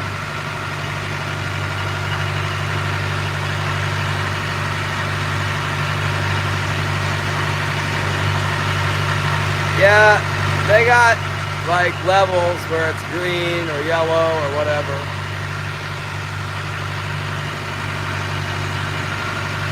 Oh my goodness, the waves. Just right here is the wave. Oh, there is a lot of feed here. Killian was telling me there was a lot of feed, and there is. It's right here, see it? I don't care, I'm not stopping here. There it is.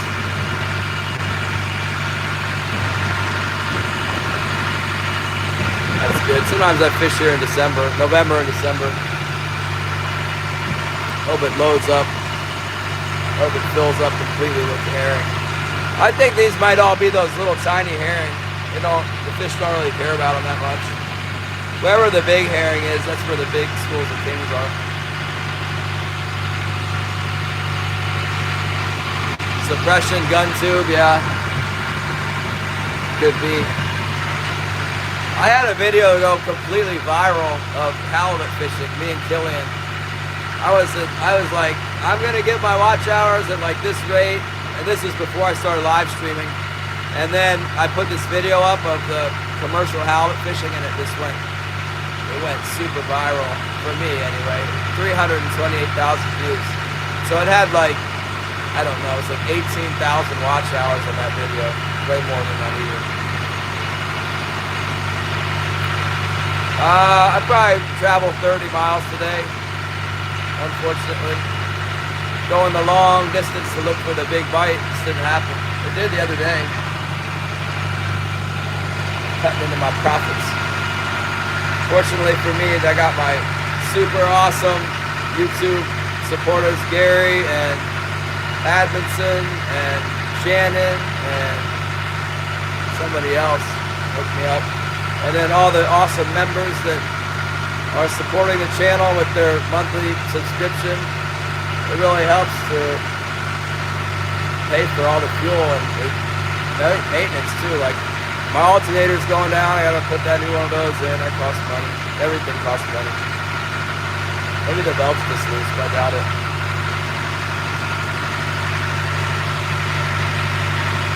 Yeah, just slowly going. It's amazing when you're going at 6 knots or 3 knots. It's kind of like a jog or trot, run. You can get somewhere and so far you see the hillside off the little speck off in the distance. After a few hours you're there.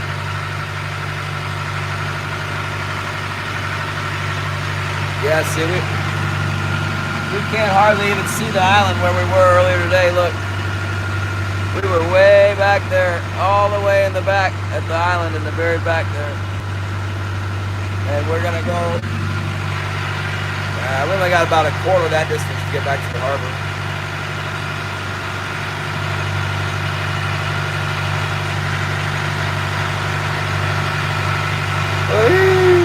Cade was texting me something. Let me check what Cade's text says. I'll be right back. Yeah, it wasn't nothing on there. He said he gutted the moose, but he left the windpipe in on accident. I didn't respond to that. You guys, I got this new deer call. It's so cool. I love it so much. It kind of seems fragile, you know. If you were to fall on it or something, it would be no more. And it costs, well, shipped. It costs like $60 for the stupid deer call. But it's handmade in Alaska in Wasilla, and it's got a little Alaska thing burned on it the guy says he will repair it if the sound isn't. I guess you could blow it out of true, or you know, over time. I think it's got a latex reed. I think the reed would wear out, so it's got a lifetime warranty on the reed. It's sweet. It sounds exactly like a good deer call. It doesn't sound like the grunt calls and stuff that you guys got down there. That's what I was saying. It's not the same. It's not the same as like a regular fawn distress. It's got a sound all its own. That's what they like. I only ever called one blacktail buck in, and I called them with the local. It's a wood cedar call. It's like I got a cedar case and a little bell opening, and then it's got a rubber band, or this one has a special latex. I mean, it's glorified rubber band. It probably is a rubber band. It's got a reed, you know, a rubber reed, and you blow it, it goes like. It doesn't sound like the. Works the same. Gonna have to wait. We're just gonna have to wait for these salmon to show up. I wonder where my tagline grappler is. Sometimes I use a fishing rod for that too. My fishing rod's not on the boat. I really don't want to pull my pole in just to get that tagline. I think I'm gonna fish 3 wires. I'm gonna put my port float out. Oh man. Then that'll mean that's the wire I've been catching all my fish on won't go in. The bleeding salmon call. Guys. We've been out here since sunrise. Remember the sun rising? And now the sun's getting ready to go down. 1 fish. Oh my goodness. That is really bad. That's the worst start ever. I guarantee you this is the slowest start for Yakutat Winter King salmon ever. And the reason is nobody's going out. Nobody's going to go out. They're not paying any more than they used to. You know, they're paying more than they paid the last couple of years, but they're not paying any more than they paid in like 2018, 19, 20. No, it's the same. And like you expect everybody to get all excited and come running out and fish for that? They're not going to. They're stopping fishing. They're like, it ain't even worth it. They'll come out later because they all know that this fishing's not good right now. Especially we have a bigger fleet for like hand trollers, and they know that it sucks this time of year. Power trollers can get them, but there's not even any power trollers left. Me and Killian. Everybody else has got another job, or their boat's broken, or their boat's, you know, in the yard or whatever. People just ain't getting it together for this October opener. Not this year. Yeah, it really did, but that is one thing. It's like, so nobody's coming out. Nobody's going to do it. They're like, I'm just not going to do it. And then last year, there was some fish, you know. There was like a good number of fish, and there's nobody out here. Once I got on the just started throwing them in the boat, there's like no other boats. And it did really good. So you got to take that into account. But days like today, just rubbing it in. It's like 1 fish ain't going to do it. 1 fish never did do it, unless you're right by the harbor. Oh, on the hunt, 365, what's up? You get the deer yet on the hunt? How many deer did you get? You get like 100 deer out of the tree stand today? 10 deer, 15 deer. Woo. You have to be on the hunt because of your screen name, On the Hunt 365.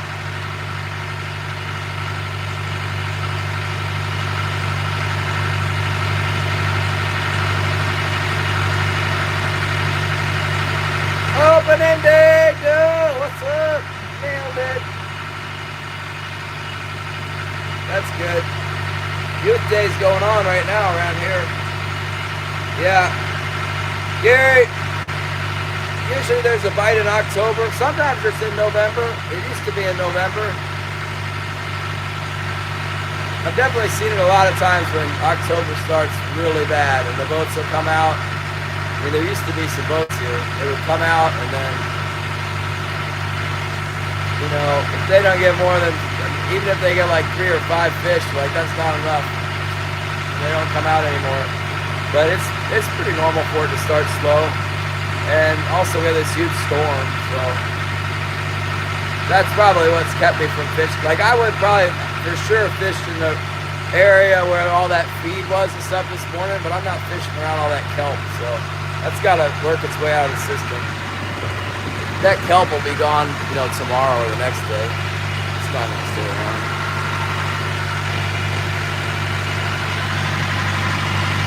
Yeah, I want to go deer hunting and trapping too. I don't know how much I'm really going to do. I'm probably going to combine it on the island. Like, I know where there's a bunch of otter slides and stuff.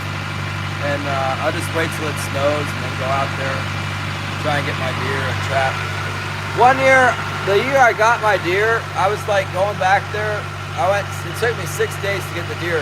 But I'm like going back there looking for my deer, and I was seeing all this, I was snowing, and I was seeing all this otter sign, like river otters, tons of them, like an unbelievable amount of river otter sign going up in the woods, like in a bunch of different places. So I started putting traps, and not very many, just like 3 traps. I thought I would get them with my 3 traps. No, I did not get them with my 3 traps. Which is why I have 3 dozen snares this year. It's like, I'm not trying to spend that much money on heavy metal otter traps, but I'll buy a bunch of snares. I got a ton of snares. They're not that expensive. I think the snares were like $25 a dozen or something. Where the conibear is like 25, 35 bucks a piece, you know. Plus a lot for shipping. Anyway, so I was checking my traps, right? Like twice a week, 3 times a week. And I saw 3 more bucks in there. After I got my deer and like later in November, I saw 3 more bucks while I was checking my traps. I'd just be like walking down the beach and I'd just see the buck coming and I'd sit down on the ground and the buck would just come right by, you know, 50, 100 yards, walk right by me. And then like last year, the year before last, I think it was 3 years ago, I got that deer and set the traps. I couldn't get one. I didn't try that hard. So this year, I think I'm just gonna go ahead and set the traps and the snares out there, and then hopefully no dingbat goes out there with their dog, so kill a dog. But yeah,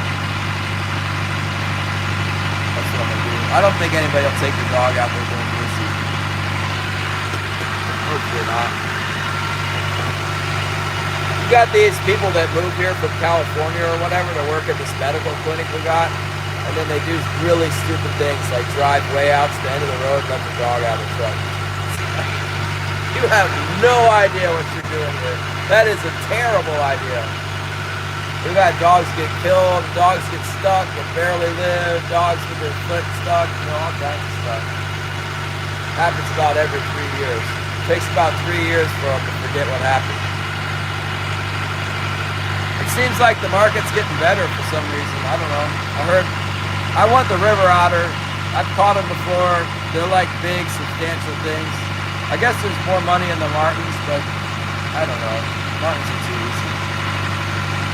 But they can't catch the martins. I get the otters. I like catching the river otters. They got a nice fur on them. Maybe I'll make like an otter blanket for myself.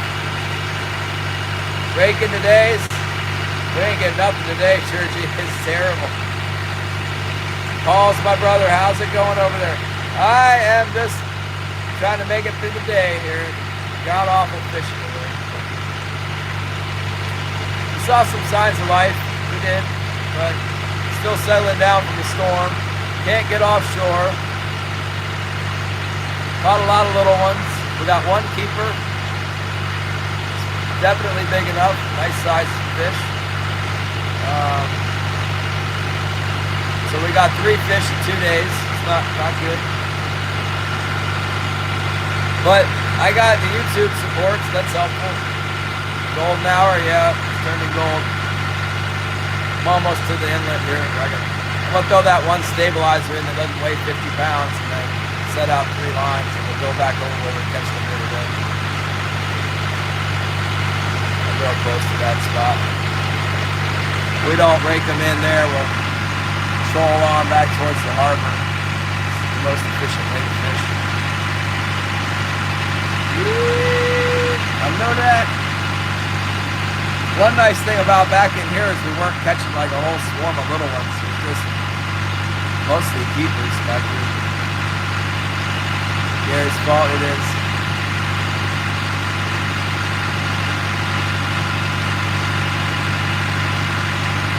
Yeah, you guys are covering the Starlink too, is what you're doing.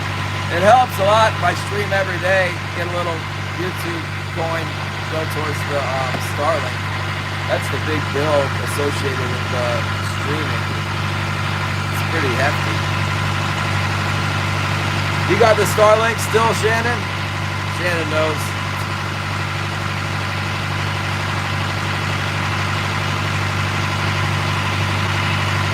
At least it works.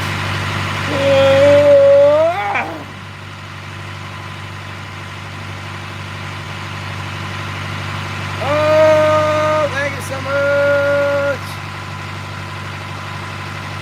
Get out of here with the extra bonus.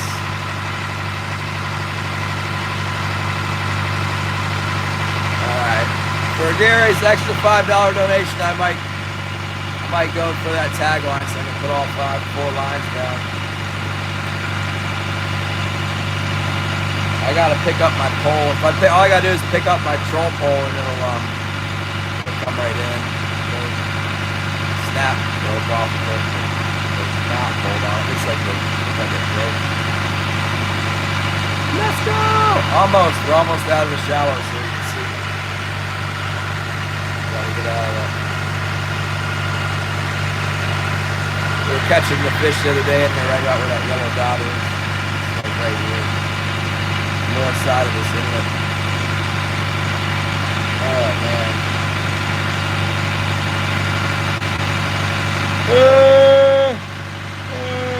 I wish another big old passel of mallards would flock up in front of me. I dare those ducks to do that again. I'm ready for it now. Just shutting off the video and sound real quick.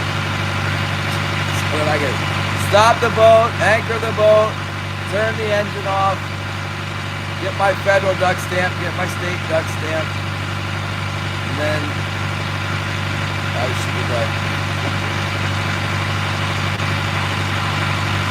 Well, those are some delicious. There was like 20 mallards all in a big ball, and I drove the boat right up to them the other day.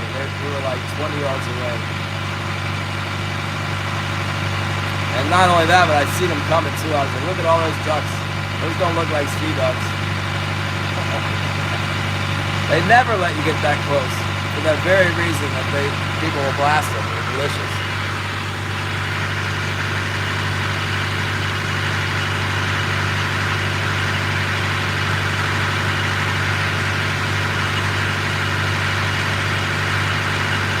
I haven't seen the guys hunting the sea otters recently. I don't know why they're not hunting sea otters. They're all over here.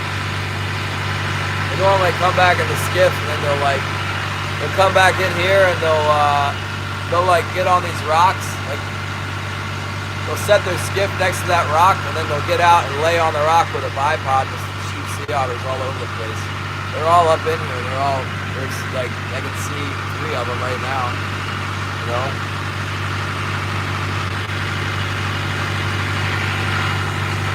Big salmon, no live 24 hours a day. Well, we're 12 hours a day or whatever.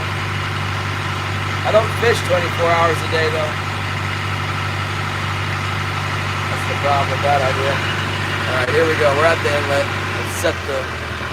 We'll set our port side in and then we'll get that tag line back. And wait, what do we gotta do? We gotta throw our stabilizer. So I'm gonna unplug take her out of gear so it doesn't get into my prop.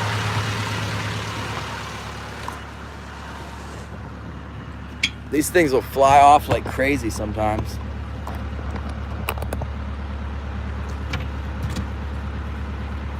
I've had them get stuck in my rudder before and thought all was totally doomsday, but it's always come out.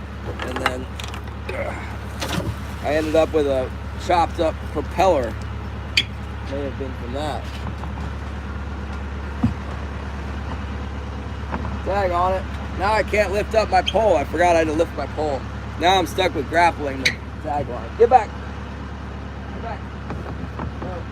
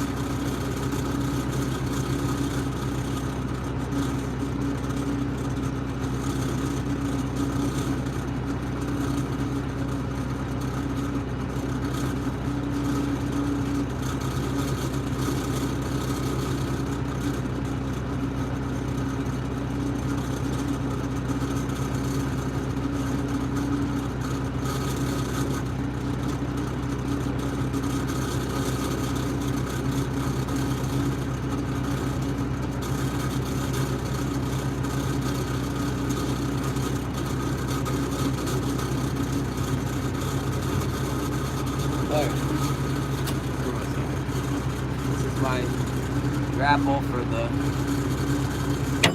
What is this? 4-4.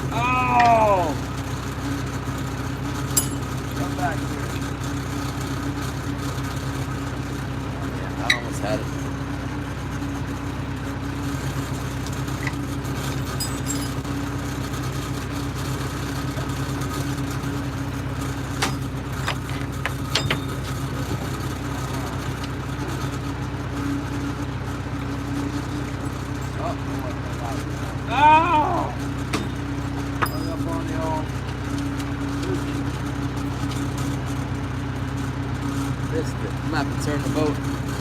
Got it my first try last time, didn't I? Not this time.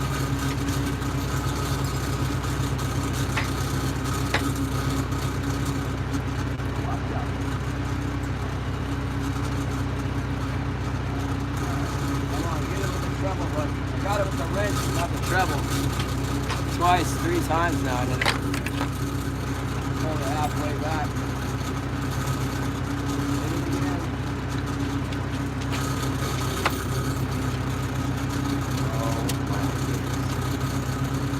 Grappled the wrong thing. God, yeah, it's trouble.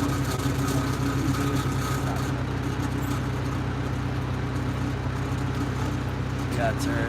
We gotta turn this boat around. One try.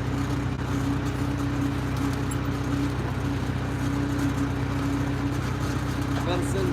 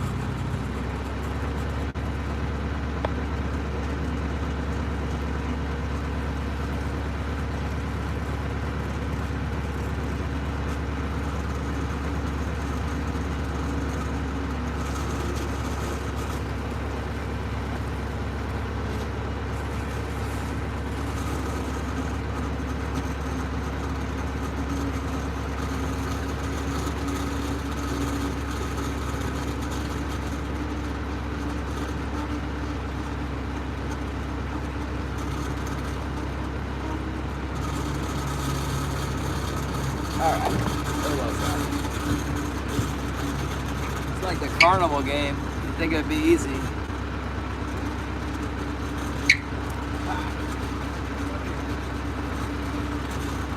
It keeps tangling on this green hoochie and falling off. Almost get it right there. Oh! Oh, that's better. Definitely the main thing is like you don't fall in the boat while you're doing this. Aha! I got it with the hook. There we go.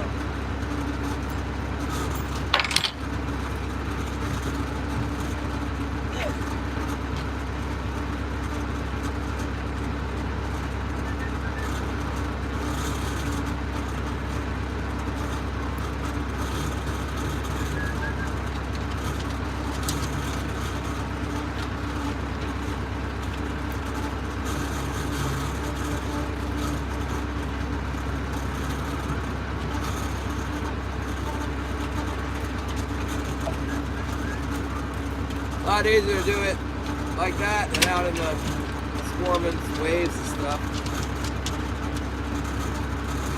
You did so good, Wilson.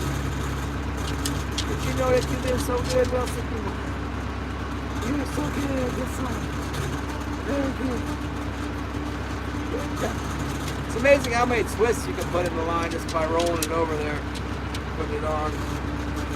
Twisting the thing like over here. Like this. I have a million twists in it like that.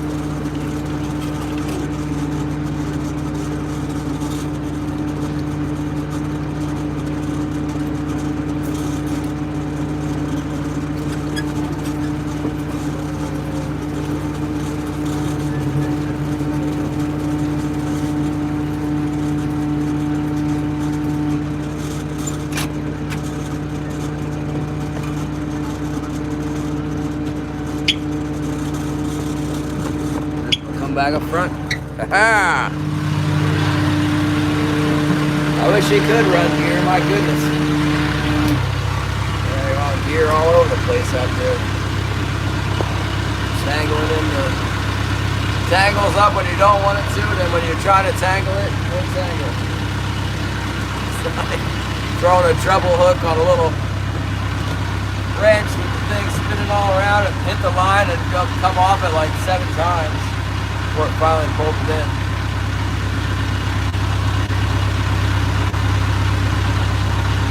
There we go.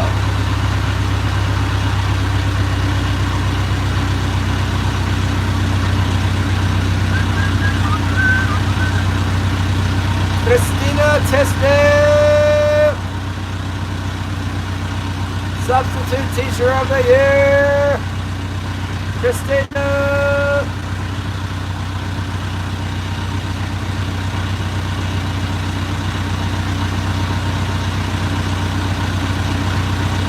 Oh my goodness, 3 line tangle. Oh.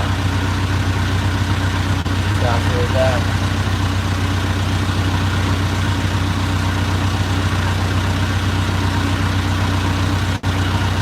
He's out there drinking tea water from the other day. I had a pot with tea in it and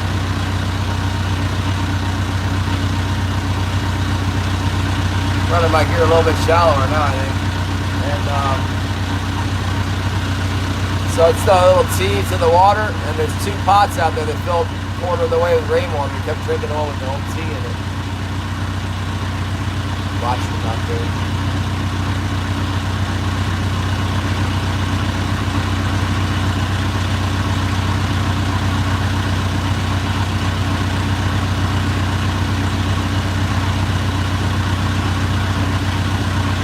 Thank God.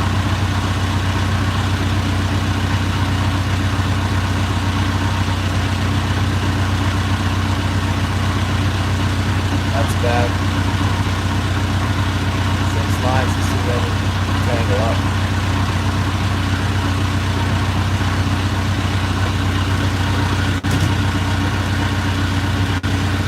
Well, we're in the inlet now.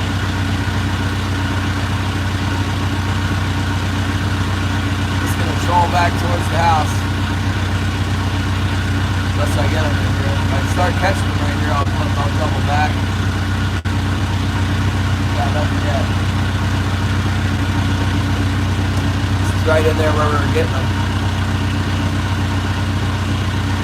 Getting them on Monday or Tuesday, whatever it was.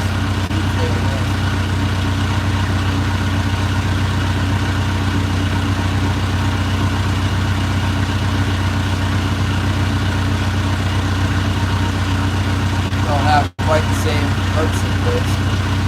Close.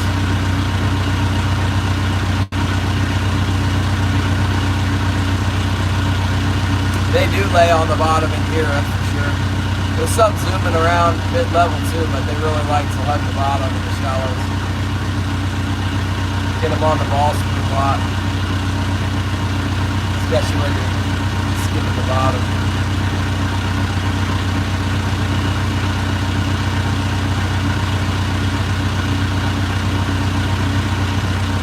We got good speed. I kind of got to put out all my hooks so I don't get the right speed. I mean, we've been getting plenty of bites. We're getting the fish, just not the big fish, not in here. But they weren't out there anyway. Maybe they're in here.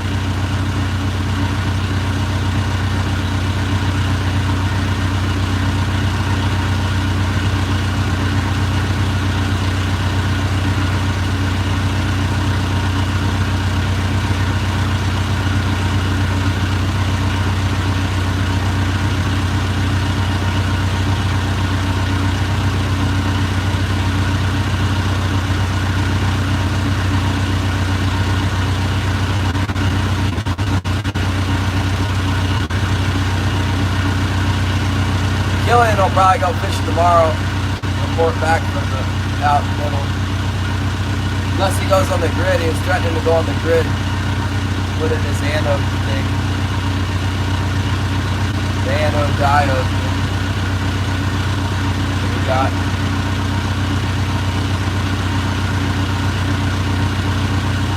It's the same. It's $9 straight.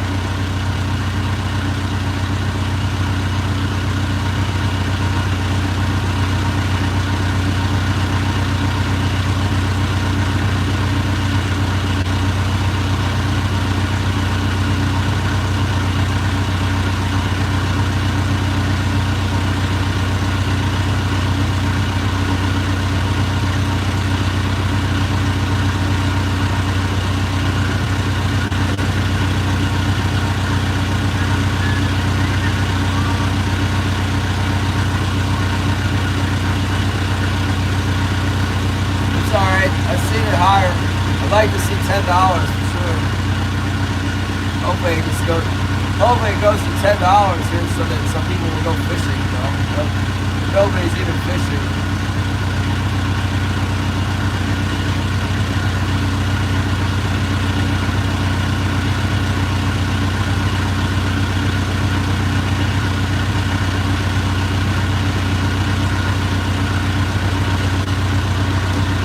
$5. You couldn't make a living here for $5. Nobody would even go. It wouldn't be an industry. It's already like that at $9.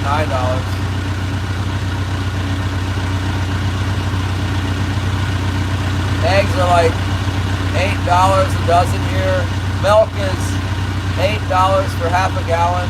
Gas is $6.60 a gallon. You can't pay $5 a gallon for fish. It's not viable. Adam, what's up? Hamburgers, $10 a pound. We got buyer for white cakes. Those are ivory cakes, Shannon. They're worth more.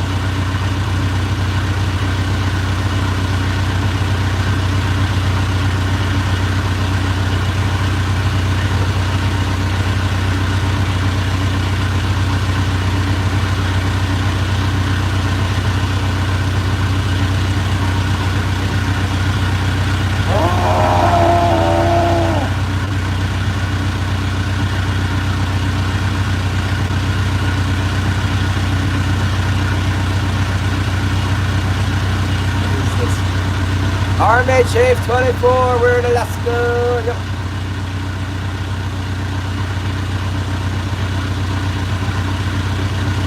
Strolling down the beach in Alaska. Right here is the beach. Yeah. See right there.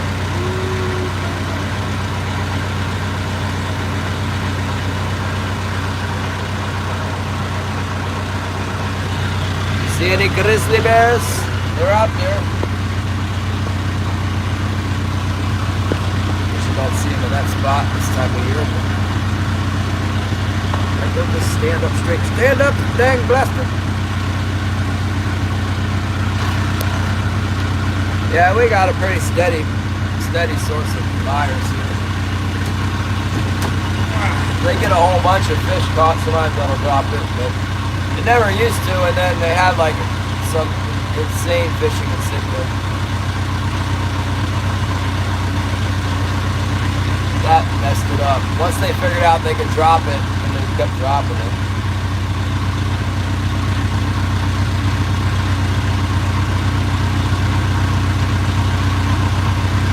Well, if it's $5, I hope they would.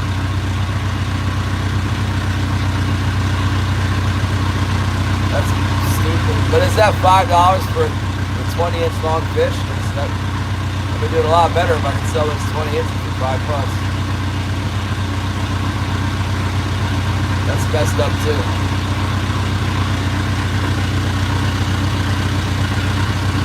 $10 ago it was probably about the same, but it went way up for a while there, and then it went back down.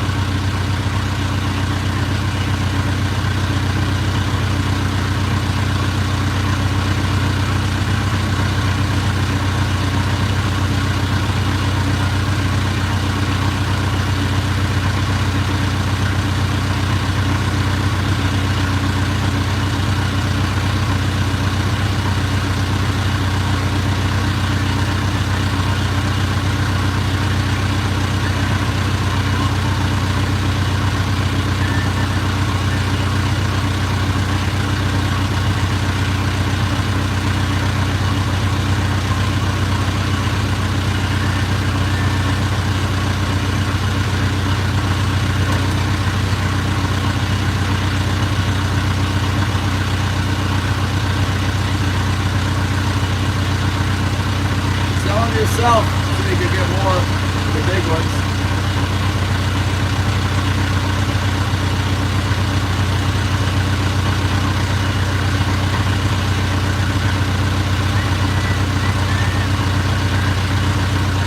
Mr. Technical, hello!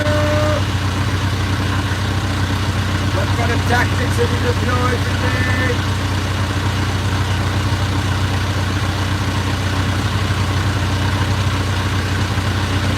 Yeah, this is pretty terrible. I could easily see myself just doing some reloading.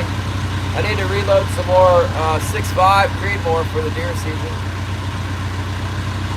I got to get a batch loaded up. I have some, but I don't really know for sure like which one's which. I got some 100 greeners loaded up. And I got some 125s or 124s, whatever they are. They're really hard to tell the difference between the two. They shoot a little different. I'm sure either one of them will kill a deer just fine. But I wanted to use the 120, whatever it is, 125, I guess.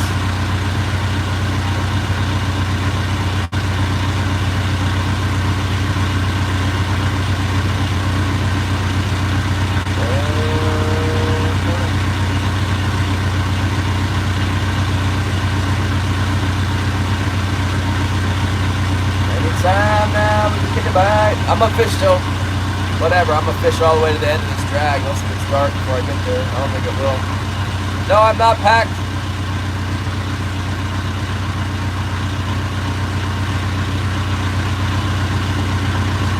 Not even packed a little bit.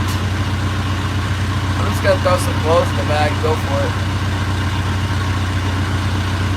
I think I'm supposed to have 4 changes of clothes for the trip. I'm not sure. Be out for 7 days. I could probably, if I have three changes and like 10 pairs of socks, it'd be fine. I like to change my socks. My feet get dirty so fast.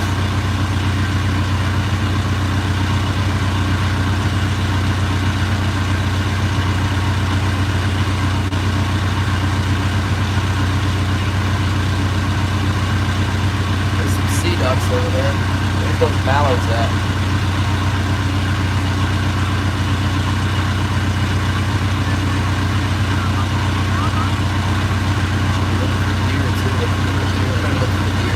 Looks like Kate where it is. Kate can go deer hunt right now. Real nice night tonight. If I was a deer, I'd be out walking on the beach tonight.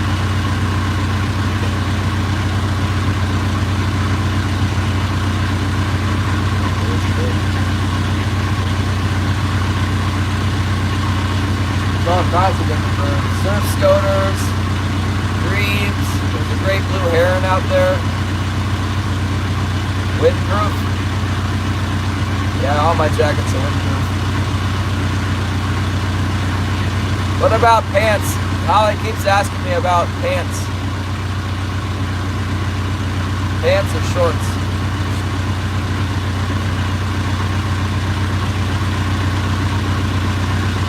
I hope we're going to do some night fishing. I always catch better at night for that kind of stuff. I don't know, I've never fished for yellowtail, but if you can catch them at night, you think I want to fish for them at night.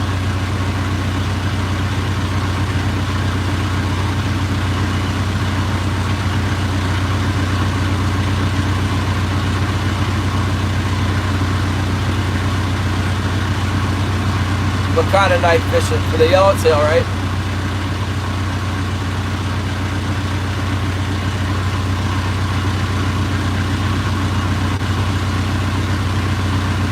So I can really get like 6 days of fishing in 3 days and 3 nights.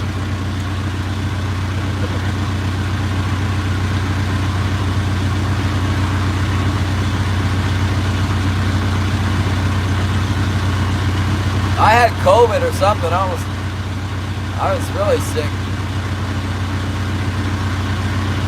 I was gonna say I almost died, but I don't think it was that bad.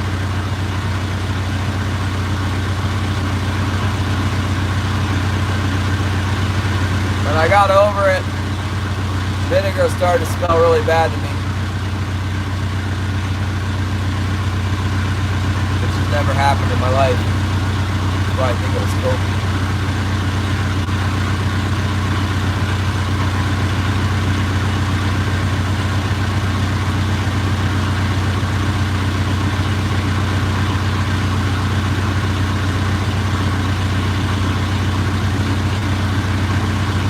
Time for a king salmon to bite or for a deer to walk out.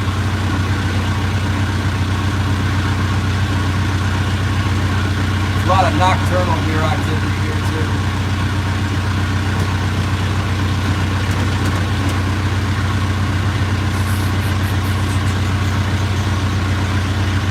Tuna at night, deep irons. Aren't they going to anchor up on some kind of bank or next to the island at night though? Or do you think they'll drift over the tuna?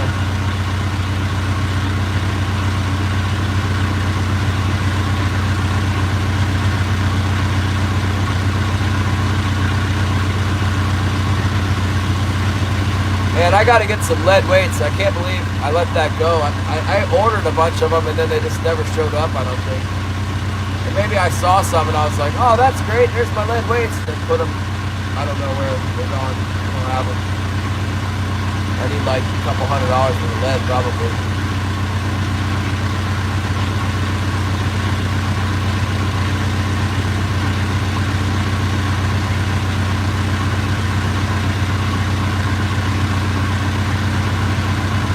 I have no idea where this stuff might be. I might take a look in the attic and see. I don't know. Maybe ask Holly where the heck this stuff went. Packed up any of my. I had some special sabikis that look like little shrimp. I did that tackle shop. I have to go to Squidco anyway. Cause I ordered a bunch of stuff from Squidco. And it's still there. I gotta go pick it up.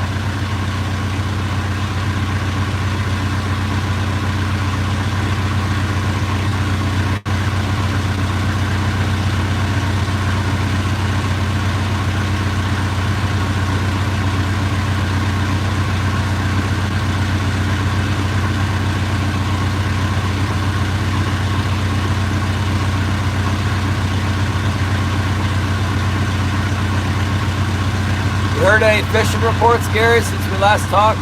I didn't watch the Freedmen's. I gotta watch the Freedmen. I don't know if Phil had a report for Saturday or if he just does it Monday through Friday.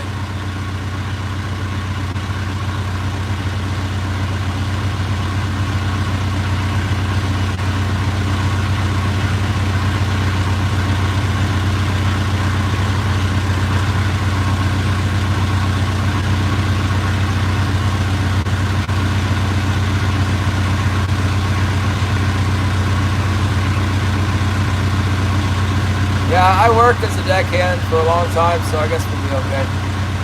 You know how it goes.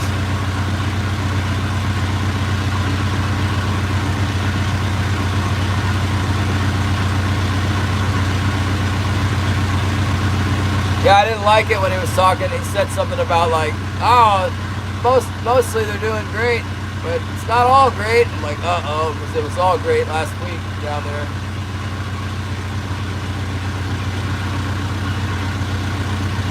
You'd think since there's so many fish up San Diego way that the only thing that could happen is that those fish move down to where we're going, but I don't know.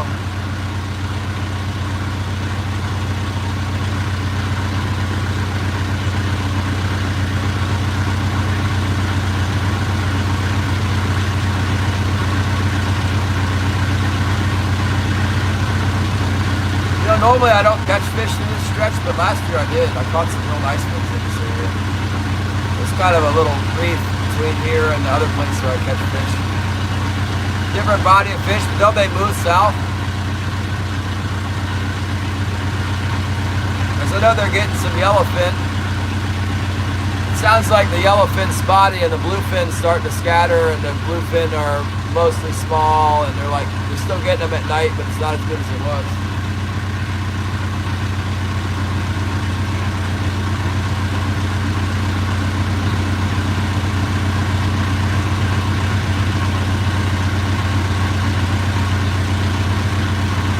But what I like is that he'll be talking about the wahoo, and he's like, they're getting the wahoo, they're getting this boat, that boat, the other boat's got the wahoo, and he'll say like the 7 and 8 day trips. You know, it's like, that's me, we're going to the wahoo spot, we're gonna get up.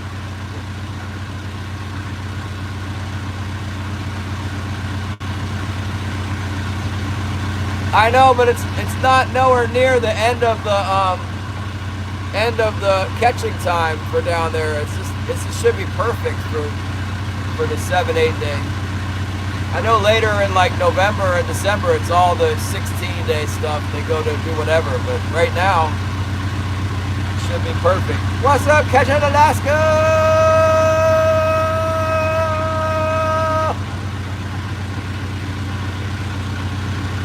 You guys running gear today or what?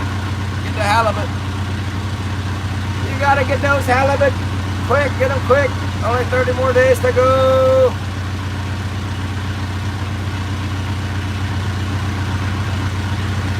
I am not worried about 100, 200 pound yellowfin tuna. I would love the 50 pound class fish. Would be perfect. Oh, not the elbow injury. Did you break it?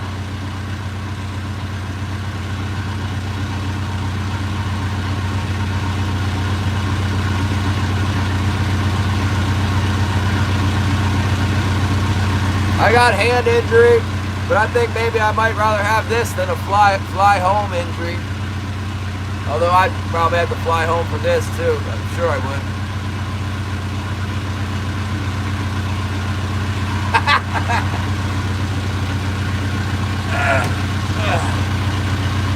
No problem. I don't know why. I thought I wrenched everybody up. I have had a lot of people coming back that were wrenched. Now they're not wrenched. So I don't know what happened. Yeah, I'm not crazy about that 15 or 10 to 30 pound bluefin report. That's not a great report. I mean, it's certainly better than nothing, but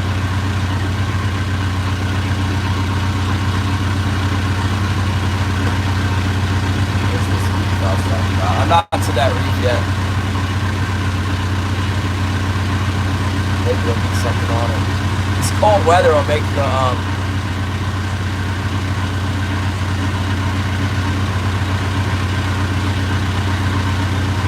oh, with this funny bone, permanent smash of the funny bone. Oh my gosh!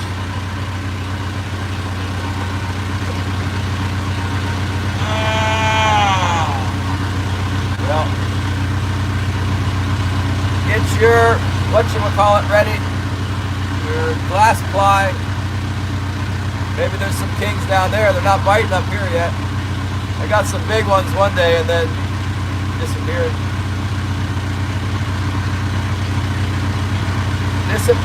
I've got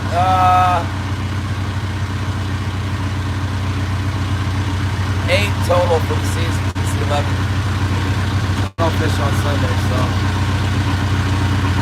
pretty bad. Making $100 a day, and then you got to subtract the gas. It's terrible. Good thing I'm going on vacation. Then when I get back, if they're not biting, good thing I want to go deer hunting and trapping. And then they always bite before Christmas.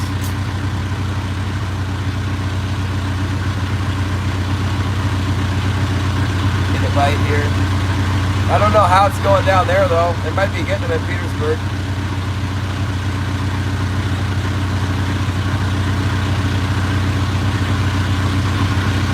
Yeah, that sounds like about the right size to me, Gary. Like a good hard fight, but not anything that's gonna kill you. And then a good eating size too. Nice thick loins on that. But fairly controllable, you know. Get a bunch of 100-pound yellowfin, they're all gonna get burned off on everybody else's line. I got some serious tackle if we're in on big fish. I got the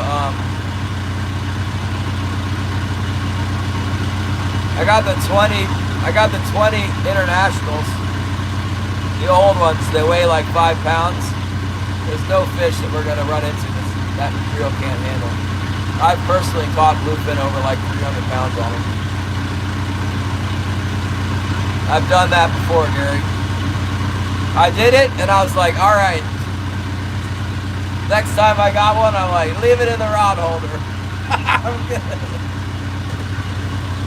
Rodney's got it. Champion bluefin tuna catcher, Rodney. I get cranked. We can take turns too, I'm not proud. I got it, I got the big one. I got one that size stand up in the dang harness, you know, and you're like, get the 2 clips and then you're like, yeah, pull you all around. Yeah. Been there, done that. No, I like, on the private boat, I like doing the rigging. I like, you know, threading the ballyhoo on there and picking the squid bar and all that stuff. That really turns my crank. Once the fish strikes, the gear that I tied up, I'm like, you got it? You got this one? We used to do it a lot. We used to go offshore a lot. And yeah, I mean, I can reel a big tuna and just put it in the rod holder and crank the handle. But standing up with the big bluefin, you can have that.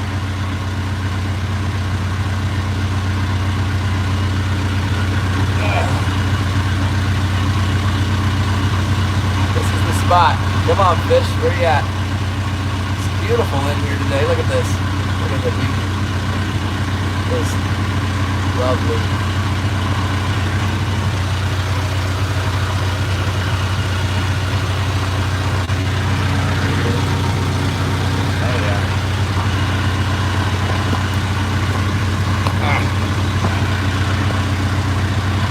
Technical difficulties here. Camera holder. Got it.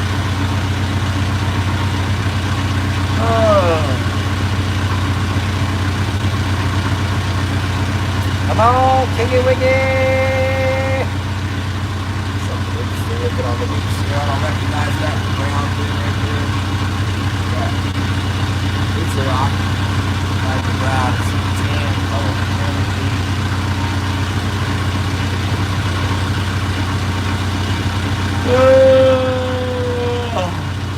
Smashed elbow, huh?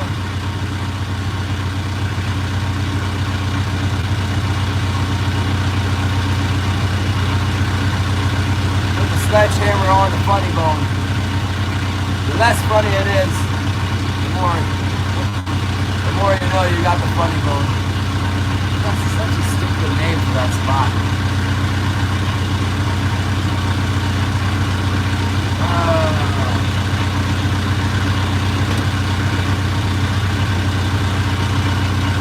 Forgot that guy's name. What's Catching Alaska's name? Still in here? He probably took off. There he is.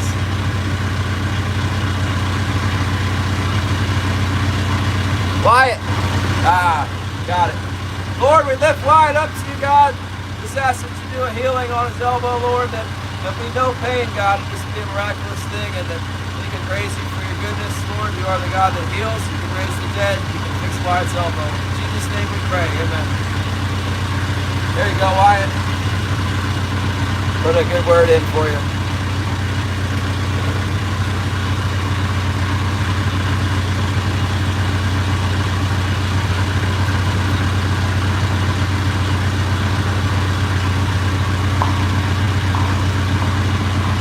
I know that's what we do for each other here when we're hurt.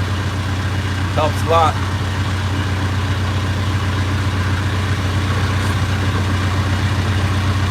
Where's my deer at? Seen a deer in here before in November. The bushes.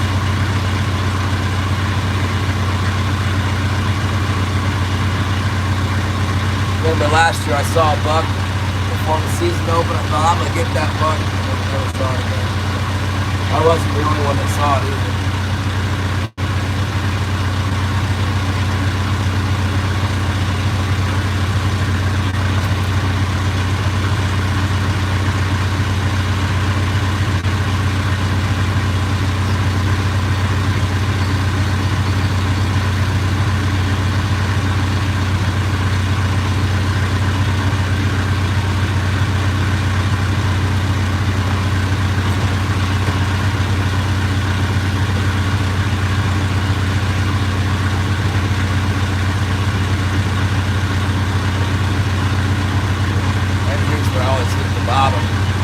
Some kind of a rock that sticks out. Stay out 80 feet. Normally I'll hit 65, but I gotta stay out to 80 because there's this big rock that's off the side. Kind of a wall. But commentary feeling on the side of it.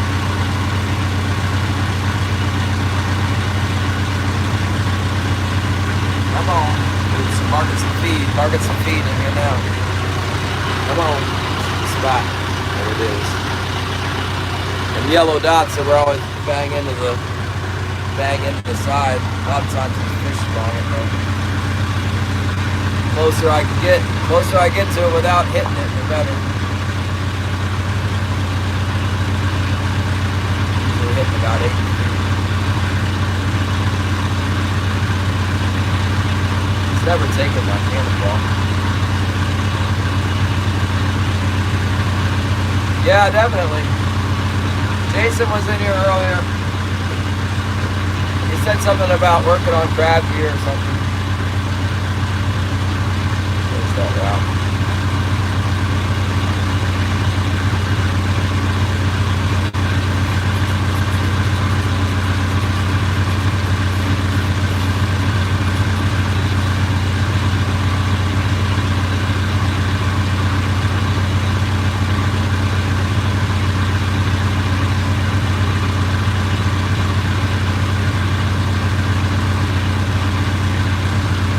Cleaning buoys? That sounds terrible. Tell Phil buy more buoys.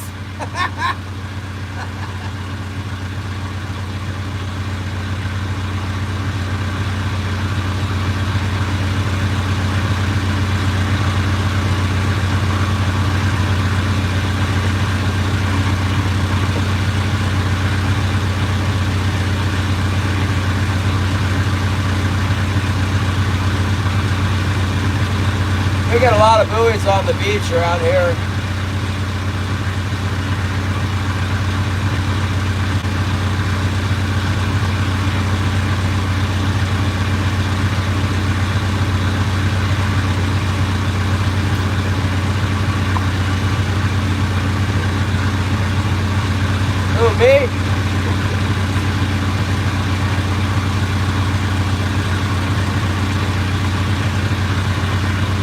Typhoon Hailong in Alaska. Emergency declaration requested.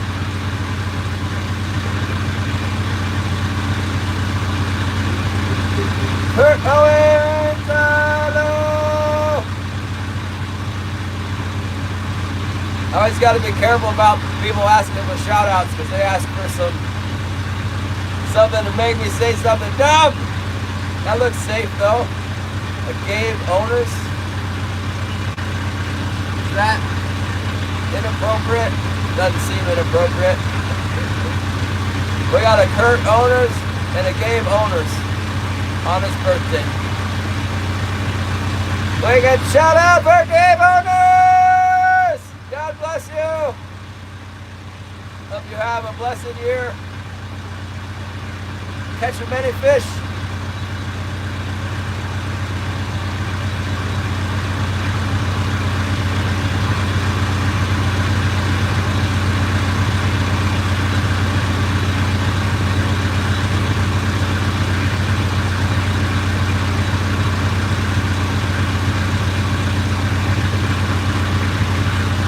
Yeah, it's a classic. I don't take it personal. They got me a couple times.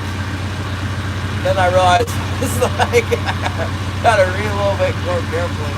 It reminds me of the old Simpsons. Remember when Bart would call up the bar and tell him that I pee freely? Mo would read it out and all the guys would laugh at him. Oh good. It's the ice cream fairy. I love you so much, ice cream fairy.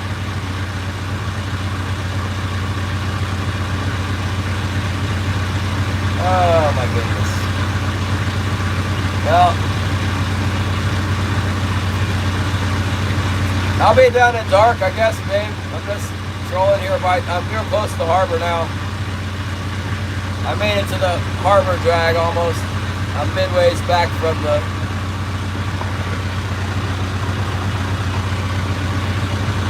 north end. The snow. You know, sometimes these fish, they just come in. You know, go down here one day and there's nothing, and you come back the next day and you get 10. Well, 10 is really stretching it in here. But 5. You get 5 in here. That's possible.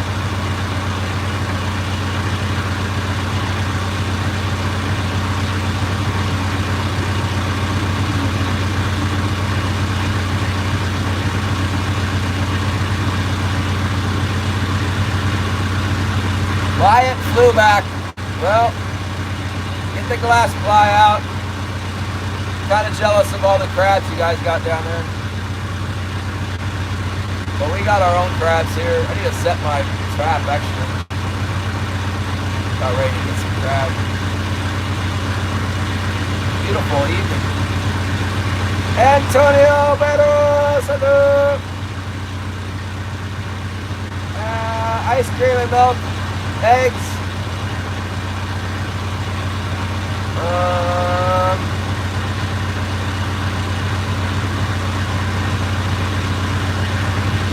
That's all I can think about. You could get some of those biscuits, the ones that come in the can, and they're to the right of the milk. Make biscuits in the morning, the instant ones. I love those things.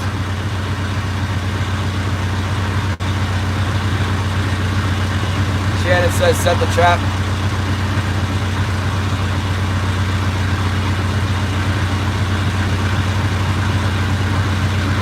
Yeah, it happens. Maybe if you give it some time.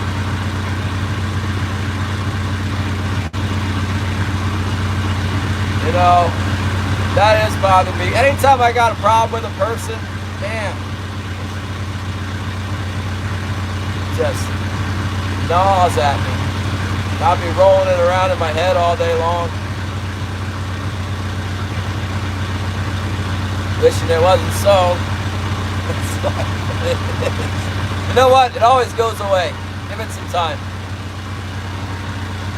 Even if you still don't like them, the problem will be temporary. I know a lot of people I've had, they're ready to just not happy with it all. after a couple of years, it's like definitely water under the bridge. I wish you didn't have it falling out at all because you can still work with them. Don't care about it anymore. The longer time goes by, the less you care about it. That's for sure.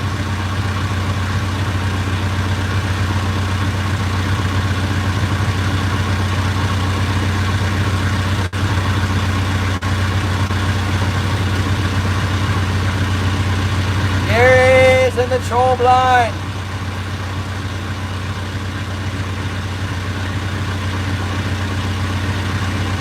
I don't know, maybe the shout-outs are often something, what's the right word? Mischievous.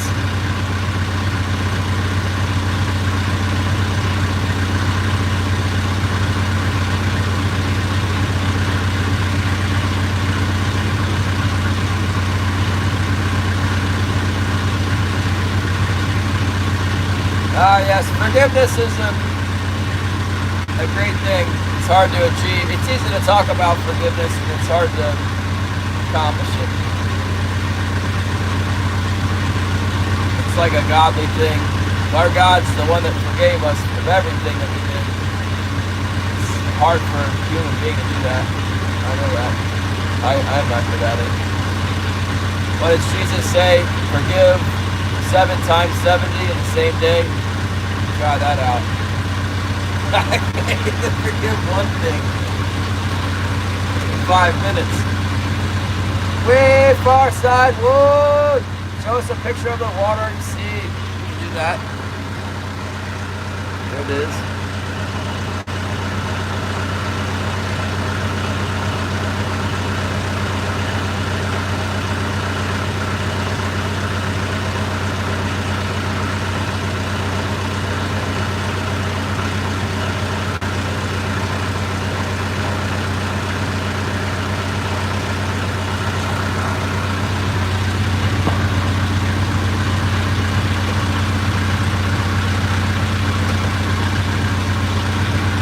Over here too. Look at this.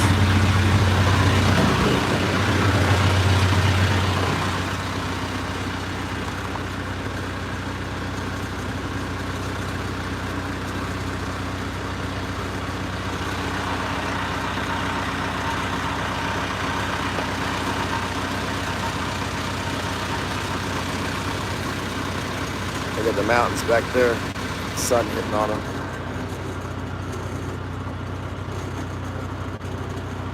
Camera's really not picking that up very much. Camera's not getting it. Sunset. Here we go.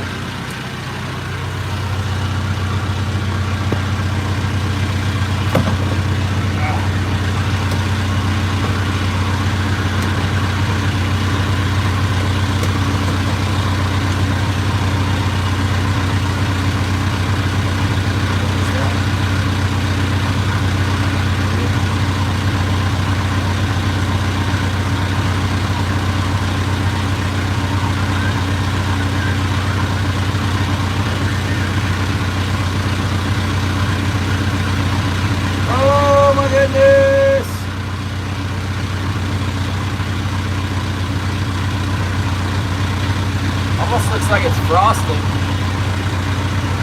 I don't think it should be frosting yet, but must be the light. It's that kind of glowing out here, you know?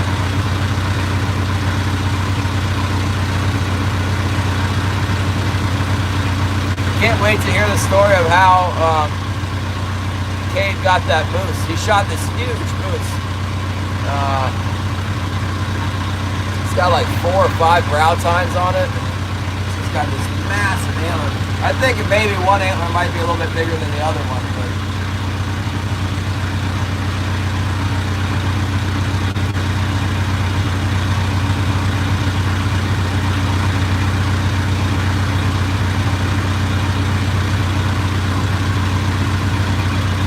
yeah, really big moose.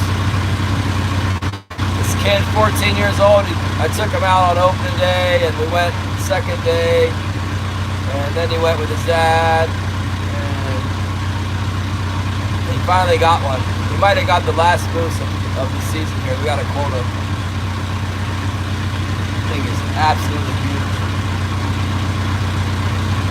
He's already talking about deer hunting. All right, this is the money spot here. So we get one. The next about 400 yards is like my favorite drag.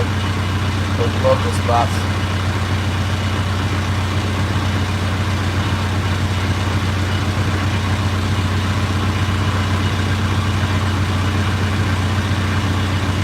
Prime time right now.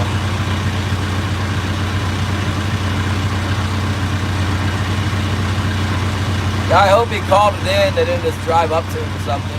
Probably more likely they drove up and found it, but I taught him how to call, and he was calling. It sounded good. Oh, Nimby! I think I saw you earlier. I didn't get to shout you out.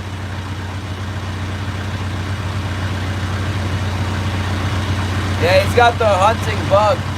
His parents are like, I don't know where this came from, but he's like desperate, wanting to go hunting. His aunt was telling me, he's like, you gotta take him out there, he's dying.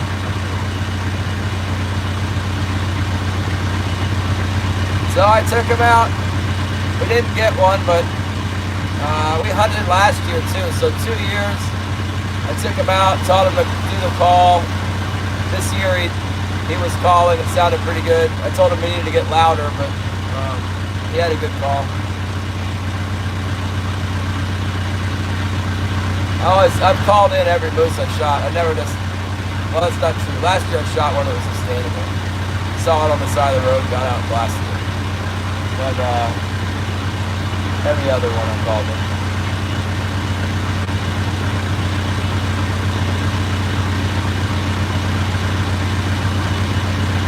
Yeah, I'm fishing in the bay. I'm in a back inlet right now. Trolling for king salmon, just like normal. We troll for kings all winter, Lee. It'll be open unless, you know, the sky starts falling. It'll be open until at least March. It's really nice out there. Look at this. I don't know if you can see that. Look at that.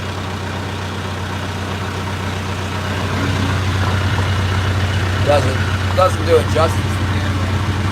It's like rose colored mountains with the beautiful baby blue sky.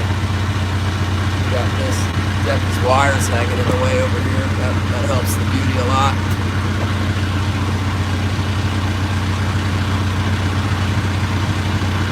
Real nice sunset.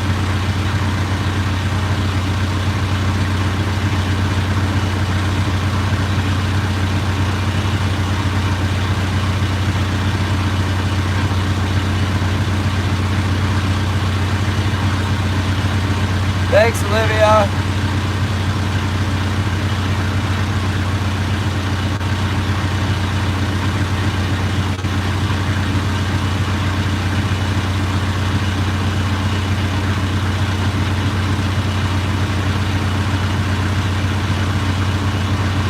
Like and subscribe for more sunsets in Alaska. Occasionally we catch fish. Not happening right now. I'm not giving up though. Don't give up hope. We're in the right spot.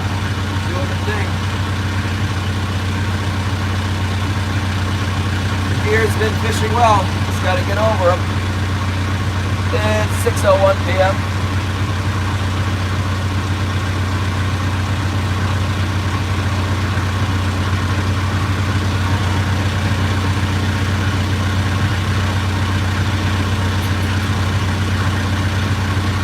Wilson thinks it's time for food. That's what he's thinking. Sunset. Apparently sunset's at 6:01 p.m.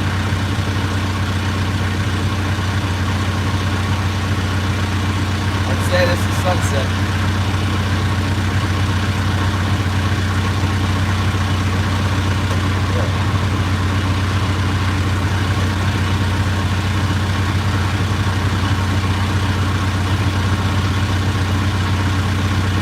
I remember I'll clean my window tomorrow. I'll have to go buy some more Rain-X. Then keep waiting for it to turn up, but it ain't turning up. No, say, no, no.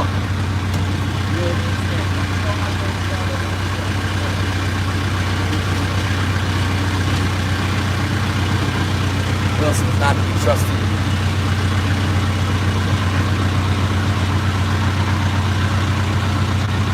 Yeah, once I came here, I never left, Lee. I'm like, oh. 60 degrees all summer, huh? Okay.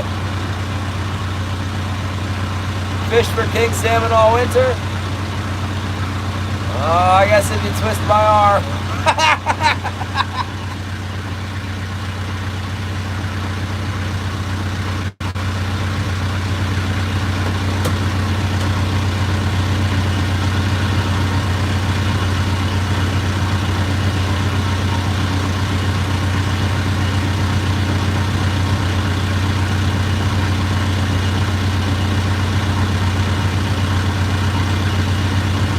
You think there'd be one in here, but we ain't got him yet.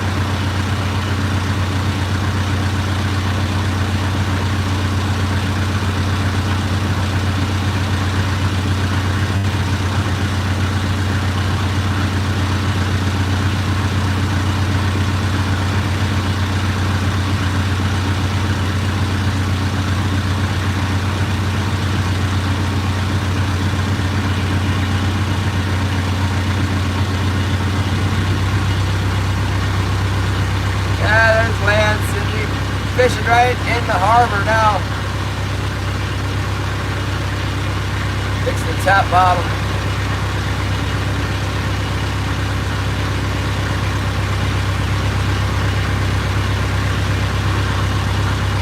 See a mark, look kind of like a fish on the bottom. Maybe not, maybe not. Come on. Give us a maybe yes.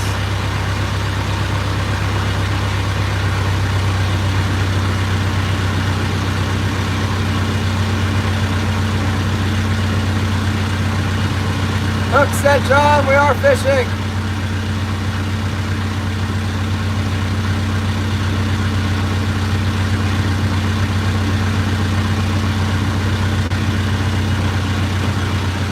Looking for that late bite.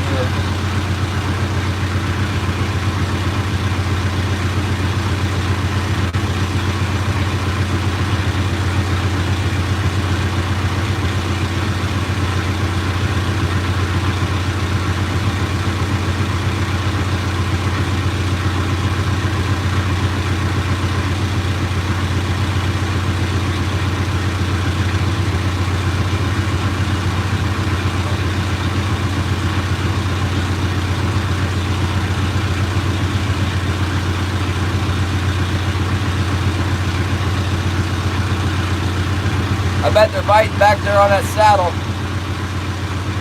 2 hours from the harbor. Biting real good.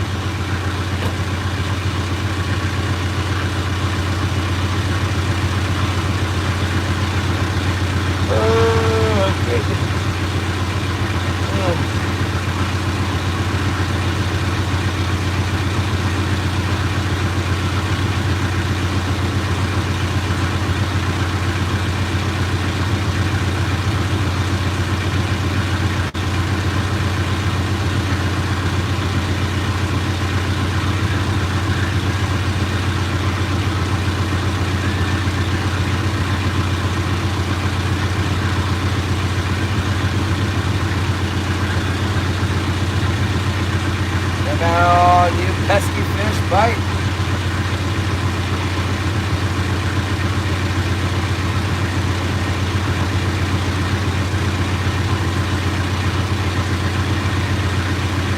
Here, you guys are looking at the best part of the sky. It's kind of just yellow on the right.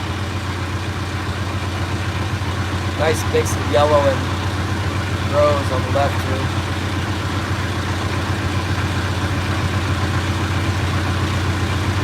It's an eagle. It's a bald eagle.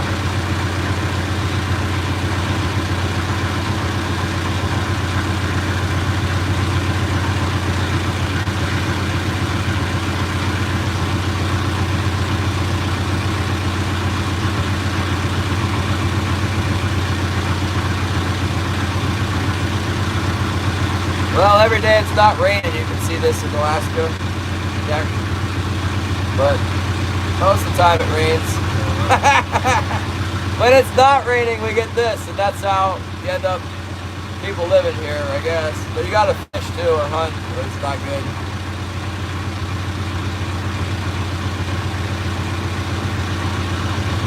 Holly says she can stay here because she loves me so much. Fortunately, she will be able to retire before too long. Maybe we can get a place out of here and get away from the rain. It rains so much. Unbelievable.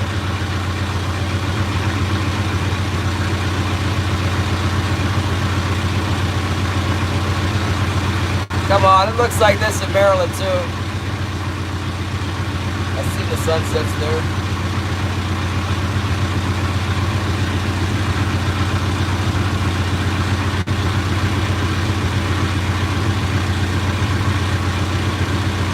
When are you going fishing, Cindy? I'm ready for the skipjack showdown there. The big cats will be biting soon. Or now. They're biting now. Get out there. Jody's getting them all. Get out there before Jody catches all of them.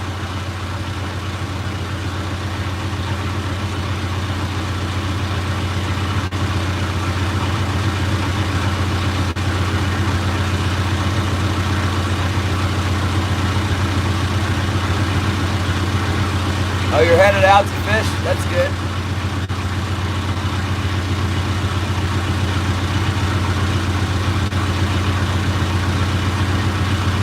I think it's a good time to go on vacation for me. They're not biting me.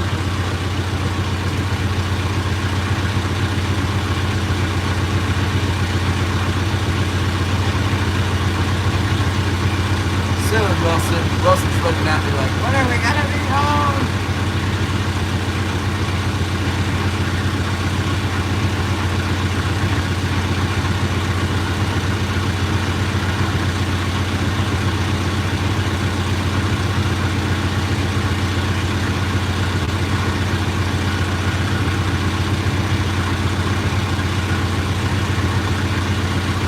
Take us to the west so you can see the big mountain.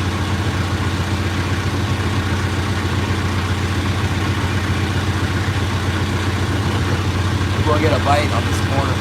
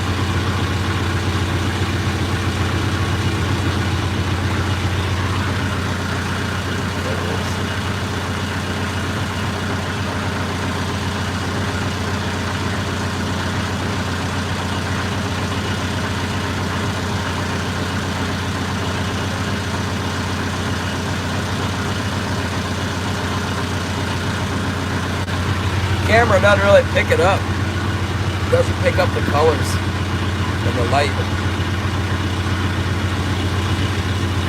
It's about a quarter less light in the camera than what I see with my eye.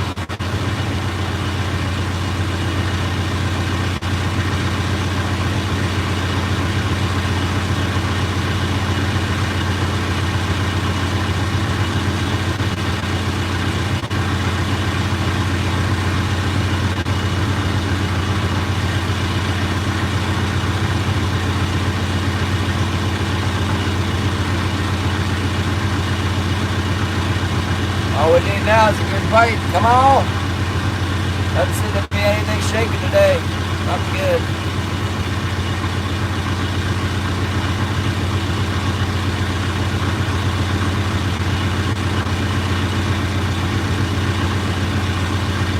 Definitely. God is good. Look at what He made. You know it.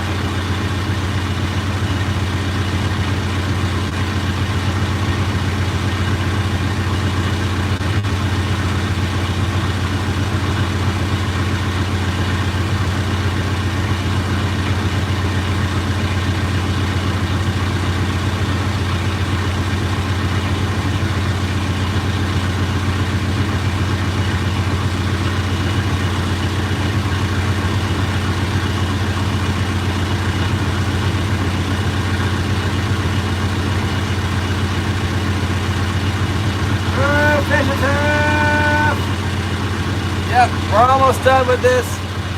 They're not biting. Done around, I guess. We haven't had any bites in the Johnstone here.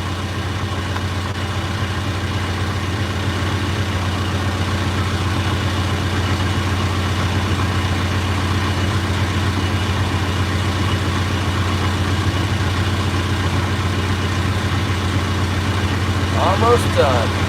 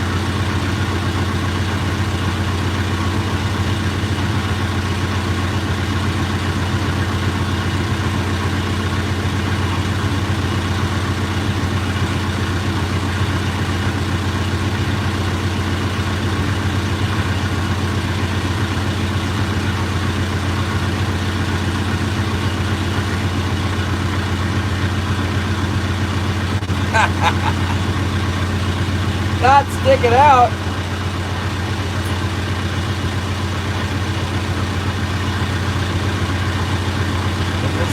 No, we're gonna get another one.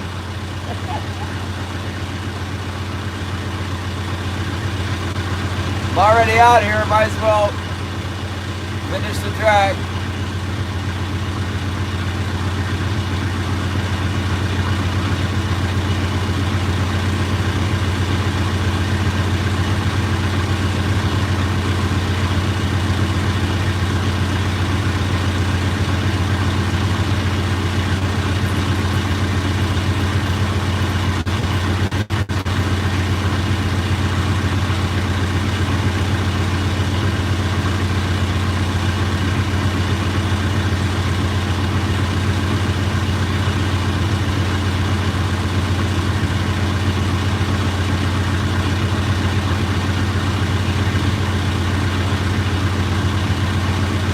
Out. Let's go over the other side.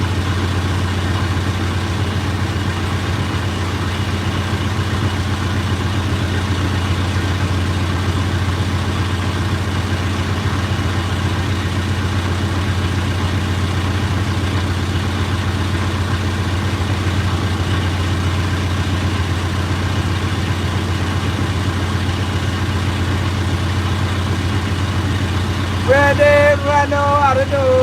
Hello. That's where the sun was.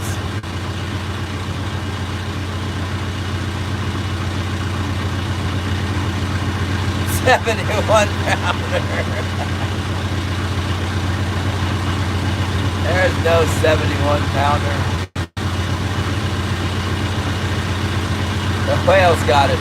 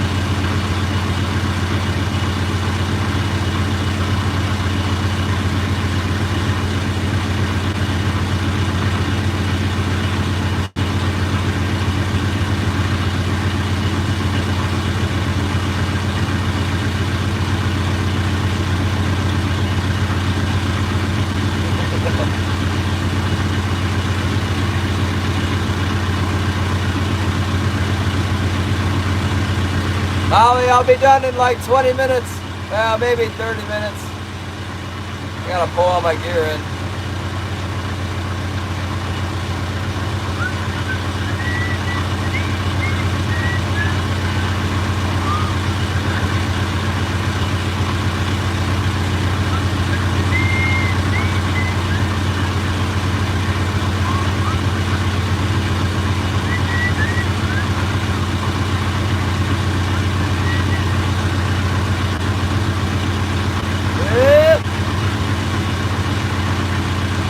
Yeah, I'm gonna pull my hooks. I'm gonna pull everything in here and then head over to the harbor.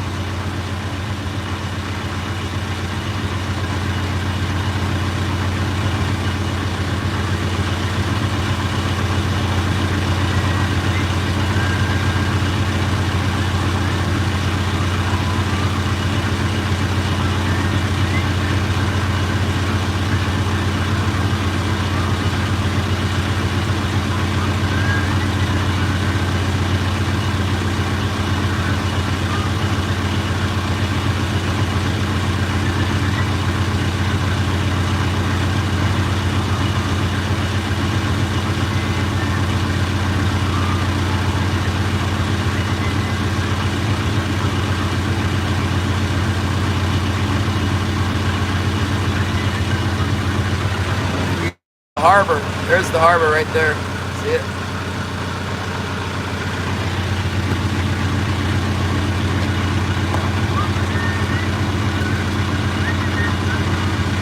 That's the harbor. The harbor. Alright, you stupid fish. Gotta prove out enough of this. Time to wrap it up. So I got the boat going straight. Pull them in. Dang it. Could have made some good posts with these photos, but I was live streaming instead. An epic sunset tonight. Epic. Beautiful. Thank you, Lord. Look at that. It was better earlier when we were all watching it. There we go. I've caught them in here while I'm winding it in before it happens. I think I need this tote. Oh my goodness! Okay. Oh no! You get, looks like you got something on you. Oh my goodness. Okay. Oh, the boat would have to turn too far that way. Maybe if I pull this side in, it'll adjust it a little bit.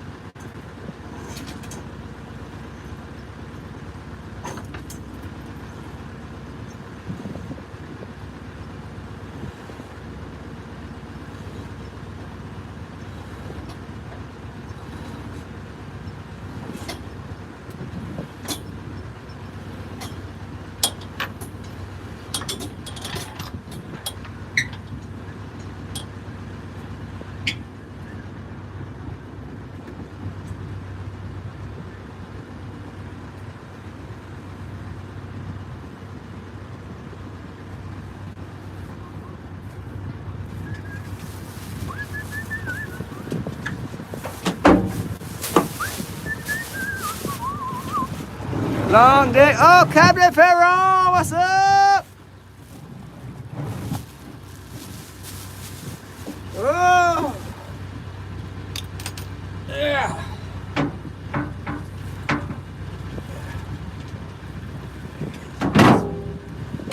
Ferron. Hold on, I can do a little work here with my knife. My knife.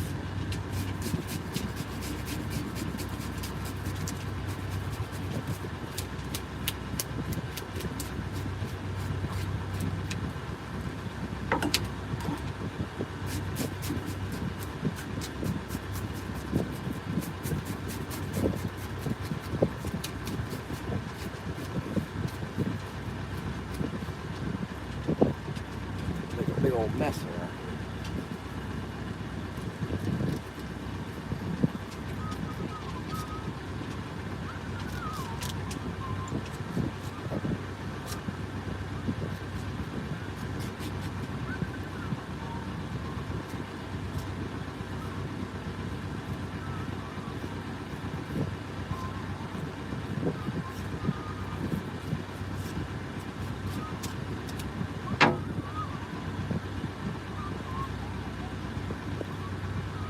Hey.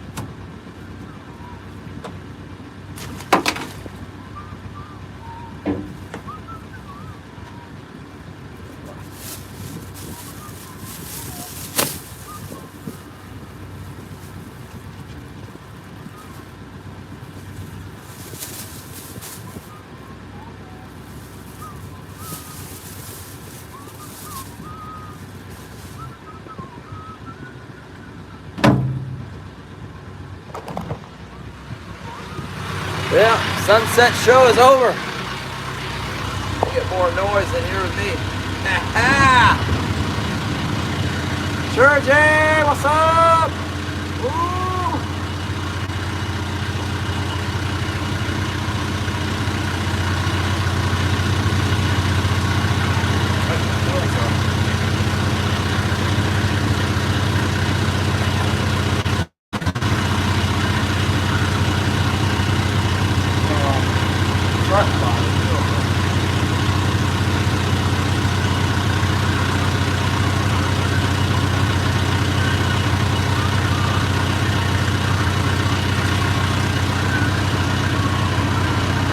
Getting dark in here, isn't it?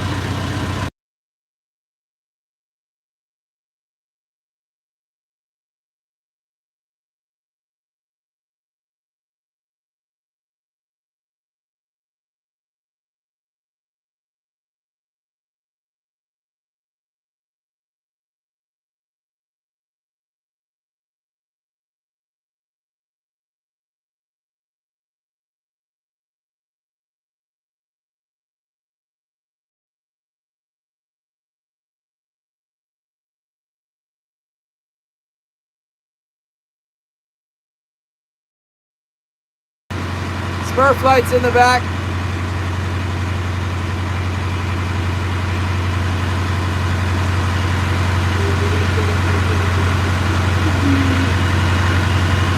We're off to the harbor. Let's go.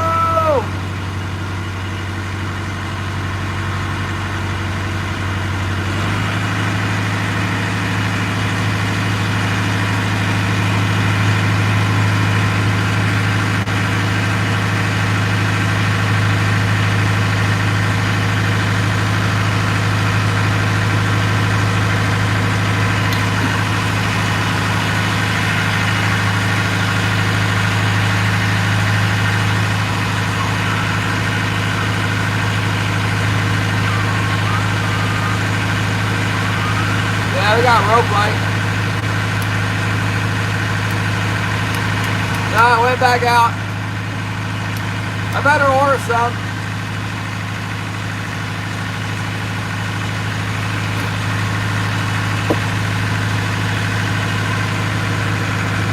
That reminds me, I haven't seen Smurfy for about a week. Was Smurfy in here on one of our King openings here? I think so. I know, but then they came back on, Gary. Now they're off. Alternator's charging on 4.2. I mean, it's not terrible. They're better off fix the alternator. Heck, I gotta fix the alternator, work on the transmission. I got all kinds of stuff to do instead of catching one fish a day. Tomorrow I might get 10 though, you never know. Tomorrow I'm gonna go to church, but I mean, 10 could show up for sure. I mean, they probably will. I don't know about tomorrow, but this cold weather really gets the fish into that notch pretty good. Where all that feed, all that kelp crud was today. It looks pretty low the tide. Cyro, you're back, Cyro!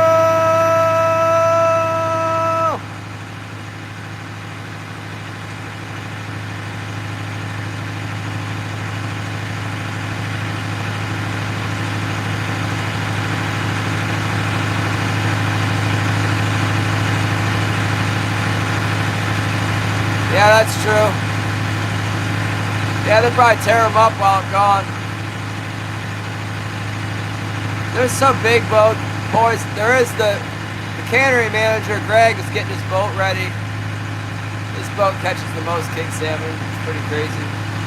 He's got an aluminum, 42-foot aluminum boat. He catches like crazy. Port Harbor, okay. Better turn my lights on.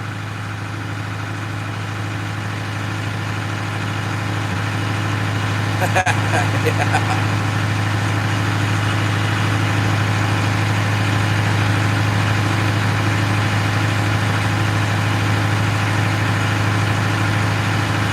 Turn on our headlight. We don't really need it, but we'll turn it on anyway. Let's see what it looks like.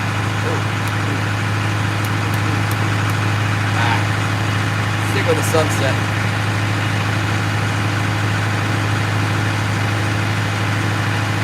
I got one fish today. I got him. One keeper, we got it. Tried to get away, but I got it hooked in the gap and threw it in the boat.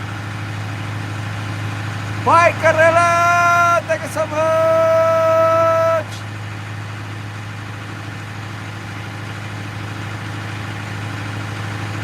We'll be back on Monday! We'll try again.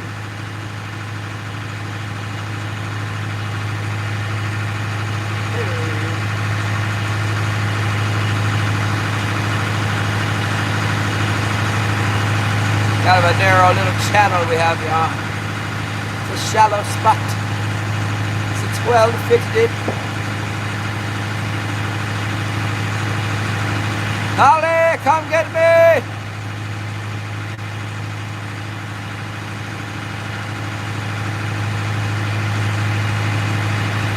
We made it to the shallowest of the shallows.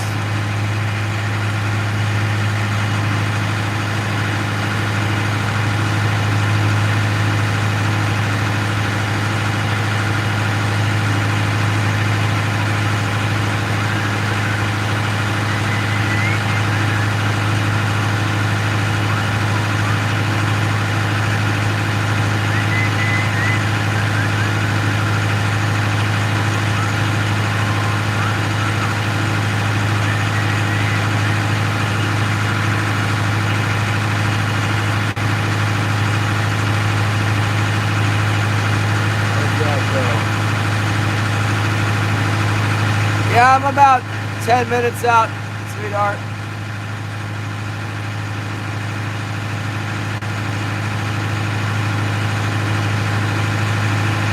Whoa! All right, Zyro's Garden. I guess I'm subscribed. I don't know. You might not be subscribed, Zyro.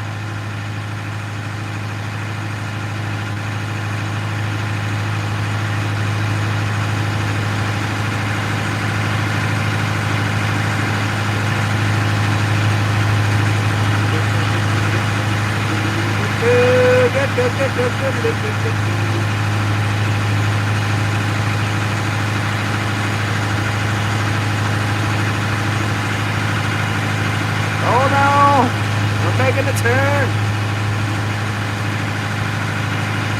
I can't imagine why more people would be coming in right now. The sunset, I guess. No more sunset. Now it's dark.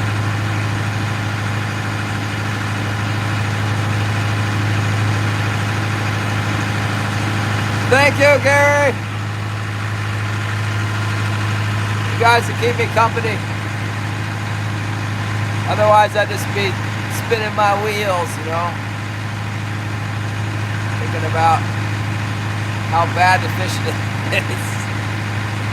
It's the worst fishing I've ever seen. Every time I say that, it turns out to be fine. I mean, it's not fine that day, but it's not the worst. It could be the worst. I think it's the worst start for Yakutat. That's just because people aren't fishing though. It's a normal slow start.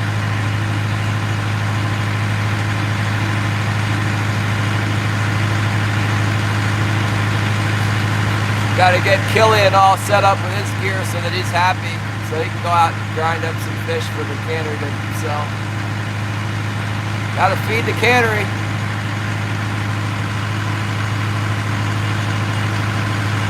I can't do it alone. Come on, guys.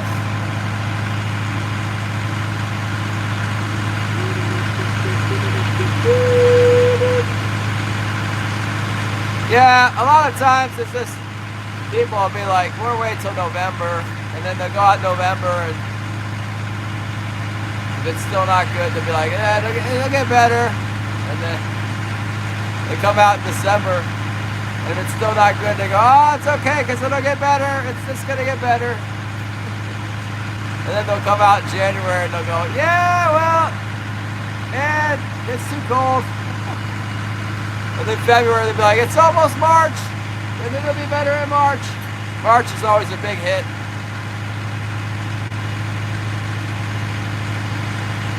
Yeah, the Bible's good all the time.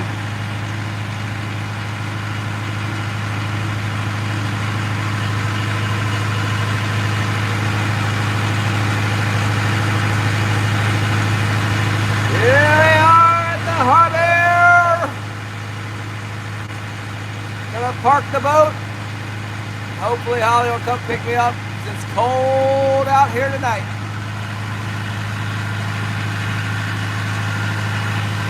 It didn't even rain on us one time. That was sweet.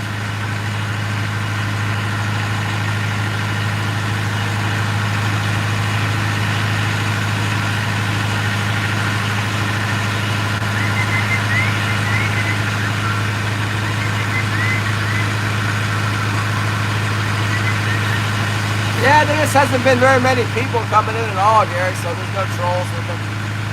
We got to get the school of people, and then you get to pick out some trolls in the school. There's one. What's this? Yay, Nibiri! So pretty and serene! Thank you so much! Make sure you like and subscribe. When it's not raining, it's beautiful here. So about 1 out of 10 days, it'll be beautiful.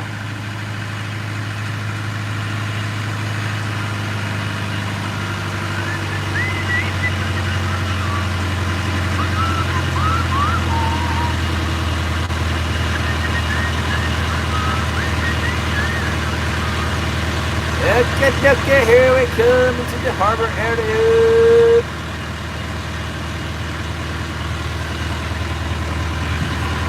Checklist complete. Troll poles are in. Check. Speed is moderated to 5 knots. Check. No other boats are going to run in front of us here. Check. We're good to go.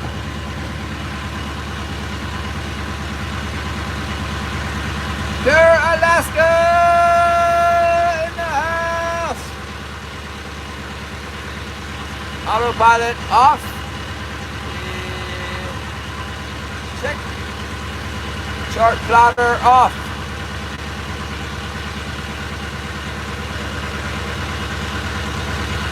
Check. Boat out of gear. Check. Whoa, that little boat's close. I think it's untied. The stern of that little boat's untied, swinging out to the channel.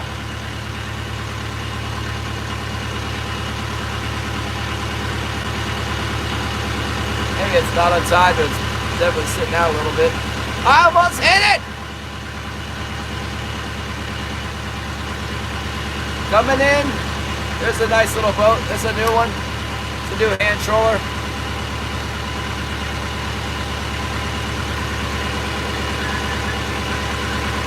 That's Glenn Israelson's hand trawler, new boat.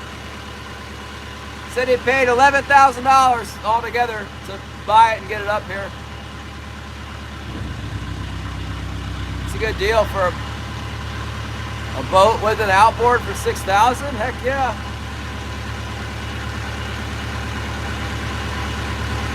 And then it costs $5,000 to ship it up. That boat right there is more like $200,000.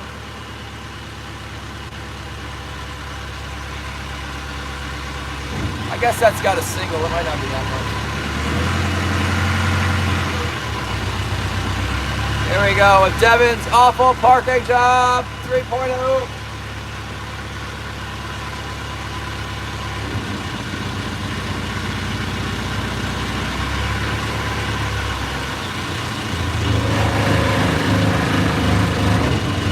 Back in the day, I can't park this thing. Hey, at least nobody's behind me now. I can back up into the slip behind me. That will help immensely. There we go. Now we're on a good line.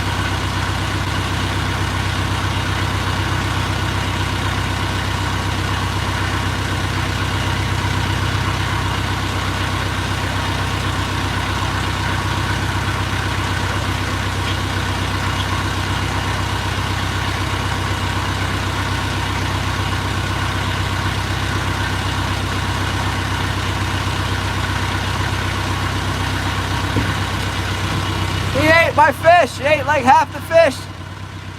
He's gonna get sick for sure. Anyway, guys, good day. Remember to pray for each other. See you on Monday. Good night, everybody. Glenn Butcher! See ya, Glenn. Taking my dad deer hunting. Nothing yet. Oh, it's terribly slow. This is the day of no fish. Can't tell him how. And then the dog ate my fish, my dinner fish. The dog ate half of it. then he's gonna puke it up at the house. I just know it. That's how it goes. Hello! We'll be back on Monday. Monday. Maybe I'll come pop up on Sunday and just doing, checking out the boat, making sure it's still floating and stuff. But it's good to see you, Glenn. We were wondering about you. Yep. Signing off from the wilderness of Alaska. You are the only one without mud. Oh my goodness! Just for you. You can't have that. Get back here. There you go. J. Derelita. Now you're mine. How about it? You like it? I don't think you're even still here. Now you're not mine. See you guys later. End stream.